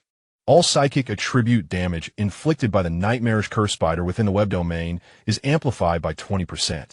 Curse Gaze, a curse attribute skill that consumes spiritual energy upon use. The nightmarish curse spider slowly raises its head, its blood-red eyes burning like flames as they fixate upon the target. It unleashes an aura of malevolent and frigid curse power, instantly casting a doom curse upon the observed target. For a duration thereafter, the target's accuracy in attacks diminishes significantly, making it arduous to strike the intended mark. Should the target's health unfortunately dip below 50% during the curse's duration, this curse power will intensify, triggering a more horrifying despair curse.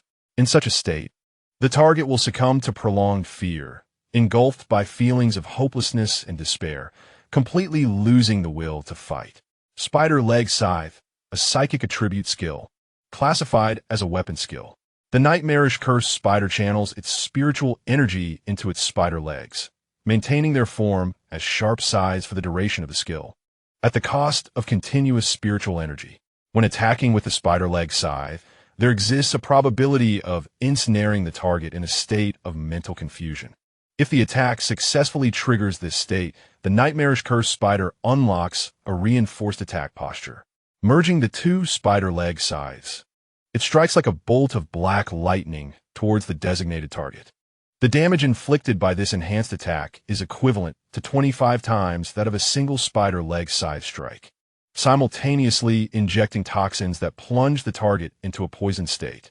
At that moment, just as the psychic shield shattered, a powerful psychic wave rippled outward. Lin Yuan detected the direction of this wave, her gaze sharpening, and without hesitation, she called out loudly, "Frost Bullet!"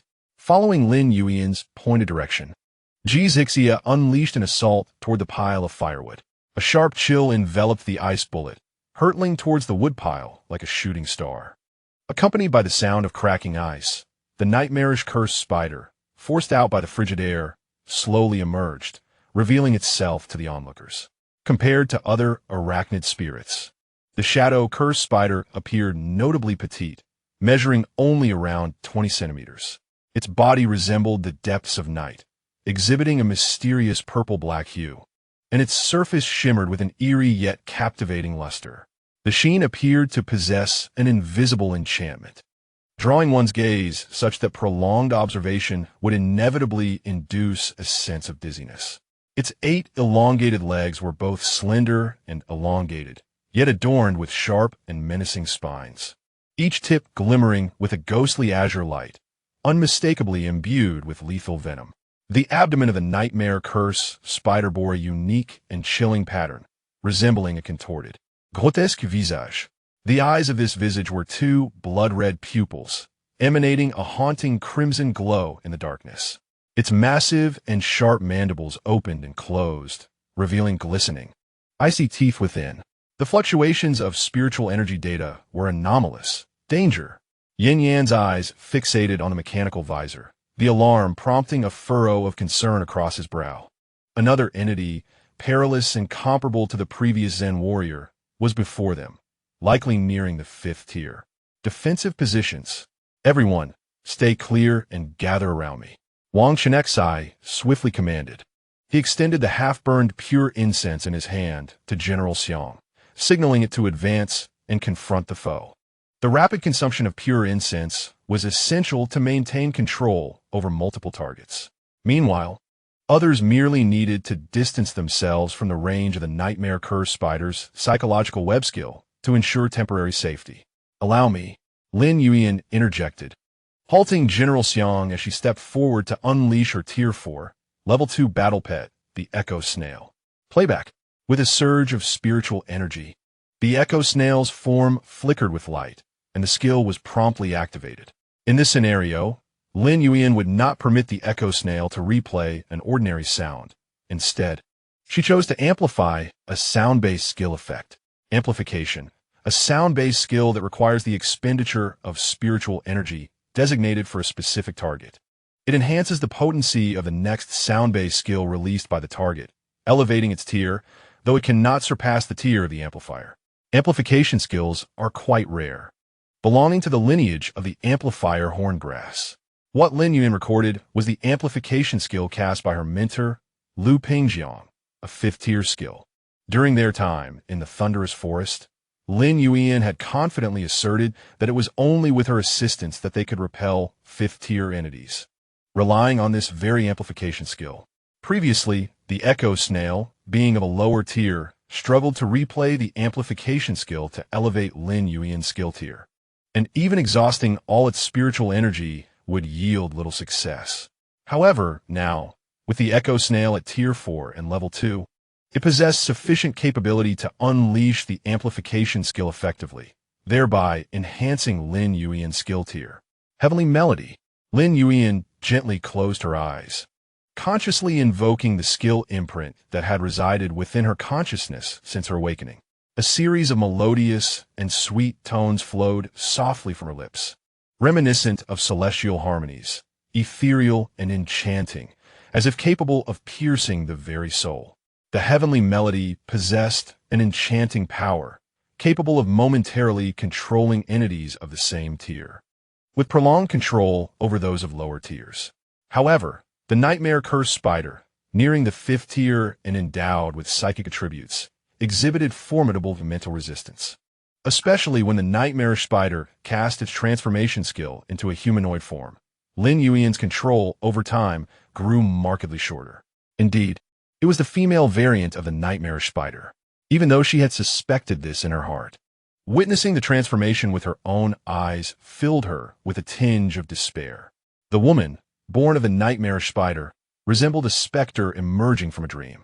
She boasted a voluminous and layered mane of light gray hair, with wisps cascading naturally down either side of her cheeks. Adorned among her locks were 3 vibrant red roses, akin to droplets of blood, standing out strikingly against her pale tresses. The outer corners of her eyes were slightly upturned, their depths resembling a profound abyss, exuding both allure and aloofness, as if she could see into the hearts of others while keeping them at bay. Beneath her elegantly sculpted nose, her pale lips formed a delicate curve, reminiscent of tender petals. Her makeup was meticulously crafted, her fair skin glistening softly in the interplay of light and shadow, enhancing her cold, noble beauty. Her upper body was dressed in a meticulously designed white gown, ingeniously combining a strapless style with delicate straps, perfectly revealing her graceful shoulder and neck lines, radiating an ephemeral seductiveness. At her chest, exquisite lace intertwined with mysterious patterns complemented one another. Her arms were adorned with translucent lace armlets, where sharp spikes and net-like textures coexisted, harboring a hint of danger amidst their beauty. The lower half of her gown flowed with a buoyant lightness, the gossamer fabric billowing like clouds, rich with a sense of drape. Yet, protruding from the hem and her back were multiple spider legs exuding an aura of menace. Their tips were as sharp as blades, glinting ominously, constantly reminding everyone of her true identity. In that moment, she wielded two scythe-like weapons, their blades showcasing a unique, web-like curvature. Under Lin Yuyan's control, she swiftly darted away from the crowd, simultaneously unleashing several skills that posed the greatest threat to Wang Chenxi and the others. I cannot maintain control over the female spirit for long. We must flee now, Lin Yuyan exclaimed urgently as she opened her eyes wide. Upon hearing this, everyone responded in unison, sprinting towards the front courtyard of the temple. Leaving this temple might grant them escape from the nightmarish spider and ensure their safety. Wang Chenxi quickly extinguished the lingering bits of the tranquil incense, while the others employed their respective abilities. Those with battle companions mounted them, leveraging their speed advantage. Meanwhile, those with acceleration skills aided themselves, showcasing their unique talents as they hastened towards the temple's exit. Stone wave, gravel slingshot, fangs of the rock. Sure, he manipulated the stone bricks beneath their feet, causing them to operate like a conveyor belt, enhancing the movement speed of several individuals. Simultaneously, he utilized the gravel slingshot to launch spirit energy projectiles, detonating the resulting rock constructs to provide a speed boost to targets within range. As the group witnessed the spirit transform, apprehension took root in their hearts, and their fighting spirit began to wane. Transformation was a skill that only 6th-tier spirits could comprehend. How could such a phenomenon occur? Many in the team were descendants of legendary spirit masters, and they seemed to have an inkling of the underlying truths, quickening their pace in flight. Wang Chenxi has long followed Professor Yi, establishing a harmonious relationship with the Peach Blossom Fairy, and he evidently harbors some suspicions. Thus, upon discovering that the nightmare-cursed spider is female, despair envelopes him. It is not uncommon for a creature of the 4th tier, nearing the 5th, to grasp transformation skills. This implies that one of its parents might reproduce in a transformed state. Consequently, the nightmare-cursed spider likely possesses a 6th-tier guardian in the shadows, rendering this temple even more perilous. The group, sensing the gravity of the situation, hurriedly made their way toward the temple's exit. Han relinquished the howling ice wolf for Wang Chenxi to ride, while Fengzhou swiftly invoked the skill Wind Spirit Moon Shadow. Before stowing away the conch maiden, he did not forget to cast current on the howling ice wolf to enhance its speed. Holding the Turing horn, Yu Zioan felt fortunate that she had not utilized her skills during the earlier battle with Yin Yin, as now she could unleash all her abilities. She released her skills in descending order of rank, triggering effects that amplified her movement speed. This successfully augmented her own speed, as well as that of Yang Xiaomei and Ji Zixia, propelling the trio forward like the wind, their velocity suddenly increasing. Green Tafai's frostbite, rum, and coke mixology. The bartender's shaker spun rapidly in his hands, the movements smooth and practiced. As they consumed Green Tafai's, Jiang Yu's, Yin Yin, and sure, he experienced a surge in their mobility. Xia Zk flickered, using lightning flash to dart away like a bolt of lightning, while Lei Ling Yi unleashed Thunder Shadow Step, leaving after images as he moved swiftly. Wang Chenxi glanced at Luo Xiaoming, who was charging the Holy Light Unicorn in preparation for a spatial leap, and a thought suddenly struck him. However, he soon realized the dire nature of the situation as Han, Yi, and Lin Yuyan lagged significantly behind. Although Han, Yi possessed the skill for instantaneous movement, the circumstances were still troubling, but Lin Yuyan, Xiaoming, you take Xiaoling and go ahead, Wang Chenxi shouted, contemplating that he could later have Luo Xiaoming use spatial summoning to assist Lin Yuyan. Ah, dear little benefactors, why rush to leave our humble temple upon your arrival? The beguiling voice of the nightmare curse spider echoed, as if laced with invisible hooks, attempting to ensnare them. Indeed, the control effect of a female target is considerably diminished. Lin Yuyan pondered, her gaze gradually solidifying with determination. She thought, if my sister were here, she would undoubtedly make the same choice. Resolutely, Lin Yuyan halted, turning to face the nightmare-cursed spider, now in human form. She unleashed a mind shock in an attempt to disrupt the creature's rapid approach through its webs. Yuyan, Ji Zixia, and Lei Lingyi exclaimed in unison, their voices laced with urgency. If anyone were to delay the target, it certainly shouldn't fall to Lin Yuyan, for she was not the control-type spirit master of the group. Go ahead, Shui Jing. Wang Chenxi succinctly commanded the others not to stop. Lei Lingyi instantly grasped his intention. She must escape swiftly and utilize Shui Jing to rescue Lin Yuyan, as Lin Yuyan's position exceeded the release range of the Diamond Mirror's spatial summoning. Ji Zixia, too, noted the Diamond Mirror at the temple's entrance and immediately comprehended Wang Chenxi's thoughts. Yet, she harbored concerns. Could Lin Yuyan truly withstand the pressure? Perhaps I should intervene, contemplated Han Yi, as he found himself lagging at the rear of the group. The potency of psychic skills is intrinsically linked to one's mental strength, and Lin Yuyan was undeniably a formidable individual in that regard. Wang Chenxi internally acknowledged Han Yi's thoughts, albeit intentionally overlooking a critical detail. The control skills associated with the dream attribute necessitate a judgment of both parties' mental fortitude. Given Han Yi's current mental state, the likelihood of a successful control was virtually non-existent, not to mention the potential backlash from the skill itself, considering that the dream nightmare spider's mental capacity far exceeded his own. Previously, when Lin Yuyan had exerted her control over the dream nightmare spider, she had successfully depleted its most threatening abilities, the toxic spikes, corrosive swamp, and venom spray, whether through direct assault or range attacks. At that moment, the dream nightmare spider brandished twin scythes crafted from its own legs and unleashed a mental shockwave, attempting to thwart the group's escape. Its intent was to obliterate their mental awareness and bind them as puppets. As it contemplated this, it extended its tongue to lick its lips, a glint of cruelty and greed flickering in its gaze. An invisible clash of psychic energies erupted in the air, causing Lin Yuyan to stagger, her steps faltering. Fortunately, she sustained no substantial harm, though a piercing headache ensued, obstructing her spiritual energy and hindering her ability to cast another skill. Confusion welled within her. Shaking her head vigorously and thinking of her sister, her gaze gradually regained clarity. Not far off, the dream nightmare spider was taken aback.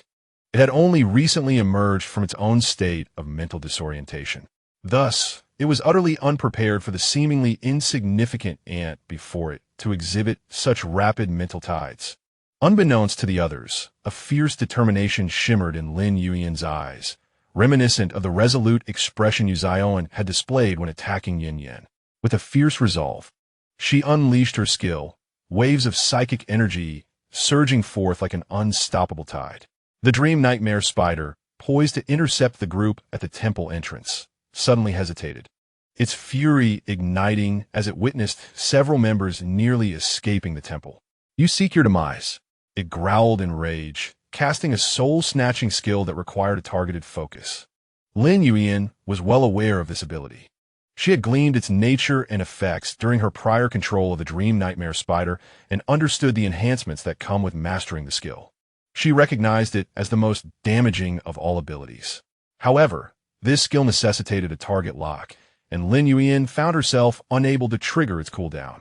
The dream nightmare spider, having made its decision, resolved to torment this bothersome adversary now that the others were beyond reach. Chapter 501, Dreamwhale Valley Li Hurry. At this moment, Lei Lingyi and Shui Zhonggayu had just reached the front yard, still some distance from the temple entrance.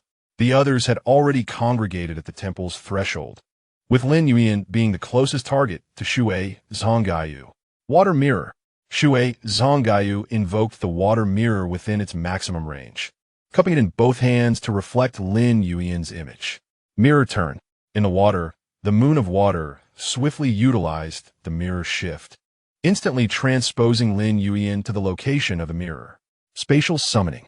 The diamond mirror subsequently cast its skill, bringing the moon of water to the entrance of the temple.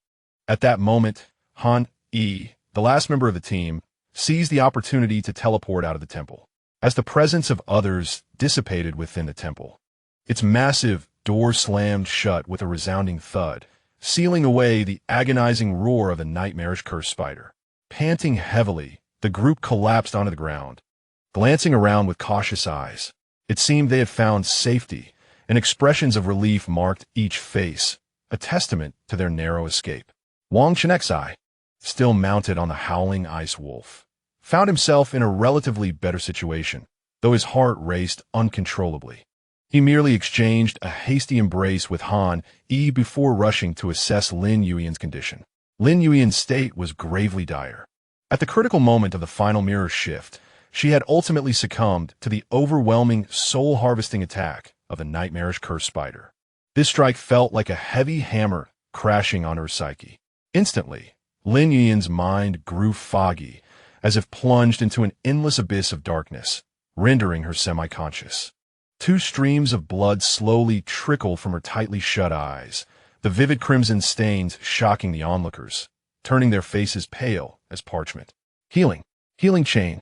Luo Xiaoming, filled with urgency, trembled as she unleashed her healing skills, even activating the holy light attribute. The gentle radiance of the holy light surged towards Lin Yuyan, attempting to alleviate her suffering. However, this was not an effect caused by a curse. Thus, the healing power of the holy light proved somewhat ineffective. Though Lin Yuyan's complexion transitioned from a deathly pallor to a slight flush, she remained oblivious to the world around her, as if isolated from reality. Her emotions stagnant like still water. Mental trauma. After meticulously examining Lin Yuyan's state, Chenxi solemnly concluded. "What should we do?" Lei Ling Yi, filled with anxiety, asked, his voice trembling with urgency. Chenxi furrowed her brow, contemplating for a moment before shaking her head in resignation. The only skill she knew capable of effectively treating such a mental trauma was the Tame attribute rewind skill, a universal healing ability. Other typical healing skills targeting mental damage would be futile in this scenario. It is essential to understand that the mind attribute is uniquely special within the realm of spiritual attributes, emphasizing emotional influence over mere cerebral power. Wang Chenxi was acutely aware that if Lin Yuyan had merely faced an ordinary mental attack or control, the situation might have been manageable. However, the soul-harvesting prowess of the nightmarish cursed spider was brutally overwhelming. Had they not relied on spatial displacement skills to escape in time, Lin Yuyan would have fully borne the brunt of the attack, likely reducing her to a mindless state utterly beyond salvation. At this moment, Lin Yuyan seemed to be enveloped in a world of darkness and silence, entirely oblivious to the circumstances surrounding her. She could only retreat helplessly into the depths of her heart, awaiting the gradual healing of her spirit. Deep within, Lin Yuyan curled up in a shadowy corner, clutching her knees. The formidable barrier she had erected around her soul stemmed from the strength and faith bestowed upon her by her sister. "Sister, I see you again," Lin Yuyan murmured, her voice faint and hollow.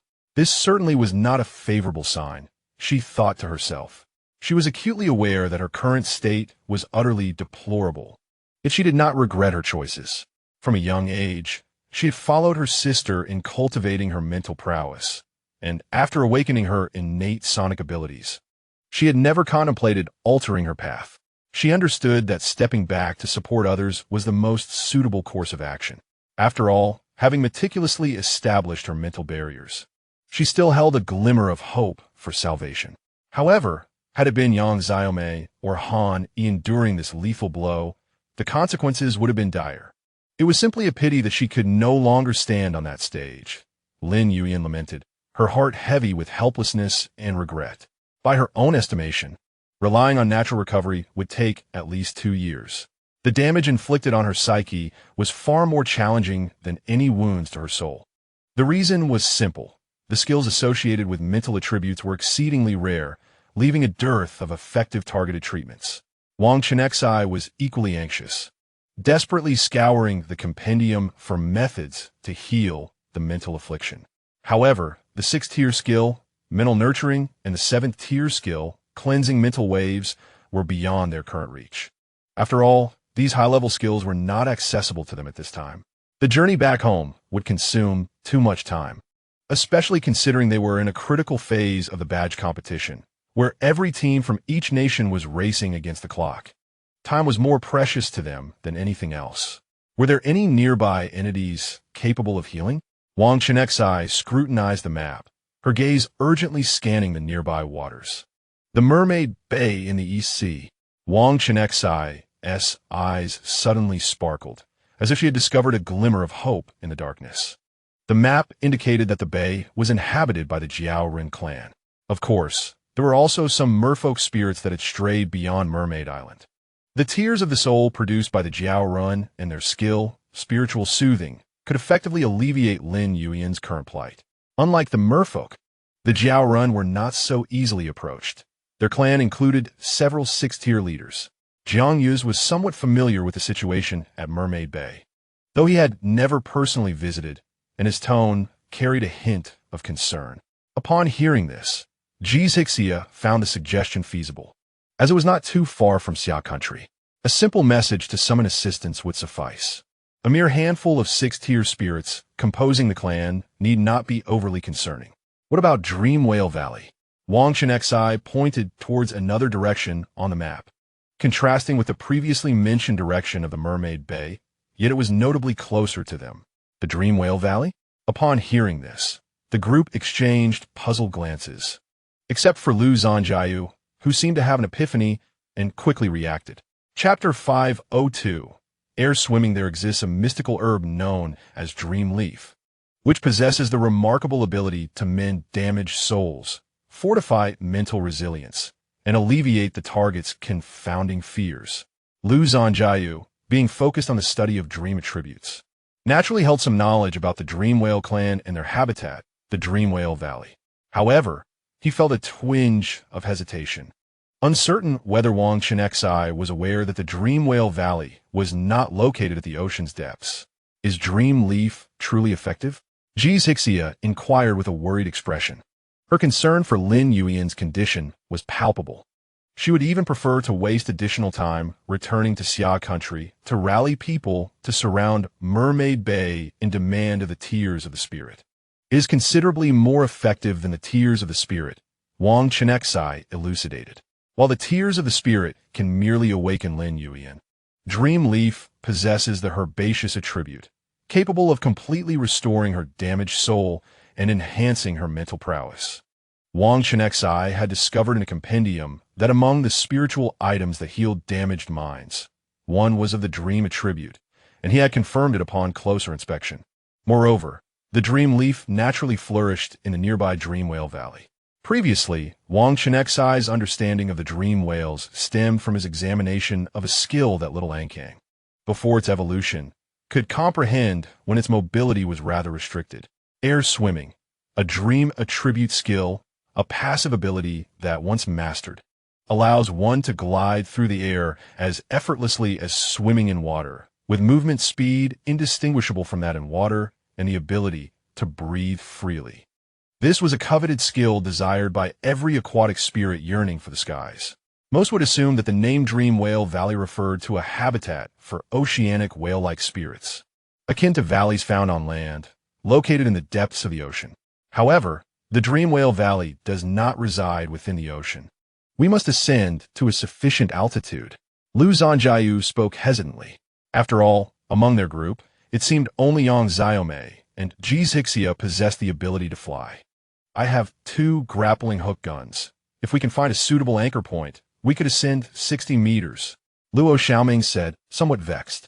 These grappling hook guns were meticulously crafted spiritual equipment from her 3rd tier, which had never found a fitting opportunity to be utilized, and thus she had not considered upgrading them. At this moment, she was troubled, uncertain whether a 60-meter ascent would suffice to reach the Dream Whale Valley.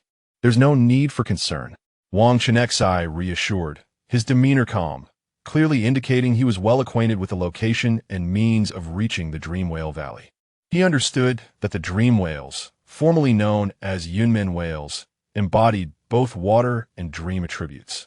At this juncture, he exchanged a knowing smile with Chenxi, their expressions seemingly concealing an unspoken secret that piqued the curiosity of the others.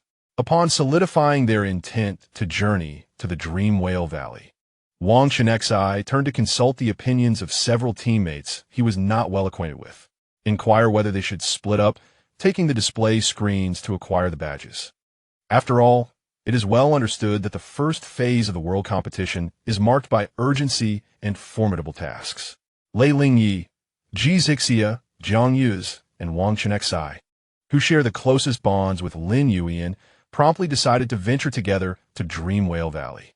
Lin Yuyan, despite her severe injuries, selflessly chose to remain behind for the sake of the group. They could not forsake the opportunity to save her.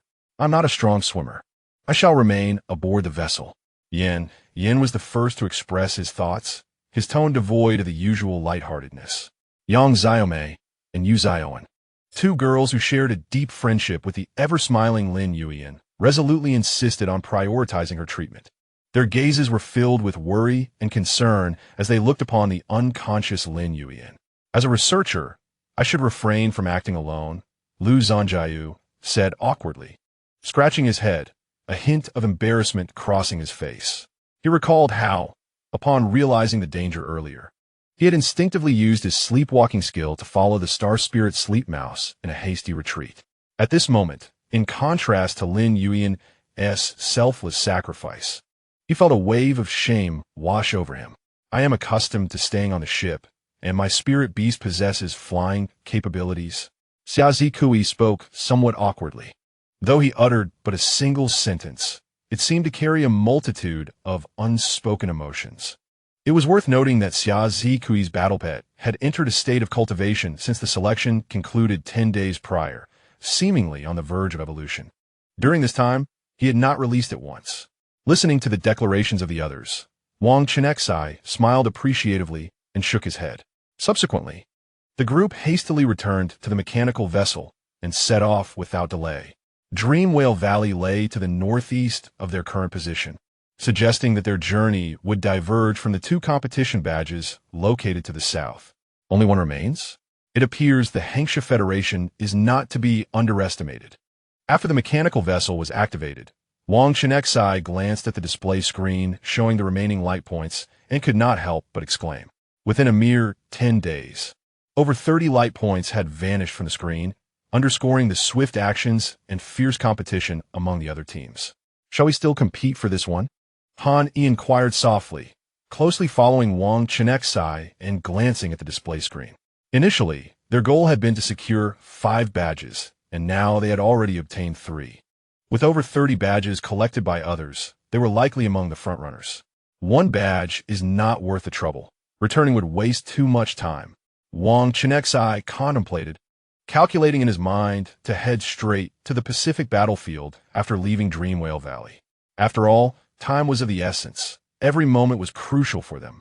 At that moment, the atmosphere aboard the mechanical vessel was particularly heavy, as everyone understood that Lin Yuyan had endured a fatal blow from the nightmare-cursed spider to protect them, falling into unconsciousness.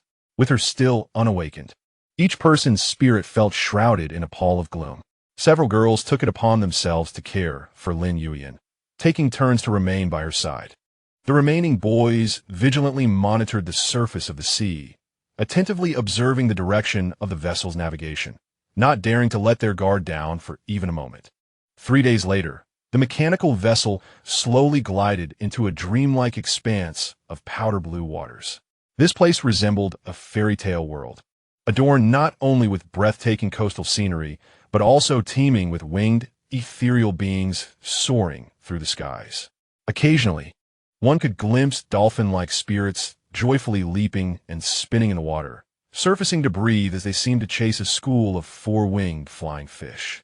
In their frantic bid to evade the pursuing dolphins, the 4-winged fish would occasionally leap from the water, gliding briefly through the air on their wings. This fleeting respite allowed them a moment to catch their breath, attempting to tire out the dolphin spirits in their relentless pursuit. However, The winged entities in the sky posed an equally menacing threat, their distinctive wings rendering them impervious to the water-based attacks.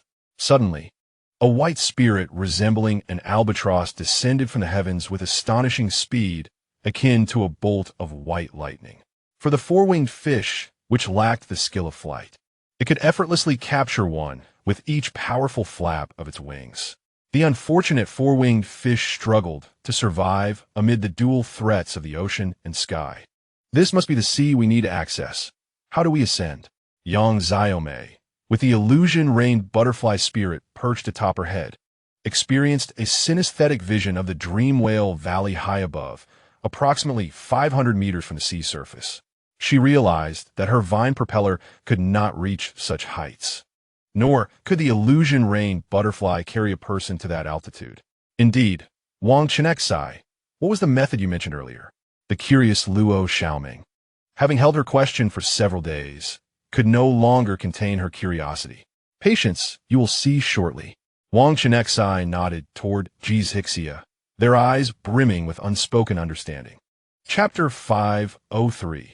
The world above the clouds. Jizhixia calmly retrieved a device resembling a remote control, her fingers deftly tapping its surface. Then, an astonishing scene unfolded. The ocean beneath their vessel began to whirl violently, swiftly forming a colossal vortex, sending schools of fish fleeing in every direction. Is that a water tornado? Jiang Yuz, who possessed an affinity for water attributes, was no stranger to the power of such phenomena. Having witnessed water tornadoes on numerous occasions, he was astounded by the sudden emergence of this vortex beneath their vessel. Could it be that Jizhixia had orchestrated this? How utterly remarkable! Are our nation's mechanical vessels now capable of harnessing skill cores to unleash abilities? Lu Zhanjiu, a scholar of dream attributes with limited knowledge of mechanical properties, was left agape. A multitude of questions surged through his mind. Was this mechanical vessel only able to unleash water-based skills? What was the strength of the abilities being unleashed? From where was the spiritual energy sourced? How could the release of skills be precisely controlled? As Lu Zhanjiu pondered these mysteries, his curiosity grew, and he resolved to delve into an in-depth study that very evening. All right, everyone, please take your seats and hold on tight. Our next destination on this vessel is the Dream Whale Valley in the sky. Before Wang Chenxi could finish his words, Han Yi quickly embraced him tightly. He thought to himself that if danger arose, he could release an electric net to ensnare both of them, ensuring their safety. Although Yang Xiaomei was puzzled, she promptly reacted, urgently allowing vines to sprout from her fingers. Those vines, akin to agile green serpents, swiftly wove into a net, binding everyone together. Upon contacting the abundant water elements on the ocean surface, the vines became even more resilient and supple. Shortly thereafter, everyone felt a powerful force propelling them forward as the mechanical vessel began to spiral rapidly upward along the water vortex. Thank goodness we made it, Yang Xiaomei thought to herself, relieved that her skill proficiency was high enough to release the vines swiftly. Otherwise, they would have been in danger. She turned to glance at Lin Yuan, who was snugly enveloped by the flexible water-based shield conjured by the illusory rain butterfly spirit, fixed in place by Yang's vines. Lin's posture remained unchanged, which provided some comfort. The group couldn't help but shout in exhilaration. This was far more thrilling than a roller coaster ride.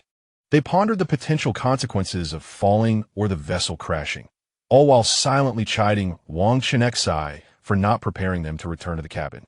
As they had assumed, they were merely gathering on deck for a fight. Wang Chenxi felt quite innocent in this regard, being a rather impulsive fire attribute individual. He hardly considered such intricate details. At that moment, he too was silently chiding Jizhixia for not reminding everyone. As a mechanical vessel climbed higher along the water vortex, the howling wind roared in their ears. Jizhixia squinted and activated her skill, being the first to catch sight of the dense cloud cover enveloping the sky. It resembled a colossal gray curtain, completely blocking the sunlight above, appearing particularly jarring against the azure backdrop of sea and sky. Was that the Dream Whale Valley? Feng Xiao's voice was nearly torn apart by the gale, as he had to shout with all his might. several timid companions curled up together, their intermittent screams drifting away in the wind. Xixia's garments fluttered loudly, cupping her hands around her mouth to prevent her voice from being swept away. She responded emphatically, "Indeed, that cloud is part of the secret realm. It merges with the main world like this." Her voice radiated uncontainable excitement. It was said that it was the dream essence exhaled by the cloud dream whale. "Almost there," Wang Chenxi whispered in Han Yi's ear, feeling the vessel tremble violently. Bound tightly by Yang Xiaomei's vine net, the water attribute-infused vines, while soft, still pressed painfully against certain parts of their bodies during the rapid spin. Han Yi's ears turned slightly red, unsure whether it was due to embarrassment or the lack of oxygen from the high-speed airflow. Just as they began to acclimatize to the disorienting sensation, the vessel suddenly plunged into the cloud layer, and in an instant, the world transformed into a milky white chaos. The humid mist caressed each individual's body like the tongue of a sea monster. Chilling droplets slid down their necks and into their collars, provoking a shiver. As their vision regained clarity, they found themselves above a sea of clouds. At the instant the web of the dream released them, a chorus of dry, heaving erupted. Surprisingly, even Jiang Yu's, who usually surfed the tumultuous waves with ease, was now sprawled over the railing, his complexion paling alongside Yu Zioan and the others. "Is this a celestial paradise above the clouds?" Luo Xiaoming's eyes widened. She was not one to fear heights or suffer from seasickness. Remaining enthralled by the flowing cloud cascades around her, sunlight pierced through the thin clouds, gilding every wisp of mist with a golden edge. After awakening, Lu Zhanjiao stretched languidly, still bleary-eyed as he spoke. "To be precise, Dream Whale Valley is a floating island suspended in the stratosphere," he said, gesturing towards the distant sky. "Look at those swirling specks of light. They're the winged spirits that dwell here."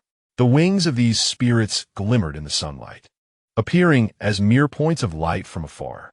Wang Chenxi opened the illustrated guide, swiftly scanning the detailed information gathered. The Dreamweaver hawk, capable of weaving dreams.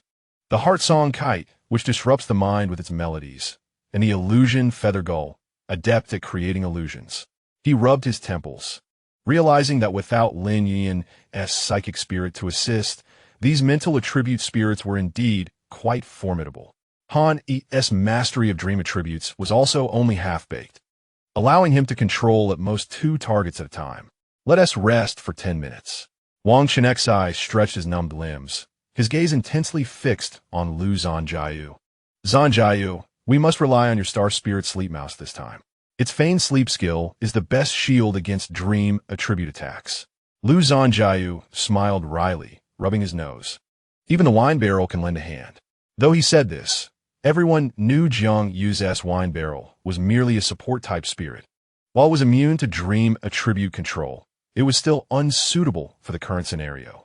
Thinking of the unconscious Lin Yuan, Lu Zhanjiao's expression immediately grew resolute. "Leave it to me." Although Lu Zhanjiao was prepared and moved to the front of the group alongside the star spirit sleep mouse, to their surprise, the spirits in the valley were unusually gentle. The vividly colored dream weaver hawks circled gracefully above them, while the melodies of the heart-song kites flowed like lullabies. Following the cloud crystal path downward, they soon beheld a lake at the valley's bottom, as smooth as a mirror. "That is the Thousand-Mirror Lake," Lu Zhanjiao whispered, cautious not to attract the attention of the cloud dream whale. "The dream leaf grass grows at the lake's heart, but to harvest it, one would need a feather from a dream attribute spirit." Wang Chenxi quickly added, his gaze scanning the area as if searching for something. "The stem of the dream leaf grass is unique. It can only be snapped using the feather of a live bird." Lu Zhanjiao explained on Wang Chenxi's behalf. "This place is so vast. Where shall we find Xia's Heike?" Before the irksome question could be completed, a feather shimmering with iridescence suddenly emerged from the clouds, a small parrot-like spirit, reciting incantations as it circled around them. "It seems we need not search. The live bird has come to us." Wang Chenxi smiled. He had just gathered detailed information about the lying bird in his encyclopedia and was now searching for its whereabouts. Chapter 504. The Deceptive Spirit Parrot Spirit Name. Deceptive Spirit Parrot Spirit Attribute. Wing, primary. Dream, secondary. Spirit level, 4th tier. 6th stage, spirit quality. Royal spirit vitality. 2571 spirit agility. 2453 spirit power. 2686 spirit intelligence. 2849 spirit mentality. 3152 spirit skills. Dream wing, wing. Flight, wing. Lullaby, dream. Dream insight, dream. Eagle eye, wing. Wing guardian, wing. Dream guardian, dream. Deception, dream. Dream blade, wing. Falling feathers, wing. Spirit description. The royal quality deceptive spirit parrot is renowned in the spirit realm for its prowess and defense. And control. It possesses 2 evolutionary forms, with its racial skill being the dream attribute's deception.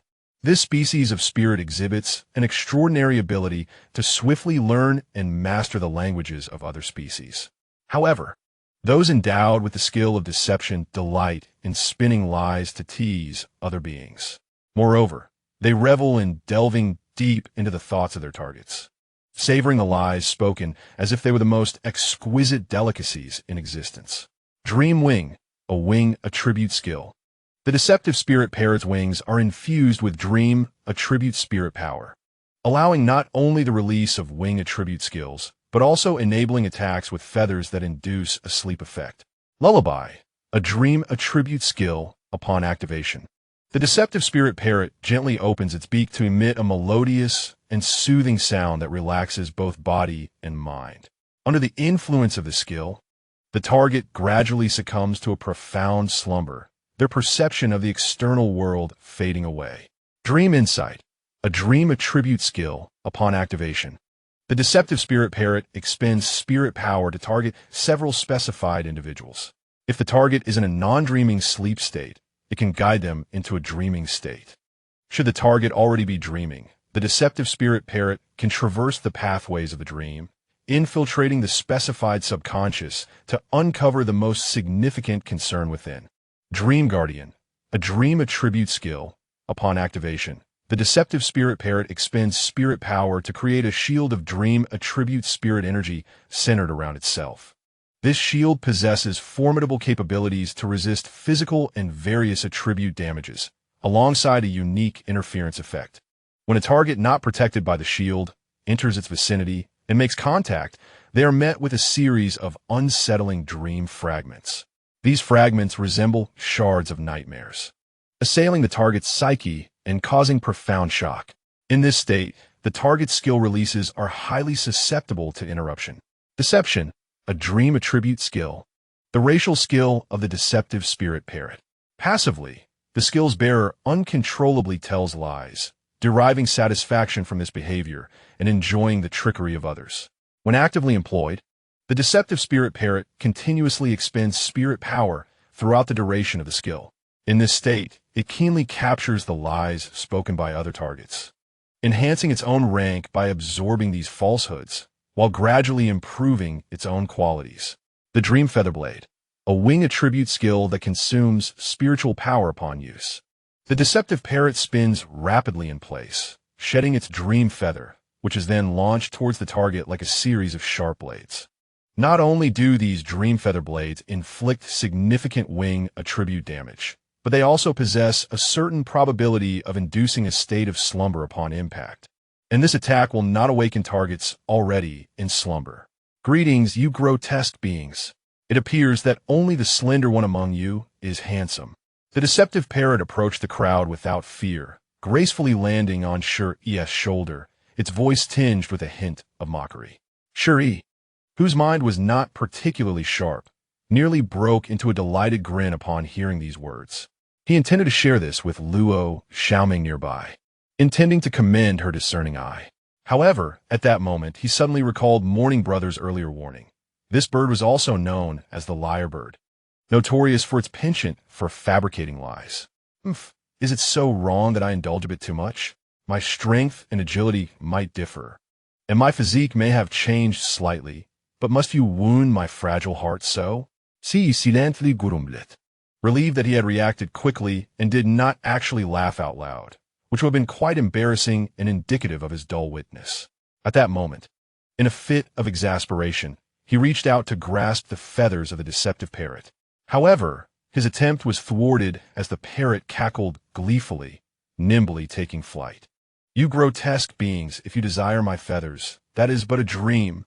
Dare to harm even a single feather, and I shall awaken that young dream whale. The deceptive parrot circled in the air, evidently well versed in human language, articulating its words with vivid expression. Do not act rashly. Wang Chenxi quickly raised a hand to stop Hixia, who was poised to unleash a skill.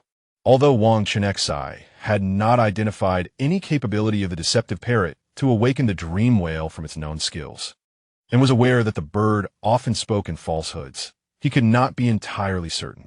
After all, 2 lies had already been detected in the parrot's statements, making it exceedingly difficult to ascertain whether it could indeed awaken the dream whale. It is important to note that the existence of Dream Whale Valley hinges upon the dreams exhaled by the dream whale. And the dream attribute spiritual items produced within the valley are of utmost significance to both humans and spirit masters. Thus, no spirit master would dare to hunt the dream whale. Rather, it is a species explicitly protected by human decree. After all, no one would wish to oppose the endless supply of dream attribute spiritual items. Grotesque beings, are you hesitant to strike now?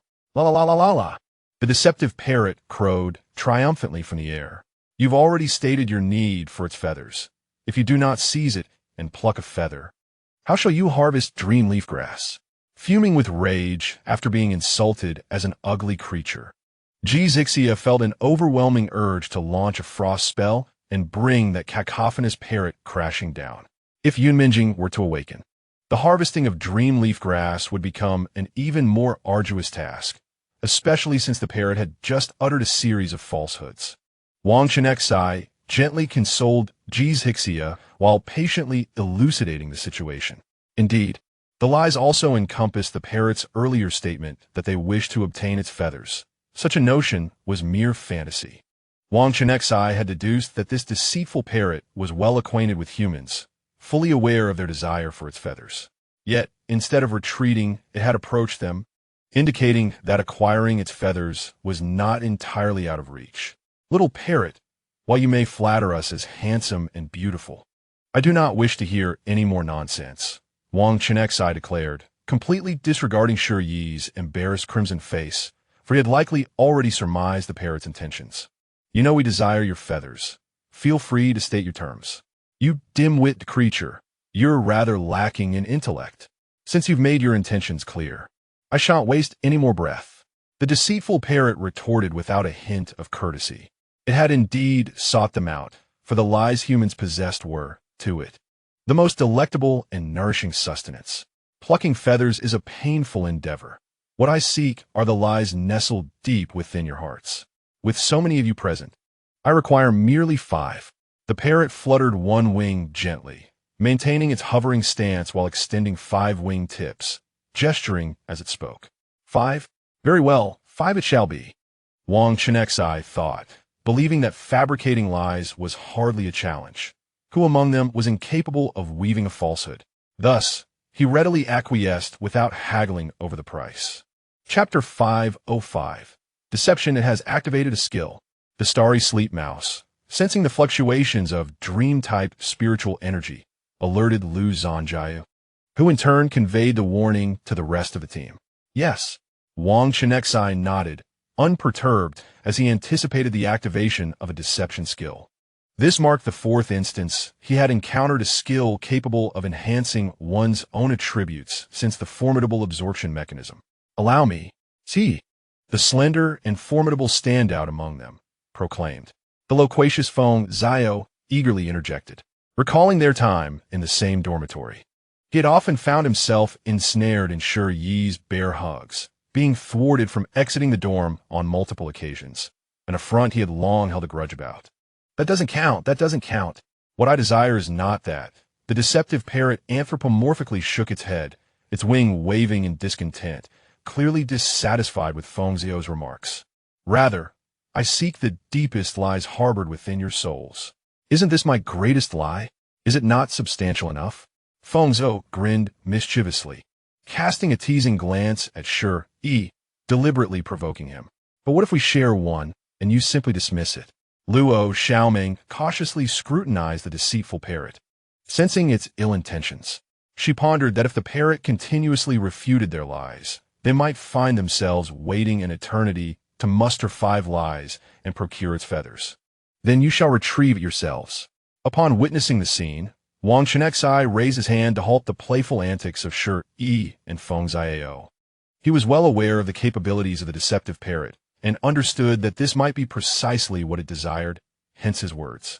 "Caw! I never expected that not only are you a beautiful young lady, but also rather simple-minded."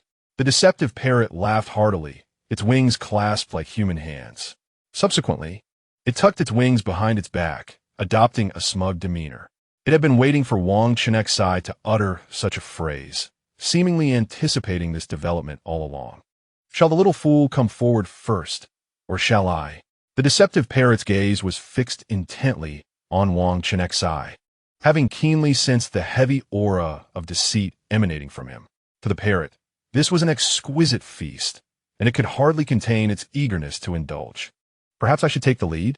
Han Yi, sensing the weight of the significant secret that Wang Chenxi bore, was aware that the deceptive parrot, after consuming lies, would speak the truth for a brief period.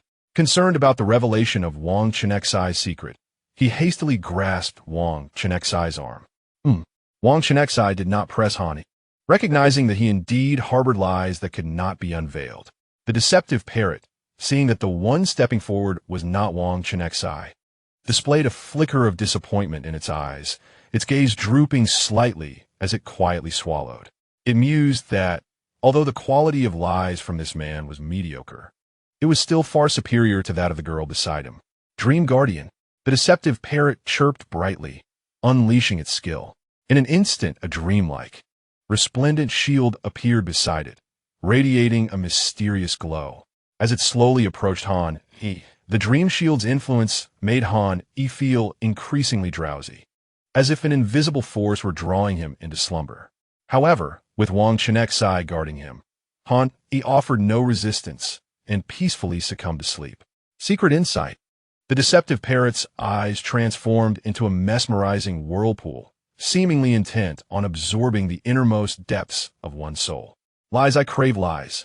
As the deceptive parrot focused on the content it wished to explore, it seemingly unearthed a treasure hidden deep within Han Yi's heart, uncovering his most profound deception. "Caw, caw, caw." Moments later, the satisfied deceptive parrot joyfully took flight, leaving Han Yi, who was now awakening from his dreams. "So, you do not actually harbor hatred for your brother?" The deceptive parrot exclaimed with delight, reveling in its success at unveiling a lie. Han Yi exhibited little in the way of a significant reaction, quietly returning to Wang Chenxi's side, nestling into the crook of his neck. Inhaling deeply as if seeking a sense of comfort, Wang Chenxi showed minimal response to Han Yi's deception, for he had long harbored suspicions. After all, Han Wu's guards were merely at the 4th level. Had Han Yi genuinely despised his brother, he would have returned to An City to confront him long ago. At this moment, Wang Chenxi simply clasped Han Yi's hand tightly, offering silent solace. After all, Han Yi had stepped forward to protect his own secret from being discovered. The others, unaware of the circumstances surrounding Han Yi's family, showed little reaction to the deceptive parrot's revelations. As the crowd observed the seemingly effortless process of acquiring feathers, they eagerly stepped forward. "No, no, your lies are not appetizing." The mischievous parrot, known for its trickery, impatiently flapped its wings, sending Zhixia, Yu Zioan, and Luo Xiaoming away. "Oh, so you're picky now?" Zhixia, infuriated, tightly grasped her weapon, the Ice Reaver X9, her knuckles turning white from the pressure, her eyes ablaze with evident anger. "Then speak up about who you desire." Wang Chenxi sighed in resignation, fearing he might not escape the parrot's scrutiny. Aside from the 3 of them, everyone else is fair game. The parrot, not intending to make things difficult for Wang Chenxi, offered a relatively broad scope. "Then allow me to go first." Lei Lingyi, anxious, darted forward like a gust of wind. "We're short on time. Let us do this together." Yang Xiaomei followed closely behind, and the 2 girls entered the realm protected by the cunning parrot. As they gradually drifted into slumber, the parrot initiated its dream probing, seamlessly delving into their subconscious. Like a deep-sea explorer, it penetrated their dreams to uncover hidden truths. Caw! Not tasty, not tasty. The parrot shook its head in discontent. Yet its gaze remained hungrily fixed on Wang Chenxi. Sensing its stare, Wang Chenxi deliberately turned away. You don't truly care for your ex-boyfriend, do you? Your affection and reluctance are mere pretenses. The parrot squawked as it circled around Yang Xiaomei's head. And you? Isn't it true that you dislike cultivating and have no desire to be the best? Why bury it so deep? Upon hearing the parrot's words, Lei Lingyi was momentarily taken aback. She hadn't anticipated that the greatest deception it would unveil was a statement she had once made to her grandfather. She thought she had long since moved past it, yet that phrase lingered hidden in the depths of her heart. The parrot, evidently uninterested in such trivial lies, uttered a couple of remarks before soaring away, its gaze still ardently fixed on Wang Chenxi. Who will come next? With the parrot's question, Xiaozike stepped forward silently, harboring gratitude towards Lin Yuyin, which compelled him to act. This flavor is even worse. It turns out you don't actually like being an S. Just unable to control your tongue.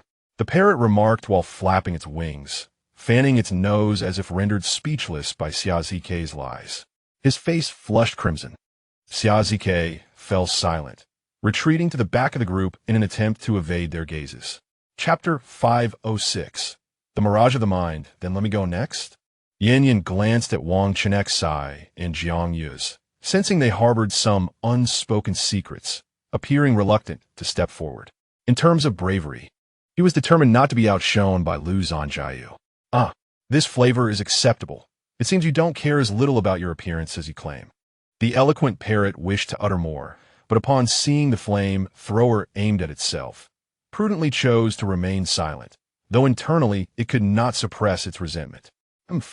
What the claims of indifference? The single I is the romance of a man. Nevertheless, he could be considered a responsible elder brother. The parrot shook its head, deciding to grant the large bird a reprieve. Subsequently, it turned and plucked one of its feathers, gently casting it down. Just as it was about to depart, it glanced back at Wang Chenxi, ultimately unable to resist the alluring scent of lies emanating from him. What? Do you still wish to offer us a feather? Wang Chenxi understood well that the parrot's kin held their feathers in high regard, making the acquisition of such a treasure exceedingly challenging. It was precisely for this reason that the dream leaf grass had not become an endangered spirit entity. Having just observed Yin Yan's response that silenced the parrot, a thought began to form in his mind. If I could consume your lies, I could offer you another feather. The parrot's eyes brimmed with reluctance. Yet a hint of desire flickered within as it intently regarded Wang Chenxi. This notion stirred something within Wang Chenxi. He had already intended to contract a spirit of the mind attribute, and acquiring the dream leaf grass to enhance his mental fortitude would undoubtedly be a splendid outcome. I can give you the feather first. The parrot, noticing Wang Chenxi's hesitance, unreservedly plucked another of its feathers and gently tossed it to him. Very well, then come forth. Wang Chenxi maintained a facade of composure as he securely accepted the feather. Internally, however, he signaled to Han to keep a close watch on this loquacious bird, ready to discharge electricity as a lesson should it dare utter a single word. Caw-caw. The parrot exuberantly flitted about in circles, before finally settling near Wang Chenxi, employing its skill to draw him into a dreamlike state. Let me discern what lies are so delectably enticing. While muttering, the parrot eagerly delved into Wang Chenxi's subconscious in search of the truth. Bang! The parrot's consciousness abruptly collided with a formidable mental barrier. In that instant, it beheld a figure that would haunt its thoughts for the rest of its days. It was a humanoid spirit, adorned with 8 wings of a soft pink and white gradient, each feather resembling a meticulously crafted work of art. Each plume shimmered with a gentle luminescence, as if infused with mysterious mental power. Its head was crowned with a fluffy mane of deep purple and black gradients, smooth and glossy, akin to a mystical apparition in the dark of night. Rising above its head were sharp, golden-brown horns that resembled a regal crown. imbuing the figure with an air of sanctity and solemnity. Its upper body was clad in armor of white and blue-violet hues, a color combination that exuded both nobility and an icy allure, without sacrificing an aura of strength. The sleek lines of the chest armor perfectly conformed to the contours of its physique, accentuating a sense of formidable power. From its shoulders extended massive primary wings, predominantly blue-violet, with the outer feathers glistening with a pale white sheen. The feathers unfurled like razor-sharp blades, as if poised to slice through the heavens at any moment. His muscular arms are distinctly defined, harboring boundless strength, subtly evident. The exterior of his arms is adorned with armor that mirrors the style of the upper body, intricately engraved with exquisite patterns. His claws are sharp as those of a fierce raptor, glinting with a cold light, as if capable of effortlessly tearing apart any obstacles in their path. His trousers, woven from deep purple and black, exude an air of mystery and enigma. The legs are embellished with orange-gold stripes, resembling shooting stars shimmering in the night sky, adding a touch of opulence to the overall appearance. The leg armor complements the upper body, and delicate blue and white accessories grace his ankles, akin to shimmering jewels. His talons are equally formidable, reminiscent of steel hooks, instilling a sense of dread that they could rend any defense asunder. A colossal tail, reminiscent of a lengthy dragon's, extends majestically from behind him. The tail, adorned with wings along its violet and white gradient sides, offers assistance as it traverses the sea of clouds. The tip of the tail is densely covered in feathers, resembling a delicate fan embellished with blue and gold accents that twinkle like stars, beautiful and mysterious. It is merely a fleeting apparition of the mind, its origin lost to time. Yet the illusory parrot trembles uncontrollably. Its feathers bristle with fear, and its eyes widen in terror, brimming with boundless dread. Sensing the impact of a mental barrier, the figure slowly turns to regard the illusory parrot. His facial contours are sharply chiseled, and his violet eyes, deep and austere, emanate an aura of formidable and inviolable power, as if capable of penetrating the very fabric of existence. A hint of confidence graces his lips, suggesting a mastery over all that transpires in the world. A mere glance from his piercing eyes sends the illusory parrot into a state of overwhelming psychological pressure, nearly shattering its consciousness. It feels as though it is plunged into an endless abyss of darkness, surrounded by surging waves of mental turmoil, poised to engulf it at any moment. Fortunately, this apparition seems to be merely issuing a warning, devoid of further malice.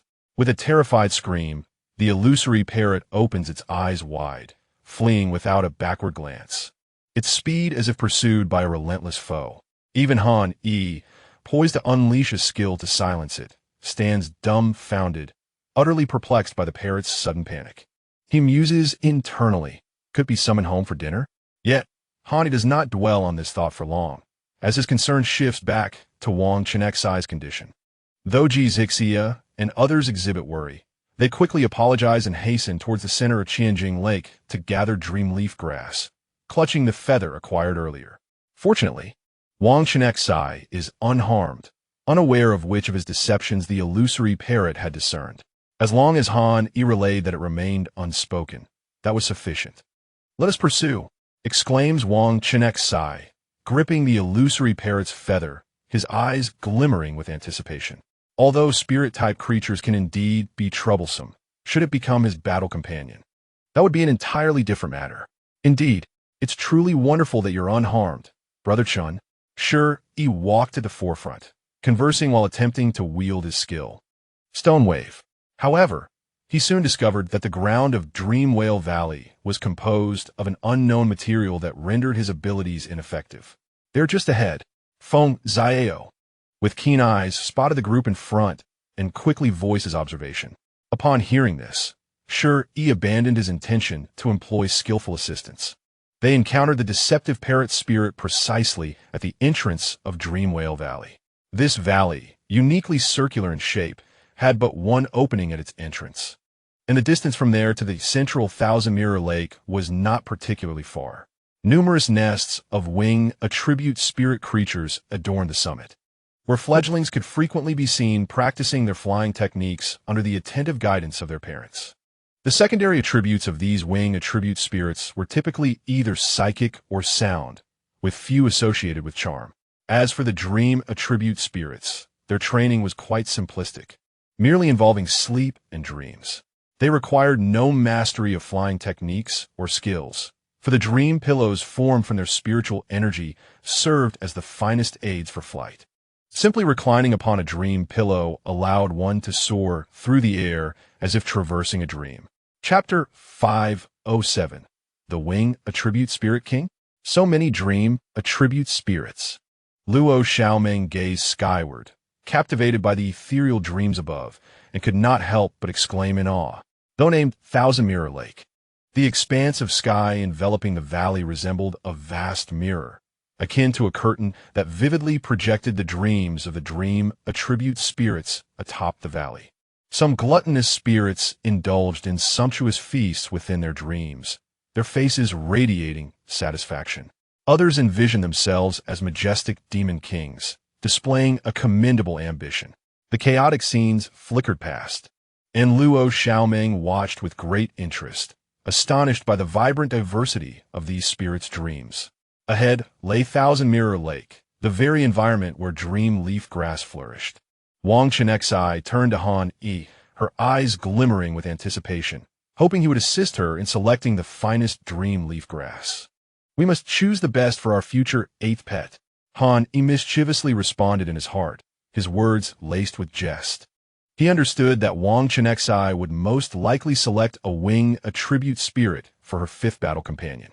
Consequently, the psychic attribute spirit would have to settle for being their 8th companion. Han Yi's thoughts drifted, considering the possibility of contracting a dragon attribute spirit on Dragon Island during the 6th level. Suddenly, the image of an angel dragon, possessing both psychic and dragon attributes, surfaced in his mind, envisioning Wang Chenxi transformed into an angel dragon adorned with a small halo, which seemed quite fitting. What could he say? Wang Chenxi naturally understood that Han Yi was teasing her about the time when he called her mom before little Anne came. Nonetheless, the notion of having 8 pets indeed startled her. As they conversed, they arrived at Thousand Mirror Lake. The waters of the lake were exceptionally unique. If one were to tread upon them with force, they would become as solid as the ground itself, allowing for unrestricted running and walking upon its surface. Yet, once one halts, catching their breath and lightening their body, the surface instantly reverts to a normal watery expanse, causing the individual to involuntarily sink. With Lu Zhanjiao in tow, Wang Chenxi felt little trepidation regarding Ji Zixia and the others stepping into pitfalls. Thus she remained unhurried. The surface of Qianjing Lake shimmered like fragmented moonlight, radiating a hazy and enchanting silver glow, as if the entire expanse was dusted with delicate stardust, a vision both dreamlike and ethereal. Wang Chenxi and Han Yi swiftly traversed the lake's surface, their steps both light and assured. Before long, they reached the heart of the lake, where several dream leaf grasses floated serenely atop the water. These dream leaf grasses were exquisitely crafted, with 3 heart-shaped leaves gracefully unfurling upon the surface, their edges glimmering softly with an opalescent sheen. They resembled shards of stars in the night sky, meticulously sewn along the leaf's perimeter, twinkling with a mysterious and gentle luminescence. Occasionally, the surface of the water would ripple gently, stirred by avian spirit beings preening their feathers. Following the direction of the ripples, a bluish-gray water robin spirit tilted its head, delicately pecking at its plumage with its slender beak. Water droplets cascaded from its iridescent feathers, resembling lustrous pearls, glistening with a fantastical array of colors under the sunlight's refraction. Elsewhere, several white egret spirits unfurled their snow-white wings, gently flapping them in Qinyi Lake. The tips of their wings skimmed the water's surface, sending a cascade of tiny droplets that landed on the dream leaf grass, rolling like smooth pearls for a moment before slowly merging back into the water. Just like lotus leaves, Wang Chenxi remarked, casting a glance at Yi. After all, the Millennium Snow Lotus still retained the primary attributes of grass, bearing physical traits reminiscent of lotus leaves, and the dream leaf grass before them indeed bore some resemblance. An embodiment of spiritual power and the healing attributes of grass. The dream property spirit object. Han attentively sensed the varying levels of spiritual power contained within the dream leaf grass. With his keen perception, he quickly selected one, as there were only about 20 such grasses in the lake. As a product of fifth-tier spirit beings, these fourth-tier spirit objects were naturally scarce. Zixia had already commenced harvesting. The stems of the dream leaf grass were quite peculiar, requiring the use of the feather from the deceptive parrot spirit, which contained dream attribute spiritual energy, for a precise cut to preserve the grass's functionality intact. Otherwise, if forcibly harvested, the dream leaf grass would merely dissipate its potency, its dream attribute power returning to the cloud dream whale, which would then regenerate new dream leaf grass. After selecting their specimens, Wang Chenxi and the others took out the feather of the deceptive parrot, preparing to harvest. However, just as Wang Chenxi was about to cut the stem of the dream leaf grass, he suddenly paused. At that moment, a notification chimed in his mind.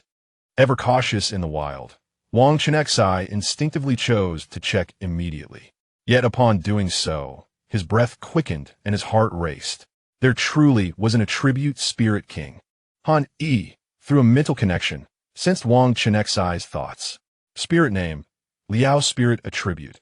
Wing, primary, mind, secondary, spirit rank, first class.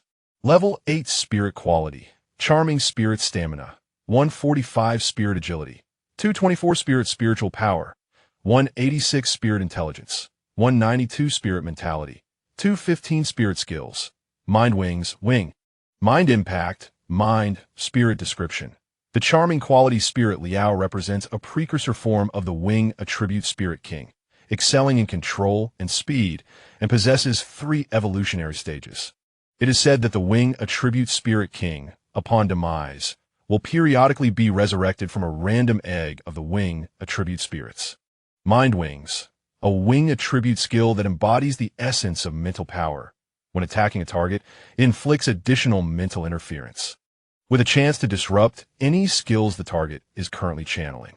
Additionally, the mind wings enable the understanding and release of wing attribute skills. What kind of attribute spirit king? Han, he cautiously glanced at Zixia and others nearby, maintaining an outward calm while urgently inquiring within about Wang Chenxi. A wing attribute, with mind as a secondary attribute, and a charming quality spirit with 3 evolutionary stages. Wang Chenxi mentally responded with clarity. This spirit perfectly aligned with his inner expectations.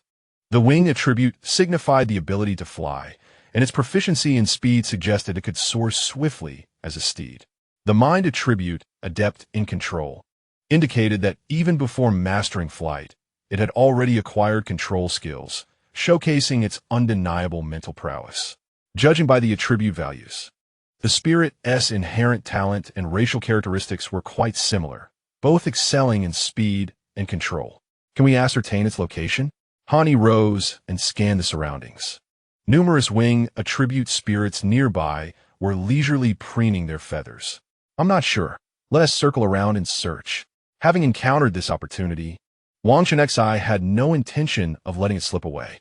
At that moment, Wang Chenxi felt the water beneath him soften, realizing he had lingered too long. He quickly lifted his legs several times, forcefully stepping on the surface. Once the water regained its firmness, he hastily plucked the dream leaf grass, and, alongside Han, he eagerly set off to locate the spirit. Fortunately, the spirit seemed stationary. After 2 rounds of stepping outside the Pokédex collection range, Wang Chenxi was finally able to roughly determine Liao's position. Stealthily, the two made their way to a mountainside beneath the Dream Whale Valley, concealing themselves from the others. Luo Xiaoming watched the pair with a knowing smile, ensuring to provide cover for them against the rest. Chapter 508. Liao from several meters away, they spotted the small, plump fat Geo incessantly calling beneath the mountainside. Its body was adorned with fluffy white feathers, resembling a round little snowball. A dream blue gem adorned its forehead, radiating a gentle glow. Its tiny wings drooped helplessly behind, stained with a hint of blood, evoking a sense of pity. Its disproportionately short legs struggled to support its rotund frame, appearing both comical and heart-wrenching. Its wings appeared to be injured. Han-Yi observed the still wings, speculating that they might be fractured. Bailan, with an air of self-assured charm, snapped his fingers, summoning the Bai Jin beauty snake, which gracefully emerged from the spirit ring adorning his hand. With a command from Wang Chenxi, the Bai Jin beauty snake was prepared to employ its abilities to heal the little Fei Jiao. The gentle, warm rain fell like threads, enveloping the air with a soothing essence. Amidst this delicate curtain of rain, the initially alarming injuries on Leo's wings were visibly mending at an astonishing pace. In no time, the little Fei Jiao was restored to its former self, joyfully bouncing on its short legs, swaying as it approached Wang Chenxi. Perhaps due to its recent recovery, its wings still ached slightly, so it refrained from flapping them. Leo, Leo, it chirped joyfully, its blue gemstone forehead radiating a brilliant, captivating light, shimmering with an ethereal beauty. Simultaneously, its little tail wagged excitedly, tapping the ground and producing a soft, pattering sound, as if expressing its inner delight. Is this a spiritual bond? A sudden realization struck Wang Chenxi. He had previously experienced being marked by a spirit's mental imprint, making him all too familiar with this sensation. Could it be that Leo has taken a liking to him? This thought flashed through his mind like lightning. Subsequently, Wang Chenxi cautiously inquired through their mental connection whether Leo would be willing to accompany him. Could Leo consume this? Leo affectionately nuzzled Wang Chenxi's palm, the fluffy texture igniting warmth within him. Its round, glistening eyes fixated on the dream leaf grass in Wang Chenxi's other hand, filled with longing. Of course, Wang Chenxi beamed with a radiant smile, unhesitatingly offering the dream leaf grass. He had originally intended to reserve it for a future psychic battle companion. However, he never anticipated encountering the fifth spirit companion he had yearned for so soon. Yet, as he contemplated a flying mount, he keenly sensed an unusual fluctuation in Leo's mental waves, something not quite right. What's wrong, Leo? Wang Chenxi pondered, perplexed as to why Leo had abruptly severed their mental connection. Watching as Leo devoured the 3 leaves of dream leaf grass in the blink of an eye, Han could not help but stifle a laugh, thinking how amusing it was that Wang Chenxi could also be outsmarted by a spirit.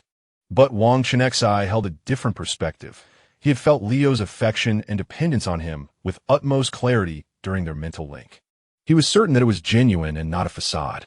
Confidently, he believed that if he were to form a contract with Leo now, their intimacy would surely reach a level of 60 or 70. Don't be overly confident, brother.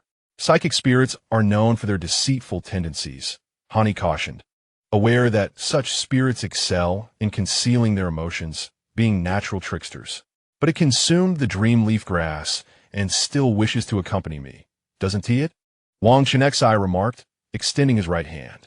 It remains uncertain whether it is due to his acceptance of the Lord or the innate affinity for spirit creatures that Wang Chenxi possesses, which has activated a passive effect. Leo joyfully hopped along, swiftly climbing onto Wang Chenxi's shoulder. With a determined leap, its tiny wings flapped vigorously, and at the moment Wang Chenxi slightly tilted his head and crouched down, Leo successfully perched atop his head. Upon witnessing this scene, Xiao Enkang felt a twinge of jealousy.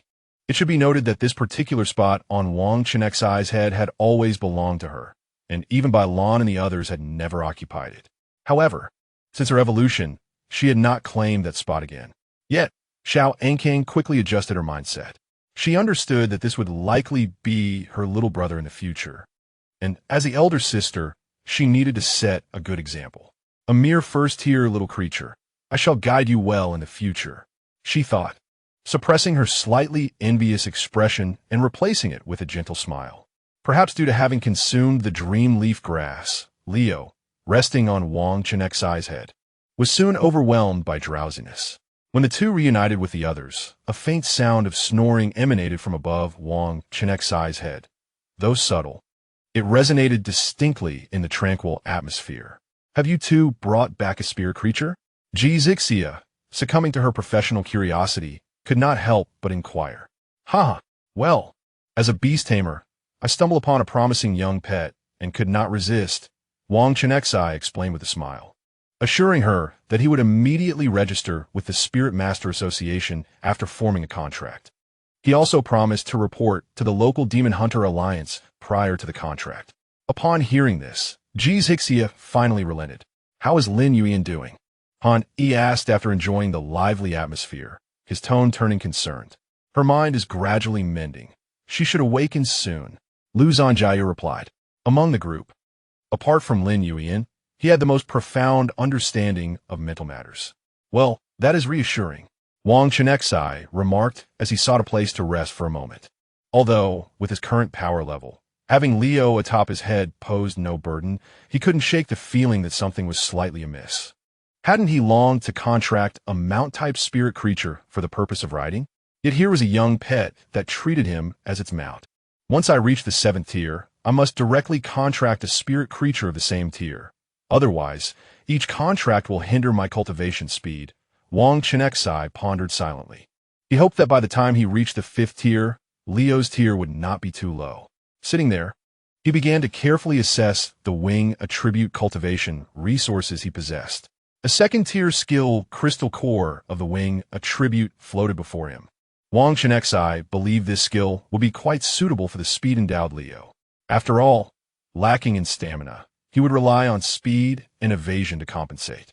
He mused contentedly that once the little creature could fly, it would likely no longer cling to his head. Wang Chenxi planned to use this skill crystal core for Leo when it broke through to the 2nd tier. There are several other wing attribute skill cores to consider. The Mind Wing skill must undoubtedly be paired with skills like Featherstorm for effective attack control. Additionally, a skill for feather recovery, such as Falling Feather, should also be included. Wang Chenxi silently plotted in his mind. The bestiary indicates that winged attribute spirit kings possess 3 pairs of wings. So the long-desired broken wing survival must be arranged as well. 4 mount-type spirit beings, skills like Mighty Wings, Super Endurance, and Speed Enhancement are all essential. Wang Chenxi was completely immersed in the joy of planning Leo's skill sequence. He smiled radiantly, as if he could already envision himself and Han Yi soaring through the clouds atop Leo in the sky. Yet, little did Wang Chenxi anticipate that his meticulously cultivated path for Leo would encounter unexpected setbacks right from the very first step. Chapter 509, Acrophobia Before Long. Nourished by dream leaf grass, Lin Yuan slowly opened her eyes, her consciousness gradually returning to her body. Surrounded by an ethereal environment, she felt momentarily disoriented, mistakenly believing she was still trapped within the mental barrier. However, in her memories, the mental barrier was filled with precious moments spent with her sister, and could not possibly resemble the scene before her. Yuan, you're awake? This is Dream Whale Valley. Zixia and several other girls immediately gathered around her. They chattered excitedly, explaining how they concluded that Dream Whale Valley was her place of hope for recovery, and how they traveled here aboard a mechanical vessel, leaving no detail unaddressed.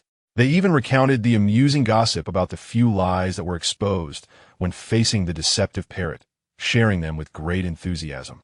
Hearing this, Han Yi remained composed, but Yin Yin and Xia Zhikue appeared somewhat uneasy. Lin Yuan keenly sensed the unusual emotional turbulence from the two and hastily called for their attention. Thank you all so much, Lin Yuan expressed, slightly bowing to convey her heartfelt gratitude. Her rapid recovery, even with a boost in mental strength, was entirely due to their support. Moreover, she had the chance to stand once more on the coveted competition stage, and her gratitude was beyond words. Don't. Please don't say that. The others quickly waved their hands, refusing to accept her gratitude. After all, they felt they owed their escape from the terrifying pursuit of the nightmare-cursed spider to Lin Yuan's selfless bravery. All right, our goal has been achieved. Let us continue our pursuit of badges. Wang Chenxi gazed at the display screen, noting that 3 more competition badge signals had vanished in recent days, causing him a stir of anxiety. What should we do next? After exiting the valley, Lu Zhanjiao looked at Wang Chenxi with eager anticipation, voicing the question that lingered in everyone's minds. Previously, they had refrained from asking, speculating that Wang Chenxi and Zixia might still be hiding some secret strategies.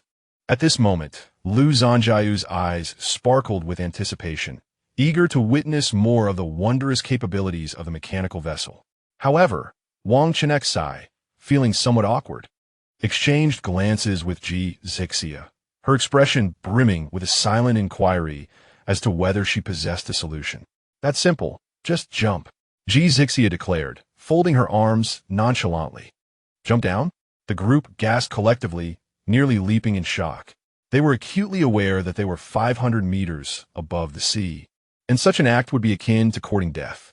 As long as you use the water vortex skill to cushion your fall just before hitting the surface, it will be fine.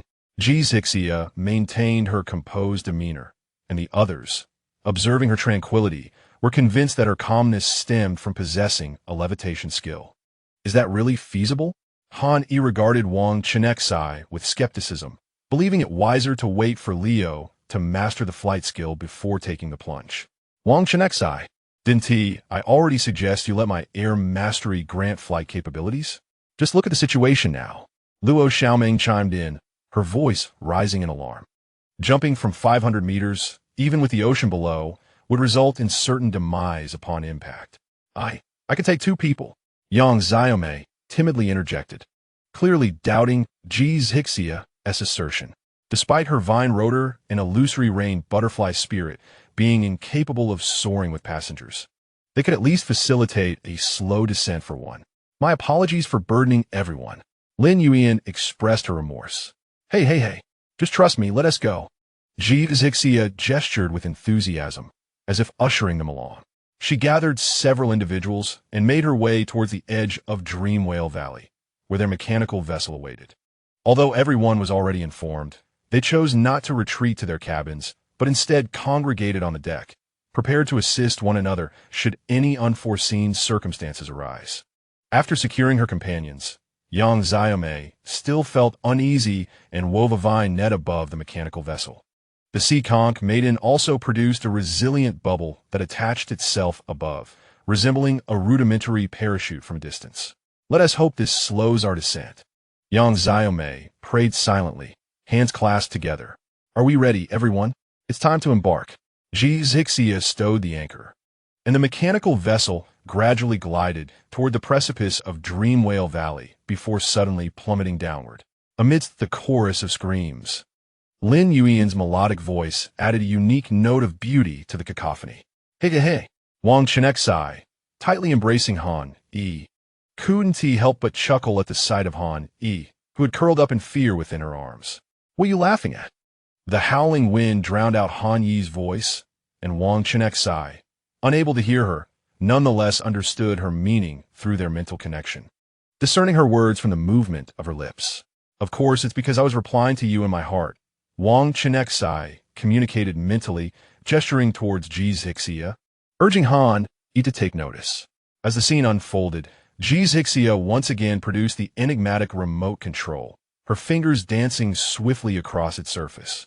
Suddenly, the group, which had been plummeting rapidly and experiencing the disorienting sensation of weightlessness, was abruptly struck by an overwhelming force, akin to landing abruptly on solid ground. However, as they beheld the rapidly passing scenery and felt the rushing wind around them, it became evident that they were still in descent. It was only when Yang Xiaomei, utilizing her synesthetic abilities and the vision granted by the illusory rain butterfly spirit, noticed the colossal mechanical wings unfurling on either side of the vessel that she realized she had been outwitted by Wang Chenxi and Zixia. Zixia, how could you have learned such mischief? At that moment, the descent of the mechanical vessel noticeably slowed, akin to the deployment of parachutes, reducing the speed significantly. Meanwhile, the makeshift parachute crafted by Yang Xiaomei and the sea conch maiden had already been rendered unrecognizable by the turbulence. With Yang Xiaomei's explanation, the others finally comprehended the unfolding events. The deck was soon filled with playful protests. And even Wang Chenxi bore several red marks on her lower back from Han Yi's playful pinching. To Wang Chenxi's surprise, Leo, the little creature, had not dared to open his eyes throughout the ordeal and was now trembling in his clothing. The rhythmic vibrations of his trembling were distinctly felt by Wang Chenxi's chest. Han Yi, sensing this even through the layers of fabric, cast a puzzled glance at Wang Chenxi, silently pondering, what could this possibly mean? Could it be that this winged spirit, Leo, harbors a fear of heights? I have no idea. Wang Chenxi shrugged helplessly. Leo had previously severed their mental link, leaving her utterly perplexed regarding the little creature's thoughts. If Leo truly feared heights, it would be yet another troublesome issue, akin to the previously vexing prism grass. Wang Chenxi could only feel a dull ache in her head from the wind, her temples throbbing insistently. Soon, they would advance to the Pacific battlefield, where they might draft 2 more teams from different nations, and the first phase of the 2 storyline competitions would conclude. They were also in the process of gathering names of foreign participants, as well as the names and abilities of spirits. The hot pot mentioned previously by Yuquin had been revised to feature a dual-element water type, comprising both clear and spicy broths, which would soon make its appearance. Chapter 510. The lost feather in the boundless darkness of the night sky, resembling a vast expanse of black satin, not a single ray of light penetrated the gloom. A colossal peacock-like spirit hovered silently within, its eyes tightly shut. Its feathers shimmered with vibrant hues, yet were tinged with an air of shadow, as if merging seamlessly with the night. Is the child of the sacred feather truly released? Its voice resonated through the night, laced with confusion and disbelief. Nearby, in a realm of dreams, a magnificent cerulean whale slumbered peacefully. Upon hearing the words of the dark peacock spirit, it merely mumbled a response in its sleep, the tone replete with resignation. What else could be done? That was the individual it chose. The tone of the cloud dream whale was filled with a sense of inevitability. After all, it was fully aware of Leo's shortcomings. Though it felt some reluctance regarding Leo's choice, acceptance was the only option. Yet, the voice of the dark peacock spirit hinted at deep concern for its sacred feather. After all, in this world, it is not uncommon for ethereal beings to possess wings yet remain earthbound. However, those that soar without wings are indeed rare, and it is a matter of concern for Liao. It is of little consequence, for originally, the winged ethereal beings also lacked wings. What enabled their flight was never their wings. After uttering this sentiment, the cloud dream whale succumbed once more to a profound slumber, believing its role was merely to care for this child for a time. The child had willingly chosen to part ways with its master rather than being abducted, so this matter bore little relevance to it. Meanwhile, the others descended aboard a mechanical vessel in a distinctive manner. Although they successfully mitigated the speed of their descent, they could not alter its trajectory. Consequently, they found themselves returning to the very spot beneath the Dream Whale Valley, unable to expedite their journey through this method. When the vessel landed safely upon the ocean surface, a thunderous roar erupted, conjuring towering waves that soared several yards high. The vessel rocked violently amidst the surging waters, reminiscent of a leaf tossed about in a tempest. Fortunately, Yang Xiaomei had not yet dispelled her skill, firmly anchoring everyone in place. Despite the nausea induced by the vessel's tumultuous movements, they were spared from injury by the railings. Once they had regained their composure, Wang Chenxi hastily retrieved a display screen to ascertain their direction. The nearest badge, as indicated on the screen, lay in that direction, requiring approximately 5 or 6 days to reach. Han Yi gazed intently at the glowing point closest to them on the screen, speaking earnestly. This estimation was based on their intention to proceed directly without considering a detour. In the Pacific, the previously nearby competition badges had ceased to transmit signals, evidently claimed by other teams. Let us distribute these 3 bottles of spirit-enhancing elixirs, Wang Chenxi proposed. Previously, Lin Yuan had remained in a state of unconsciousness, and with their urgency to reach Dream Whale Valley, the elixirs had yet to be allocated. Distribute them to Yin Yin, Xia Ji Kue, and yourself. Your contributions this time have been commendable.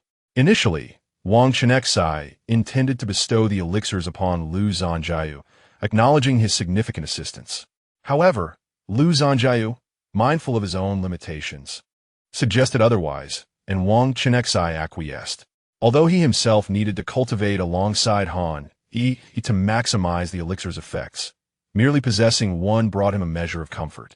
After all, in this unpredictable competition, the prospect of acquiring more in the future remained uncertain. A week later, as the positions of the competition badges fluctuated constantly, Wang Chenxi and his companions finally drew near their target location. I'm going to lose my mind. Wang Chenxi's demeanor resembled that of a parent driven to despair while guiding a child through homework. Over the course of this week, Liao had successfully advanced to the second tier, nourished by the demon core, yet it remained exasperatingly unable to comprehend the skill of flight. Furthermore, the skill crystals bestowed upon it by Wang Chenxi, namely soaring and flight champion, had seemingly vanished without a trace, wasted in vain. It should not be the case.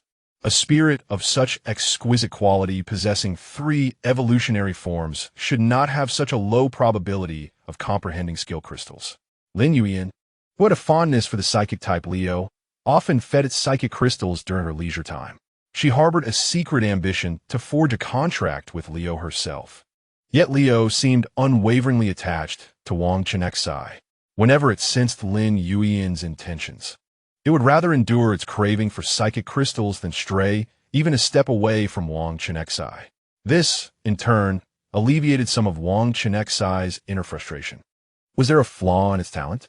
Perhaps I should let it try this psychic skill crystal, Lin Yuyan suggested, producing a second-tier skill crystal. A precious resource she had initially intended for her second battle pet. A detection skill, psychic perception? Certainly. Thank you.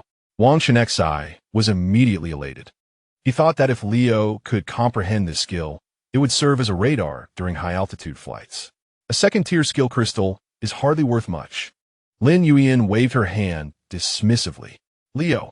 After Wang Chenxi nodded in affirmation, Leo obediently utilized the skill crystal. As expected, it successfully comprehended the new skill. Coupled with the wing attribute skill, flying wing assault, which it had comprehended upon breaking through to the second tier, Leo now possessed 4 skills at the second tier level. With such a high innate talent for the psychic attribute, Wang Chenxi, are you certain that Leo's primary attribute is the wing attribute? Lin Yuyan looked at Wang Chenxi with skepticism, secretly pondering whether he would deceive her for the sake of a mere second-tier skill crystal. Although she felt this suspicion was unfounded, it wasn't entirely implausible when directed at Wang Chenxi. I am certain, Wang Chenxi exclaimed, nearly in tears. To teach Leo to fly, he had even used a third-tier skill crystal, Flight Champion. Yet Leo took an entire week to digest it without showing any signs of skill comprehension. Is that so? I have a skill called Insight, which enhances vision with a wing attribute. Would you like to try it? Recently, several girls had clearly been charmed by the adorable Leo. Whenever they had a moment to spare, they would gather around Wang Chenxi, playfully poking at it with a finger while reaching out to pet it.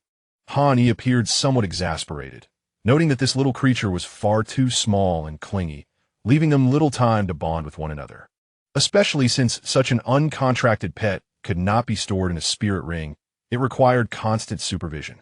I also possess an eagle-eye vision skill, the last remnant from my preparations against the illusion rain butterfly spirits' failed comprehension. Yang Xiaomei raised her hand high, eagerly hoping for a chance to feed Leo.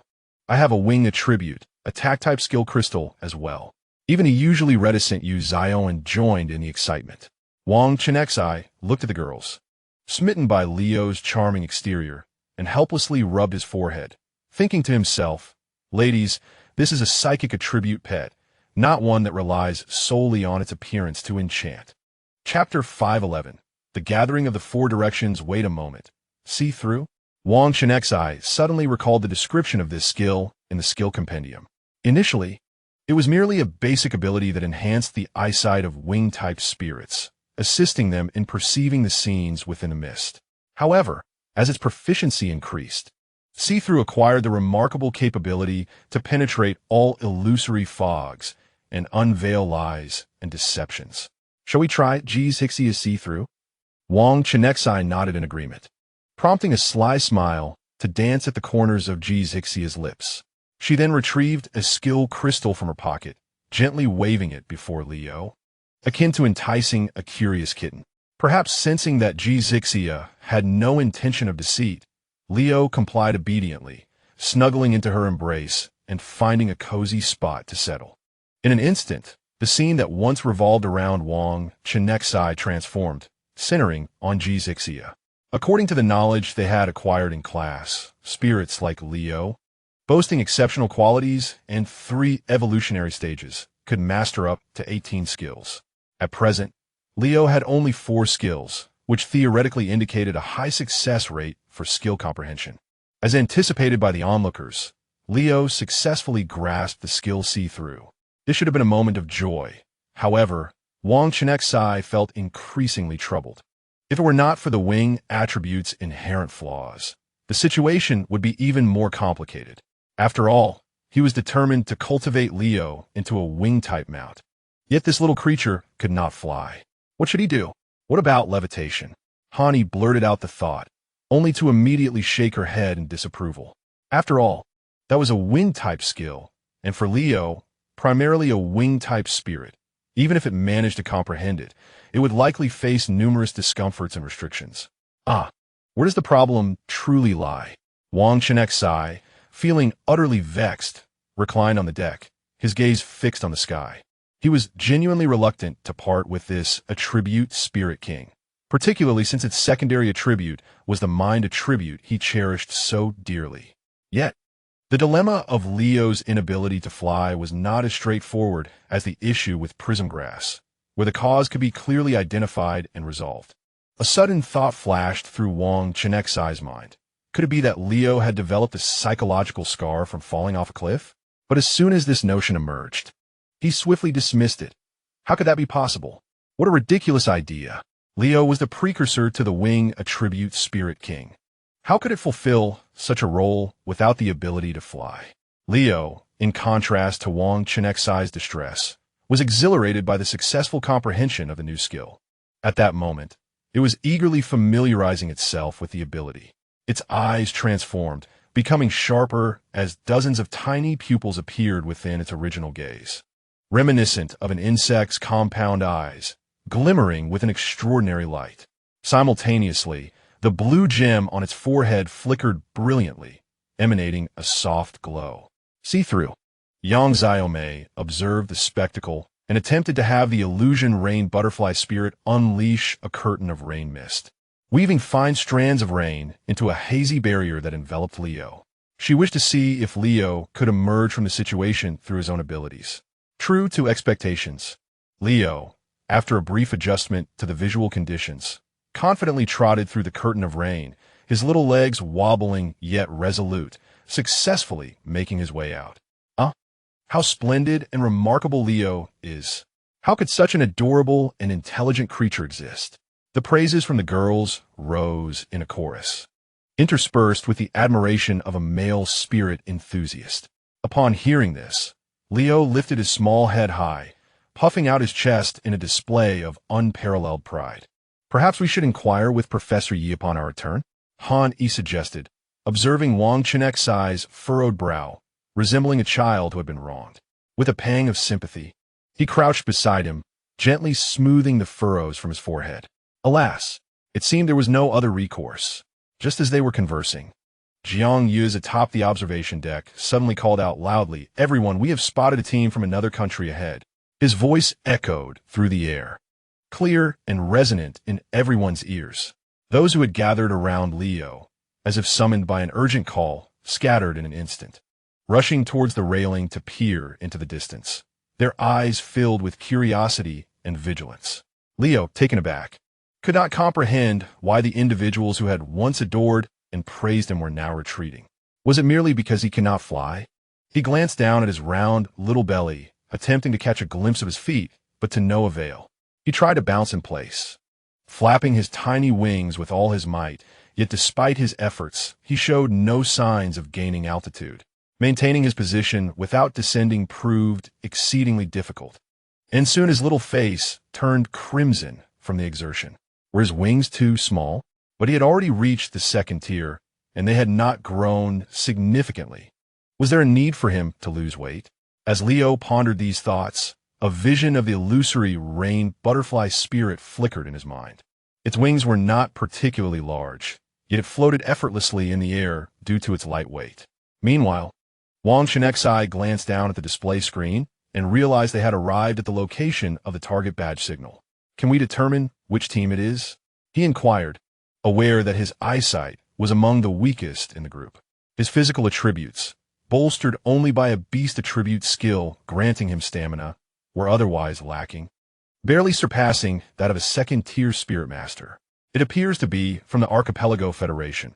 How amusing that their flag is planted on the back of a giant turtle. Feng Zhao observed, fixated on the vibrant banner fluttering from the shell of a green-haired turtle, which struck a rather comical sight. Upon closer inspection, it seemed there were even a few individuals standing atop the turtle's back. The Archipelago Federation, situated in the Central Pacific, comprises numerous islands and is home to a singular legendary spirit master. Nevertheless, their geographic location is exceptionally advantageous, allowing them access to ample resources. Even in the perilous depths of the ocean, they possess the means to enlist the aid of spirit masters from other nations, particularly the legendary spirit beasts of those countries. Otherwise, the ever-watchful Sea Emperor would not easily let them escape. Let us venture forth as well. The mechanical vessels of the Xia Kingdom slowly approached. It was only then that they noticed, besides the fleet of the Island Federation near the Great Turtle, there were two additional teams, forming a triangular standoff. It appeared to be the teams from the United Commonwealth of Australia and the Equatorial Radiance Nation. Upon observing the sun emblems adorning the chests of the Equatorial Radiance team, Zixia immediately discerned their identity. What are they doing here? With so many present, have they yet to capture the spirit bearing the competition emblem? Wang Chenxi gazed at the stillness of the illustrated guide, sensing that the reality was likely more complex than he had anticipated. Chapter 512. Camouflage. It is important to note that the depths of this maritime region can reach 6,000 to 7,000 meters, compounded by the inherent inaccuracies in the range displayed by the guide. They needed to search within a 500-meter radius of the vast sea, where the average depth exceeded 4,000 meters. To locate a spirit bearing a competition emblem of uncertain species was no trivial task. Are they allies of the Xia Kingdom? Someone from the Island Federation spoke up, mentioning that their nation was still guarding a battle pet of the legendary spirit master, the wine sage from Xia. The relationship between the Island Federation and the Xia Kingdom has always been amicable. In fact, Xia maintains good relations with most nations globally. After all, with 6 legendary spirit masters, Xia has consistently adopted a fair and peaceful foreign policy. When other nations face difficulties and seek assistance, Xia is more than willing to extend a helping hand. Naturally, the subsequent gratitude from these nations is substantial. Thus, upon recognizing the mechanical vessels of Xia, the captain of the Island Federation, a young man with black curly hair, began to explain with a wry smile. We 3 parties nearly simultaneously locked onto the signal of this emblem, arriving at this location within a short span of time. He spread his hands in resignation, adding, given that there are 3 teams, none dared to act rashly. We thought it prudent to wait and confirm our target before competing, lest we end up in a predicament of mutual destruction. At that moment, seeing the newly arrived team from Xia, the United Commonwealth of Australia also maneuvered their cruiser closer. Their captain interjected, stating, the underwater situation is exceedingly complex, and the spirit bearing the emblem is incredibly cunning, elusive, and unpredictable. Our 3 teams have been pursuing it for 3 entire days, yet we have still achieved nothing. The captain of the Equatorial Radiance Nation quickly nodded in agreement, suggesting, in my opinion, we should collaborate. Once we locate that spirit, we can engage in fair competition. As Wang Chenxi instinctively exchanged glances with his teammates, he pondered silently, convinced that the proposal was indeed feasible. After all, this vast expanse of ocean presented an almost unimaginable challenge for each team to search independently. However, a girl from the Australian United team showed no hesitation in her rebuttal. Come on, who doesn't know that your Radiant Sun Country team lacks any water attribute spirit masters? She retorted, "You lack the capability to dive and capture, and now you're considering collaboration with us?" Her words rendered the atmosphere somewhat awkward, as the Australians clearly disagreed with the notion of cooperation. Yet, they understood that searching alone would be an immense waste of time. The captains of the three teams fell into contemplation, weighing the value of lingering here any longer. "Shall we also dive and search around?" Wang Chenxi inquired, directing his gaze toward the remaining members of his team. He needed to rely on the capabilities of his guidebook, which necessitated submerging into the water. Upon hearing this, Han Yi expressed her concern, insisting on accompanying him. Jiang Yuz, possessing water attributes, and Lin Yuyin, with her skill of sweet aroma, readily volunteered as well. Alongside them were Feng Xiao, endowed with exceptional vision and the ability to release bubbles, and Yang Xiaomei, who wielded water attribute spirits, forming a nearly complete ensemble. The illusion butterfly spirit meticulously explored the depths, its keen eyesight skill proving equally effective underwater, allowing it to detect even the slightest movements. Han Yi remained vigilant, attentive to any potential dangers lurking nearby. Meanwhile, Lin Yuyan harnessed her psychic energy to soothe any possibly agitated spirits, creating a relatively safe environment for the group. On the side of the Island Federation, several dispatch members rode on a large tortoise, gradually descending into the depths of the ocean. They diligently searched every inch of the waters, leaving no potential spot overlooked. The Australian United Team, on the other hand, utilized advanced technological detection equipment alongside their uniquely skilled water attribute spirits. Their instruments carved channels through the seawater, enabling an extensive and rapid search. In contrast, the Radiant Sun Country team found themselves somewhat helpless, as their roster primarily consisted of light and fire attribute spirits. The fire attribute's offensive capabilities were significantly diminished in the ocean, and the light attribute's detection skills struggled to illuminate the depths, rendering their search efforts rather challenging. "Captain, should we continue to linger here?" A girl with twin ponytails from the Island Federation team asked, her face etched with concern. Their team's strength was already on the lower end of the spectrum among the competitors, and now they were up against the formidable Summer Country team. She mused to herself, considering that despite the time elapsed, they had yet to even catch a glimpse of the spirit. Even if they did find it, could they truly compete with Summer Country's formidable dozen? "Sigh, we have only secured a single competition badge, and there are stronger adversaries further north," a curly-haired boy lamented. Their team had merely been fortunate at the outset, having stumbled upon the nearest badge. During other times, they either encountered the formidable island nation of Fuzang or faced off against the reigning champions of the previous World Championship, the American Federation, making their journey fraught with challenges. On the other hand, the captain of the Australian Confederation wore a similarly despondent expression, pondering the purpose of their arduous journey. Was it not merely to seize the 3 competition badges in the southern waters, already monopolized by the South American Alliance and the Andes Confederation? Reluctantly, they had arrived in this maritime expanse. "Captain, it is now certain that we have encountered a spirit adept in the skill of camouflage," remarked another member of the Australian team. "Our mechanical equipment detected an image through infrared sensing while dissipating heat." The captain gazed at the screen in contemplative silence, a thoughtful expression crossing his face, lost in his own calculations. "Captain, shall we withdraw?" suggested one of the team members. "This camouflage in the sea is exceedingly troublesome. Unless one possesses a light attribute mastery far surpassing it, there is little hope of counteracting such optical invisibility. Otherwise, even if we pass by countless times, we would remain oblivious to its presence. Even if, by sheer luck, we managed to discover its location during its skill cooldown, it could vanish into the shadows with a mere flicker, obscuring our vision and swiftly retreating from sight." After a meticulous search, all teams remained empty-handed. The Australian Confederation, naturally, would not divulge this information to the other teams.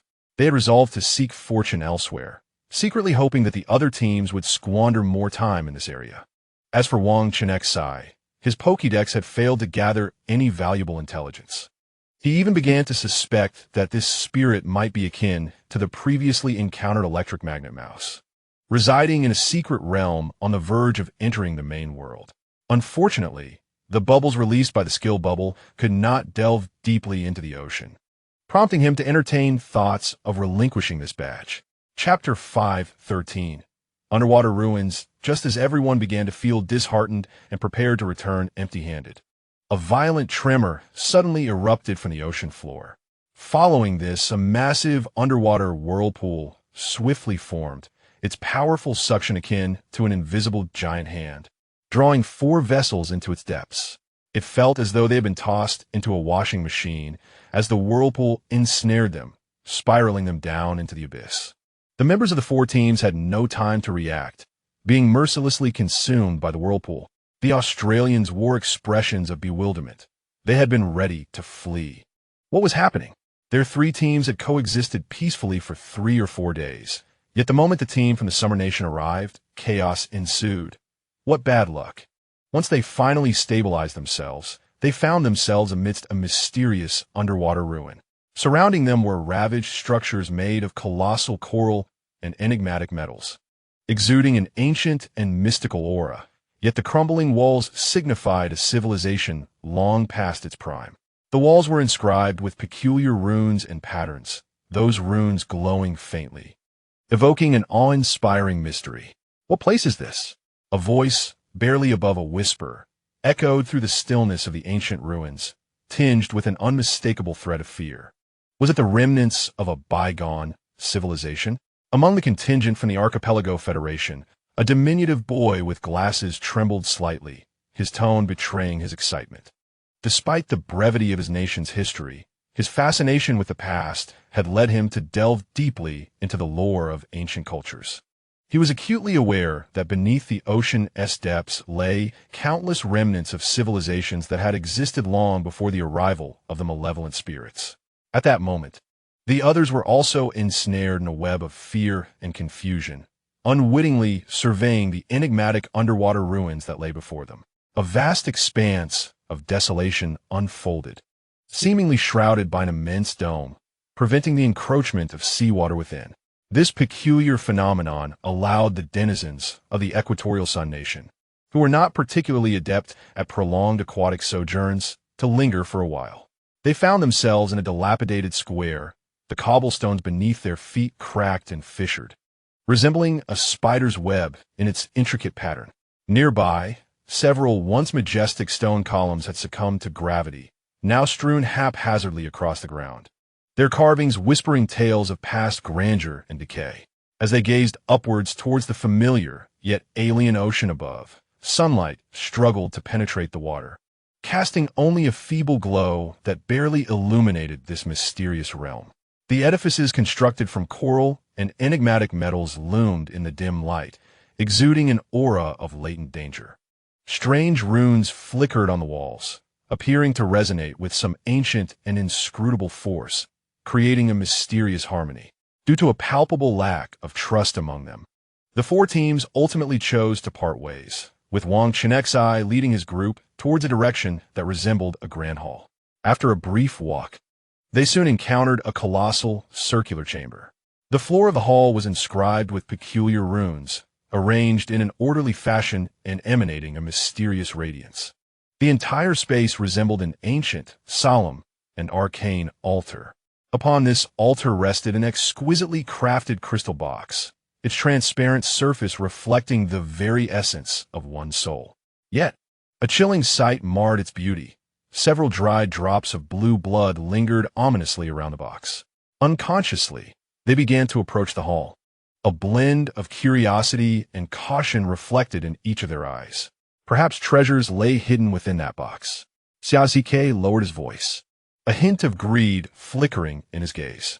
Wang Chenxi furrowed his brow, speaking with gravitas. Let us not act impulsively. Something feels amiss here. Through their unspoken connection, he sensed Bailan trembling in fear, as though a lingering malevolence resided within this place.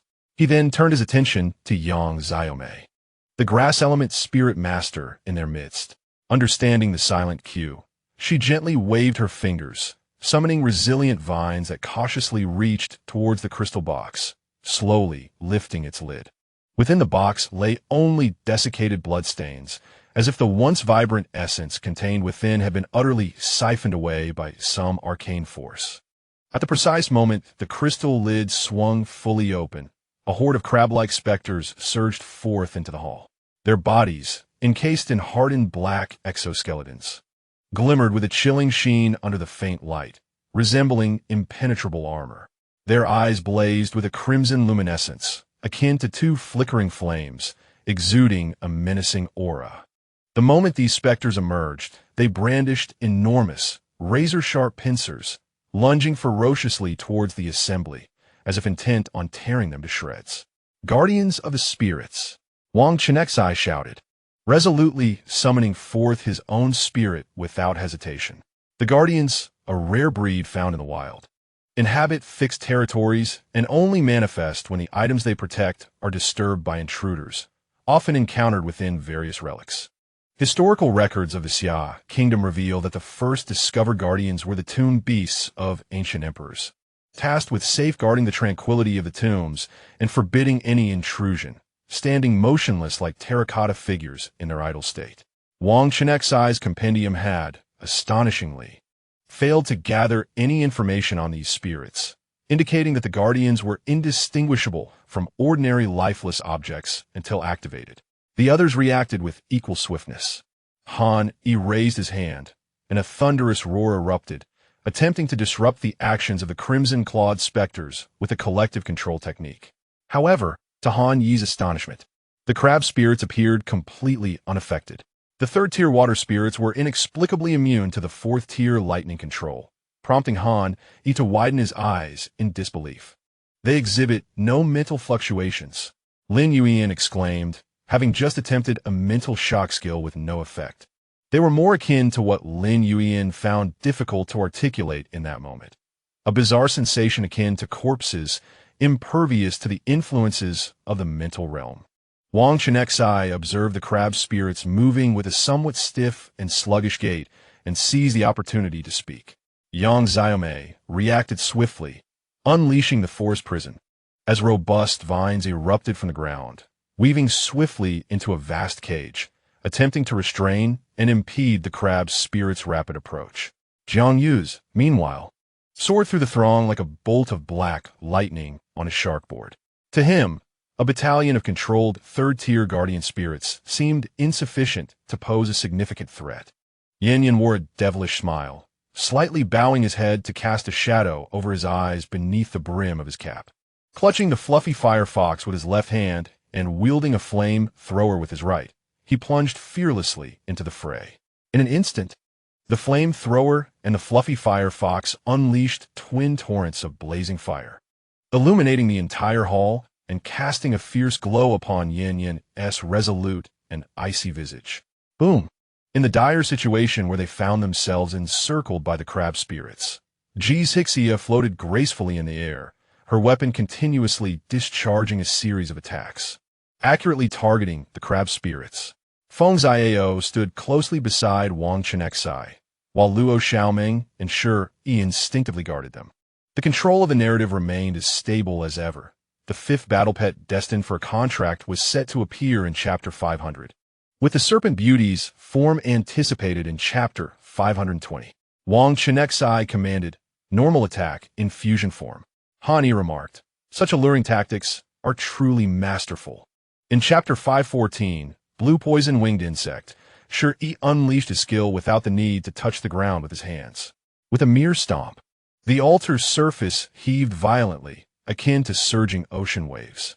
Those spirit creatures, undeterred by the thunderous noise, were violently cast aside, crashing heavily to the ground.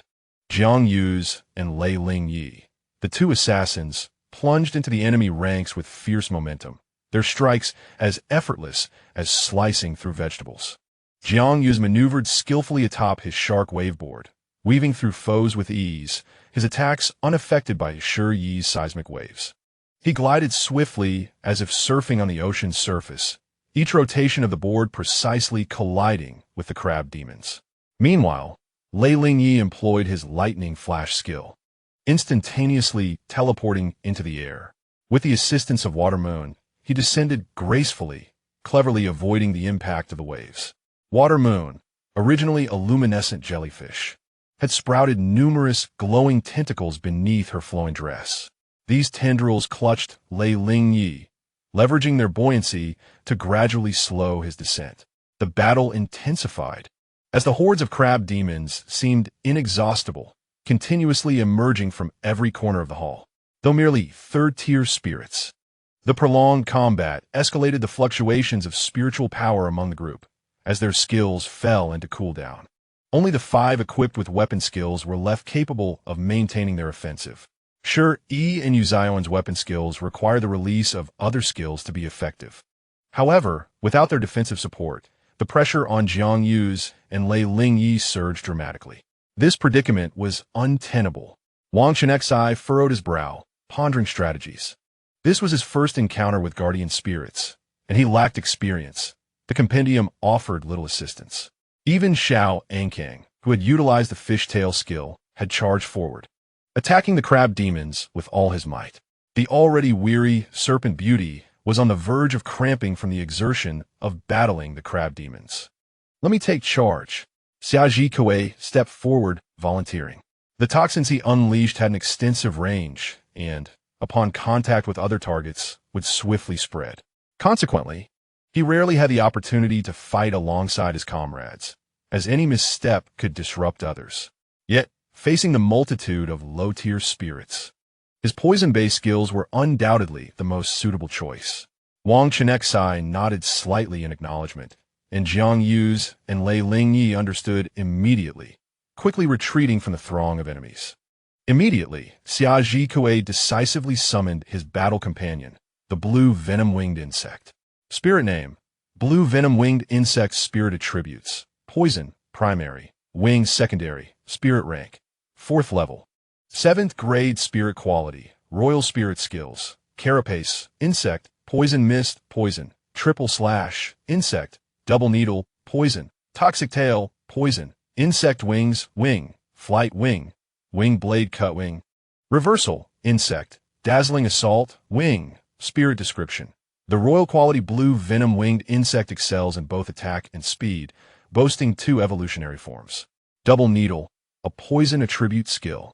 The blue venom-winged insect possesses 2 poisonous needles at its tail.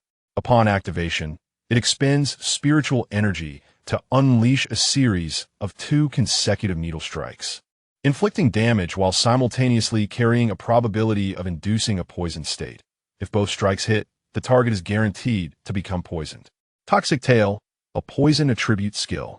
This ability allows the blue venom-winged insect as tail to generate potent toxins. During the skill's duration, it consumes spiritual energy continuously, and any poison attribute skills used in this state will be enhanced to inflict a toxic state. Reversal: an insect attribute skill. This powerful ability requires a significant amount of spiritual energy to restore a considerable amount of health. Feeling weak? Just give it a try. The blue venom-winged insect possesses a lithe physique, measuring approximately 2 meters in length with a wingspan of around 4 meters. Its overall form resembles that of a bat, with its body covered in a layer of hard, smooth scales that exhibit a deep, dark purple hue, emanating a uniquely perilous aura characteristic of its poison attribute. During the selection period, Wang Chenxi had previously gathered detailed information about Xiaoji Kuei's battle companion, recognizing it as a blue armored venom insect. At this moment, the blue venom-winged insect had evolved into a dual attribute spirit of poison and wing, having been in the process of evolution and thus not released until now. It underwent a metamorphic evolution from its insect attribute to successfully adopt the wing attribute, which require a longer time to fulfill the evolution conditions. After the skill was unleashed, the luminous glow from its tail needles underwent a peculiar transformation. The rich purple gradually faded, replaced by a profound and eerie green. Upon witnessing this, Wang Chenxi immediately realized that it had utilized the enhanced skill, Toxic Tail. Poison Mist.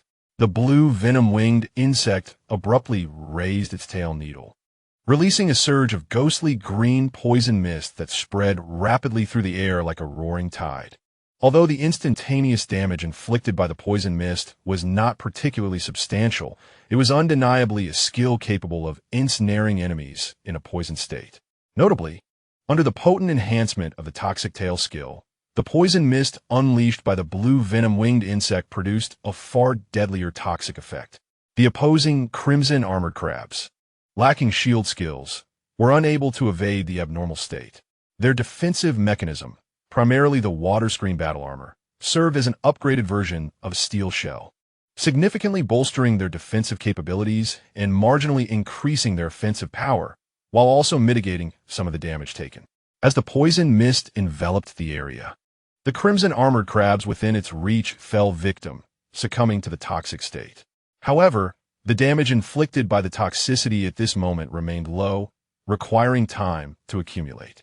Xiazike unleashed his abilities, precisely infecting a crimson-shelled crab demon, which would then transmit the lethal poison to other crab demons through contact. Following this, the Millennium Snow Lotus and the Howling Ice Wolf released their ice attributes. The crystalline ice elements coalescing in the air and transforming into a mist that swept toward the crimson crab demons. This successfully delayed their advance, granting precious time for the accumulation of toxic damage. As time progressed, the first crimson crab demon finally succumbed to the poison, its body trembling violently, eerie black spots appearing on its shell before it collapsed heavily to the ground, dissipating into nothingness.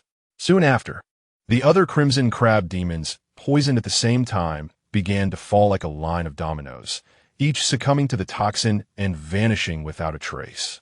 Witnessing this scene, the heavy burden weighing on the hearts of the onlookers was finally lifted, and they collectively exhaled in relief, hastily adjusting their spiritual energy fluctuations to restore calm. Meanwhile, other crimson crab demons were gradually succumbing to the poisoned state.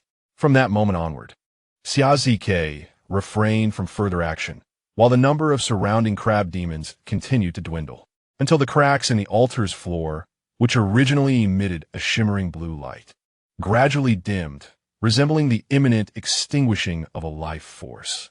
Then, with a resounding snap, the crystal box opened by Yang Xiaomei automatically closed, seemingly declaring a temporary conclusion to the battle. Thereafter, no more crab demons emerged, and silence enveloped the surroundings. Chapter 515.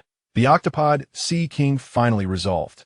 Wang Chenxi and Han Yi sat wearily on the ground, leaning against each other, savoring this moment of respite.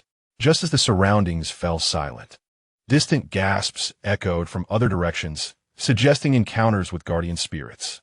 Had they encountered danger as well? Lin Yuyin, having scarcely participated in the release of skills, retained considerable energy. At this moment, she held the sound shell, utilizing echolocation to probe the situation ahead. Indeed, there were many moving targets in that direction. Lin Yuyin pointed her finger toward the right. They had been the first to choose their path, so they were unaware of which team was in that direction. Should we go take a look? Yang Xiaomei tilted her head, scanning the faces of her companions as she inquired. Wang Chenxi cast her a complex glance. Ever since their encounter with the wailing ghost infant, he had recognized Yang Xiaomei as a kind-hearted individual. What are they doing? Let us continue to explore this area and see if we can uncover any treasures. Xiazike was the first to declare his stance. He was acutely aware of the competitive relationship with the other teams and naturally did not wish to assist them at this moment. We also need to find a way to leave this place, Yin reminded everyone sternly. After all, their mechanical vessel was still stranded in the square behind them. Failing to find a means of escape would lead to trouble. Indeed, Yin made a valid point. Wang Chenxi gazed up at the profound waters beyond the transparent barrier, pondering deeply within. Even if their mechanical vessels could depart from this relic, ascending to the surface in such profound waters would be no simple feat. If only they had seized the submarine from the little Fusang back then, Zixia remarked half-jokingly, a hint of mischief in her tone. At that moment, none of them were aware that to their right lay the contingent from the Radiant Sun Kingdom. They too had inadvertently triggered the guardian spirit, though in their case, a swarm of crimson claw shrimp soldiers had emerged. The formidable pincers of those shrimp demons could unleash powerful jets of water, showcasing strength that should not be underestimated. After a brief respite, Wang Chenxi and his companions resumed their expedition into the relic. Unfortunately, none among them could decipher the ancient script. Faced with a myriad of archaic signs and inscriptions, they could only sigh in admiration. Thankfully, the spirit bearing the competition badge had also been swept into this predicament. Wang Chenxi glanced at the display screen, noting that the light representing the competition badge was not far from their location. Moreover, it too was ensnared within the confines of the relic, making its discovery considerably easier. Shall we seek out this badge while they might be occupied? Wang Chenxi proposed. After a moment of contemplation, the others nodded in agreement, expressing no dissent. After all, within this relic, the only spoils were fragments of ancient history, information that could not be monopolized by the first to uncover it. This way, Wang Chenxi led a few companions in the direction indicated by the badge's light. However, as they approached that location, the beautiful serpent by Lan's trembling fear intensified. Should we return to the spirit ring for now? Wang Chenxi silently inquired of By Lan. No need, By Lan stubbornly refused. As a serpent determined to become the White Emperor, she could not easily retreat in the face of fear. All right, just let me know if it becomes unbearable. Wang Chenxi observed the other battle pets, who remained unresponsive, and speculated that perhaps a lingering pressure from a great serpent was instilling such dread in By Lan. The paths within the relic were convoluted, obstructed by ruins that necessitated detours, making navigation exceedingly difficult. The architecture was peculiarly arranged, and without a map. They had only a vague sense of direction, complicating their quest to find a way through. Fortunately, Yu Zioan possessed a skill that allowed her to melt the walls of these structures, temporarily clearing a path forward. Thus, they were able to charge ahead towards the location of the competition badge. They soon stumbled upon a staircase leading downward, which appeared to be a prison. With a series of small, isolated cells arranged within, the environment so intricate that even the sound shell could not accurately discern their target's position. As the distance diminished, Wang Chenxi's compendium began to accumulate detailed information about this elusive spirit. Spirit name: Octopus Sea King Beast. Spirit attributes: Water, primary; Dark, secondary; Spirit rank, 4th level; 6th grade. Spirit quality: Royal Spirit vitality; 2219 Spirit agility; 2482 Spirit power; 2628 Spirit intelligence; 2942 Spirit mentality; 3254 Spirit skills. Water flow technique: Water, Dark veil, Dark; Shadow concealment, Dark; High pressure water cannon, Water; Ink cannon, Water; Venom spray, Poison; Rushing waters, Water; Water strike, Water; Tentacle camouflage, Water; Ink shadow, Shapeshift, Dark; Night domain, Dark. Spirit synopsis: The Octopus Sea King Beast, of royal quality, excels in stealth and subterfuge, possessing an evolutionary form. Its racial skill, Tentacle camouflage, allows it to blend seamlessly with its surroundings through optical alteration. Moreover, it can actively regulate its body temperature to match that of its environment, achieving an almost flawless concealment effect. No wonder it is so difficult to find. Wang Chenxi gazed at the skill effects displayed in the compendium, particularly noting ink, shadow, shapeshift, and tentacle camouflage. Clearly, this spirit had invested all its skill points in evasion and concealment.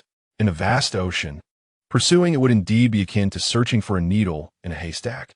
However, within the confines of this ruin, the space was relatively closed off, significantly restricting its avenues for escape. Once its camouflage was discerned, capturing it would not pose much of a challenge. Upon contemplating the unmasking of camouflage, Wang Chenxi immediately recalled Leo's newly acquired skill, Insight, and resolved to give it a try. Nevertheless, he harbored little hope, for the effectiveness of the Octopus Sea King Beast's tentacle camouflage was truly formidable. Even Yan's mechanical eye, equipped with infrared detection capabilities, had failed to reveal its whereabouts. Reflecting on skills involving optical alteration, Wang Chenxi recalled the 7-colored lizard he had encountered previously, which had its invisibility dispelled by Luo Xiaoman's brilliant light. Yet, although the Octopus Sea King Beast's rank was lower than Luo Xiaoman's, its mastery of dark attributes was exceptionally high. Furthermore, with the night domain skill enhancing its dark prowess. The Holy Light Unicorn's radiant skill might not necessarily dispel the darkness it conjured.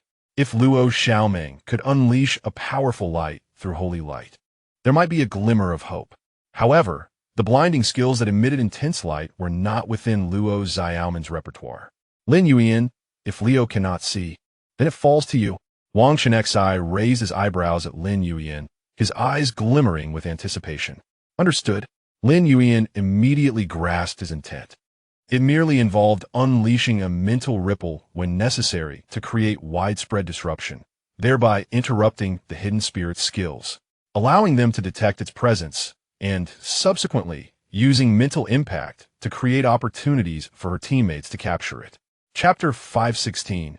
The Eye of Insight. Leo, filled with excitement, perched atop Wang Chenxi's head, flapping his small wings incessantly, while his tiny legs joyfully swung back and forth, as if brimming with enthusiasm for the impending battle.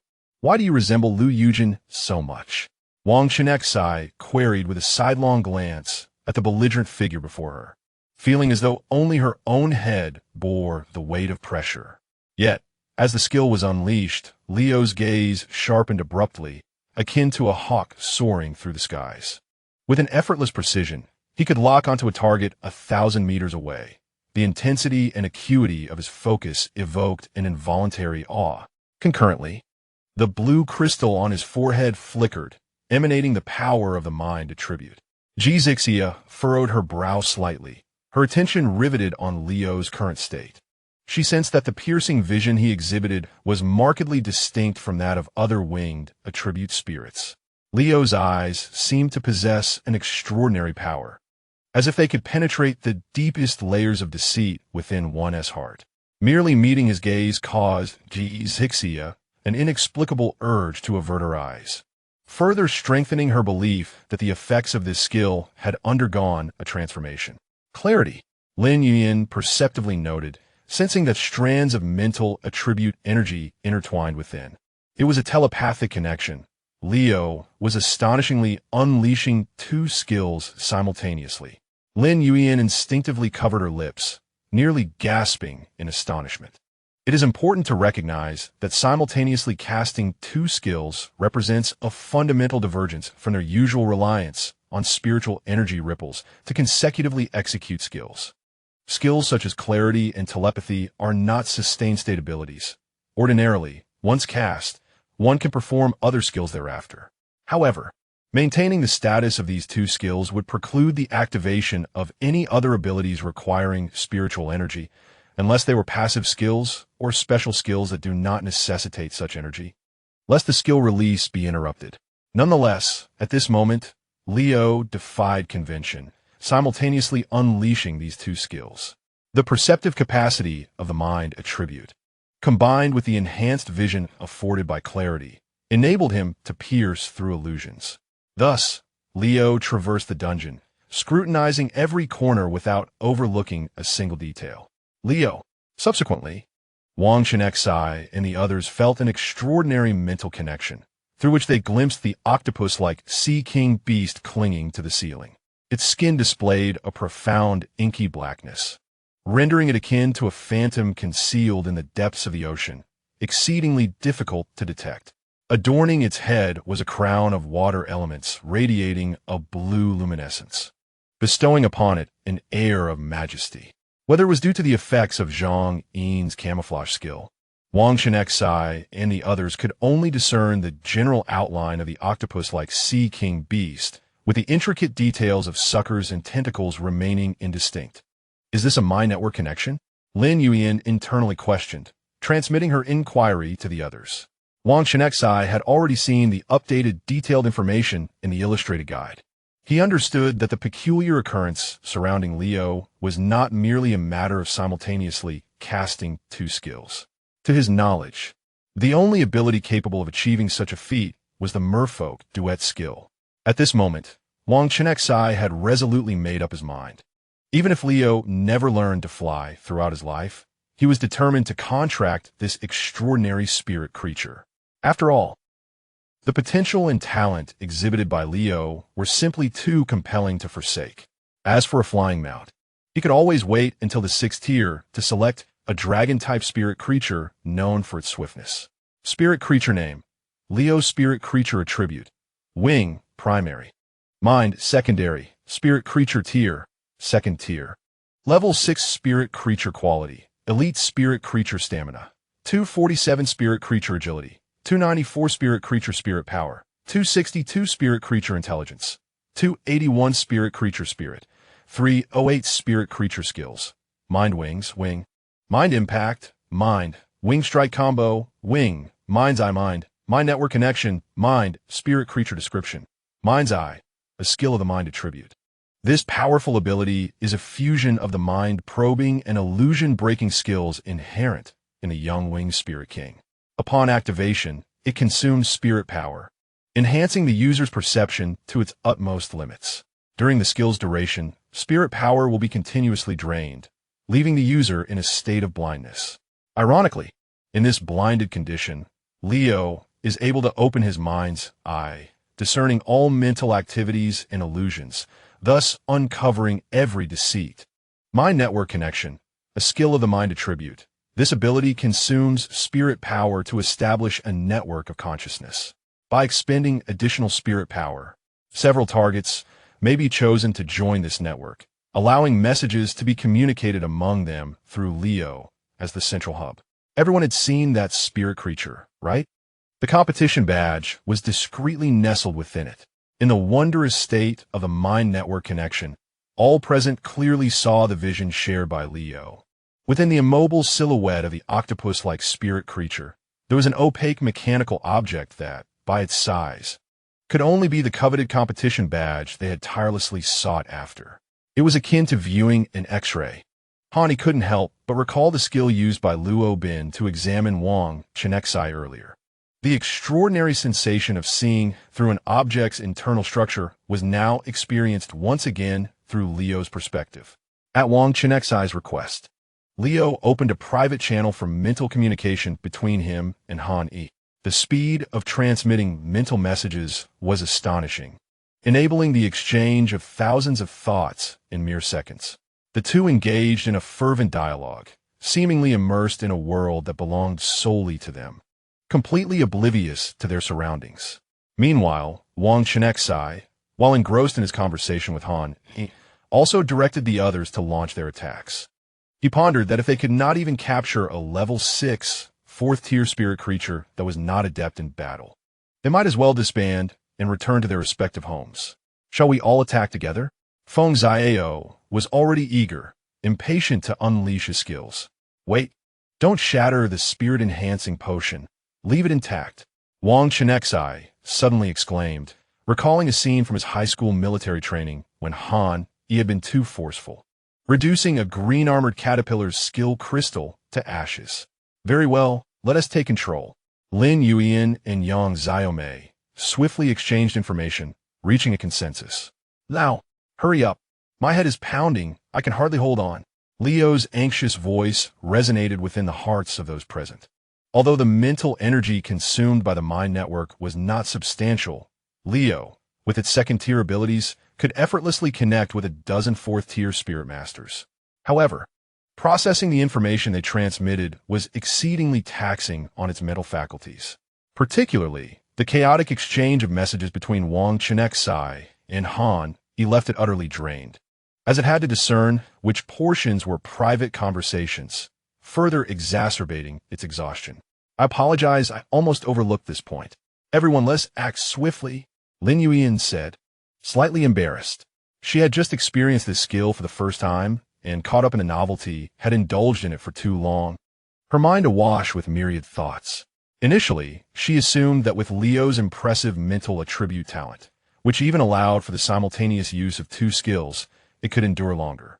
Yet, it appeared that this spirit's deficiencies in its wing attribute talent had merely been compensated for by its mental attribute talent, revealing nothing particularly extraordinary. Indeed, the soft and tender psychic dragon was the most suitable for me. My teacher was right.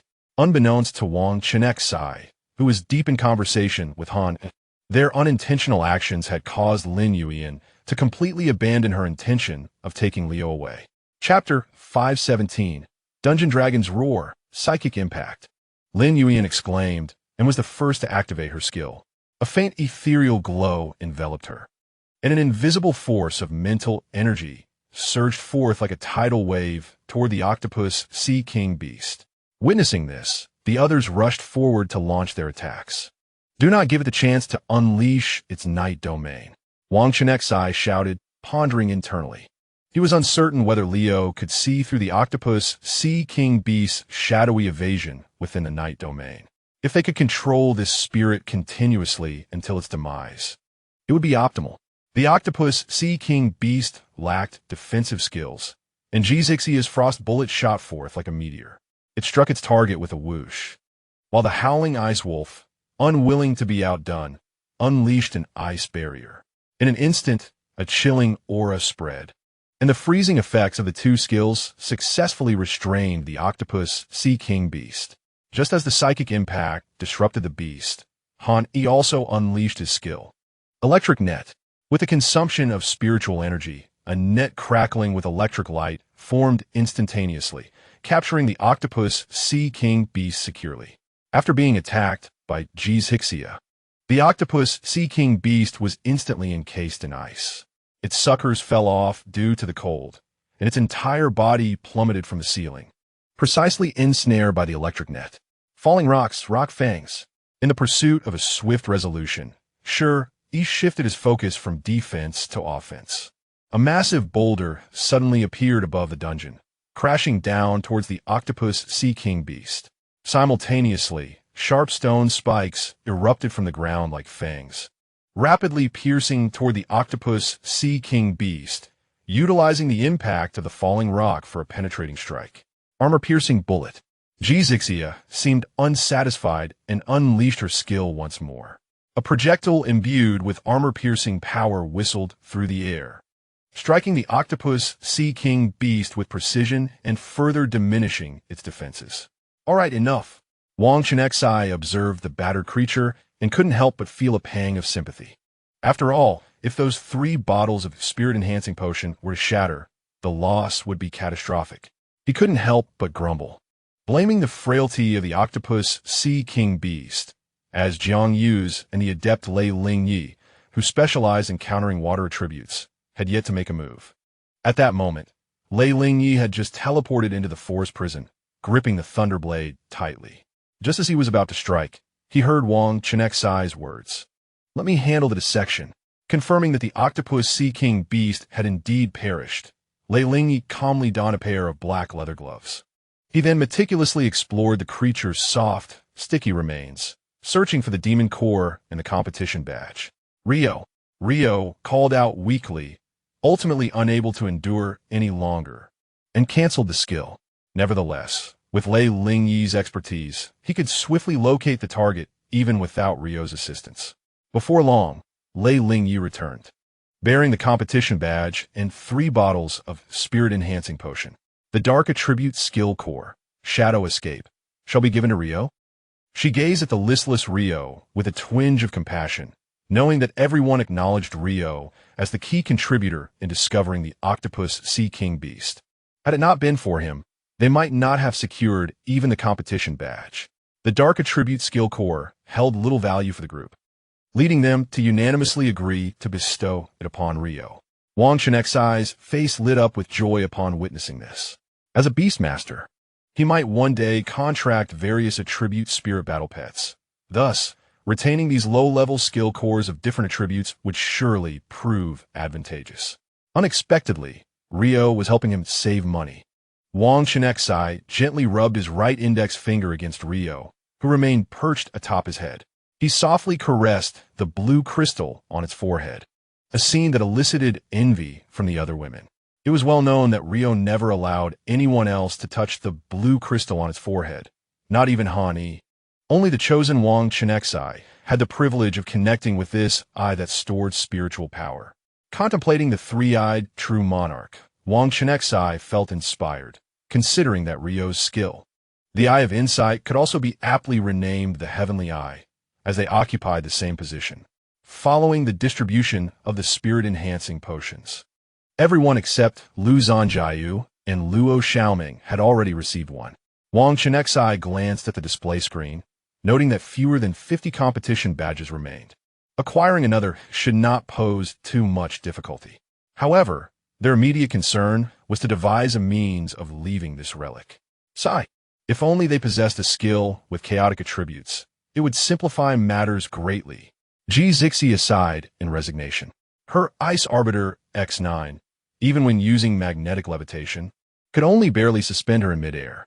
The notion of lifting such a heavy mechanical vessel to the surface of the sea was nothing short of fantastical. The Earth attribute skill of gravity control should also be achievable. However, I have not yet mastered it. Yu Zioan couldn't help but feel a twinge of regret. Ladies and gentlemen, can we discuss something more realistic? Lu Zhanjiao exclaimed loudly. What is the purpose of discussing skills that they do not possess? This is not an examination problem. It requires us to devise solutions based on practical circumstances and existing conditions. While they were engaged in this discussion, a deep and resonant dragon's roar suddenly echoed through the air, as if emanating from an endless abyss, causing the surrounding atmosphere to quiver slightly. Sisi Bailan, frightened, trembled violently and instantly burrowed into Wang Chenxi's clothing, feeling a chilling dread rise from the depths of her heart. The expressions of Zixia and Lin Yuyan turned to terror in an instant. They recognized the dragon's roar. But the overwhelming pressure it exuded was terrifying enough to shake one's very soul. Was it a ghost dragon? A bone dragon? Lei Lingyi warily fixed his gaze on the staircase leading deeper into the dungeon, his muscles tense and his demeanor vigilant. Perhaps we should retreat for now. The distance is simply too great, Wang Chenxi suggested, noting that his compendium had yielded no information. He was a proponent of a strategy grounded in instinct and, when unnecessary, wished to avoid a formidable foe, especially since both he and Lin Yuyan had already expended their fifth-tier powers. He was left with only his final trump card, the combined form of the diamond mirror, which he was reluctant to deploy lightly. With a sharp clank, the sound of iron chains breaking and falling to the ground echoed clearly, jarring in the eerie silence of the dungeon, striking at the frayed nerves of the group. These turtles are quite formidable. The team from the Archipelago Federation had finally dispatched the guardian spirits. The short male student was intently deciphering the ancient inscriptions on the walls and floor. Finally resolved, these lobster shells are excessively tough, aren't they? The members from the Kingdom of the Blazing Sun were nearly exhausted. As fire attribute beings, they had expended tremendous energy dealing with these water-armored spirits, even though they were merely third-tier entities. Wang Chenxi sensed that the situation was deteriorating and was about to call for everyone to flee when his compendium suddenly collected detailed information on a spirit. Chapter 518. Bone Spirit Dragon Spirit Name. Bone Spirit Dragon Spirit Attribute. Dragon Primary. Ghost Secondary. Spirit Rank. 5th Tier. Level 2 Spirit Quality. Imperial Spirit Skills. Bone Spike Dragon Wing Dragon. Flight, Wing. Bone Dragon Armor, Ghost. Dragon Might Dragon. Soul Devour, Ghost. Herculean Strength, Dragon. Soul Extinguishing Dragon Breath, Dragon. Reverse Scale, Dragon. Dragon Bone Piercing, Ghost. Dance of the Dragon, Dragon. Spirit Description. The Bone Spirit Dragon Clan is a unique spirit race formed through sinister and extraordinary means. Summoned via sacrifice from the malevolent soul devouring Dragon Emperor clan after its demise. It was long bound by the sacred beast's locking dragon chain. And despite the passage of countless ages leading to physical decay, its soul remains unextinguished, resulting in the formation of the distinctive Bone Spirit Dragon lineage. The Bone Spirit Dragon race possesses innate talents focusing on defense and offense, with no evolutionary forms. Bone Spike Dragon Wing, a dragon attribute skill, unique to dragon attribute spirits.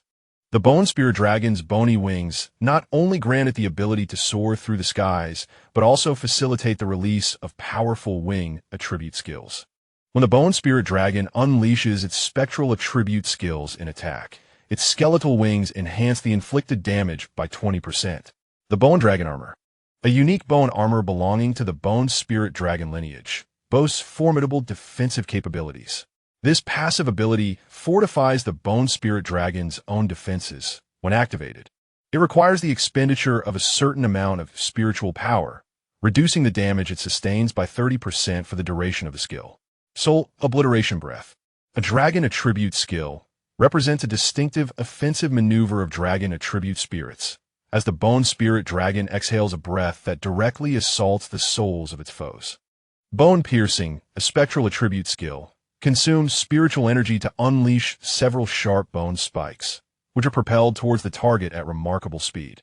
In addition to inflicting damage, these spikes induce a bleeding state in the target, causing a continual loss of vitality. If the bone spikes penetrate the target and encounter an obstacle, they will pin the target firmly in place, restricting its movement. Should the target's quality be inferior to that of the bone spirit dragon, a fear effect will also be triggered. Through the spirit's introduction provided in the compendium, Wang Chenxi vaguely glimpsed a fragment of the truth behind this relic.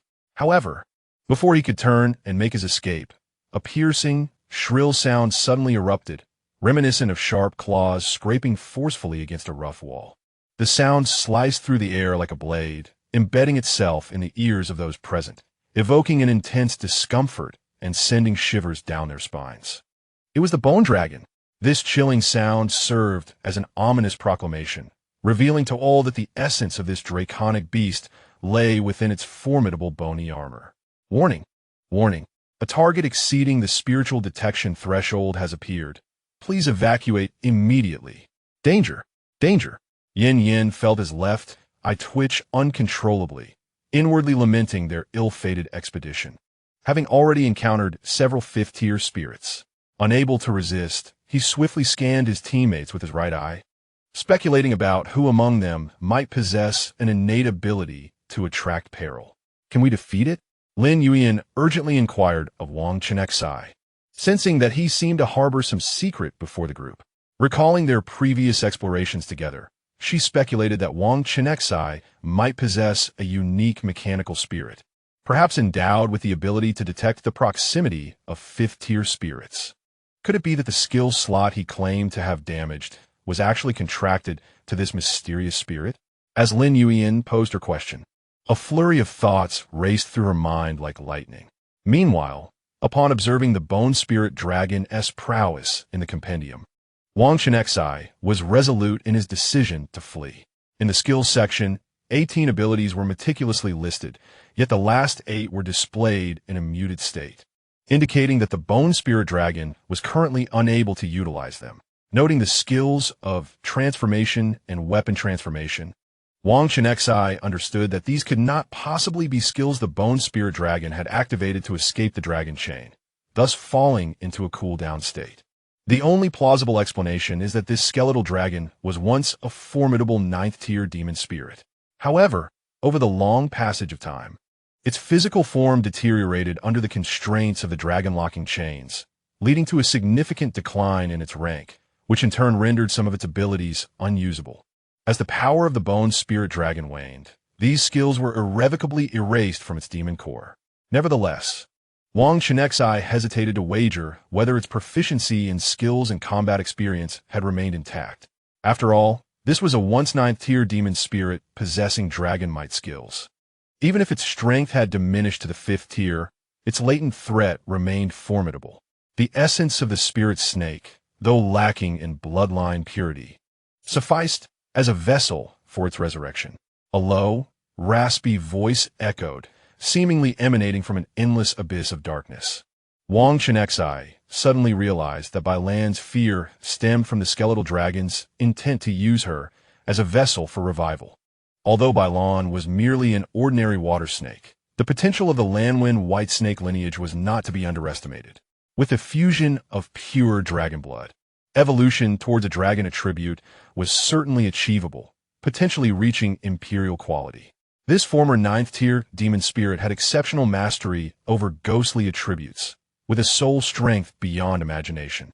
Persisting even after death, confined by the dragon-locking chains until its flesh decomposed, it astonishingly managed to merge its own dragon bones, resulting in this unique demon spirit race, the bone spirit dragon. Wang Chenxi found it hard to fathom the terrifying strength the soul-eating evil dragon emperor must have possessed at its zenith. What cataclysmic event transpired that compelled those individuals to summon it through sacrificial altars? As Wang Chenxi pondered this, the thought of escape seemed futile. A strategic withdrawal was imperative. However, before he could utter this thought, a pale dragon claw slowly emerged from the depths of the dungeon, resembling the scythe of death, heralding the arrival of danger. There was no escaping. Wang Chenxi resignedly closed his eyes, and when he opened them again, they were filled with resolute combat fervor. Since there was no way to flee, he had no choice but to fight. He would never abandon Bailon. Yet, before Wang Chenxi could voice this determination, Shi, responsible for defensive support, unhesitatingly charged forward. The defensive skill he had recently employed against the Octopus Sea King was now perfectly suited for this moment. Soul Shield, realizing the spectral nature of the Bone Dragon, Shi silently rejoiced that Brother Chun had chosen this skill for him. However, given his current spiritual strength, even bolstered by General Xiang's formidable defenses, it felt like a mere mantis trying to stop a chariot in the face of the Bone Spirit Dragon's overwhelming assault. Chapter 519, Dragonbone Piercing in the Dim. Eerie dungeon. A massive white skeletal dragon claw suddenly clenched the ground, its talons still bearing the remnants of broken chains, clanking ominously. Immediately, it folded its wings, and its massive body struggled to ascend through the narrow staircase corridor. The walls on either side scraped against its formidable bony spines, producing a cacophonous screech. The Bone Spirit Dragon let out a resounding roar that caused dust to cascade down from the dungeon walls. In the confined space of the only 10-meter-high dungeon, its colossal form was unable to soar freely. Although the terrain restricted its flight, the onslaught of its dragon breath left everyone in a dire predicament, making it nearly impossible to evade. The dragon's skeletal body radiated an eerie presence, with hollow eye sockets flickering with ghostly blue flames, resembling two wraiths dancing in the darkness. It lowered its head slowly and unleashed another deafening roar, spewing forth a pale dragon breath that surged like a torrent throughout the corridor. Wherever the breath passed, the air seemed to freeze, emanating a chilling aura that sent shivers down the spine, a visceral warning from the depths of one's soul. The phantom attribute attack was insurmountable. Wang Chenxi felt an urgent anxiety. Even though the elephant general stood tall, like a small mountain, it was still unable to fully shield against the overwhelming dragon breath. If they arranged themselves in a line behind the elephant general, the strength of the soul shield would be insufficient to withstand such a terrifying attack that struck at their very essence. In this moment, those possessing spatial displacement abilities could swiftly evade to the rear of the Bone Spirit Dragon, for its immense size rendered it cumbersome to turn around in the cramped dungeon. However, those lacking such skills were in grave danger. This dragon breath was exponentially more terrifying than the mind-attacking skills of the nightmare spider they had previously encountered. Evading it altogether would require alternative strategies involving elevation. Below was an expanse of emptiness. Lin Yuan, who had been utilizing the echo sound snail for echolocation, suddenly recalled this and urged loudly. Yu Zioen. A spark of inspiration ignited in Wang Chenxi's mind, and he cast a glance toward Yu Zioen with piercing intensity. Yu Zioen, ever perceptive, understood Lin Yuan's words immediately. She summoned her inner spiritual energy and unleashed her skill. A flash of light illuminated the area as the rock beneath their feet began to rapidly melt, producing a hissing sound. Hurry faster. The group surged toward Yu Zioen's position like a tide. They all understood the urgency. The pale dragon breath was advancing at an alarming speed. The soul shield surrounding the elephant general began to tremble violently under the assault of the dragon breath, as if it were on the verge of shattering. Done. With the designated area encompassing everyone, Yu Zioen called out loudly. Just as they braced themselves, a sudden and profound sensation of weightlessness enveloped them, and their bodies uncontrollably plummeted downward. Wang Chenxi held tightly onto Leo, curled up in his embrace, gently covering its three eyes with his hand, reassuring it softly, "Fear not. I am here."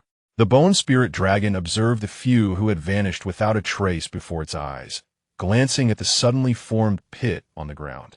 The flickering soul flames within its hollow, eye sockets blinked, as if perplexed by the disappearance. Ultimately, it was only after sensing the unique aura emanating from the white jade-skinned serpent that it dawned on them that this group of rodents had burrowed away to evade its assault. Ling Tung. Even as she descended, Yang Xiaomei managed to stabilize herself and unleash her skills with remarkable control. She could only feel grateful that, having been secretly taken to the Cloud Summit by the captain, Enji Zixia, she had long since adapted to this degree of weightlessness. With a swift motion, dozens of vines sprouted from her hands, moving with a life of their own as they intertwined rapidly.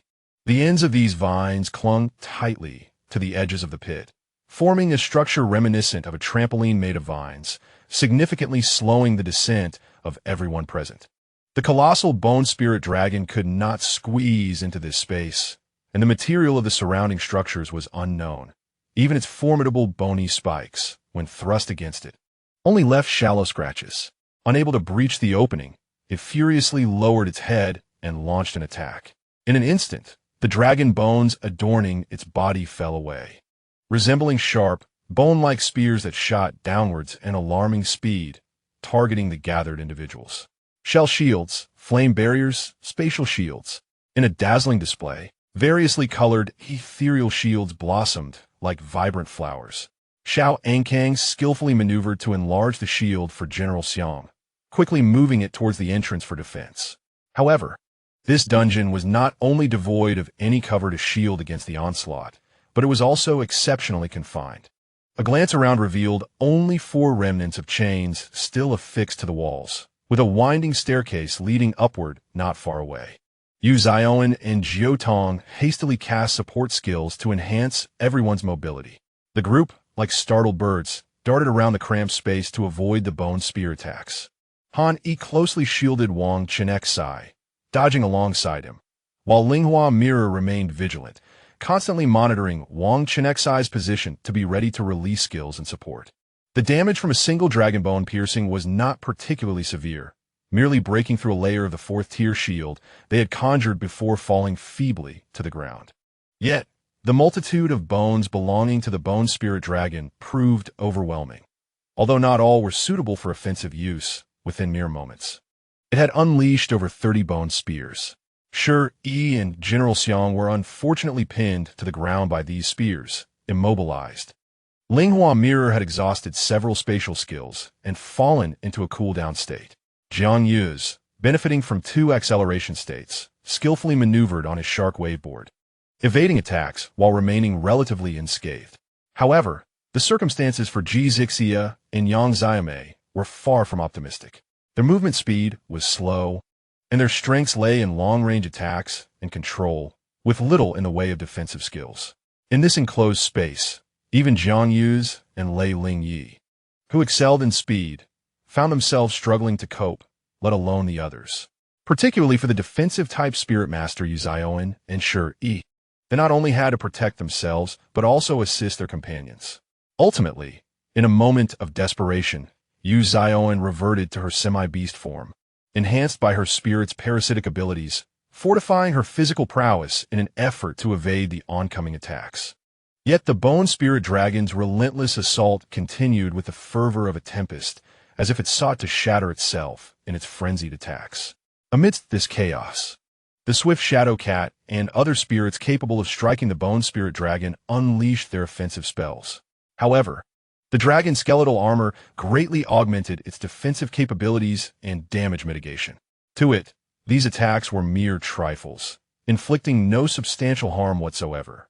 Meanwhile, empowered by the reverse scale and dragon dance, the bone spirit dragon significantly enhanced its offensive prowess, bolstered by its formidable strength. Each bone spear hurled by the dragon bore the terrifying might equivalent to half the power of a 5th-tier skill. The jagged dragon bones descended upon the group like miniature mountains, posing an immense threat and plunging them into a perilous predicament. Luo Xiaoming and several spirits had already expended their healing abilities, yet the bone spirit dragon's onslaught showed no signs of abating. In the climactic moment, the final bone spear hurtled towards Wang Chenxi. In this critical juncture, Han Yi stepped forward, sacrificing himself to shield Wang Chenxi from the impending strike. Run! Han exerted every ounce of his strength to push Wang Chenxi away, only to be mercilessly impaled by the bone spear, which pierced through his shoulder blade and anchored him to the ground. A trickle of blood escaped from his lips, while his heart urged Wang Chenxi and Ling Huajing to merge and flee.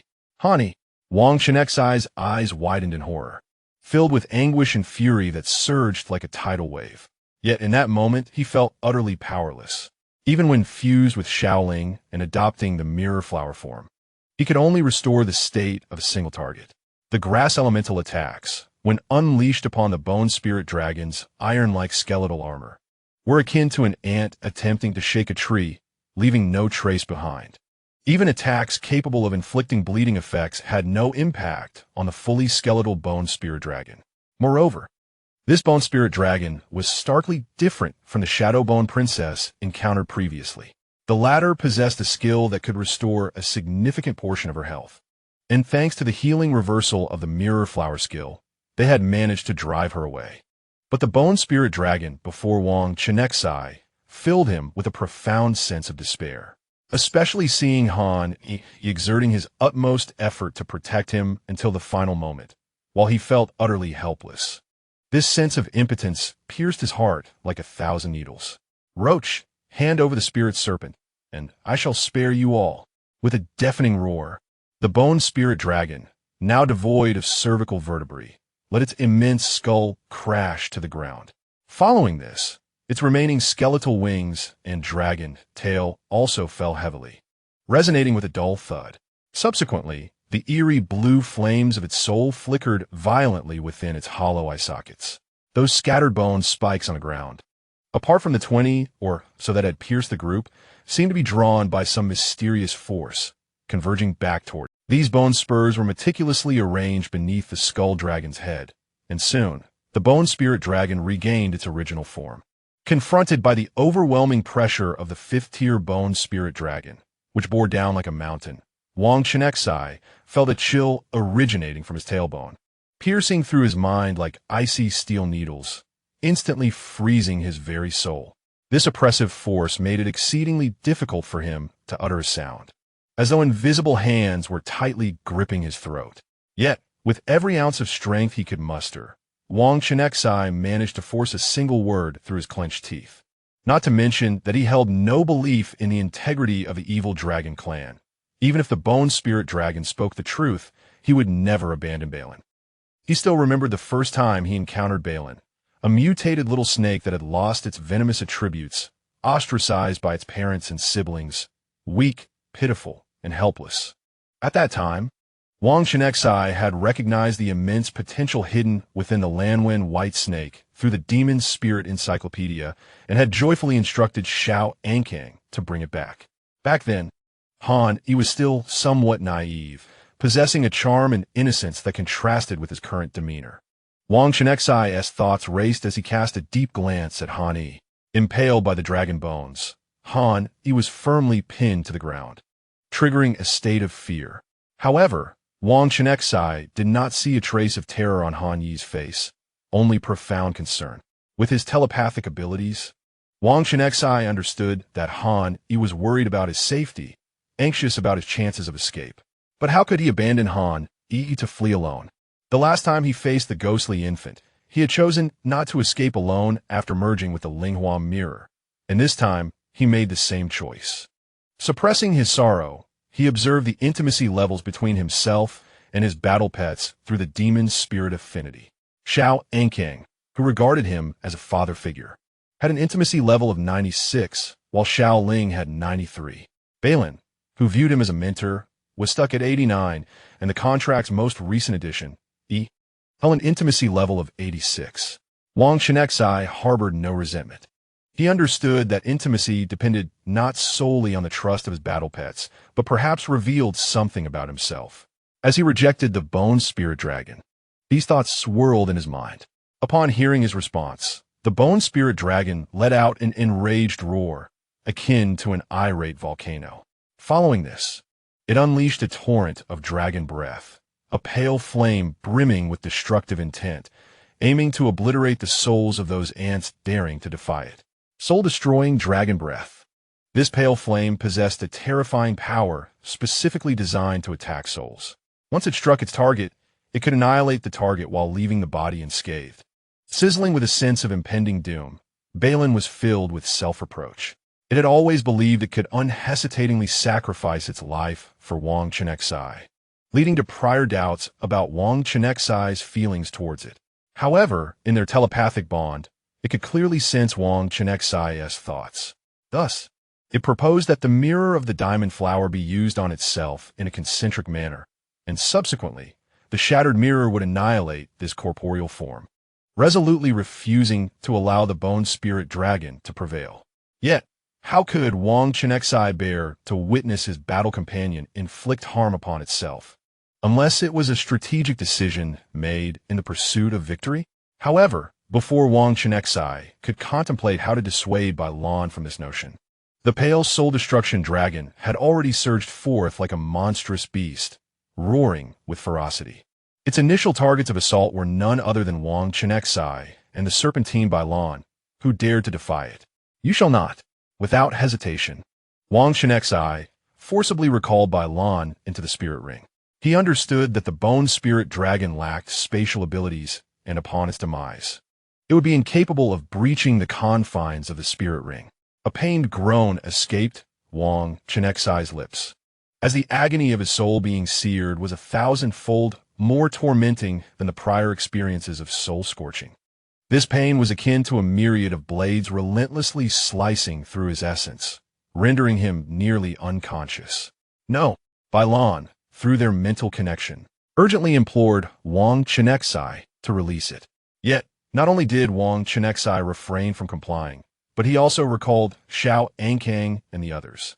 At that moment, his heart was filled with resignation and determination, pondering whether anyone would ever discover the 4 spirit rings and set them free. Perhaps perishing alongside Han, he would not be so bad. And to you, Leo, I am truly sorry. Wang Chenxi's consciousness gradually faded, and before he could reflect on the tapestry of his life experiences, he succumbed to oblivion. In his weakened state, unable to control the summoned battle companions, several spirits recklessly escaped from the spirit ring. Balan, with moist eyes, gazed at Wang Chenxi with a mixture of reluctance and resolve. "Master, I comprehend your intent." This time, Balan refrained from attempting to beseech the divine-level spirit again. It vividly recalled the words spoken to E before. Despite having received a response to its previous prayers, its innate pride urged it to rely on its own strength when capable. At this moment, it had found a solution. In the haze of unconsciousness, Wang Chenxi was oblivious to the burgeoning intimacy between himself and Balan. In this life-and-death scenario, their bond finally breached the threshold to 91 points. This unwavering connection, forged in the crucible of survival, successfully unlocked a new form of fusion with Balan. Chapter 5:21. The subtle influence of nature's spirit name. Serpent beauty spirit attributes. Water, primary. Insect, secondary. Spirit rank. Level 5, Stage 1 spirit quality. Imperial spirit vitality. 11,000 spirit agility. 11,000 spirit spiritual power. 11,000 spirit intelligence. 11,000 spirit mentality. 11,000 spirit skills. Steel shell, water, / insect, poison mist, poison. High pressure jet water, water shield, water, / insect, Westlake spring rain, water, spatial whip, space, high pressure water cannon, water, water tornado, water, subtle influence of nature, water. Serpent scale armor, insect, spirit description. In a new form, pinned to the ground by a bone spear, Luo Xiaoming struggled to tilt her gaze, managing to catch a glimpse of a figure. The protective light she had previously emitted shielded her from the fear induced by the bone spikes, allowing her to retain clarity of thought even in such dire circumstances. "I knew you wouldn't be so easily defeated." Luo Xiaoming couldn't help but chuckle. Her voice, though tinged with fatigue, resonated with trust and pride. In her heart, her team leader, Wang Chenxi, had always been the one capable of conjuring miracles in moments of despair. At that moment, Wang Chenxi emerged like a mysterious entity from the depths of a colossal wave. His hair, a striking and unique style, predominantly shone with a pure silvery hue that transitioned into a translucent blue at the tips, reminiscent of the ethereal glow of the deep sea. The strands danced gracefully in the light, as if caressed by an invisible current, each one infused with a vibrant essence of life. His eyes, deep and clear, shimmered in a blue reminiscent of tranquil waters harboring twinkling stars, their elongated shape akin to that of serpent, exuding an exquisite charm, accentuated by long lashes. The contours of his face were sharp yet gentle, perhaps a result of the blending of the white wave gender. His prominent nose perfectly enhanced the three-dimensionality of his features. His naturally tinted lips, when pursed, carried an air of frigid elegance, emanating a sense of aloofness that kept others at bay. Bare-chested, the fluid and taut lines of his musculature conveyed an undeniable strength. Occasionally, as a spiritual energy coursed through him, a few snow-white serpent scales would subtly emerge on his shoulders and back, adding a touch of flamboyance and untamed spirit. The serpent beauty's spirit form was expected to possess a human upper body and a serpentine tail. However, for reasons unknown, Wang Chenxi retained his original legs, albeit with a hint of serpentine characteristics. His legs appeared longer and more slender, while his waist showcased powerful muscles and a lean silhouette. The genuine water snake waist not only displayed a unique aesthetic, but also harbored formidable strength. Serpent scale armor. The serpent beauty gazed coldly at the relentless onslaught of the soul-destruction dragon breath, her tone laced with disdain. As she unleashed her skill, a layer of shimmering white scale armor materialized around her, reflecting light like flowing mercury, swiftly enveloping her muscles and tattoos, providing a tight and secure protection. Serpent scale armor, a skill of the insect attribute that, upon activation, swiftly consumes spiritual energy to manifest a robust armor upon the surface of the body. This armor not only enhances one's defensive capability by 30%, but also mitigates incoming damage by 12% for its duration. After withstanding the bone dragon's breath attack, the serpent maiden recognized the gravity of the situation, noting that the bone dragon currently lacked effective means of assault. Seizing this fleeting opportunity, she decisively unleashed her newly acquired healing skill, Gentle Rain of Renewal. With her lips slightly parted, her voice, though barely audible, resonated with an enigmatic power. Within the dark, damp confines of the underwater ruins, a delicate rain began to fall. This gentle rain was soft and subtle, landing silently upon all, quietly nourishing everything and tenderly healing its targets. Gentle Rain of Renewal is a water attribute skill that requires the consumption of spiritual energy to summon a healing rain capable of mending wounds of the soul, mind, and body. The longer the skill is sustained, the more targets it can heal, though it also demands greater spiritual energy. Conversely, the variety of wounds treated correlates with an extended cool-down period for the skill. At this moment, the state of the group was dire. They had first been depleted of all abilities by the bone dragon's fierce onslaught, only to be subsequently pinned to the ground by bone spears. In addition to their fear, they were weakened further by profuse bleeding from their injuries. The skill unleashed by the serpent maiden was akin to a long-awaited rain after a drought, a true, timely blessing. Particularly, Gentle Rain of Renewal could even mend injuries of the soul, allowing the dormant spirit of Wang Chenxi within her to gradually awaken under the tender caress of the soft rain. Wang Chenxi's spirit had previously endured the torment of high-temperature soul exposure, followed by the chilling essence of the snowy ghost's ice spirit. He spared no effort, generously employing numerous soul-repairing materials as if they were of no cost. Through this series of restorative measures, Wang Chenxi's soul strength significantly improved, bolstering his resistance to the high-temperature affliction. Thus, after being struck by the annihilating dragon's breath, he still managed to summon the willpower to retrieve several other spirit entities back into the spirit ring. At this moment, under the attentive care of Gentle Rain of Renewal, the gentle raindrops danced like ethereal sprites, seamlessly merging with the armor enveloping Wang Chenxi's form, deeply mending his injured soul. Each droplet seemed infused with boundless vitality and strength, gradually healing the wounds upon his spirit. Return to spirit. The incapacitated Luo Xiaoming, aware of the immense spiritual pressure Wang Chenxi faced, gritted her teeth and strained to raise her head, fixing her gaze upon him. Then, through her unique abilities, she resolutely unleashed a skill meant for the Holy Light Unicorn.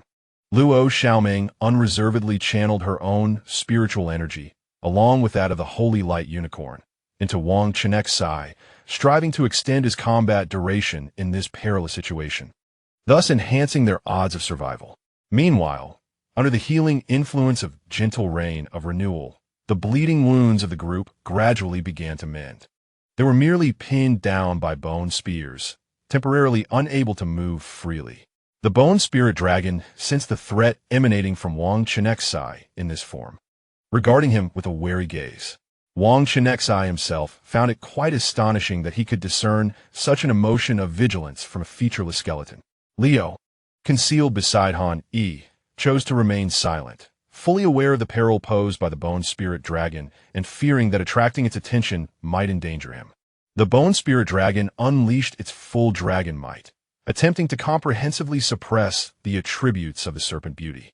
However, with the absence of its oppressive aura over others, the group gradually freed themselves from their state of fear. Was that Wang Chenxi? Having witnessed Wang Chenxi's previous fusion with Xiao Kang, they all began to harbor conjectures in their minds. Observing the figure clad in white scaled armor, they surmised that this was indeed his form after merging with the white serpent. Chapter 5:22. The born talent ranking such innate talent is truly enviable. Whether it was Feng Xiao, who was infatuated with the spirit beasts, or the several girls who placed great importance on appearances, or even Lei Ling Yi and Ji Zixia, who pursued formidable power, all could not help but exclaim in admiration. After all, the ability to exhibit prowess beyond one's level, albeit with a lengthy cooldown, comes with minimal side effects. Moreover, Wang Chenxi did not possess just one battle companion, implying that he could utilize this formidable ability multiple times within a month. Do I envy individuals like you with innate talents? Upon hearing the group's exclamations, Feng Xiao couldn't resist adding his thoughts. Continue to envy. Xiaji Kuei proclaimed with pride, instinctively raising his chin. Yet he forgot his current immobile state. As he abruptly lifted his head, his body remained still, and a sharp pain shot through his jaw. He gasped in pain but dared not cry out, fearing his predicament would be revealed.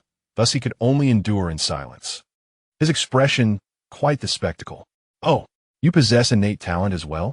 Feng Xiao instantly became intrigued, genuinely surprised that even Xiaji Kuei had such a gift. After all, not only did he lack innate talent, but he had never heard Xiaji Kuei mention it before. What is so surprising about that? My innate talent ranks among the top 50 on the global leaderboard, Xiaji Kuei boasted, puffing out his chest as he lay on the ground, showcasing his hidden glory to the crowd. The so-called Global Innate Talent Ranking is an authoritative list that consolidates information about all innate talent holders. It compiles and analyzes various data regarding these talents, ultimately forming a ranking of considerable reference value. Innate talent essentially grants the possessor an additional unique skill. However, the strength of this skill varies dramatically among individuals. Take Lin Yuyan's celestial voice, for instance. It allows her to control targets not exceeding her own level and can synergize with amplification skills of the same attribute, yielding results beyond imagination.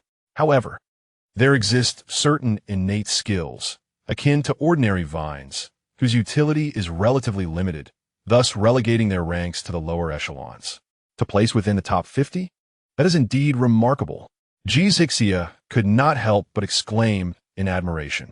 Deep down, she was aware that her own inherent talent, the mechanical heart, only ranked over 70 on the global leaderboard. After all, the mechanical heart's gift primarily allows for a perfect synergy between her spiritual attributes and mechanical skills, minimizing spiritual energy consumption during skill usage. Beyond this, it renders her somewhat emotionally detached, making her less susceptible to the control effects of mental attributes, which indeed holds practical value. The prior effect of energy synergy could be achieved through consuming certain spiritual items, much like the empty ginkgo fruits used by Wang Chenxi and his companions. Similarly, the dream orchid fruit that Wang Chenxi once procured for Han, he could also diminish elemental energy expenditure when releasing dream-related skills. Could Wang Chenxi prevail? Those individuals sprawled on the ground were fortunate enough to witness the fierce battle unfolding above, while those pinned to the ground or impaled against walls were consumed by an anxious urgency. They were filled with apprehension, yet hindered by their confinement, could only fret helplessly. Little butterfly, synesthesia, although Yang Xiaomei was also immobilized on the ground, her battle pet, the illusory rain butterfly, could distinctly perceive Wang Chenxi's every move. Upon activating the synesthesia skill, Yang Xiaomei began excitedly relaying the battle scenes to those unable to see. Wang Chenxi delivered a swift kick, and the ethereal tail of the white serpent behind him lashed out like lightning. With a series of cracking sounds, several bones of the bone spirit dragon shattered and fell. Yang Xiaomei's voice brimmed with exhilaration, akin to a war correspondent vividly narrating the events, as if to immerse everyone in the experience.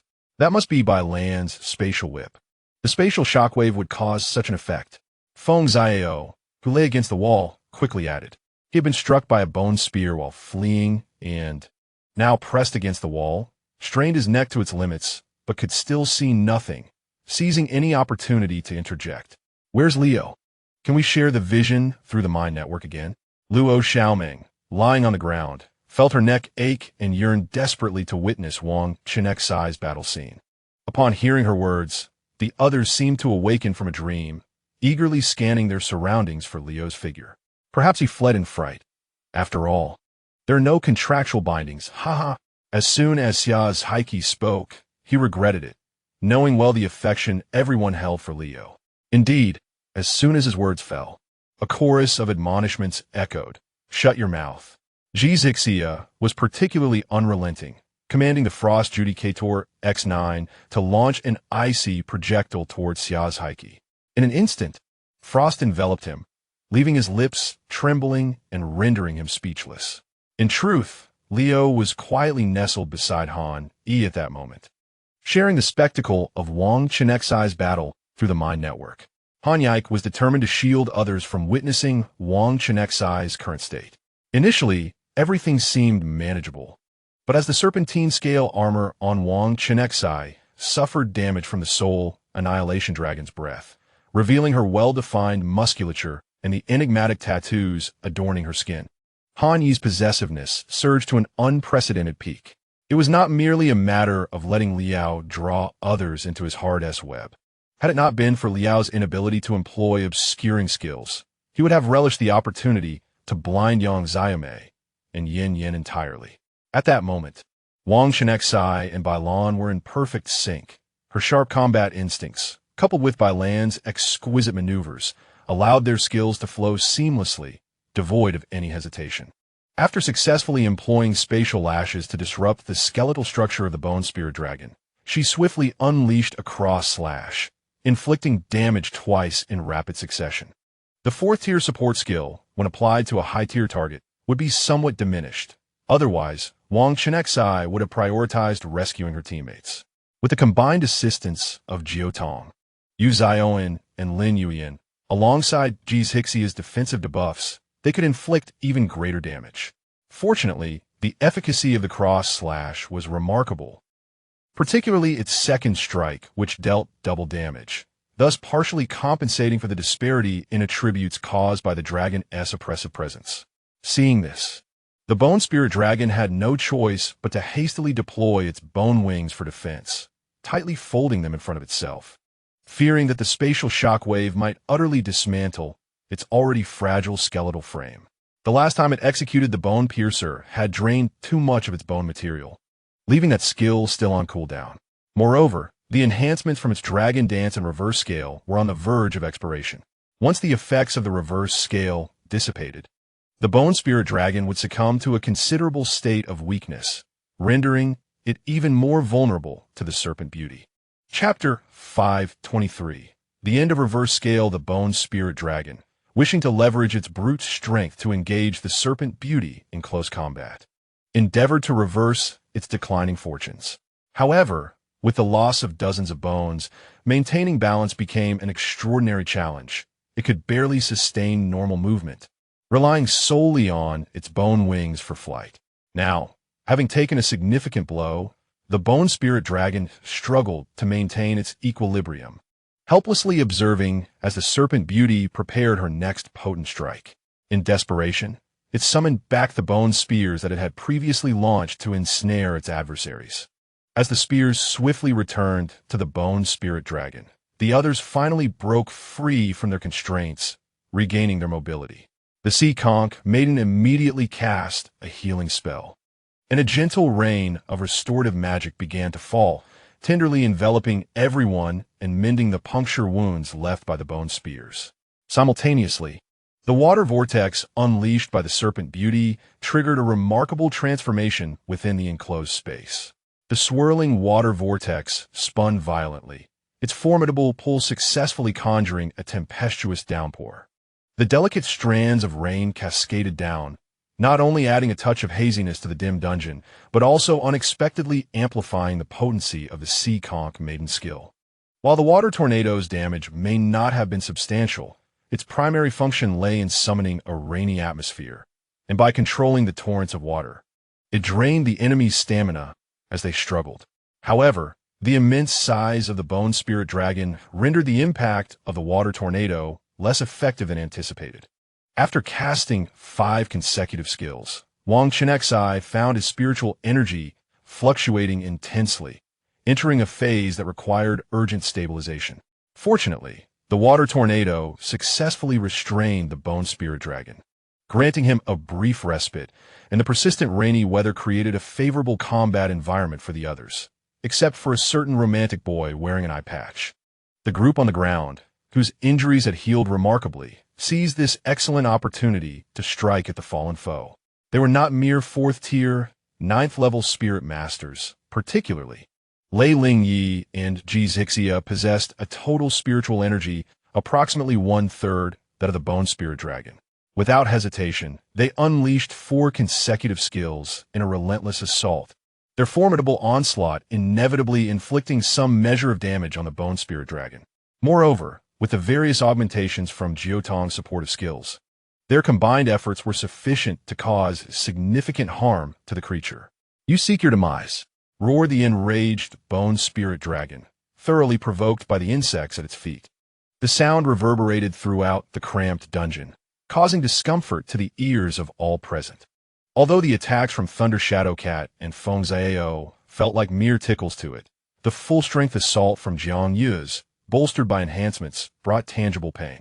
The dungeon, spacious for Wang Chenxi and his companions, felt exceedingly confined for the bone spirit dragon, which could barely hover above the ground, unable to leverage its size advantage. An invisible whitetail behind Wang Chenxi served as a sturdy support, allowing him to hover 3 meters above the ground, enabling him to target the dragon's vital areas. Meanwhile, Jiang Yu's, seizing a moment when the bone spirit dragon struggled to turn, soared high on his shark waveboard, delivering a powerful strike from behind. Ji Zixia, quick on the draw, immediately fired a shell, accurately hitting the bone spirit dragon and timely applying a debuff to its defenses. Another secondary attacker, Yin Yin, was equally relentless, unleashing a fiery beam to engage the dragon directly and successfully diverting its attention. Ice-based skills countered dragon attributes, and with Lin Yuan's assistance, Ji Zixia and the Howling Ice Wolf executed their ice abilities, though the freezing control effect was negligible against such a high-tier target. The resultant slow had a significant impact on the bone spirit dragon, already reliant on physical attacks. The dragon found its skeletal frame seemingly frozen in place, severely limiting its movements. Meanwhile, Wang Chenxi's occasional whip-like leg strikes kept the creature on its toes. Lacking healing abilities, the bone spirit dragon could only rely on its bone armor to withstand the damage, yet its health was undeniably wearing thin. with a desire to unleash a devastating dragon breath to eradicate these pesky ants. The bone spirit dragon prepared to retaliate. However, it was also concerned that by the time the cooldown for the soul annihilation breath skill had elapsed, Wang Chenxi's silent nourishment would also be on cooldown, rendering the situation even more precarious. The intellectually limited bone spirit dragon was evidently unaware that silent nourishment could prolong its cooldown time by healing various types of injuries. In the recent crisis, Wang Chenxi had simultaneously treated both the physical and spiritual wounds of the group. Now, the physical injuries of the teammates had been mended, and only the spiritual wounds required attention. Consequently, the subsequent cooldown for silent nourishment would align with that of the soul annihilation breath. Moreover, with Shiyi's soul shield and Ji Xia's freezing skill in play, there was no immediate need to fret over the threat posed by the soul annihilation breath. You ants dare to harm me. The bone spirit dragon bellowed in rage, violently swinging its bony tail. Particularly, Jiang Yu's recent strike had intensified the pain coursing through its bones, making it feel as if its bony tail was on the verge of breaking. Freeze, freeze! Both Shui, Zhongaiyu, and Huan Yudi invoked their freezing skills, temporarily sealing the bone spirit dragon's immense power and soul annihilation breath, which were still under the effect of the cooldown. It is worth noting that freezing and sealing a skill that is in cooldown would pause its cooldown period. Thus, at this moment, Wang Chenxi and the others were quite secure, while the bone spirit dragon, under the relentless barrage of attacks, had bones scattering everywhere. Once Wang Chenxi's spiritual energy fluctuation stabilized, he unleashed a seamless series of swift attacks. As a fellow fifth-tier practitioner, the damage inflicted by Wang Chenxi's skills was indeed considerable. High-pressure jet, high-pressure water cannon. Especially under the amplification of the rainy weather, Wang Chenxi, with his hands interlocked, unleashed a powerful high-pressure jet that surged forth like a torrential flood, inflicting tremendous damage. At the moment the high-pressure jet concluded, Wang Chenxi swiftly swung his right leg, executing a triple slash that successfully refreshed the duration of the attack enhancement. Following this, he employed the high-pressure water cannon, the immense force propelling the bone spirit dragon backward a considerable distance. Seizing the opportunity, he maintained a safe distance and promptly used the steel shell skill to bolster his defenses. In the intense melee, the once fractured serpent scale armor began to radiate a gentle aquatic glow anew. The white serpent scales materialized once more, shimmering with a mysterious luster before quietly retreating beneath Wang Chenxi's skin. Apologies for the delay. I had a follow-up appointment today and later attended the finals. So the update was posted late. There will be another chapter before midnight. Chapter 524. Remnant Soul, the Bone Spirit Dragon, now acutely aware of the dire situation, let out a reluctant roar of anger. It had waited for such an eternity that it had nearly forgotten the passage of time. After finally finding an opportunity to break free from its chains, it encountered the spirit serpent, By, brimming with hope for rebirth. Yet now, everything was poised to dissolve into nothingness. How could it resign itself to such a fate? How could it possibly accept this? The bone spirit dragon attempted to unleash the soul annihilation breath once more, but the imprint of the skill, briefly sealed by the freezing ability, had not yet fully cooled down, as it yearned with an intense urgency to ignite its dragon soul, forcibly unleashing the annihilating breath in a bid to perish alongside Wang Chenxi. The enhancement from the reverse scale skill came to an abrupt end. Accompanying this cessation was a profound sense of weakness following its explosive surge, a frailty that Wang Chenxi felt acutely.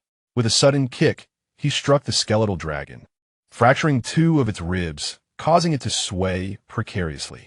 Understanding the skeletal dragon's abilities, Wang Chenxi comprehended the implications of its current state.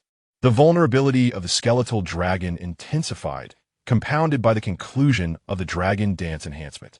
It was over, with the skill's cooldown complete.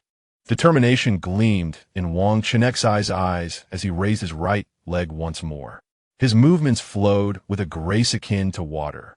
His leg lifted above his head in a perfect split, resembling a poised axe radiating a fierce aura. Simultaneously, a white serpentine tail extended from his form, swiftly morphing into a colossal ethereal shadow. Like a bolt of white lightning, it surged toward the skeletal dragon with ferocity. Space Whip, this formidable skill, endowed with spatial locking capabilities, was nearly guaranteed to strike its target. As the skill was unleashed, the surrounding space trembled violently. Had the skeletal dragon possessed a functioning brain, such a powerful spatial disturbance would surely have rendered it dizzy. However, in its current skeletal state, devoid of flesh to soften the impact, its bony structure disintegrated under the violent spatial upheaval, scattering like building blocks swept away by a tempest, shattering into numerous fragments that clattered to the ground. At that moment, what remained, a mere skull and a skeletal tail, resembled its appearance when it had leaped into the abyss. Yet, the fallen bones now lay limp and soft upon the ground, lacking the hardness and sharpness they had exhibited during the prior bone-piercing assault. As the flickering soul fire within the eye sockets of the skeletal dragon dimmed and ultimately extinguished, Wang Chenxi's taut nerves relaxed, and he exhaled deeply, his legs giving way as he sank to the ground, leaning against the wall, relinquishing his combined state. However, amongst the onlookers, there was no ethereal spirit to perceive the subtlety. Thus, none noticed a wisp of residual soul silently emerging from the skeletal remains, drifting towards the resting white jade beauty serpent on the ground. Observing this, Han Yi swiftly retrieved a pristine outfit from her spatial pouch, hastening to Wang Chenxi's side, thoughtfully draping a black cloth around him. At that moment, Wang Chenxi's shirt lay in tatters, reduced to mere strips, while his trousers bore only a few stains. Fortunately, protected by the serpent scales, he remained dry. Must the trousers be changed as well? A simple wash with little Ankang's bubbly water would suffice, Wang Chenxi mused. Sprawled on the ground, utterly spent, allowing Han Yi to fuss over him. Do you not understand that boys and girls must not share the same seating after the age of 7? Han Yi shot him a disapproving glance, her tone tinged with exasperation. After all, with the current appearance of the Pearl Envoy, coupled with the inherent intelligence and articulate nature of merfolk, it was prudent to exercise caution in certain matters. All right, I shall acquiesce to your whims, Wang Chenxi exclaimed with a resigned gesture, spreading his hands and closing his eyes, embodying the demeanor of a master awaiting service. Han Yi, finding amusement in the situation, had long been tempted to caress Wang Chenxi's sculpted abs and defined waist. It was perplexing to him how this individual had begun to regain his fitness. His physique was nearly more impressive than Han Yi's own. As Han Yi began to remove Wang Chenxi's trousers, his hand inadvertently brushed against the base of Wang Chenxi's tail. The memory of the once white serpent tail made Han Yi salivate uncontrollably. Regrettably, it was only after merging with Bailan that Wang Chenxi had achieved this form. Otherwise, Han Yi chuckled at the thought, swallowing the saliva that pooled in his mouth. This amusing scene did not escape Wang Chenxi's notice. As he opened his eyes and cast a teasing glance at Han Yi, sensing Wang Chenxi's gaze, Han Yi quickly regained his composure.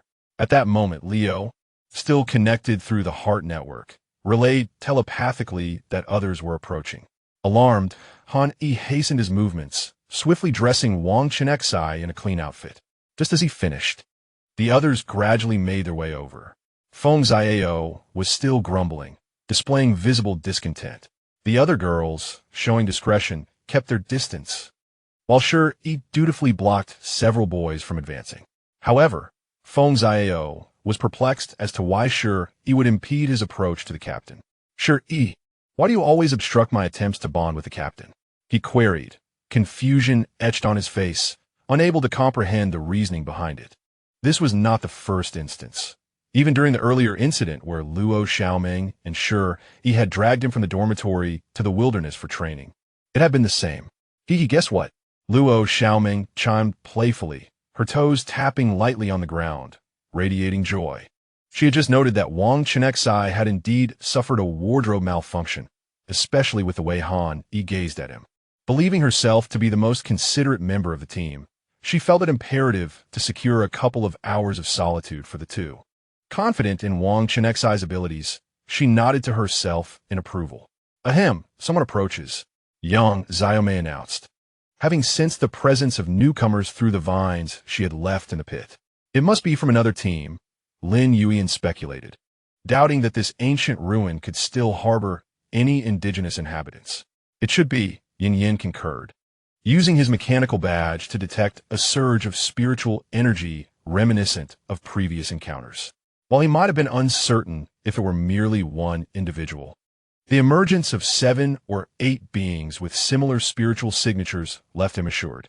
Do not engage those endlessly respawning guardian spirits.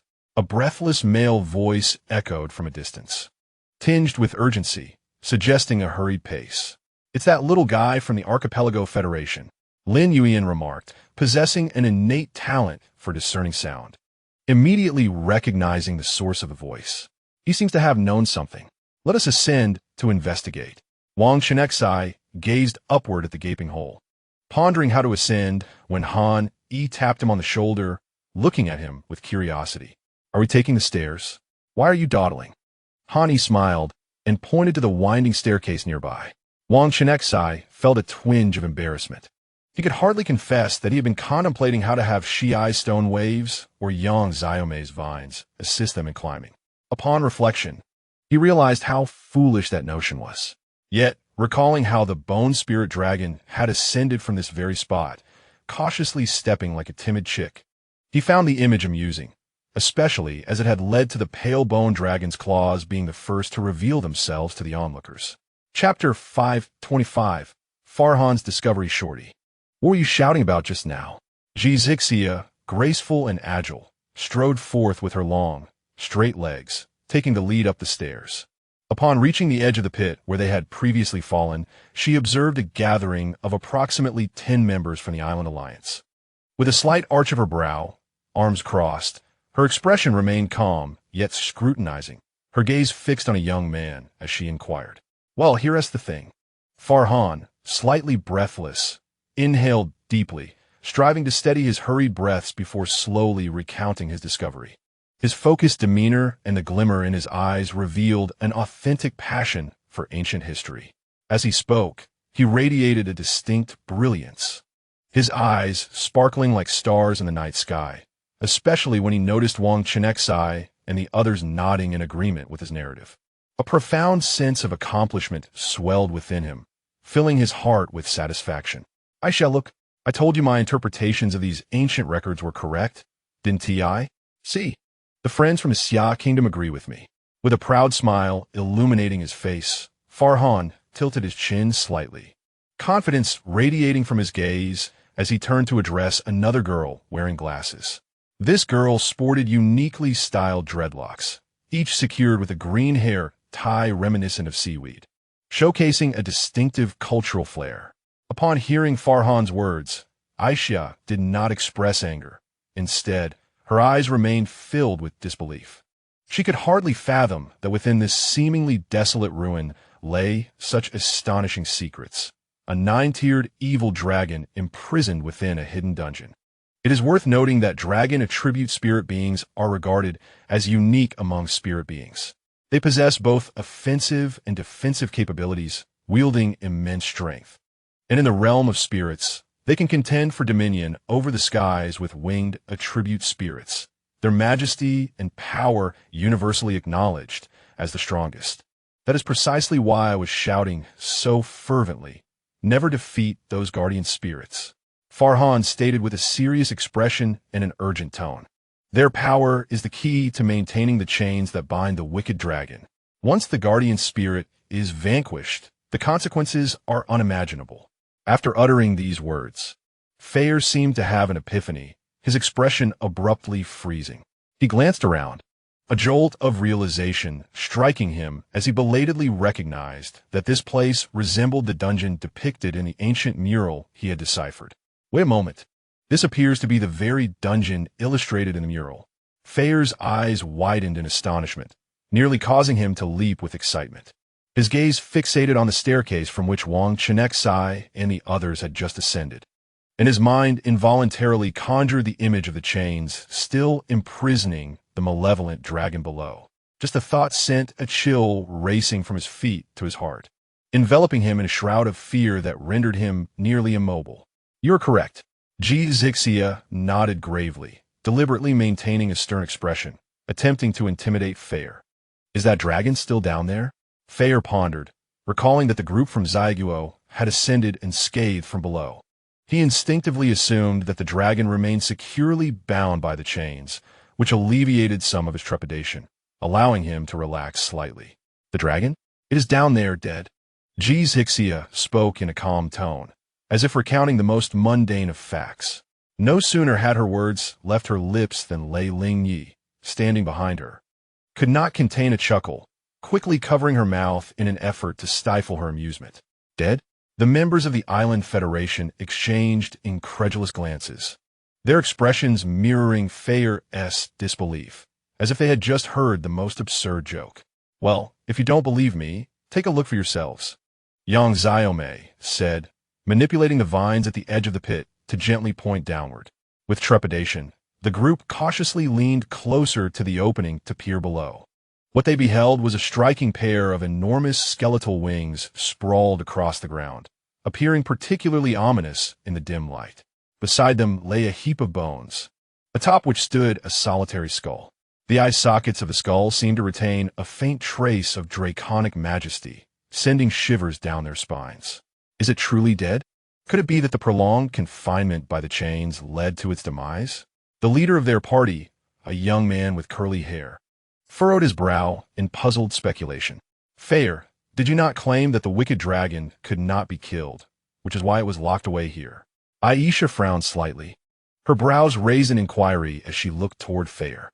"The mural indeed records it this way," Fair replied anxiously, scratching the back of his head as he spoke. They had tried various means to confront this soul-devouring dragon king, but all had ended in failure. Ultimately, in desperation, they had sacrificed a significant portion of their kin to successfully activate the chains that bound the dragon, finally resolving this terrifying crisis. As if Aer spoke, a wave of doubt surged within him, causing him to question whether his interpretation of the mural had been flawed. He leaned down once more, scrutinizing the appearance of the dungeon below. When his gaze fell upon the shattered segments of the dragon chain on the wall, his eyes widened in disbelief, and an astonishing conjecture arose within him, one he could scarcely believe himself.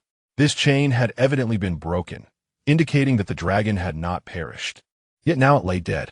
Could it truly be that the teams from the Xia Nation had accomplished this? But that was a 9th-tier evil dragon. How could such a feat be possible? Fire slowly raised his head, his mouth agape, his expression filled with shock and bewilderment as he stared blankly at the dozen or so individuals from Xia Nation.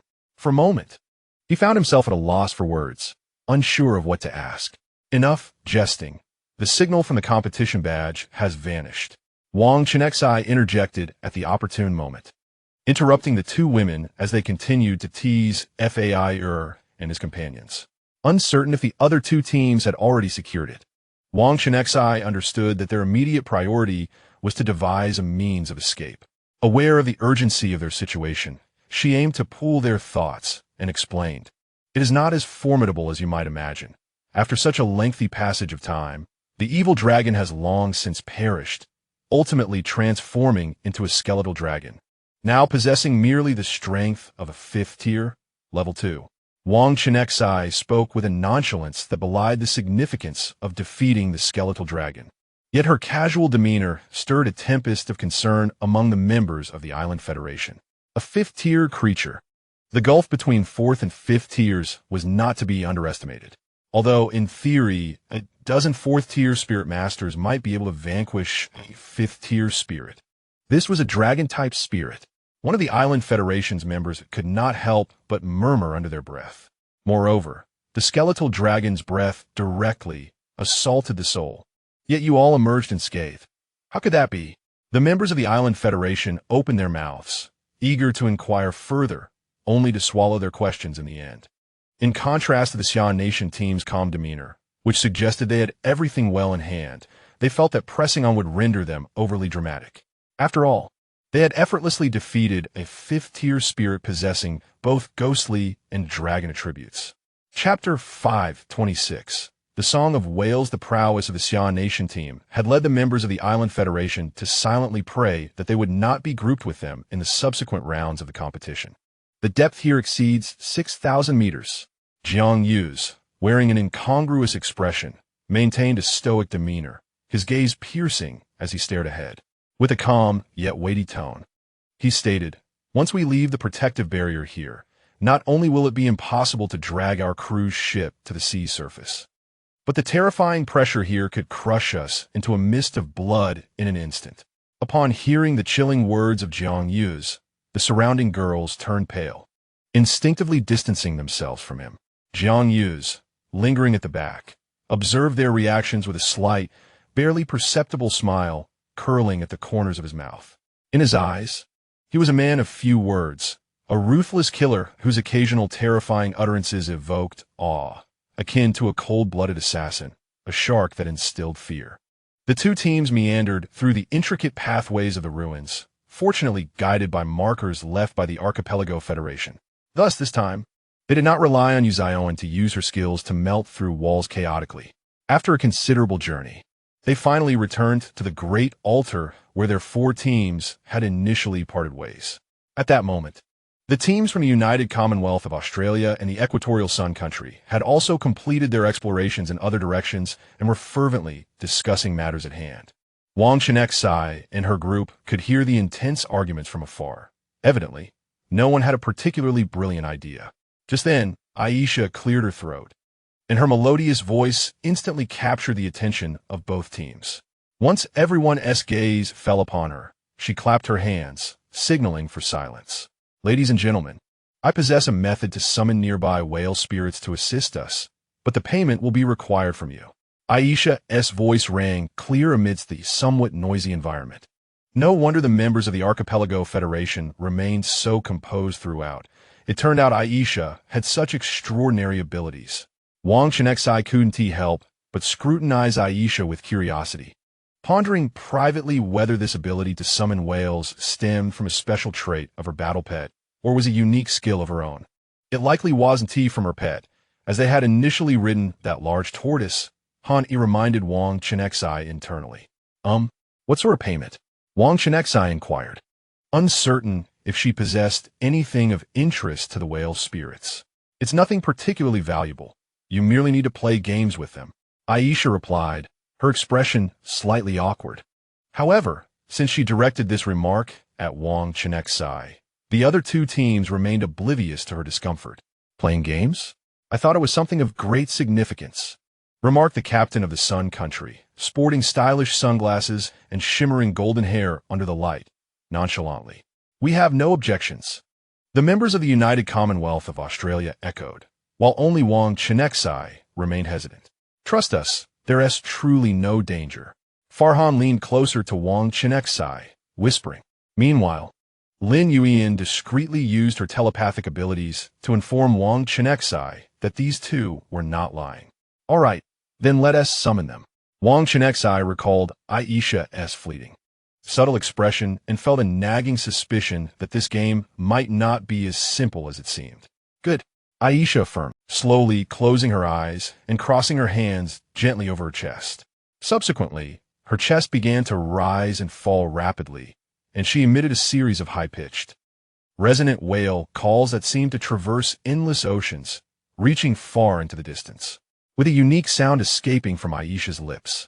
It wasn't long before the crowd heard the distant echo of other whale songs responding from afar. The sound grew nearer and louder, clearly indicating that the whale spirits were swiftly approaching their location. After receiving the reply, Aisha gradually ceased her skill's invocation. "Incredible!" The onlookers gasped in awe. The ability to summon whale spirits for assistance was nothing short of miraculous in a vast ocean. Yet, a question lingered in their minds. Why had Aisha never demonstrated this skill before? With the aid of these whale spirits, obtaining the competition badge from the Octopus Sea King should be a trivial endeavor. This is my innate talent, the whale song, which allows me to call for help with whale calls," Aisha said with a shy smile. When she first awakened this gift, she had thought it to be rather trivial. However, it wasn't long before the Coastal Rescue Organization contacted her, inviting her to join them directly after her graduation. Aisha, your ability is remarkable. You can summon whales to help us fend off the dangers of the ocean. Aisha recalled Sister City, expressing her excitement, her eyes glistening with tears as she earnestly stated that with Aisha's involvement, many lives would be saved in the archipelago. Today, she was once again praised by the formidable competitor from Xia country, but the thought of the drawbacks of her ability made Aisha feel somewhat embarrassed.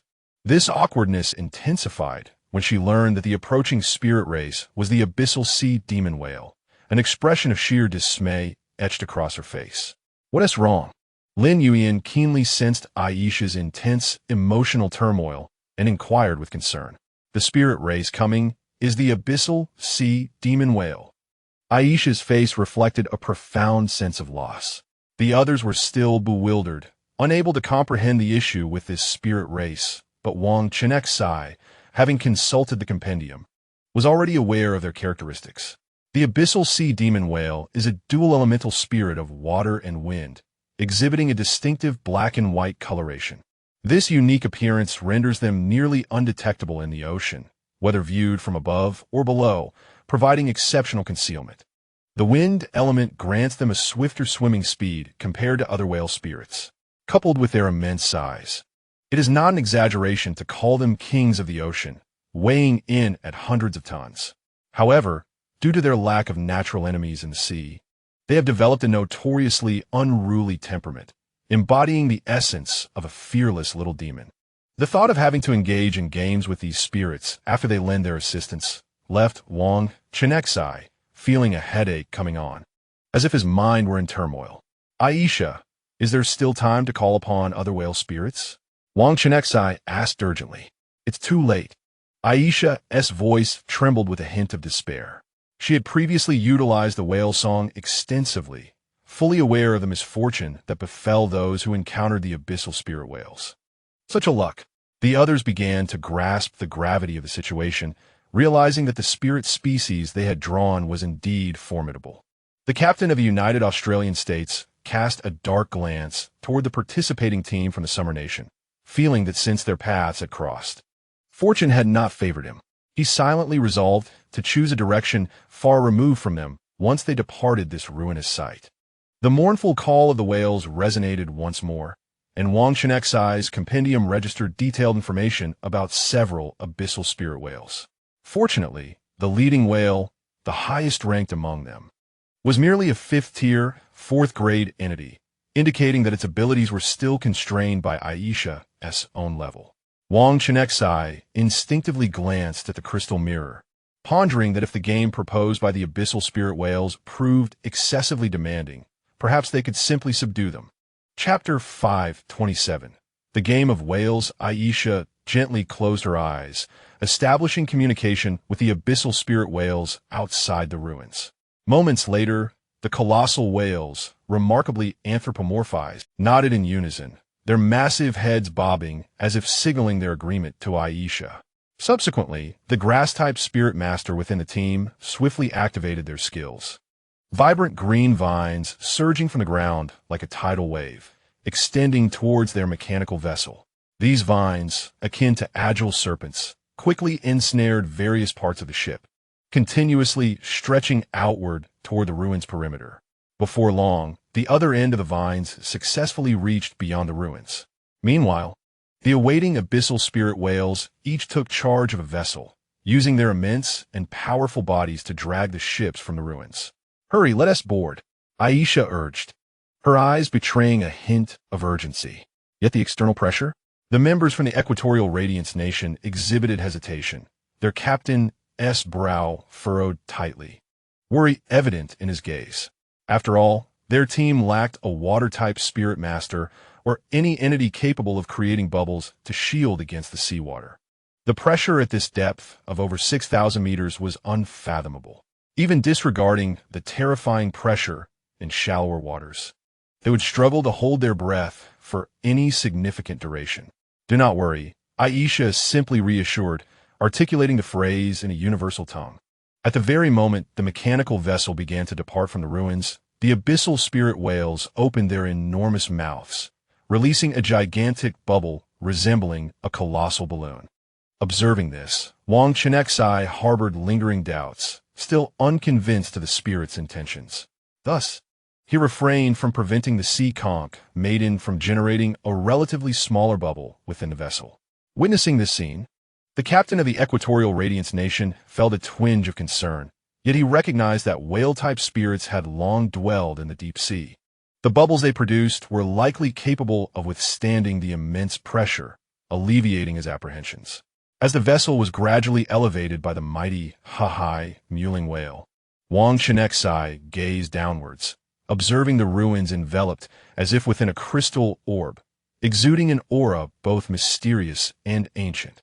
He could not help but recall the feeling they experienced upon being drawn into this realm, akin to the moment when these ruins merged with the primary world, creating a vortex that siphoned vast quantities of seawater. Farhan had previously deciphered the inscriptions within the ruins, and his findings echoed Wang Chenxi's earlier conjectures. Those inscriptions evidently belonged to an ancient civilization, yet why had they integrated into the primary world like a hidden realm? This question lingered in Wang Chenxi's mind, swirling like an elusive mist that resisted dispelling. Suddenly, a deep rumbling sound echoed. "Everyone, be cautious. These mewling whales are communicating. We cannot discern their discourse," Lin Yuyan warned, her expression tense, as she possessed the ability to sense the emotions of others through sound. At this moment, she keenly perceived that the emotions of the mewling whales were exceedingly volatile, fluctuating between excitement akin to surging waves and fury reminiscent of an imminent volcanic eruption. Were they about to engage in a game? Wang Chenxi tightened his grip on the railing of the deck, his knuckles whitening from the strain. He raised his gaze to the colossal Ha-hai mewling whale above, filled with trepidation, utterly unaware of its forthcoming actions. Here comes the countercurrent charge. Before Wang Chenxi could finish his sentence, everyone felt a tremendous force surge forth as the vessel abruptly accelerated. He stumbled, the sudden increase in speed causing him to fall unceremoniously to the ground, and he suddenly recalled this particular ability of the Ha-hai mewling whale.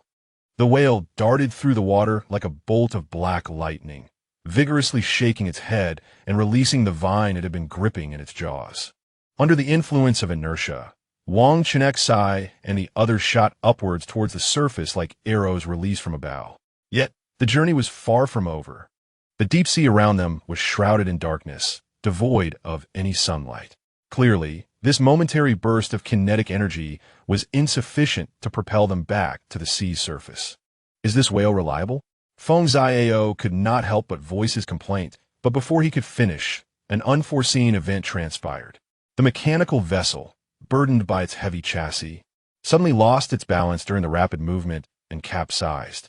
The crew, caught off guard, tumbled to the bottom of the bubbles, while the vessel continued its ascent upside down. Fortunately, the sea conch maiden reacted swiftly, releasing a bubble that kept them from drifting too far from the ship.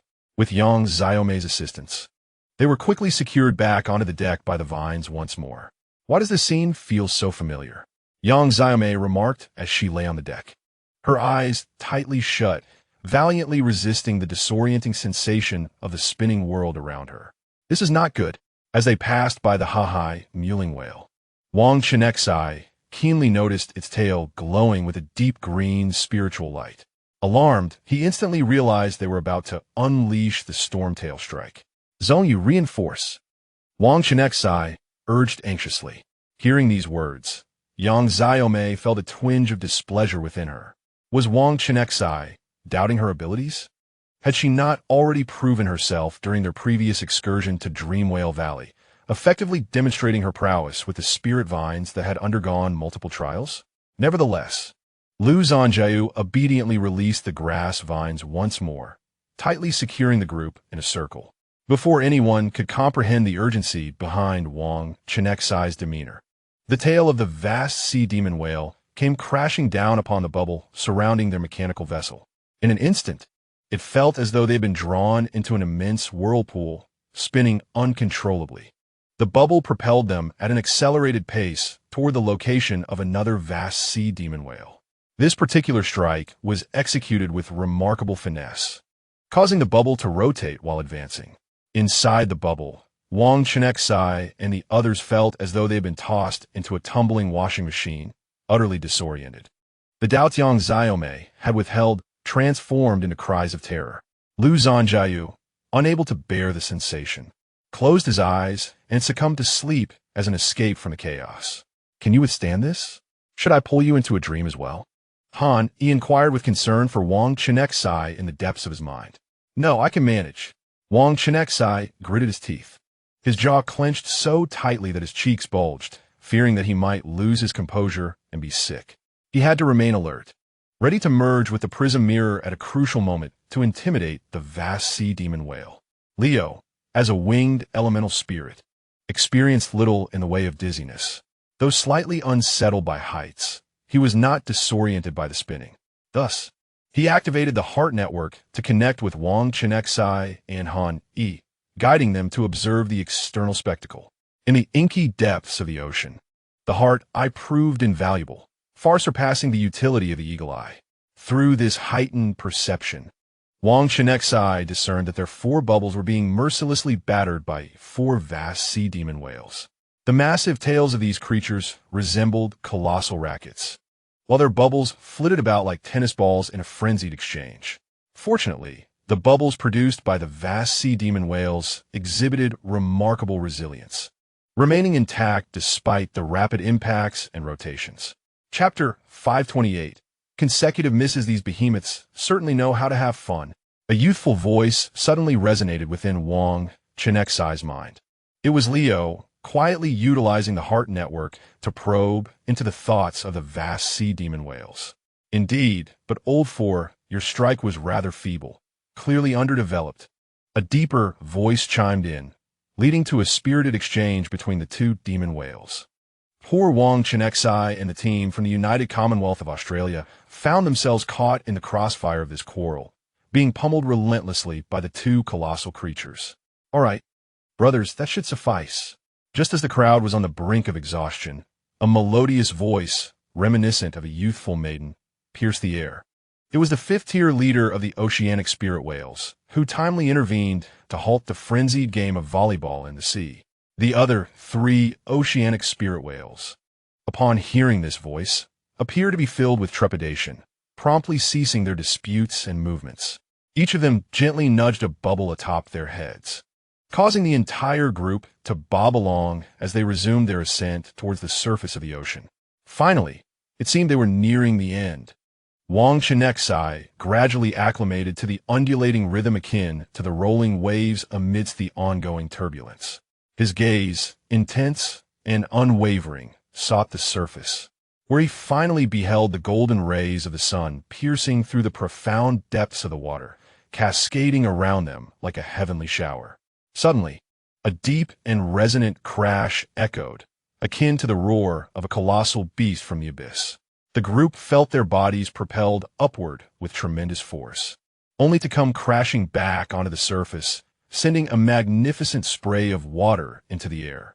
Simultaneously, the resilient bubble that had steadfastly shielded them seemed to fulfill its purpose, bursting with a soft pop and scattering countless crystalline droplets into the atmosphere. The mechanical vessel swayed violently atop the waves, resembling a leaf tossed about in a tempest, teetering precariously. Fortunately, this time, the ship did not capsize as before, remaining defiantly afloat. The oceanic spirit whales, too, breached the surface alongside them, their immense bodies leaping from the water before plummeting back down, creating a grand splash. Under the slanted rays of sunlight, the splashing water refracted into a resplendent rainbow, ethereal and dreamlike. The oceanic spirit whales emitted long, mournful calls, seemingly reluctant to part from the joyous game they had just experienced, lingering in the vicinity with an air of nostalgia. Let us move quickly. The team from the United States of Australia, witnessing this spectacle, hurriedly exchanged greetings and eagerly set their vessel in motion, hastily departing the area. It's truly unfortunate to be near them. One young woman from the Australian team complained, her face contorted in distaste. Her nation boasted the unique profession of arcanist, capable of divining an individual's fortune through esoteric methods. Thus, they held an unwavering belief in the significance of luck, naturally assuming that the farther they were from the team of Xian Nation, the better they could avoid the so-called ill fortune. Captain, shouldn't we first ascertained the next destination of the Xian Nation team before deciding on our own course? A young woman couldn't resist glancing back at the mechanical vessel carrying the Xian Nation team, inquiring of the captain. They're undoubtedly headed north, closer to their homeland. Well, we shall head here, the captain remarked, gesturing towards a region near the Indian Ocean. The display screen illuminated signals of 3 competition badges still flickering in that area. The team from the Equatorial Radiance Nation remained silent, briefly deliberating before swiftly embarking in a chosen direction. Their response to the recent wild game with the oceanic spirit whales was the most pronounced among all. At this moment, several individuals bore ashen faces, weakly cleaning the vile remnants of vomit aboard the ship, clearly yet to recover from their previous dizziness and discomfort. Well then, it seems we shall part ways, Farhan exclaimed with a beaming smile, waving his hand. He then seated himself upon the back of the great tortoise and leisurely returned to his own vessel. He understood that remaining close to the Summer Kingdom S team left them little chance of acquiring the competition badges. Take care, until we meet again in the Venice Federation. Wang Chenxi smiled as he bid them farewell. It was only after their figures gradually faded from the horizon that he produced a display screen to meticulously select their next target. Let us proceed to this location. Wang Chenxi indicated towards a densely populated area of competition badges to the north. The organizers had placed the competition badges in the care of 4th-tier spirit beings, which generally did not inhabit overly perilous waters. However, this region lay in the northern Pacific, closer to the Northern Alliance and the American Federation. For Wang Chenxi and his team, acquiring just one more competition badge would ensure their position within the top 20. There were signals for 7 competition badges in this expanse of ocean, yet finding spirit beings carrying these badges would require a stroke of luck. Wang Chenxi felt confident in this regard. Their previous experiences in obtaining competition badges had always seemed to be favored by the whims of fortune. The molten armor Emperor Crab, pursued by the Peninsula Alliance and frantically fleeing, was practically delivering itself to them. Similarly, the spiny-tailed lizard, chased by the Fuzu Islands, was also heading in their direction, a target amenable to resolution through mental communication. As for the badge acquired that day, although the search was not without its challenges, they were fortunate to have Yu Zioen, who clears paths through mountains in their ranks. This fortunate circumstance allowed them to locate the hiding place of the octopus Sea King beast with relative ease. And with Leo's keen eye piercing through its camouflage, they successfully obtained the badge. The only truly perilous experience had been within the temple. In that secret realm, which melded into the main world, 2 5th-tier spirit beings and a nightmarish cursed spider, which nearly annihilated their group, had appeared simultaneously. Fortunately, the nightmarish cursed spider seemed restricted to the temple's confines, allowing them to escape by the skin of their teeth. Wang Chenxi pondered silently, uncertain how the organizers had positioned the competition badges and spirit ascension potions within such a treacherous secret realm. Nonetheless, it was precisely due to this hazardous experience that they subsequently ventured to Dream Whale Valley. There, not only did they succeed in obtaining the precious dream leaf grass, but Wang Chenxi also fortuitously stumbled upon the legendary young attribute Spirit King, marking a bountiful harvest. Had it not been for Leo's assistance during the acquisition of the 4th competition badge, they might have encountered unforeseen complications. After all, the octopus Sea King beast skill, the night domain, combined with its shadowy stealth, allowed it to conceal itself with remarkable finesse, making discovery uncertain. In Wang Chenxi's heart, he had always believed himself to be exceptionally fortunate, to the extent that even the deceitful bird could not unveil the lies nestled within his soul. Was this not a manifestation of luck? However, 2 weeks later, exasperated, he exclaimed a curse. Under his leadership, they had ventured to their intended destination thrice, each time filled with hope, only to encounter disappointment. Is this even feasible? Perhaps I should choose the direction next time. Luo Xiaoming, feeling the weight of anxiety, lamented her inability to obtain the spirit elevation potion, which stirred her unease.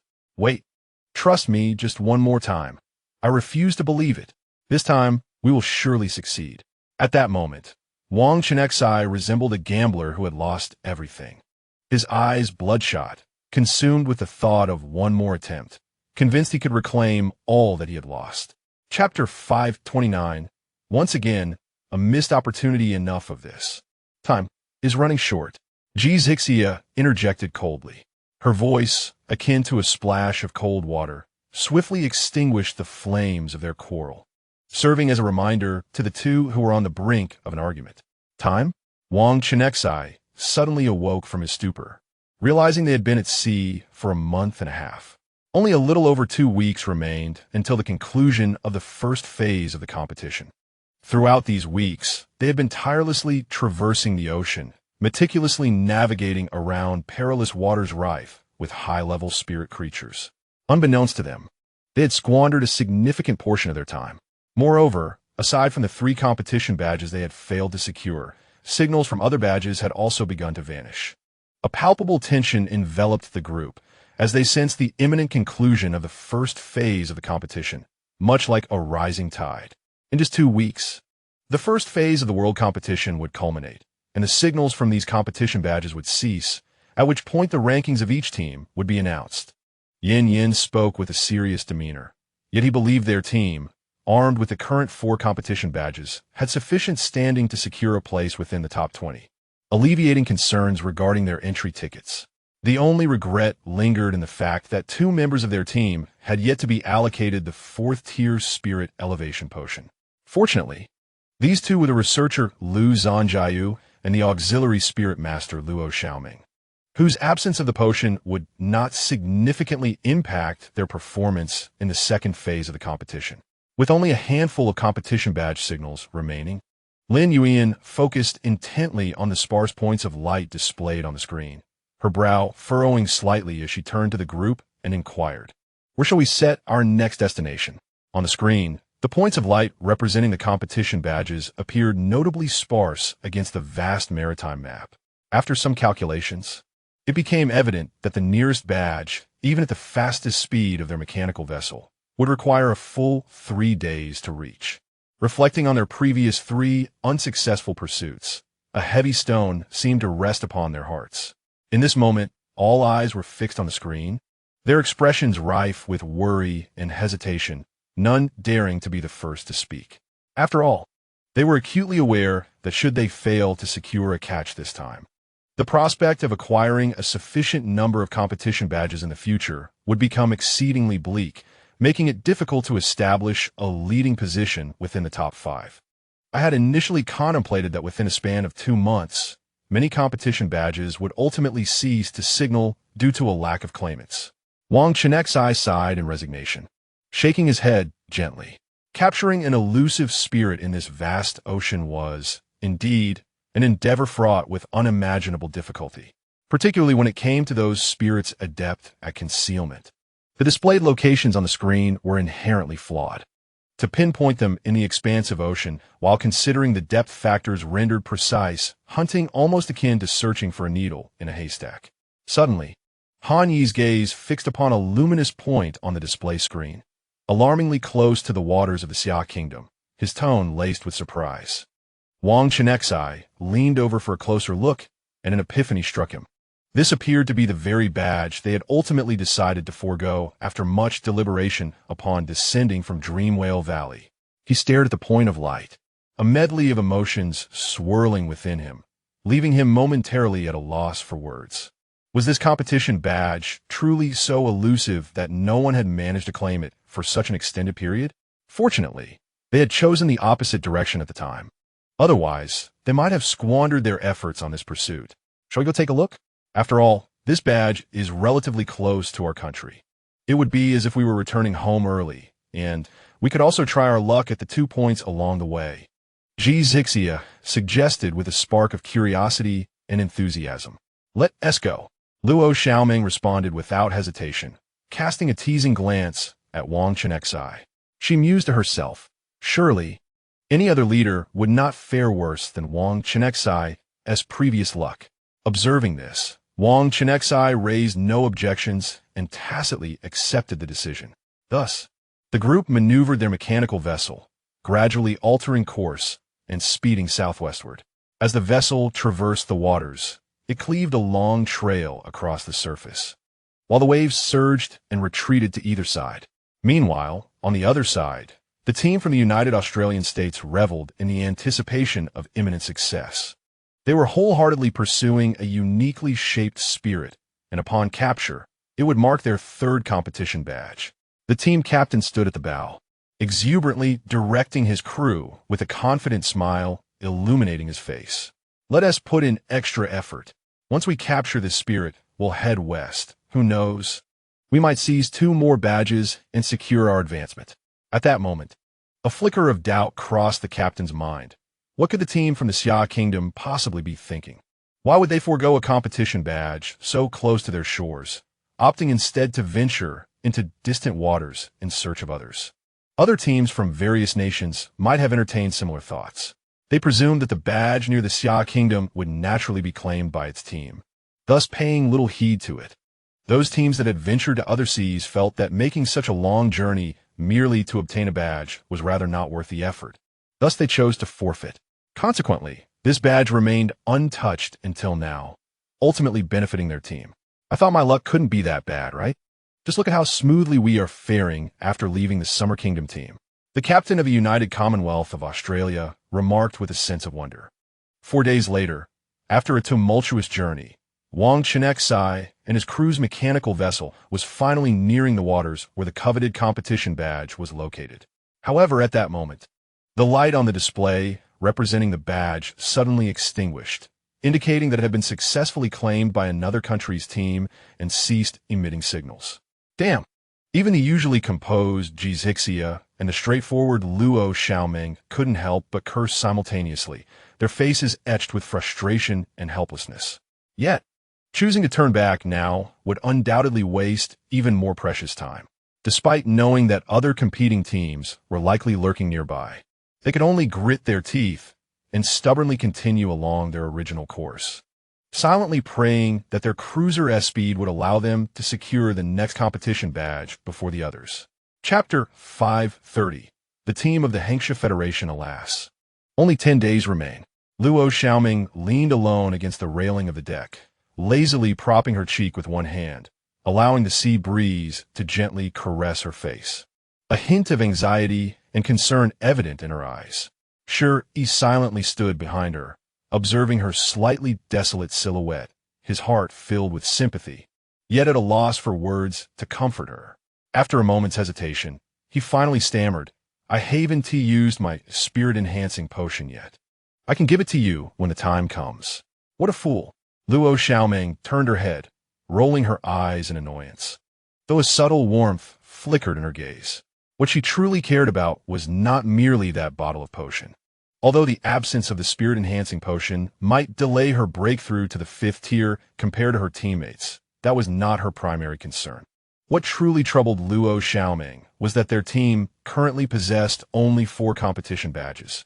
With such a number, could they possibly rank among the top 20 teams? Especially since the top 4 teams would gain considerable advantages in the subsequent matches. Thus, she had been hoping for their team to acquire a few more competition badges, even if they did not come with spirit-enhancing potions.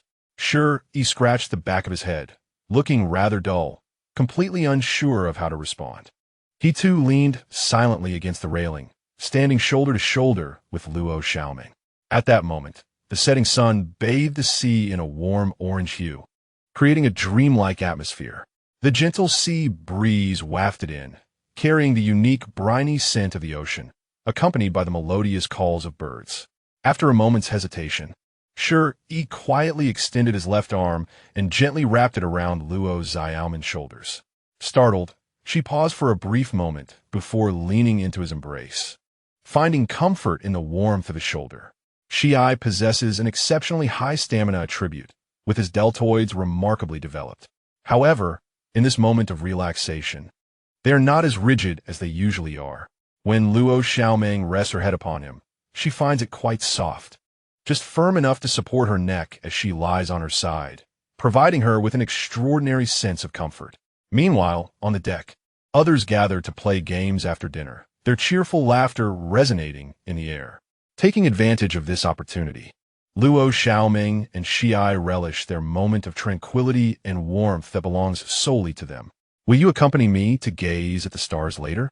Luo Xiaoming elongated her voice, speaking softly, her tone laced with a hint of playfulness. Xiai responded in a muffled tone, the corners of his mouth slightly lifting. His eyes filled with affection. At this moment, they seemed to have forgotten the pressures of the competition, lost in this beautiful instance. Fortunately, the mechanical vessels of Xia country are inherently superior in performance and speed. For the past few days, they have been traveling at full speed without respite. When they encountered a migrating group of spirit creatures along the way, Lin Yuyan skillfully employed her abilities, ensuring that they did not draw the creature's attention, allowing the vessel to continue its rapid advance. Finally, 2 days later, as Wang Chenxi and her team approached the location of the competition badge, the silhouettes of the Australian United Team appeared on the horizon. Wang Chenxi distinctly recalled the unique detection passage extending from their ship, a sudden realization dawning upon her. It turned out that the last competition badge had been seized by them. Knowing who the previous badge holder was, a flicker of relief surged within Wang Chenxi. Fortunately, they had exerted every ounce of effort to catch up. It seemed there was still a chance for this badge. However, just as Wang Chenxi was contemplating this, the Australian United Team couldn't help but mutter curses under their breath.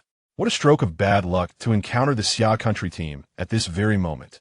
As if to affirm the suspicions harbored by the Australians, the signal for the common goal, the competition badge, suddenly vanished without warning the instant they spotted the Xia team. Simultaneously, one of their keen-eyed teammates observed another competing team emerging on the distant sea. It appeared to resemble the Hengsha Federation. Zixia squinted her eyes, scrutinizing the attire of the individuals on the ship. Drawing from her extensive experience, she quickly deduced the nationality of the opposing team. "Damn it!" Feng Xiao exclaimed, unable to restrain herself from slamming her palm against the railing in frustration. Given the circumstances, it seemed they would be making yet another fruitless journey.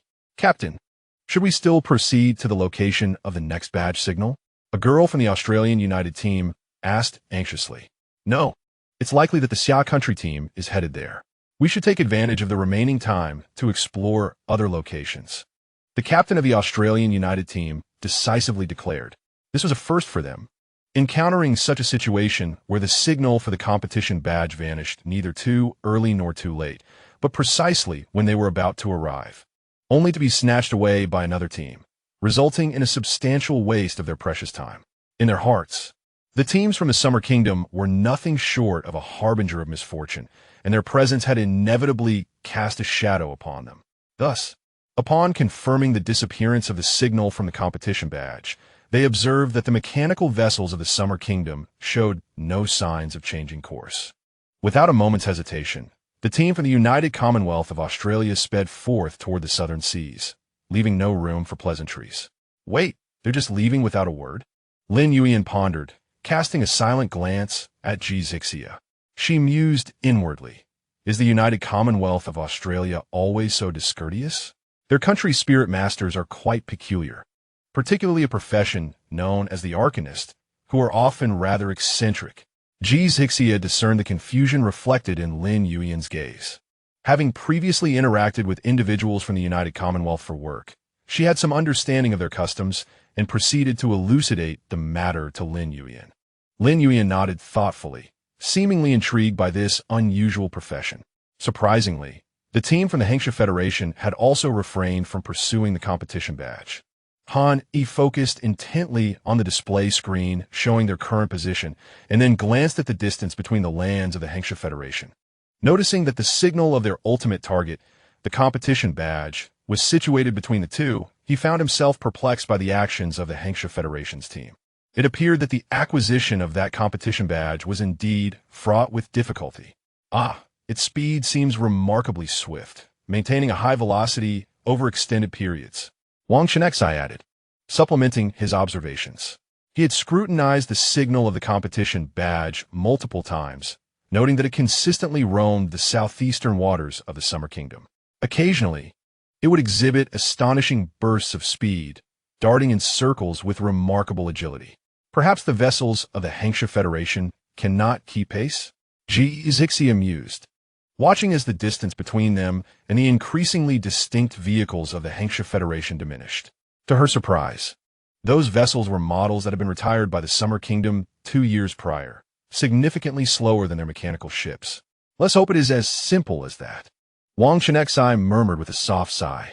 The sigh was barely audible, almost imperceptible. After enduring 5 consecutive failures, he had completely lost faith in his own fortune. In fact, he felt that his good luck had been entirely exhausted since encountering Leo. Isn't meeting me enough of a stroke of luck? You must remember that I was almost transferred to take the college entrance examination in the neighboring city.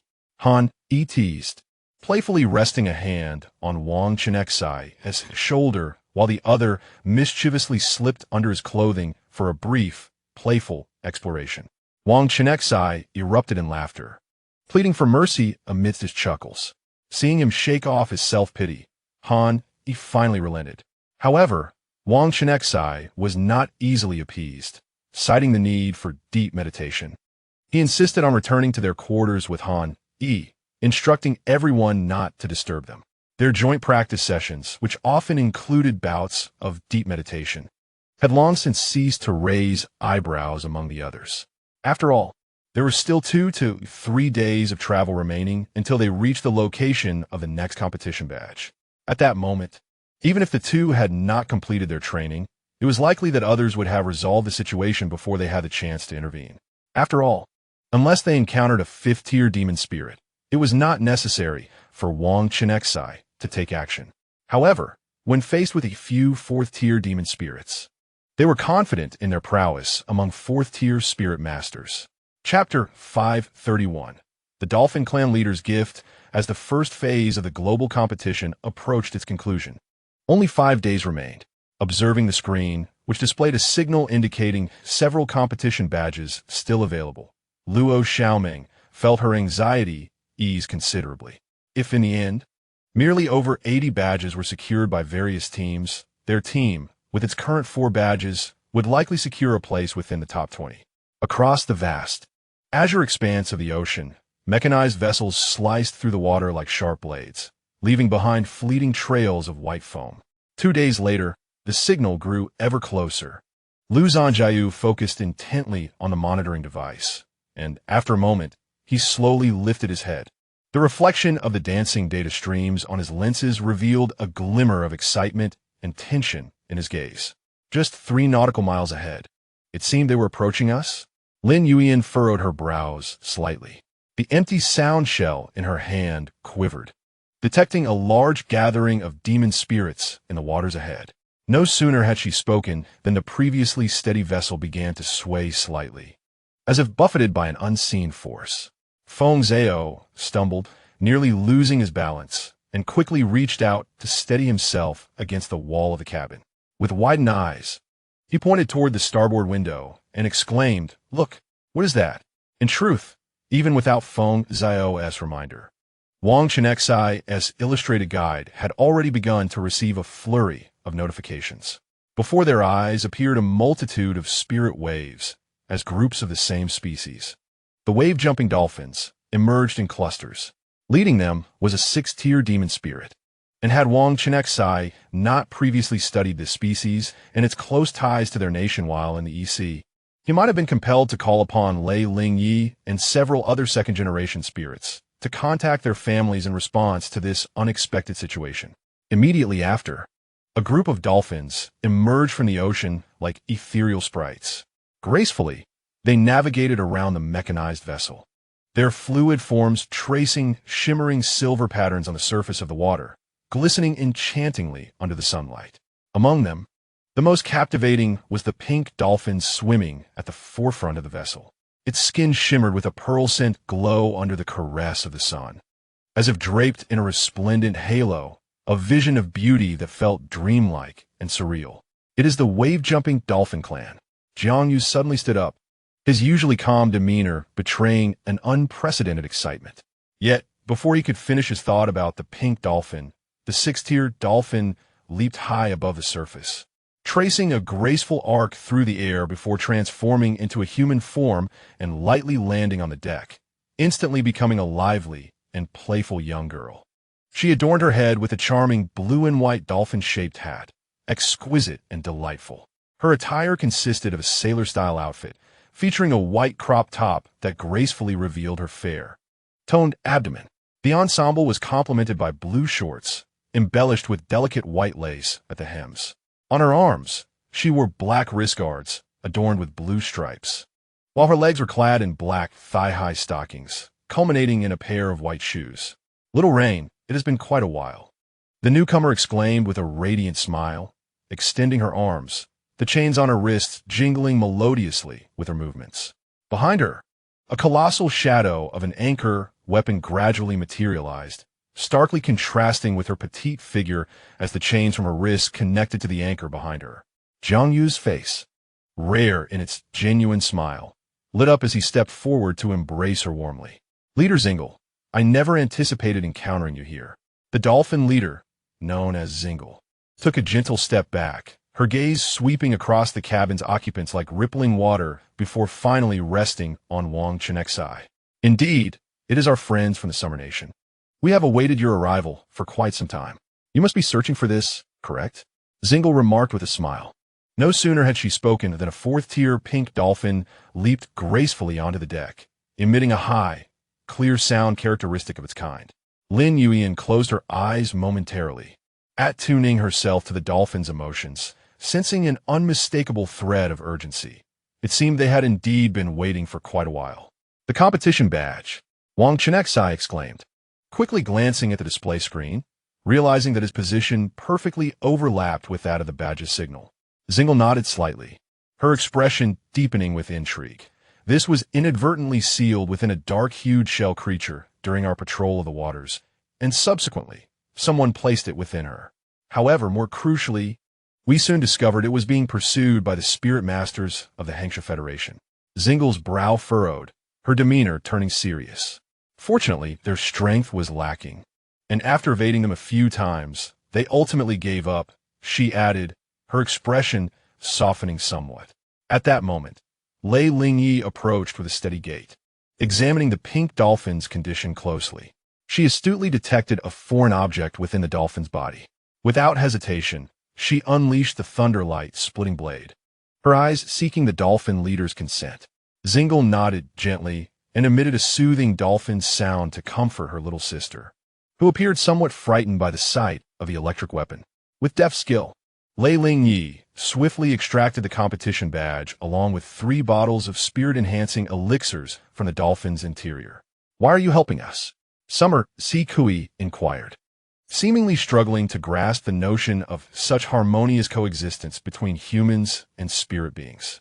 Zingle's gaze drifted toward the distant horizon, where the sea met the sky in a brilliant blue expanse. Her voice, soft yet imbued with strength, resonated. "The destinies of the ocean and land have always been intricately intertwined, inseparable." Moreover, she turned her head and bestowed a warm smile upon Jiang Yu's. Jiang Yu gently shook his head, a flicker of complex emotions passing through his gaze, promptly silencing Xing Li's impending words. "The bygone matters need not be revisited. For you, they may be mere memories. For me, they are eternal vows." Xing Lu, with a solemn expression and unwavering gaze, spoke earnestly to Jiang Yu's.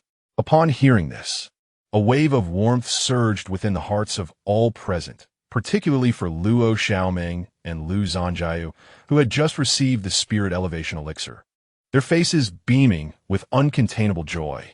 However, Yu Zioen, observing the affectionate interaction between the dolphin maiden and Jiang Yu's, wore a somewhat cold expression, as if striving to conceal her true emotions. The pink crystal Xing Lu beckoned the girl, transformed from the pink dolphin. "We have lingered in this sea for far too long. It is time for us to depart and survey other regions," she said tenderly. With that, Xing Lu gracefully leaped back into the sea, instantly transforming once more into a dolphin, emitting a series of melodious sound waves as if bidding farewell to everyone. The path ahead is fraught with peril. Exercise utmost caution, and remember, the ocean always stands on the side of justice. Xing Li's high-pitched voice resonated clearly from beneath the water, akin to a warm sea breeze gently caressing the hearts of all. Upon hearing this, everyone felt a profound sense of emotion, becoming acutely aware that their nation's policy towards spirit beings was exceedingly just. Chapter 532. Second place in the first stage, reflecting on several coastal nations in Asia. Some are eager to engage in fishing and whaling, causing severe harm to marine life. Others recklessly discharge various research waste and household garbage into the ocean, resulting in significant destruction of the marine ecological environment. Only in their country, Xia has a steadfast commitment to peacefully resolving matters through communication with spirit beings. The primary reason for this is undoubtedly due to the vast expanse of their territory. The abundant resources within the land sufficiently meet the country's developmental needs, thereby diminishing the demand for marine resource exploitation. Thus, even though Xia boasts the highest number of legendary spirit masters globally, they continue to extend considerable privileges to highly intelligent spirit beings domestically. They even permit shape-shifting spirit beings to reside in cities as humans. At this moment, all present deeply felt that, due to the nation's policies, venturing outside felt as though they were surrounded by friends. A profound admiration and appreciation for the vision and perspective of Xia's leadership filled the hearts of the crowd. "Thank you for your assistance, Elder Xinglu," Wang Chenxi said respectfully, bowing in gratitude, his eyes alight with appreciation. Elder Xinglu was also concerned that the competition badges they retrieved might be deemed as cheating.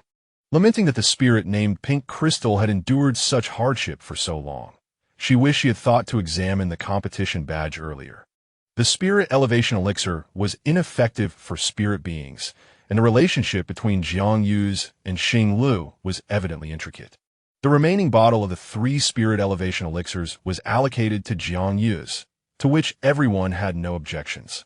Moreover, Jiang Yu's strength was recognized by all, except for Lei Lingyi, and his enhancement would not be detrimental to the overall team.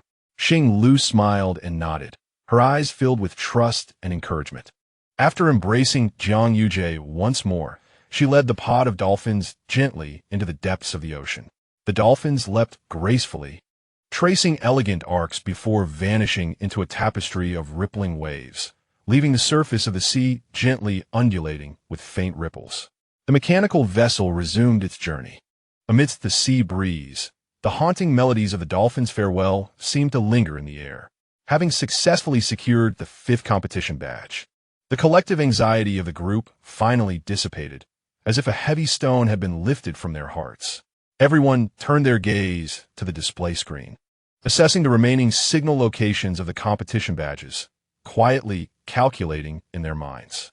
With less than 3 days remaining until the competition's conclusion, it was clear there was no time left to pursue further badges. After some deliberation, the group unanimously decided to return home early, though they had spent 2 months wandering. With a few brief excursions on land, neither the enigmatic island nor the dreamlike, ethereal Dreamwhale Valley could compare to the true mainland. After all, humans are not aquatic beings, and solid ground provides an inexplicable sense of security. Even if there were attacks from subterranean spirits, they were far more detectable on land than in the ocean. The weighty rocks seemed like a natural barrier, instilling a sense of peace just by their presence. The group successfully disembarked at the port of Nanking City, where Jiang Yujie warmly entertained everyone, allowing them to indulge in 2 days of revelry and relaxation. Following this respite, they gathered anxiously once more, their eyes fixed on the display screen, awaiting the announcement of the competition results. Wang Chenxi took a final, careful glance at the screen, counting the 7 or 8 remaining badges yet to be claimed. By her calculations, over 90 competition badges should have been acquired by various teams during this event. At long last, as the clock slowly approached midnight, the points representing the competition badges on the screen suddenly vanished like shooting stars. The scores of each team had been tallied, the outcome irrevocably settled. Soon after, Several lines of text gradually appeared on the screen, thoughtfully presented in the summer language. Congratulations to all teams for completing the first phase of the World Youth Spirit Master Competition. Over the past 2 months, your team has secured 5 competition badges, achieving an impressive second place. Please ensure that the top 20 ranked teams arrive in the Venetian Federation by August 10th for the second phase of the competition. Though the group had anticipated a top 20 result, witnessing their team officially placed second elicited spontaneous cheers of exhilaration. August 10th, which is just half a month away. I'll arrange for transportation. We'll likely need to fly, which will take about 3 to 4 days, Lin Yuan remarked, swiftly retrieving her communication device to contact the Spirit Master Association for travel arrangements. Just then, a brilliant white light suddenly emanated from their display screen, so dazzling that a flurry of thoughts raced through Wang Chenxi's mind. The radiant white light, evidently not a manifestation of light, attribute spiritual energy fluctuations, bore a closer resemblance to that of spatial attributes. Could such an intense luminosity truly indicate a 6th-tier spatial energy fluctuation? Just as he was enveloped in confusion, the icon of the spatial mother shell illuminated within the illustration, and comprehension dawned upon him. It was teacherly. Wang Chenxi felt a mix of surprise and joy. It had been quite some time since he last encountered his class advisor, Li Xinglin, following the final examination. Han Yi and a few others, as well as Lei Lingyi, shared expressions of astonishment, speculating on the purpose of Li Xinglin's sudden appearance. Well done, everyone. Although you fell just short of first place, the advantages of being in the top 5 remain significant. Your performance is commendable. Li Xinglin smiled, offering encouragement.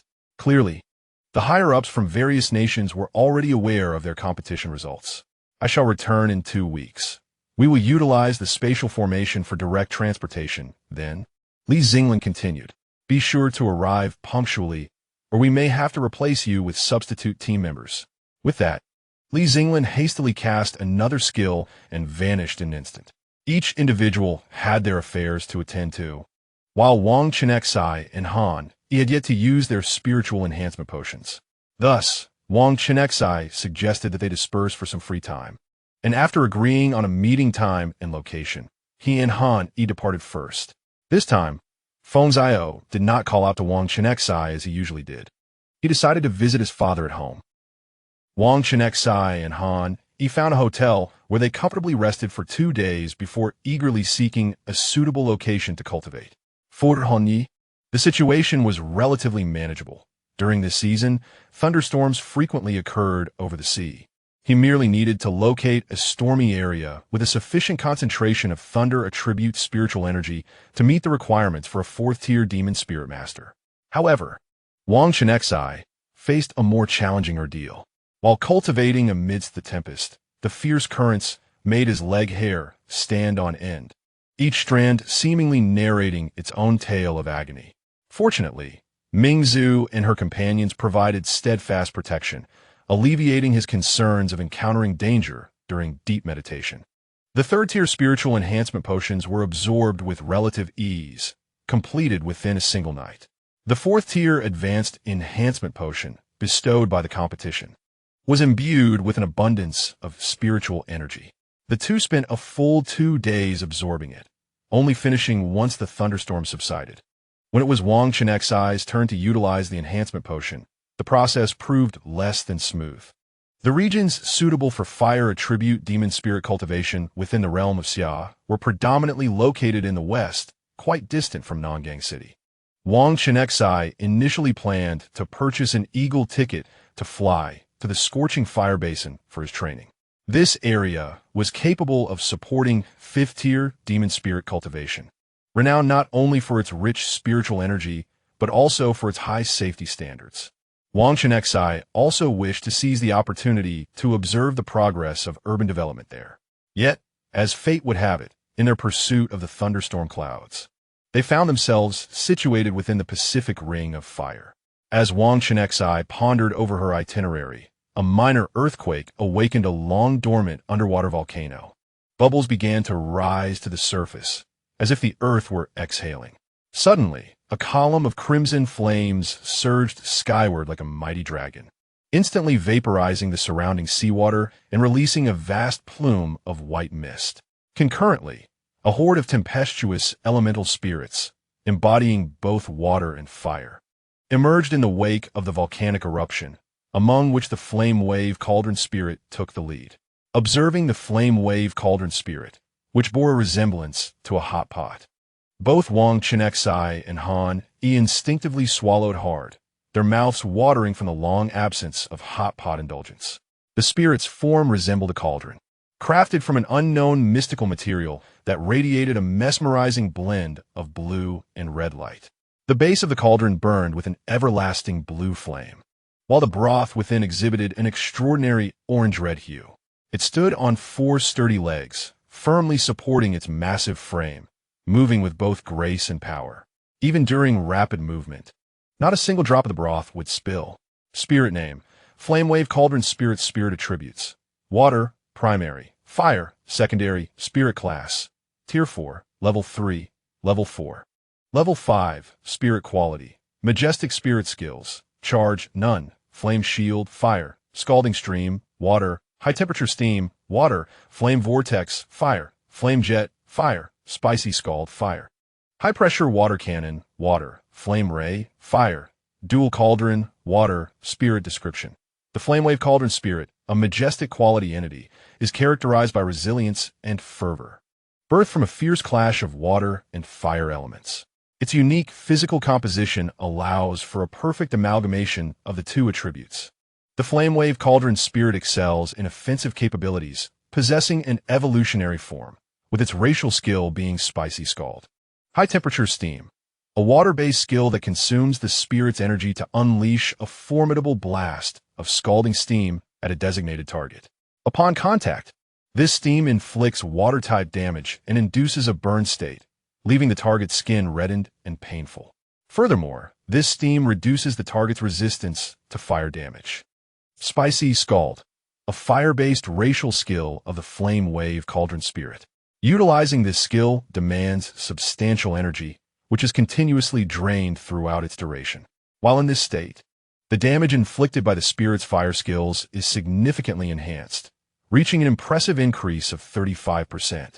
Flame Ray: a fire-based skill that, upon activation, consumes energy to lock onto a specific target and unleashes a straight, searing beam of flame akin to a laser.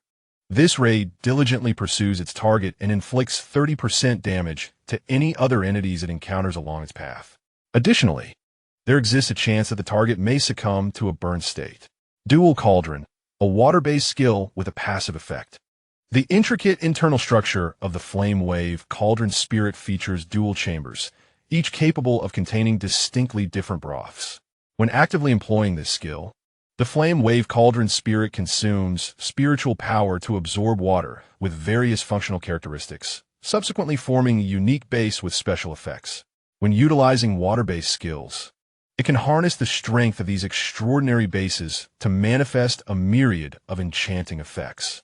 Note: this skill is exclusive to cauldron spirits and similar culinary spirits, and can be comprehended only by them. Recently, due to a volcanic eruption, the Flame Wave Cauldron Spirits emerged with great fury. Upon spotting Wang Chenxi and his companion, they charged at them like enraged beasts, emitting a cacophony of sharp, discordant cries, heedless of all else. The abilities of these spirit entities are indeed intriguing. Wang Chenxi gazed intently at the peculiar forms of the Flame Wave Cauldron Spirits, resembling immense mandarin duck pots. Their diminutive, yet powerful legs propelled them forward, with one half of their bodies flowing with fiery, red-hot magma, surging and bubbling as if ready to erupt at any moment. The other half was composed of a chilling blue liquid, exuding an icy breath that enveloped the air. The exterior of the cauldron spirits mirrored this duality, with one half encrusted in glistening frost while the other half glowed a fiery red, radiating intense heat. Each held a spoon in one hand and chopsticks in the other, occasionally scooping up either a crimson or clear broth from their cauldrons, unleashing a variety of skills in the process. Observing this cohort of fourth-tier spirits, Wang Chenxi, felt a renewed inclination to train them. Without hesitation, he summoned Enchanting, instructing it to lead the other spirits into battle, hoping this would serve as an opportunity to hone their combat prowess. Yi and Liao were still of a lower tier. Would they be all right? He felt a twinge of concern as he watched the spirits prepare to confront their adversaries. Although their own strength had long surpassed that of 4th tier, level 5 beings, these spirits lacked the support of enhancement potions and had only recently attained 4th tier, level 9 status. Facing a formidable number of flame wave cauldron spirits was indeed worrisome. No need to fret. Given their advantageous attributes, should they falter, they can expect a reprimand. Wang Chenxi declared with unwavering confidence in his spirits. He had located a flat area, pulling Yi down to sit and cultivate, a small landing spot left behind by the extinguished magma. At an opportune moment, the howling ice wolf unleashed an icy roar, conjuring a thick layer of ice around them, which not only cooled the magma from the volcanic eruption, preventing it from wreaking havoc once more, but also miraculously supported their landing point, ensuring it did not sink beneath the waves, thus providing a safe haven for their training. Wang Chenxi was particularly fascinated by the flame wave cauldron spirits' scalding skills, secretly wishing to acquire a related item or ability. After all, Enchanting possessed a notably high intelligence and considerable talent in offense. If paired with this skill, it would undoubtedly amplify its fire-based attacks, unleashing an even more formidable power. This is the Yangguo demon that the Fan Yuquan previously mentioned, endowed with both water and fire attributes. The sour soup and mushroom-based broth are likely to possess toxic and hallucinogenic effects as well. Initially, I intended to design its evolutionary form with a myriad of attribute skills in a grid format, but to avoid overstepping limits, I bestowed upon it a unique skill akin to the air cauldron, a culinary spirit. Upon evolution, it can enhance its water attribute skills through the use of 3 or 5 cauldrons. Other fans are welcome to share their suggestions in the comments, as the upcoming competition will soon accommodate participants from various nations. Previously introduced with a rainbow and dark moon unicorn, which only have the chance to ascend to the 6th and 7th tiers. Chapter 534. Skill proficiency in spatial folding. Although the Yanlang Cauldron Spirit excels in offensive skills, Enchanting and the others each possess their own strengths. Either the water attribute counters the Yanlang Cauldron Spirit, rendering its fire attribute skills ineffective against burn status, or the fire attribute becomes immune to burn status, coupled with the healing skills of the beautiful snake, providing a safety net. Even when faced with over a dozen 4th-tier spirits, Enchanting's defensive skills may falter. However, the Westlake Spring Rain healing skill not only mends wounds, but also alleviates any burn status it endures. Conversely, the Linghua Mirror and Millennium Snow Lotus are somewhat fearful of fire attribute attacks. Thus, the two cautiously accompanied Leo, seated atop the backs or heads of the Howling Ice Wolf, poised for long-range support. The Howling Ice Wolf, observing the 3 spirits clinging to it, felt a sense of helplessness. Isn't it me? I am the ice attribute too. The cracked ice gazed at the trio with its bewildered and innocent eyes. Leo unleashed a skill, utilizing the mind network to convey information to the other spirits. Erguzi, you can condense the surface of a sea and sprint to leverage your speed advantage. Although those spirits could swim, they were not particularly swift, and their movements in the water were often hindered. Indeed, despite the Yanlang Cauldron Spirit being primarily a water attribute spirit, it is quite different from the usual water spirits and does not excel in swimming.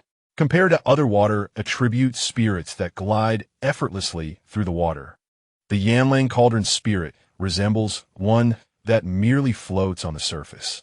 Due to its seemingly heavy body material, it struggles to move gracefully in the seawater, with its speed in the water scarcely surpassing Enchanting's prior pace on land.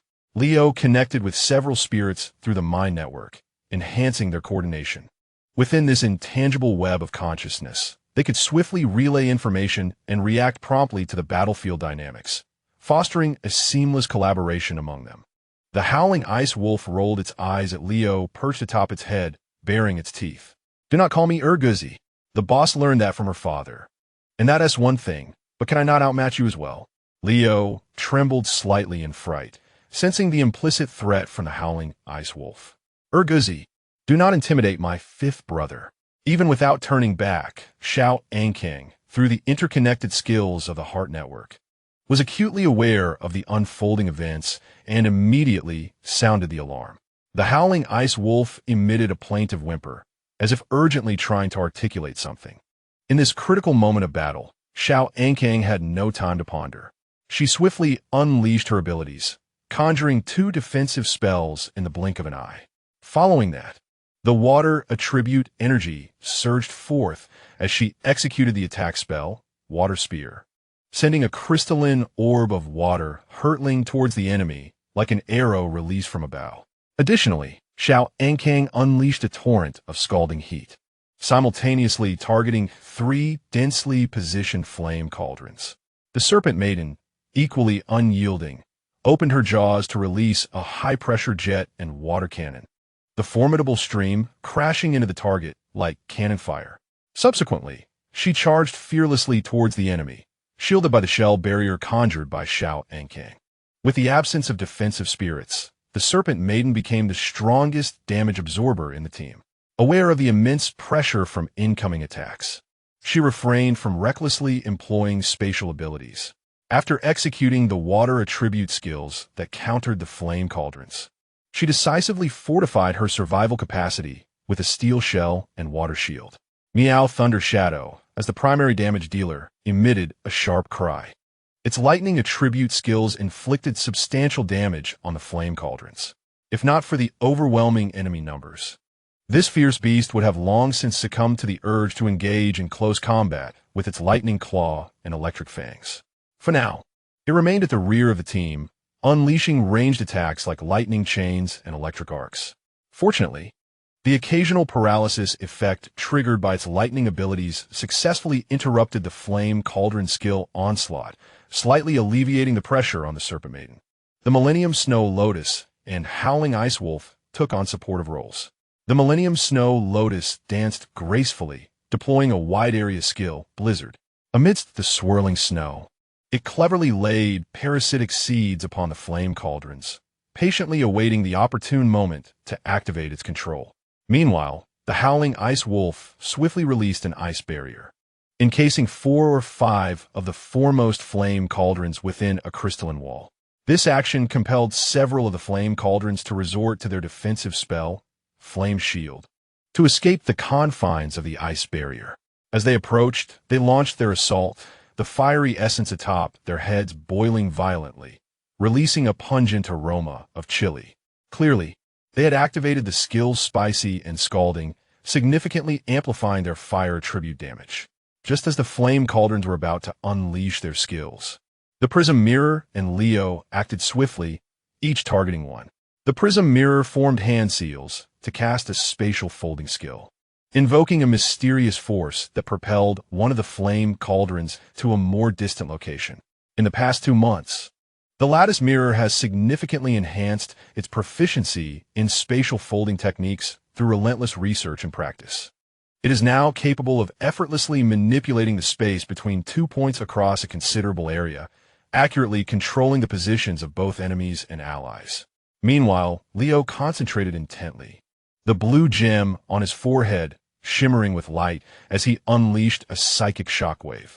Although currently only at the 2nd tier, his considerable mental strength and precise timing and skill execution allowed him to successfully control a 4th-tier flame wave spirit for a fleeting moment. This brief control proved crucial, not only perfectly interrupting the spirit's skill casting, but also causing it to waste its energy, leaving its skill in a state of cooldown. Consequently, the Siren was left to contend with the attacks of 3 flame wave spirits simultaneously. With the dual protection of the Water Shield and Shell Shield, she faced the enemy's onslaught with composure. Chapter 535, 5 teams marching together. Previously, the Siren's high-pressure water cannon had successfully repelled a flame wave spirit targeted by the high-pressure jet. Subsequently, Thunder Shadow Meow executed 2 skills, successfully eliminating it. Meanwhile, Xiao Ankang's Water God Spear inflicted limited damage on another spirit, as the distance between them was considerable. Additionally, the scalding heat simultaneously assaulted 3 densely positioned flame wave spirits. Thus, after charging, Thunder Shadow Meow unleashed the more potent 10,000 volts to secure the finishing blow. After casting the frost barrier, Howling Ice Wolf immediately followed up with White Mist, inflicting a slowing effect on the enemy group. Subsequently, he employed the Frigid Ray to freeze the flame wave spirit that Lattice Mirror had stripped of its flame shield. Urguzi, follow up with Control, 4th Sister. Activate the parasitic seed of that iron pot. 3rd Sister, deploy the spatial shield to protect 2nd Sister. Big Tiger, finish off that one. Don't position like that. The fire ray from that Cyclops has already been used, right? Targets touched during the journey will also sustain damage, so stay clear. With the aid of Leo's skills, Xiao Ankang perfectly inherited Wang Chenxi's incessant commanding style. While diligently unleashing her skills, she methodically directed the remaining spirits. Fortunately, although these spirits occasionally voiced differing opinions, they generally complied with Xiao Ankang's commands, ensuring that the battle proceeded without any significant mishaps. After directing the siren to cast a healing skill, and noting that only 3 or 4 flame wave spirits remained, Xiao Ankang finally permitted Thunder Shadow Meow and Howling Ice Wolf to charge forth and engage fully in combat. She gently cradled the slightly fatigued Leo, her gaze filled with hope and anticipation. I truly wish Father would contract Leo soon. The languid siren coiled beside her, utterly reluctant to move. Exhausted from the relentless tail whipping during the attacks, she felt as though her muscles might cramp. Linghua Mirror held in her hands a shard of space glass that radiated a mysterious luminescence, carefully slicing through the formidable body of the flame wave cauldron spirit, meticulously searching for the potential skill crystal core. At that moment, Wang Chenxi and Han Yi were engrossed in their cultivation, while Xiao Ankang remained vigilant. Seated atop a rocky outcrop, alert to any lurking dangers, several spirit beings were silently channeling their spiritual energy, restoring their own states. The Millennium Snow Lotus, however, still retained ample vitality. Thanks to its grass attribute advantage, it was able to absorb energy and recover its condition, remaining in the best state among all the spirit beings. At this moment, it merely felt a slight dizziness due to the frequent release of skills, causing the snow lotus petals atop its head to bloom and close repeatedly. Even in a state of deep meditation, Wang Chenxi occasionally glanced at the skill compendium in his mind's eye to check for any new information. After all, they were in the wilderness, where safety was far less assured than in the city, especially since they were abroad. Upon sensing that the external battle had reached a victorious conclusion, a subtle smile crept upon his lips. It seemed that in the future, these spirit beings could train independently, which would save him considerable expenses. Wang Chenxi delightedly calculated this newfound saving, nearly bursting into laughter. As his rank continued to ascend, the number of contracted battle pets would inevitably increase. Thereafter, he would only need to keep spirit beings below the 4th rank close by, while those above 4th rank, possessing a certain level of self-preservation, could be raised freely. When Wang Chenxi finally absorbed the full effects of the Ascension Potion, he and Han Yi simultaneously opened their eyes. Only 2 days remained until their agreed meeting time. With time pressing, the two dared not delay for a moment and immediately set off on their return journey. Rushing along, they finally arrived at the designated location in the nick of time, riding a speedboat that cut through the waves with remarkable swiftness. "Captain, over here."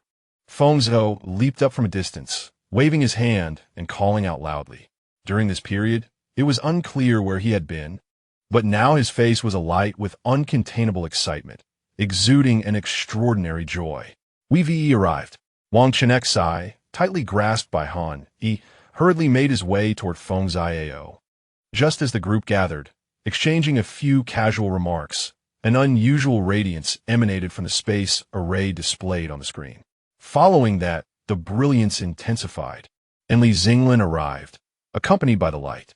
"Teacher Li," Wang Chenxi began to speak, but before he could finish, he was astonished to discover that more than 60 individuals had teleported alongside Li Xinglin. Upon closer inspection, several familiar faces emerged, belonging to participants from the Peninsula Alliance. Fuzhang Island Nation, Hengsha Federation, and the Archipelago Federation. What is this? Wang Chenxi and his teammates exchanged puzzled glances, utterly bewildered by the unfolding situation. The consumption of resources for ultra-long-distance teleportation was roughly the same whether it was for one person or a multitude. Observing the confusion, Li Xinglin hastily offered a brief explanation. I just happened to call up the other 3 participating teams from Asia as well, which conveniently saved some resources. In truth, it was not her unilateral decision to gather others, but rather several other nations that sought to hitch a ride, to which she reluctantly acquiesced. After all, the journey to the Venetian Federation was unimaginably protracted, particularly for the island nations, almost spanning half the globe. The other 3 countries in Asia were considerably farther from the Venetian Federation than Xiaoguo, and traveling there by the Flying Eagle would not only be a lengthy endeavor, but also fraught with various unknown dangers. In contrast, utilizing Xiaoguo's teleportation array for a more secure passage was undoubtedly a wiser choice. As for the sacrifices they made behind the scenes, Wang Chenxi and her companions were entirely unaware, given that even Li Xinglin herself was not fully informed. She was merely acting as the leading instructor, accompanying everyone to the competition. The true decision-makers were those exalted, legendary spirit masters.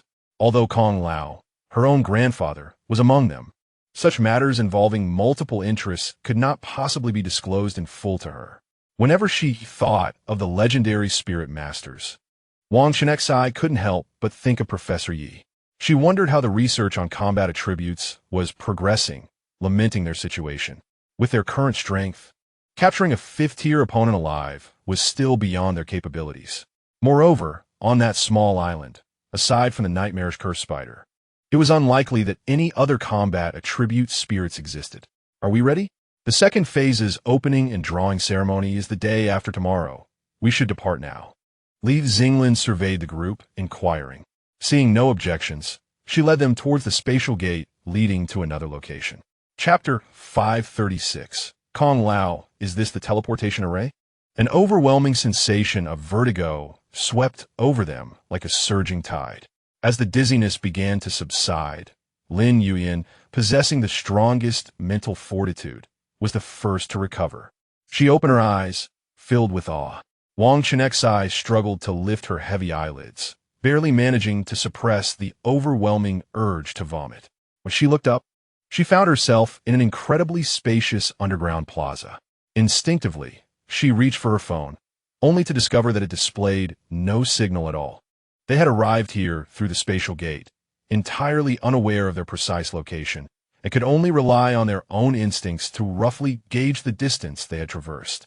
Indeed, this was constructed by my grandfather himself, allowing for teleportation to other corresponding spatial array locations, Li Xinglin explained. However, she did not reveal the entire truth. In reality, this spatial array was not constrained by distance each time it was activated. It was based on the spatial transfer between 2 arrays and infused with a hint of chaotic energy.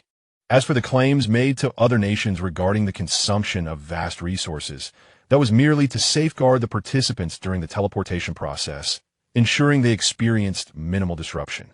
The actual resource consumption was at her grandfather's discretion, and the leaders from the other 4 nations lacked the insight to see through it. As the moment drew near, even if they wished to withdraw, it would be far too late for them to reach the Venetian Federation on their own. Are you prepared? Li Xinglin inquired once more, though she did not turn her gaze toward the group poised for transportation.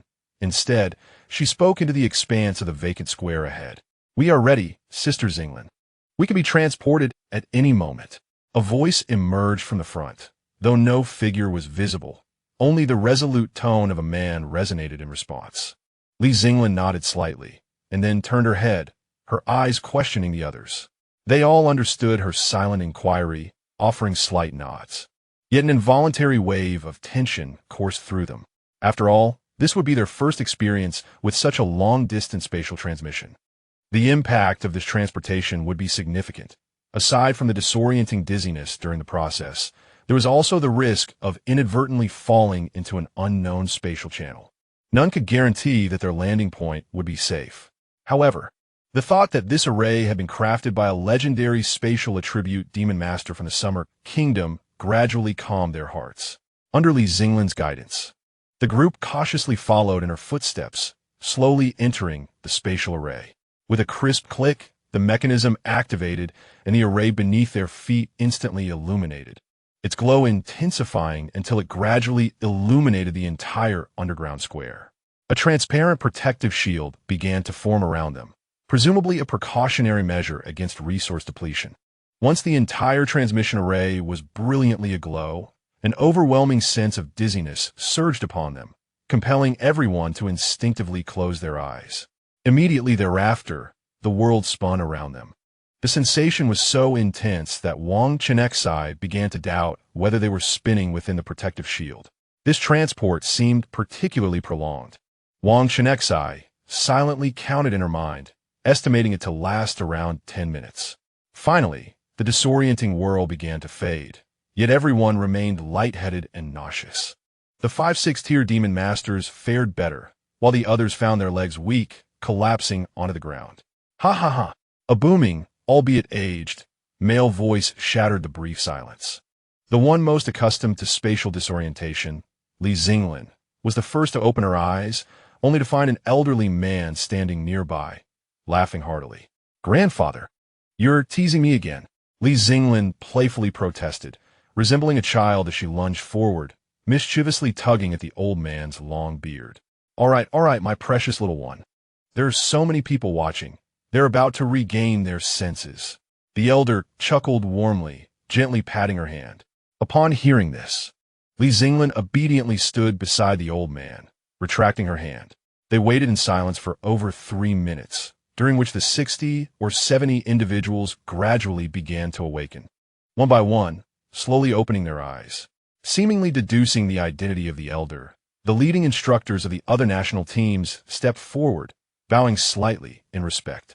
"It is an honor to meet you, Master Kong. We are also grateful for allowing the small nation S team to accompany us." They spoke with sincerity, their tones filled with gratitude. "No worries. I have other matters to attend to. I shall return to escort you once your competition concludes." Master Kong waved his hand nonchalantly, as if it were merely a trivial affair. Before his words faded, a flash of white light appeared, and he vanished without a trace. Was that truly Master Kong? Han Yi, beside Wang Chenxi, couldn't help but murmur, astonished. "I never imagined that Master Kong was actually teacher Li's grandfather." Luo Xiaoming echoed, her eyes reflecting disbelief. "Teacher Li doesn't seem much older than us. I recall she even participated in the last World Youth Spirit Master competition." Yang Xiaomei whispered, her tone imbued with nostalgia. The group of Wang Chenxi exchanged hushed whispers, for the legendary spirit masters of Xia country were figures they envisioned as lofty and unattainable. Yet, the Master Kong they had just encountered appeared as amiable and approachable as an ordinary neighborly grandfather. Han Yi's focus, however, was distinct. His gaze wandered, pondering. "It seems there is no spatial formation in sight. All right, everyone quiet down. You may leave at your leisure." Li Xinglin clapped her hands, the crisp sound resonating in the air. She first dismissed the teams from the other 4 nations, having safely transported them to the Venetian Federation, and she preferred to avoid unnecessary complications. As the crowd surveyed their surroundings, they realized they stood in a clearing just outside the city of the Venetian Federation. In the distance, the towering city walls could be seen, exuding an ancient and weighty aura beneath the sunlight. "Well, it is time for us to enter the city," Li Xinglin declared, snapping her fingers with a light-hearted flourish. Just then, the leading teacher from Fuzang Island, who had just reached the city gate, seemed to sense something. He shook his head slightly, but offered no resistance to the sudden force. With a flash of silvery light, as brief and brilliant as fireworks, the spatial exchange skill was instantaneously activated. In a heartbeat, the positions of their group and that of the Xia country team were exchanged. The leading teacher from Fuzang Island was a short boy wearing glasses. Seeing his teammates gaze at him in shock, he could only smile helplessly before gently waving his hands to unleash a wind attribute skill, propelling everyone like a gust towards the city walls once more. Meanwhile, Li Xinglan had already verified her team's identities and successfully entered the city. Master Kong made an appearance. It seems only the Stormmaster, who has some connection to Feng Xiao, remains among the 6 legendary spirit masters of Xia country. Chapter 537. Group Match Format. Wang Chenxi curiously glanced around, filled with questions. Isn't Venice known as the City of Water? How come we haven't seen a drop of water along the way? You're currently outside the islands of the Venetian Federation. Take some time to acclimate and explore. We will head to the islands tomorrow. Li Xinglan seemed in particularly high spirits, perhaps due to her recent playful antics with the members of Fuzhang Island. Upon observing Wang Chenxi's curious expression, I took the initiative to explain. The true water city lies within the Venetian Federation. After we enter the island tomorrow, the evening will feature the opening ceremony and the draw, with the competition commencing the following day. Wang Chenxi nodded in realization and obediently followed behind Li Xinglan. The group entered the hotel arranged for various national teams within the Venetian Federation, preparing to check in. According to the arrangements, each room would accommodate 2 individuals, and unsurprisingly, Wang Chenxi and Han Yi were assigned to the same room. Luo Xiaoming and Lei Ling Yi, being familiar with one another, naturally became roommates, while Lin Yuyan and Ji Zixia, old acquaintances, also shared a room. The reserve Yu Zioan typically got along best with the outgoing Yang Xiaomei, and the 2 happily paired up. To Wang Chenxi's surprise, Feng Xiao was seen enjoying the company of Yen Yen, while Shi Yi, unable to tolerate Xia Zhikui's caustic remarks, chose to buddy up with Lu Zhanjiu instead. The only one from the same school, Jiang Yuz, who usually spoke little, managed to share a room with Xia Zhikui. As for Li Xinglan, she naturally occupied a luxurious suite alone. You may explore freely. After breakfast at 8 tomorrow morning, I will take you to the train station, Li Xinglan announced. And before her words could fully settle, she hurriedly activated her skills and vanished in an instant. She was eager to seize the opportunity to reconnect with old friends from the previous competition. The others, too, took advantage of this rare chance to experience the exotic charm of this distant land, and thus, they made plans to wander through the city together. Wang Chenxi, filled with anticipation, yearned to visit the local spirit master organization, hoping to uncover unique spirits or precious skill crystals. As they walked along the streets of the Venetian Federation, they frequently encountered groups of youths, whether in lively taverns or at the Spirit Master Association, dressed in neat uniforms and brimming with enthusiasm. These must be participants from other countries. Wang Chenxi, however, harbored little interest in the teams from other nations participating in the second phase of the competition. His focus remained solely on the draw results scheduled for the following evening. The second phase of the World Youth Spirit Master Championship consists of group matches, with 20 teams divided into 4 groups. Based on their second-place finish in the first phase, Wang Chenxi's team had been placed in Group B. Within each group, the 5 teams would compete against each other, and ultimately, rankings would be determined by the number of victories. The top team from each group would advance directly to the quarterfinals. Meanwhile, the second and third place team from each group would draw lots to compete against the corresponding second and third place teams from other groups. The 4 victorious teams would join the group winners in the quarterfinal draw, marking the third phase of the elimination rounds. Following the quarterfinals, the competition would proceed to the traditional semi-finals and finals. The key to the upcoming draw lies in understanding which 4 teams are in their group, allowing for adequate preparation and insight. However, if all 5 teams in the same group are formidable powerhouses from the world's elite nations, that would indeed be quite unfortunate. Thus, the top 4 teams from the initial stage possess the advantage of mutual avoidance during the grouping process. Although the number of competition badges acquired is not absolutely correlated with the strength of each team, it can, to some extent, reflect their prowess, with the element of luck playing a relatively minor role. As Wang Chenxi has learned, the team ranked first in this stage is the American Alliance, the reigning champions of the previous world competition. The second place belongs to their compatriots from the Summer Nation, the third to the Northern Federation, and the fourth to the Misty Isles Alliance. The 5th position is occupied by the Fragrant Maple Federation, which, regrettably, ranks behind due to qualifying for participation a few days later than the Misty Isles Alliance. Each of these nations boasts at least 4 legendary spirit masters, marking them as formidable contenders on the global stage. Observing these 4 teams, one can almost foresee their assured advancement as the leaders of their respective groups. This time, the Summer Nation has meticulously prepared uniforms adorned with a red and white pattern, embellished with golden badge designs for their participants. However, after Wang Chenxi and his companions checked in and received their keys, they emerged dressed in casual attire, as their luggage was securely stored in their spatial storage devices, negating the need to drop by their rooms. In this city, the students from various participating nations cohabited harmoniously, with no conflicts erupting. On one hand, everyone recognized that, with the competition looming, they must not squander their energy on fleeting impulses. On the other hand, no one wished to prematurely reveal their capabilities to their adversaries, lest they become vulnerable to scrutiny from other astute teams. After visiting the Spirit Master Association, Wang Chenxi and his group ventured into a music bar. At that moment, Li Xinglin was in a private room on the 2nd floor, engaged in animated conversation with 5 or 6 girls. Perhaps slightly inebriated due to the absence of spiritual power enhancing the alcohol, her melodious voice, despite the bar's booming sound system, remained distinctly audible. "Why isn't Luna here this time? I was hoping to spar with her again." Li Xinglin's words, tinged with a hint of intoxication, expressed her disappointment at Luna's absence. "Luna has gone to Dragon Island," replied the leading teacher from the American Federation. "She intends to secure a spirit contract before the newcomers are eligible to ascend." This teacher, responsible for guiding the American team, was present at the bar tonight at Li Xinglin's invitation and shared Luna's plans candidly. "Why go to Dragon Island at this time? Isn't she already at the 6th tier?" The others in the room displayed puzzled expressions. Luna's first spirit was contracted at the 2nd tier, a king-level quality.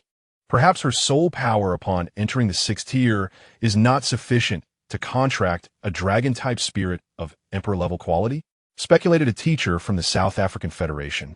A girl with dark skin and curly hair, her gaze slightly dazed. "But that doesn't seem right. In such circumstances, one could indeed forge a contract with a dragon pet at the 5th tier," mused Li Xinglin, setting down her wine glass with a slight furrow in her brow. She speculated quietly to herself. Surely Luna cannot aspire to contract an imperial-grade spirit with her 2nd familiar? After all, the amount of soul power required to form a contract is intricately linked to the quality and tier of the spirit. Thus, in order to conserve soul power to the greatest extent and contract more spirits, individuals typically opt for low-tier juvenile pets of modest quality. Alas, that remains a mystery to me. The American federal teacher, still somewhat lucid, understood well the distinction between matters that could be discussed and those that must remain unspoken. "Never mind. It has been years since we last crossed paths. Come, let's raise our glasses once more." The robust girl from the Northern Alliance cheerfully lifted her glass, attempting to steer the conversation away. I think I just heard Teacher Li's voice," Lin Yuan remarked awkwardly. Wang Chenxi and the others couldn't help but reminisce about their military training during their first year, a twinge of concern surfacing in their hearts. Surely Teacher Li hasn't overindulged again and will struggle to rise from her bed tomorrow? After lingering in the bar for a while to absorb the lively atmosphere, they decided to return to the hotel for some rest. Chapter 538. The 5-person arena competition. The next morning, to their surprise, they encountered Li Xinglin at breakfast. However, her demeanor was noticeably lacking vigor, her eyes reflecting weariness, likely due to a night of revelry. After their meal, Li Xinglin hurriedly returned to her room for a quick wash-up before promptly leading everyone to the train station. The train to the island was quite remarkable, gliding over the surface of the sea. The journey was brief, lasting only 3 to 4 minutes, and soon they reached their destination. Gazing out the train window, the vast expanse of azure sea sparkled under the sun's rays, evoking a sense of wonder, as if they were indeed aboard a true maritime train. Upon disembarking, the group proceeded to the hotel to check in. Their stay would be prolonged, as the second phase of the group matches was set to last 10 days, including breaks, the lottery ceremony, and subsequent competitions in the third phase. They would be here for no less than half a month. Entering the island, Wang Chenxi truly began to appreciate the unique allure of this aquatic metropolis. The streets were interwoven with various bridges, with waterways crisscrossing in every direction. Here, small boats predominated as the mode of transport, while buses were a rare sight. In a realm of spirit masters, one could also witness ice attribute spirit masters gliding over ice and water attribute spirit masters maneuvering through water, showcasing the distinction between spirit masters and ordinary folk. You are free to explore in the morning. After lunch, we have the opening ceremony in the afternoon, followed by an evening gala and the lottery ceremony. The schedule for tomorrow's matches will also be provided on the tablets you will receive. Li Xinglin stretched lazily, and after speaking, she retreated to her room to rest. As for investigating the strengths of other teams, she had no leisure for such endeavors. Ever since she became aware of Wang Chenxi's innate talents, her worries had dissipated entirely. In her view, rather than expending energy to scrutinize the abilities of contestants from other nations, it would be far more effective to glean insights from observing a match during tomorrow's competition, an approach that promised both clarity and convenience. Our competition venue is situated on an uninhabited island nearby, within a sports arena spanning an impressive area of 500 square meters. At the hotel entrance, the group overheard the admonitions of coaches from other countries, stirring a sense of doubt regarding Li Xinglin's reliability. Fortunately, these concerns were not of paramount importance, allowing them to venture out and appreciate the scenery of this aquatic metropolis. This place seemed not to have fully integrated into the mystical realm, its size not significantly differing from the original world in Wang Chenxi's memories, yet was characterized by a notably high population density, especially during this unique time. Coinciding with the World Youth Demon Spirit Master competition, the narrow streets appeared increasingly congested.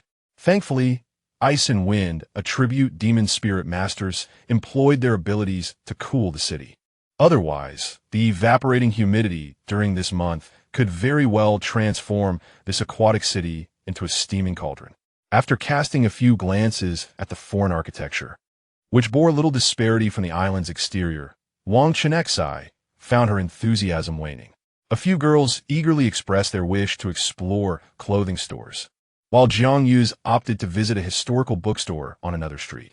Han Yi, wishing to accompany him, pulled Wang Chenxi along. Meanwhile, Shi Yi and Luo Xiaoming followed Chef Feng Xiao in search of local delicacies, and Yin Yin, noticing the greenish hue of Xia Zhikui's lips, also decided to join them. It was only when they received a message from Li Xinglin in their group chat, summoning them back to the hotel for lunch, that they reconvened. The competition was set to commence tomorrow, and there were several key points to discuss, which Li Xinglin conveyed in a calm, yet organized manner while enjoying her meal. Upon hearing this, Wang Chenxi and the others felt a sense of relief. It seemed that Teacher Li was not as unreliable as they had feared. First, Yuyan, let us discuss your abilities, Li Xinglin stated earnestly as she turned to Lin Yuyan.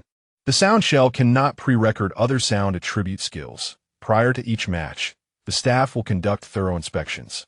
However, rest assured that your innate talent will remain unaffected, and you may utilize it freely.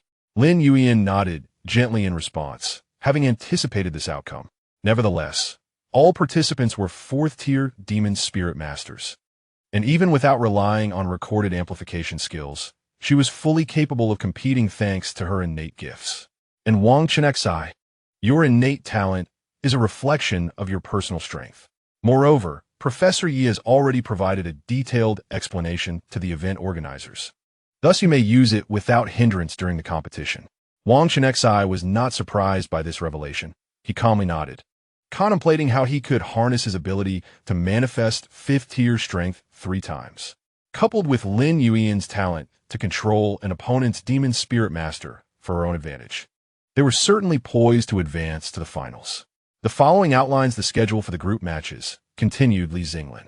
Each day features 4 matches, 2 in the morning and 2 in the afternoon, evenly distributed across the 4 groups, meaning each group will have only 1 match per day. Over the course of 10 days, each group is set to compete in 4 matches, resulting in 6 days of rest in between. The The competition consists of both arena matches and team matches. In the arena matches, each side sends forth 5 participants, continuing until one side has lost all 5 members, with points awarded based on the number of remaining competitors from the victorious side. The team matches similarly involve 5 participants from each side, adhering to the same scoring rules as the arena matches. In the event of a tie in the number of victories among 3 teams, the final rankings will be determined by their accumulated points. Should the points also be equal, the rankings will then be decided based on the win-loss relationships between the teams. Li Xinglin meticulously conveyed these crucial details, pausing to reflect and ensuring nothing was overlooked before nodding in satisfaction. Then, can I participate in the arena matches?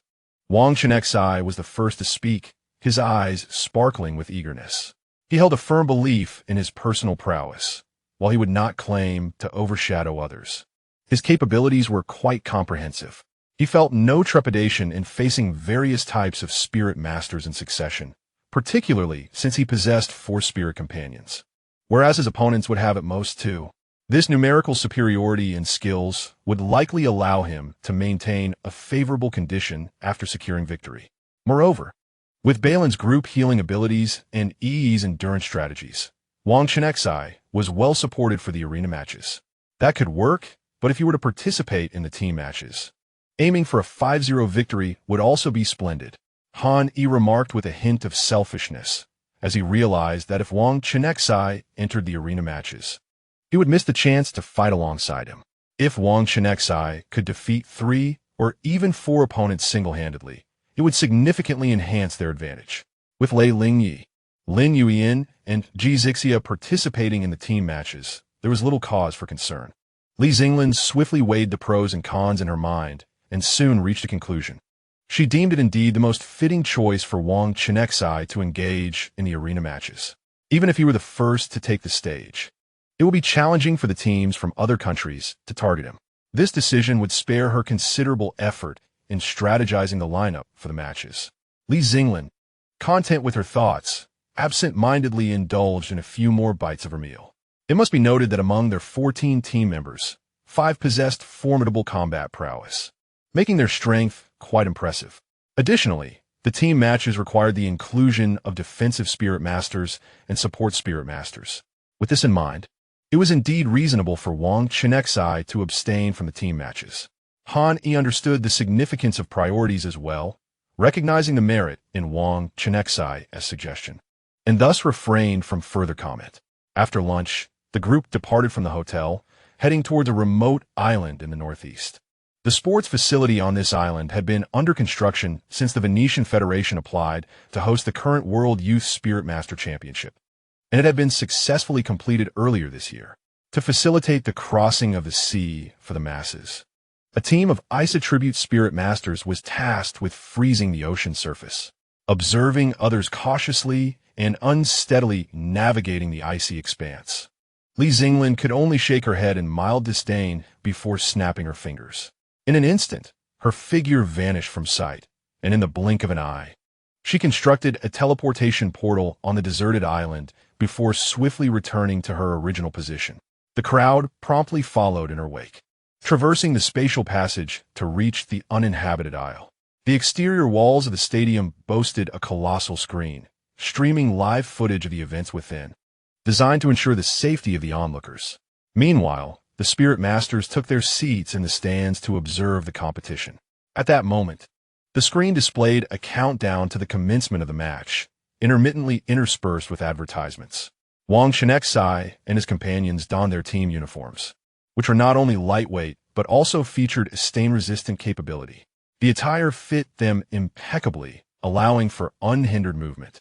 Upon verifying the identities of the group of over a dozen, the staff at the stadium issued them 14 competition badges. These badges differed significantly from the mechanical contraptions they had collected during the first stage, which could merely emit mechanical signals. The newly issued competition badges were genuine spiritual equipment, inscribed with a spatial attribute skill. One step away, Li Xinglin explained to the group, recalling her previous experiences. Upon hearing the name of the skill, Wang Chenxi was reminded of the spatial attribute skill he had once coveted. One step away, a spatial attribute skill that consumes spiritual energy upon use and, during its duration, automatically triggers if one sustains damage. Not only does it allow the user to evade the attack, but it also facilitates short-range spatial movement, as if mocking the opponent. Alas, your attack is just one step away from me. The revelation of this life-saving spatial skill filled everyone with delight, and they eagerly adorned their chests with the badges. The skill's duration was notably lengthy, and the spiritual equipment could be utilized multiple times. Furthermore, as it was an external skill imprint, it would not accumulate fluctuations of spiritual energy within the sea of consciousness, a thoughtful measure devised by the organizers to protect the participants. Li Xinglin elaborated. Is this truly for us? Wang Chenxi pondered, his interest piqued by the allure of the competition badge. Being a beast master of significantly lesser strength than the auxiliary spirit master Luo Xiaoming, he possessed abundant spiritual energy, yet lacked a means to wield it effectively. Should he acquire this badge, his self-defense capabilities would be tremendously enhanced. Filled with anticipation, Wang Chenxi inquired, his gaze fixed on Li Xinglin, who nonchalantly donned a badge of the same design. However, upon closer inspection, it became evident that her badge bore slight differences, likely indicating was one she had used in a previous competition. Could it indeed be meant for us? A wave of joy surged within Wang Chenxi as he felt that his journey to participate in the competition had already proven worthwhile. At that moment, Li Xinglin, with a smile gracing her face, gently spoke, "Certainly not. The craftsmanship of this competition badge is exceedingly intricate and fraught with challenges. After the competition, you must return it for the use of the next cohort of participants. Only the champion and the runner-up teams are entitled to retain it." Upon hearing that the badge would not be conferred upon them, a tinge of regret washed over the crowd. However, upon learning that only the champions and runners-up could keep this life-preserving badge, a fervent spirit of combat ignited in their eyes. Indeed, for the sake of this invaluable badge, they were resolutely determined to advance to the finals. As they engaged in animated discussions, they gradually proceeded and soon located their team's designated area in the competitors section, settling into their seats. The afternoon's opening ceremony proved to be excruciatingly dull. Wang Chenxi, listening to the monotonous platitudes from the stage, felt himself drifting into slumber. Initially, the representative from the Venetian Federation extolled the honor of hosting this world championship, followed by a warm welcome to teams from other nations, and a tedious introduction of the 20 participating teams based on their rankings in the first phase. For 2 hours, the speaker continued unabated, while Li Xinglin had long since begun scrolling through her phone, occasionally erupting into laughter at the content displayed. Thankfully, Luo Xiaoming timely employed her silent mode skill, preventing Li from experiencing the same public embarrassment as the previous night at the bar. As the clock approached 4, Han Yi gently nudged the chin-resting, nearly slumbering Wang Chenxi. "Huh, is it over?" Wang Chenxi groggily inquired, instinctively wiping away drool. "Not yet. They are discussing this year's rewards." Han Yi replied with a slight smile. Since entering university, Wang Chenxi had seldom attended classes, and it had been a while since Han Yi had witnessed him in such a drowsy state during a lecture. "Oh." Wang Chenxi quickly nodded, mustering his energy to listen attentively. First on the agenda were the basic rewards, the fourth-order spirit enhancement potions. Each team that emerged victorious from the group stage and successfully entered the top 8 would receive 1 potion per participant based on the number of competitors who took to the field. This stipulation was established because the registration range for participants was between 10 and 15 individuals, to prevent teams from intentionally including weaker players to secure more rewards. Such regulations were implemented. Naturally, if a team wished to acquire additional rewards, they could do so by allowing these players to compete, while also bearing the risk of potential defeat. However, for the formidable nations present, a few fourth-order spirit enhancement potions were hardly in short supply. They placed greater value on the hidden benefits that came with team rankings. Next, the teams advancing to the top 4 would gain an immensely enticing opportunity to ascend to Dragon Island and contract a dragon attribute spirit. It is worth noting that these were dragon attribute spirits. From birth, They possessed royal quality and the potential for evolution into imperial quality. Their power and various attributes not only surpassed those of their beast attribute counterparts, but could even rival winged attribute spirits in aerial contests. Wang Chenxi and his 4 companions initially entered the competition largely motivated by the aspiration to contract a dragon attribute spirit on Dragon Island. Now, however, they have an additional objective: to reach the finals and permanently secure a coveted participation badge, symbolizing their proximity to victory. Among the numerous spirit masters competing in the World Youth Spirit Master Tournament, many have yet to contract a second spirit. Aside from the consideration of rapidly elevating their own ranks to avoid the influence of lower-tier spirits, many harbor a deep-seated ambition to ascend to Dragon Island, deliberately reserving a spot for a future contract. After all, dragon attribute spirits exhibit remarkably slow growth. Perhaps this is due to their royal-grade quality from birth and their astonishingly long lifespans, making early contracts all the more advantageous.